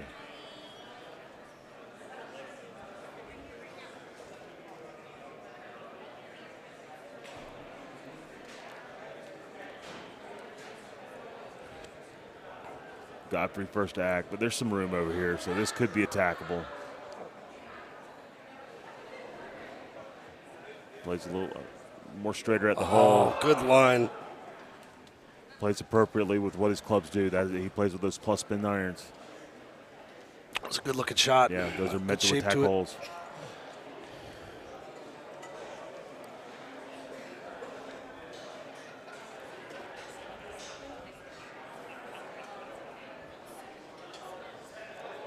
Taylor to answer.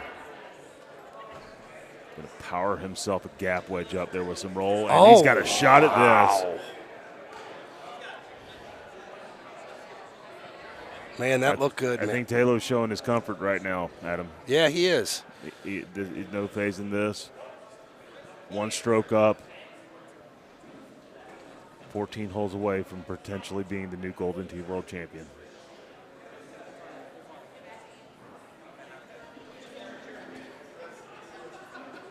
Correct himself a little bit, didn't like what he felt. We'll do it again, and he doesn't seem like he likes that one all that much, but it gets on. Ooh. Kind of the first real miscue we've seen from Paul Taylor in a while. Just happened to work out for him, though.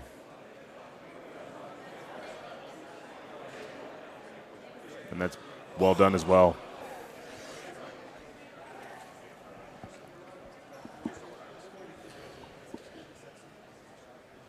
Now Paul, as seen on tee, as you can see it on his shirt, very gettable hole.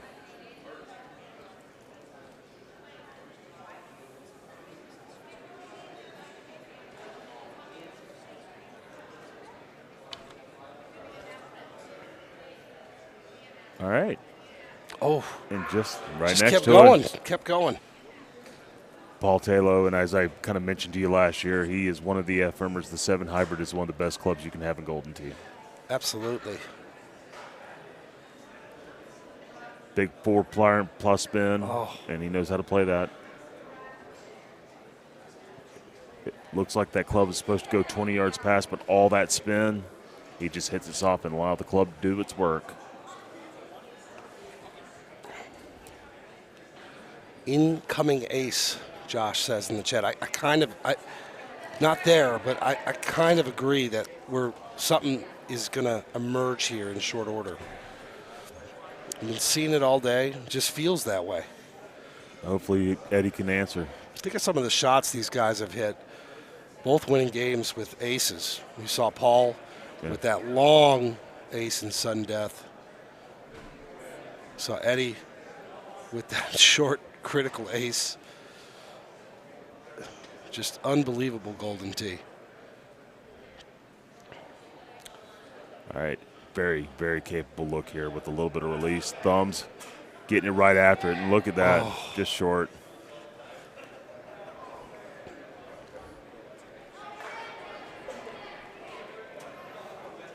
And look at this, just left of the hole, just around it. There have been some really good looks. They're not dropping. They're giving them runs, though.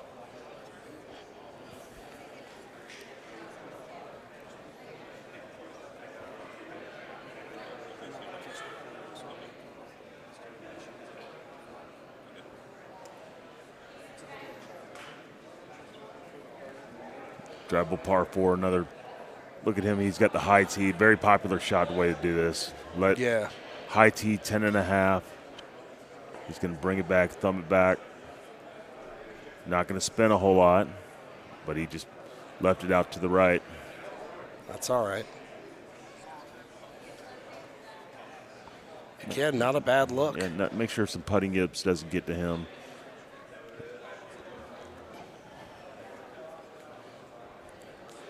Could be jarring Longino, when you're hitting everything so close and you're left with a putt for the first time in what feels like a while.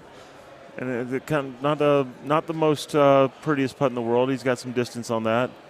Eddie's uphill, but down, not a really hard putt. He just got to make sure he does what he normally does. Yep, perfect. Well done.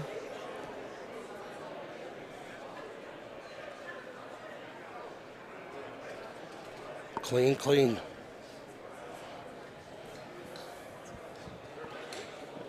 Kevin Lindsay doing the Lord's work for me. Thank you. That's what he does. He and I have a date with a Keno machine tonight if I have the success I had last night. I know. All right, so par 3, another par 3 that could take some aggression. We'll see what Eddie's got in his bag right here because that 2-iron plus spin could be really helpful. But Getting it to there, right? Yeah. I mean, that's the trick. Yeah. Hit enough on it to get it up there and see if it can do it.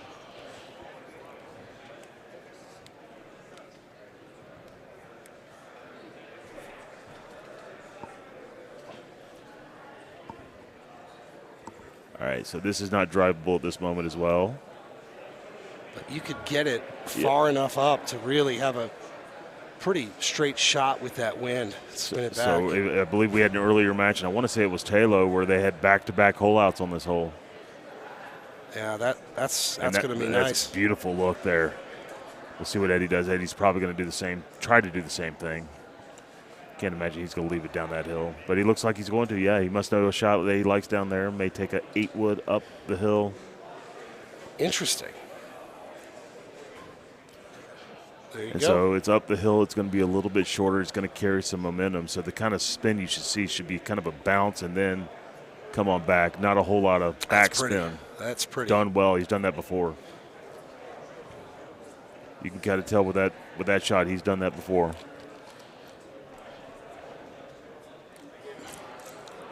Now here's Taylor. Try to go up 2. Oh.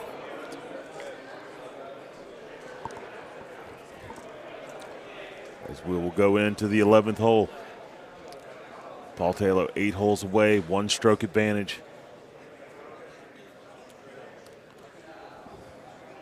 I saw a bedsheet cover over there with a big mound, so it looks like the Hodgson-Selinsky Trophy is ready.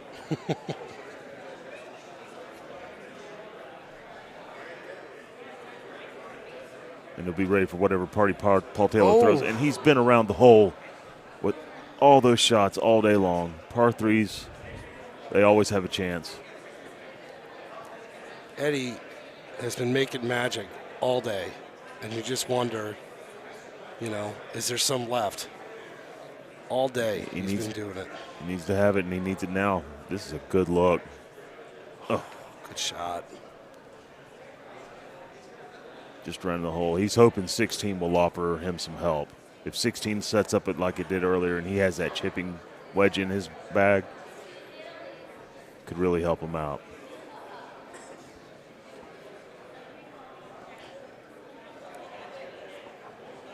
Once again, par 3s. Yeah, not bad either. Very capable look, and Eddie really has to think he wants to get aggressive with this. A couple of different shots you could hit here, too.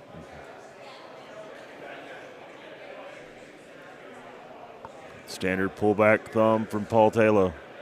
Oh. Just beautiful. Very, very good. Just beautiful. You're right, though. Really, everything he's throwing right now looks like it has a chance to go in.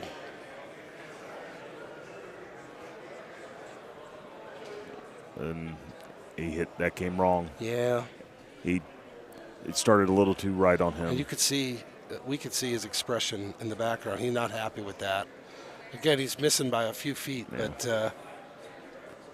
So now we're going to start getting to the teeth of this course. This hole right here can cause some problems. Look at the distance, 332, kind of in a tweener distance. Good wind. You want to be able to keep a medium tee here. Backspin. And a great line. Oh, man. And a great line. Great shot. The distance control, Longino, on some of these longer clubs, it's just sick. How they can hit it so hard. For any normal player, they're looking at 282, and they don't feel like they can get the power to get it up there. These guys, they know how to maximize their distance. Set up for about 282. It carried probably 330 or no 325. Now Eddie with a 10.5 now. I'm hoping he wants 3 wood, but we'll see how he plays it. He's going to play kind of a cut at 10.5. And this is correct. Good shot.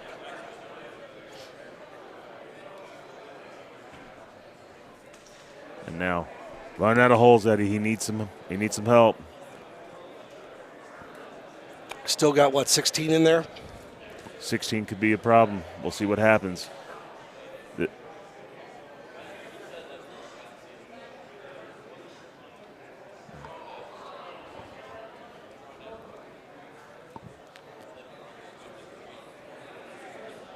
Paul Taylor doesn't want to get too cute here. He wants just something safe and something he can putt. But then again, the way he's treated these par threes. Gosh, that is brilliant. Excellent shot. Control has been his name today. Making it look methodical.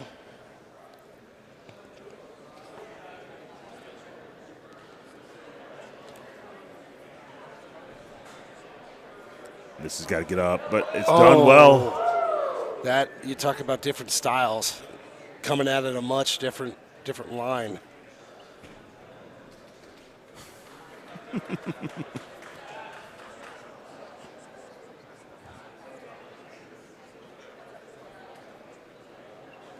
Paul Taylor, 4 holes away. I think I just said 4 holes. I meant 5 holes earlier. 4 holes away now. These guys are just having a leisurely conversation during it. I love it. I know, and like I said, no headphones in. It. Just they'd rather have the ambiance and the. Oh, Paul liked that. You can see he was.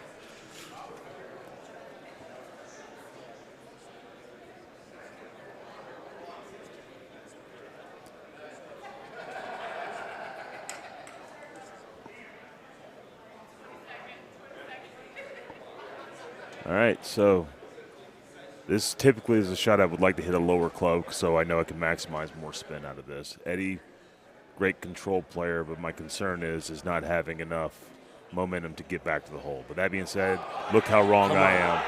Oh. Excellent shot. He was scouting it from the side of the machine. Yep.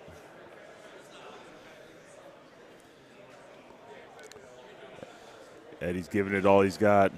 He's going down swinging. 3 holes left, and this is a big one right here. And here we are. We've seen this decide matches already. Got some helping wind, though. This doesn't have as much. But he. Look at Taylor with a chipping wedge as well. Never mind. I see what you have, Eddie, and I raise you. Thank you for everybody joining the chat here. Oh. Settle. And he is on the green.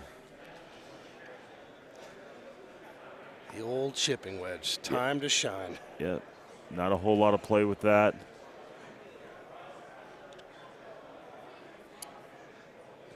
I mean, I think if I'm him, I want to play something with some kind of spin up to the top, release. Yep. Making sure he's getting there. He's going to hit a soft thumb, but doesn't have the mow. Yeah. The line was good. Yeah. Awkward putt, but he's got it. Very nice. And Taylor jumps the largest hurdle for him hole-wise in this round to get himself to the World Championship.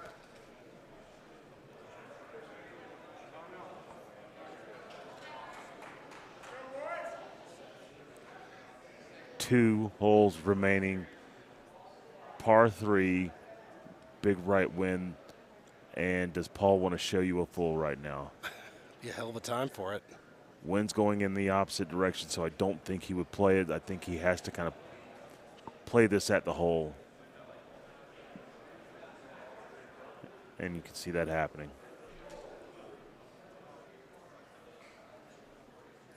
So see how this ends up at. Just around bottom of the hole, uphill putt. There's some meat. Very makeable. Now, this will be probably an aggressive attempt to hole out. Yes.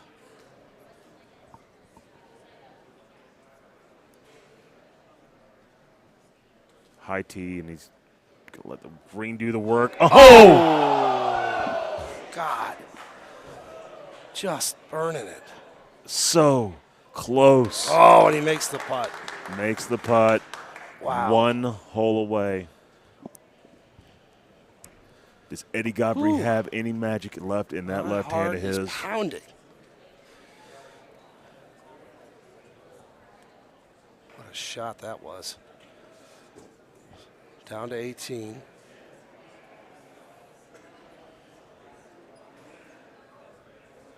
Not the easiest look here for Eddie to hole out. Paul needs to find himself a safe place within about 25, 30 feet on that green. And then he says, no, I think I may want to look at a full here.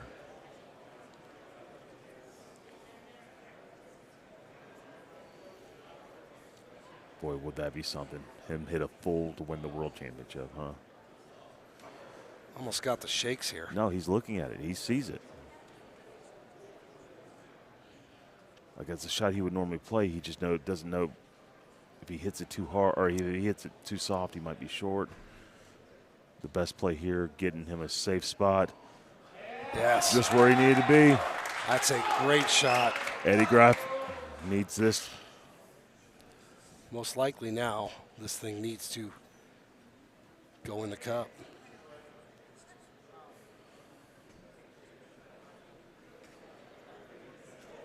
Must make.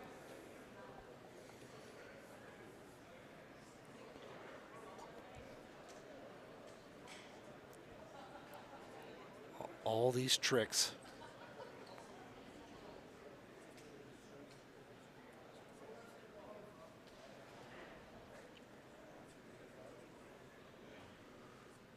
He knows this. He wants this to come in from the other side to have some kind of spin. All right, and just going to be a little short. It's a good shot. Paul Taylor to win the Golden Tee World Championship. There it is. Paul Taylor. Paul Taylor will win his first Golden Tee World Championship. Exciting day. Eddie will tap in. I was prepped on the confetti cannon. I still got scared. Paul Taylor, your Golden Tee World Champion! Wow.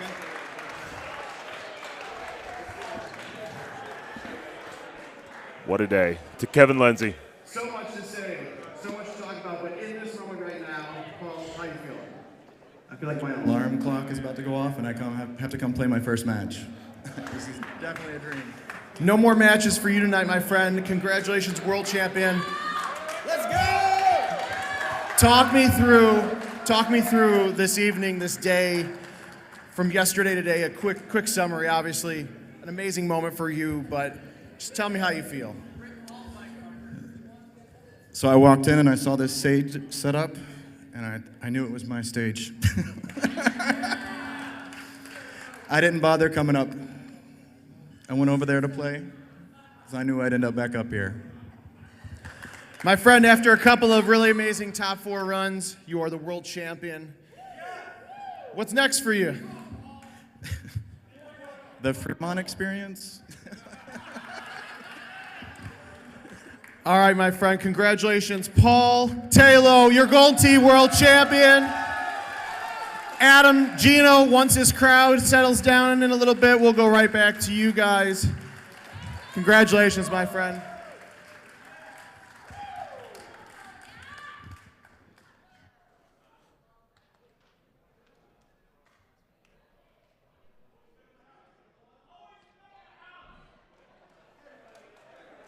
All right, Gino. World champion, new one, Paul Taylor. I wouldn't say completely unexpected, but however, good enough, has the moxie to do it, has the experience to do it, and his 4th Golden Tee title of his career happens to be a world champion. What a day. So all day he was around the cup, all day survive in advance. He looked exhausted by the end, because I think he was exhausted. Everybody's tired. It's a really long day. It's a guy that's been right there, right? We've seen him play well in Worlds. You mentioned the tournament victory earlier this year. But you also mentioned maybe this wasn't the finals that we were supposed to get, right? No, a lot of great players who didn't have great qualifiers end up having to play each other early. And so having a Paul Luna, Andy Haas kind of matchup happen in 5-6 area instead of in the finals, where Paul didn't lose today and didn't drop a whole lot of shots, if any shots today. That sudden death ace he hit on Petra, I don't know, 340 yards, whatever it was, 350. I mean, that to me, as you look back at it now, that shot of the tournament, and there was a series of shots that would qualify, but you look at a shot that I didn't expect to go in. You're waiting for the next 100-yard shot, next par 3. You look at like what it takes to get there. What a moment. Incredible. And I mean, that was the match to beat Steve Beattie right there, and that was the one that put him into the finals and got him the world championship. Making shots like that, surviving people that shoot par against you and still being able to keep up and not make mistakes. And it was Paul Luna's day. I mean, Paul Taylor's. We got a lot of Pauls. Yeah, back-to-back Pauls. We got a lot of Pauls. It was Paul Taylor's day, and he will walk away with $25,000. And I don't know. He's one of the. If you had to rank him right now, you can throw Paul Taylor. Here we go again, Paul Taylor. It's all right. I called Anthony Haas earlier. Oh, yeah? I did it a couple times, and I can't stop doing it. So. And maybe this is wrong on my part because maybe I didn't expect it. But Paul Taylor, one of the best players in the world today. It's him, Haas, and Luna right now. Those are the top 3 going. Those are the ones that are winning here lately. And one of the toughest outs in Golden Tee. Yeah, I think he proved that today, right? As we're getting the big check prepped for Paul. We're going to get on stage, and then, it's still early in Vegas, right? Oh, yeah. These guys are going to hang out and do their thing for a while. It's, a thing about a Golden Tee tournament. It's Sunday night, last time you see your guys for a while. So, and everybody here to honor Paul Taylor, new Golden Tee world champion. The event as a whole, right? This is a long event. It's long for you, long for everybody. But what a weekend. Notoriety, great host. It's 120 degrees outside. It feels really good in here. Great energy, great atmosphere. Seeing these guys play on the new platform, just seeing even the mistakes yesterday was cool. They were mortal. I mean, that was part of it today. Just the mortal nature of it. These guys trying to be perfect. We talked about searching for perfection, and if it's impossible, and yet a lot of moments created. I do, as we're going to be bouncing around, I want to thank you, Chad Schrump, Steve Page from Peggett, our team here, IT, of course, the support that we're doing, and the players. Yeah. Everybody, whether you're watching, whether you played, whether you came out, we do this for you guys. We love you guys. This means a lot to us. It's not just something we put on the calendar. We do it because of moments like the ones we just saw. Yeah, and just to speak a little bit, not just for Paul Taylor, but also Eddie Godfrey, who had a great run. Probably doesn't feel that great for him right now, but his best finish in a tournament in quite some time. And it's got to feel refreshing. He'll get a little bit extra money. And then Steve Beattie, of course, a great story this weekend. We have a great podium, not the usual faces. The cream maybe didn't quite rise like we thought we would. But we'll see. What a great day. All right, we're going to go to the stage. Brother. Enjoyed it. Great job. Gino's Golden Tee podcast. Make sure to give it a download. Spotify, He's iTunes. Good. I'll be on there in a couple weeks. Google Podcasts, wherever you get them. Please join me. Give us a download. Give us a like. All right, everybody, we've got our top 4 from the gold bracket and our winner of the silver championship, Mr. Mark Gomez. Come on up here, my friend. Here's your trophy, my friend. Thanks, man. Hell of a job today. 64 people, 63 that you had to get through to get to this. Talk to me about today, how you were feeling, and what you're feeling now. Of course. Well, I was disappointed in my qualifier, obviously, and so I was just like, you know what? I'm in the silver. Let's just play well and see what happens. And I played good today, and fortunately, I'm standing here in front of everybody holding this up. All right. Congratulations, my friend. All right. What's next for you now? Yeah. I don't know. Maybe I'll get drunk tonight.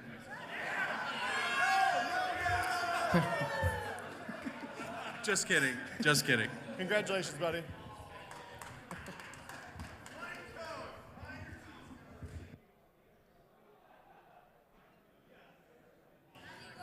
Paul Luna, everybody. 4th place in the World Championship. Congratulations, my friend. Talk to me a little bit about your performance. You know, obviously the 2022 Golden Tee World Champion. So you're coming in here, eyes are on you. You've been playing well. You know, walk me through your evening. I don't know. I'm not too mad about my performance. I played pretty well except for 2 holes. I guess I got to put the chipping wedge in for Nashville,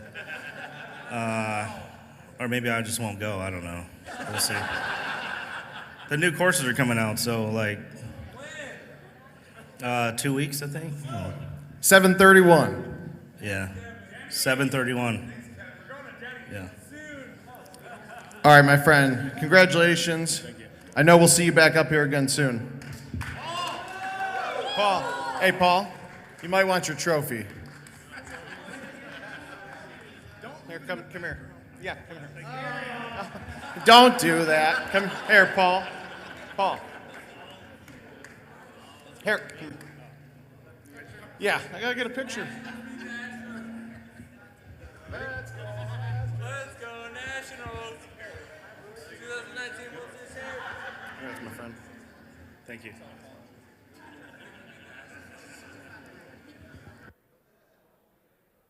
We'll just stand here. Yeah. Thanks, everybody. Thank you.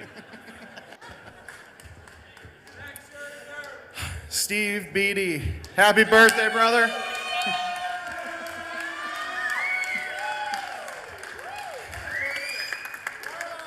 All right, let's be honest. I think I speak for everybody in this room and around the world saying, damn, buddy, that was a hell of a run for you.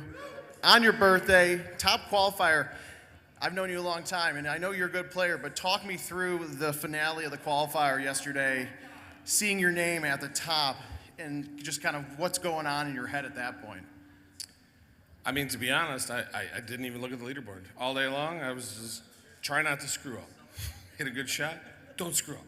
So literally, I don't think, somebody was like, you're top qualifier. I was like, no, I'm not.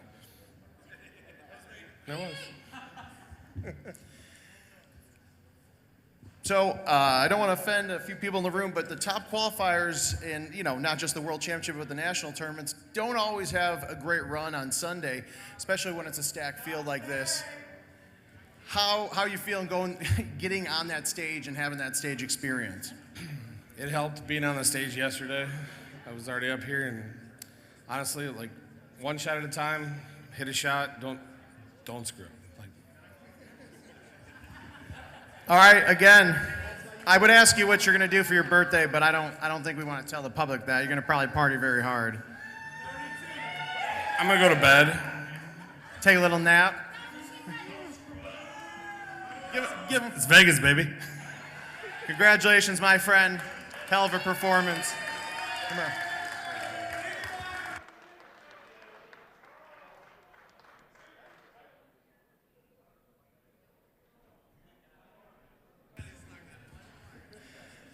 Eddie G, Mr. Eddie Godfrey. Congratulations, my man. I know, talked a little bit about this earlier, but when we had that conversation, maybe a little bit later on a weekday than we should have, when you called, you said you were going to make it on this stage, and you got here. I mean, how does that feel? It feels amazing because it just kind of validates the last 3 months of playing and preparing for this. So I couldn't be happier. Even though I got second, but I'm here and the wife's happy. That's all that matters, right? All right. So have you been using that chipping wedge on 16 in Norland for a while now, or was that a recent addition? No, I have been using that. Probably about 6 months or so. So, yep. I know. Sorry, everybody. Well, clearly now everybody knows that the chipping wedge is the way to go. Eddie, you've been playing this game for a long time. Where does this moment rank from you over the last 20 years of playing Golden Tee? You know, the PCC 2 that I won was pretty special, but you know, this tournament and the field that is here, like this tops it by a mile. So even though, you know, I got second, it doesn't matter. Like, you know, I couldn't be happier, so. Congratulations, my friend. Great job, great job.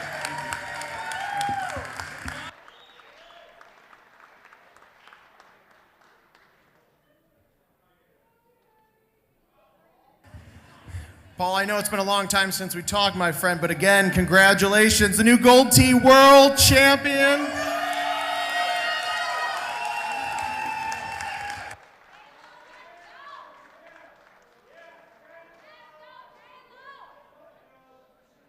Got a couple trophies to hold up here, my friend, but before we get to that and the check presentation,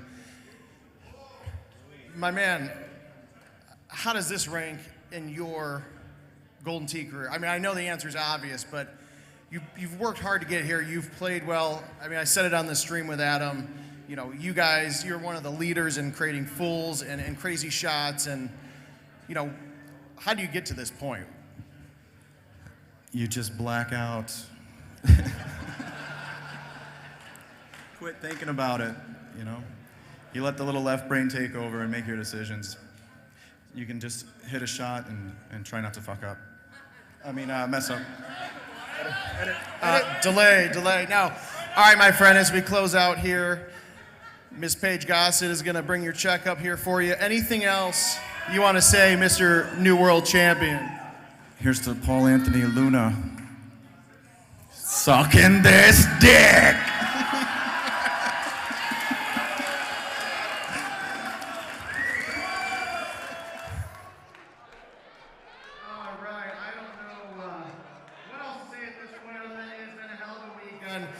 I want to thank each and every one of you that are here, hanging out on a Sunday with our brand new Golden Tee World Champion, Paul Taylor. Congratulations, my friend. Let's give it up for him. Oh, it's too much. It's too good. Am I really still asleep? Wake up, my friend, because you're the champ, baby. American. All right, actually, before I let you go, what's the first thing you're going to do with this beautiful check? This one?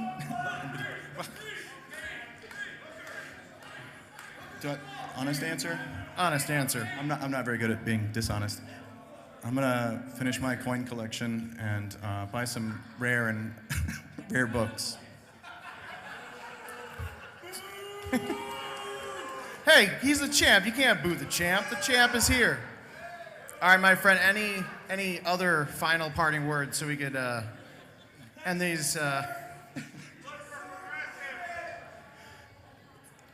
I have nothing else to add. All right. Hey, congratulations. Get some sleep. Enjoy Las Vegas. I want to thank Notoriety, our champion, Paul Taylor. I want to thank all of you watching live all weekend long, everybody from Incredible Technologies, Andy Kuhlman, his production team, Chris, and the entire staff of Notoriety.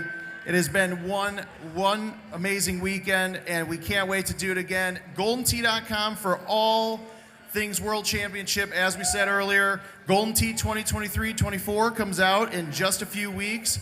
So our team's got a lot to get done, and thank you for joining us. We will see you guys again very soon.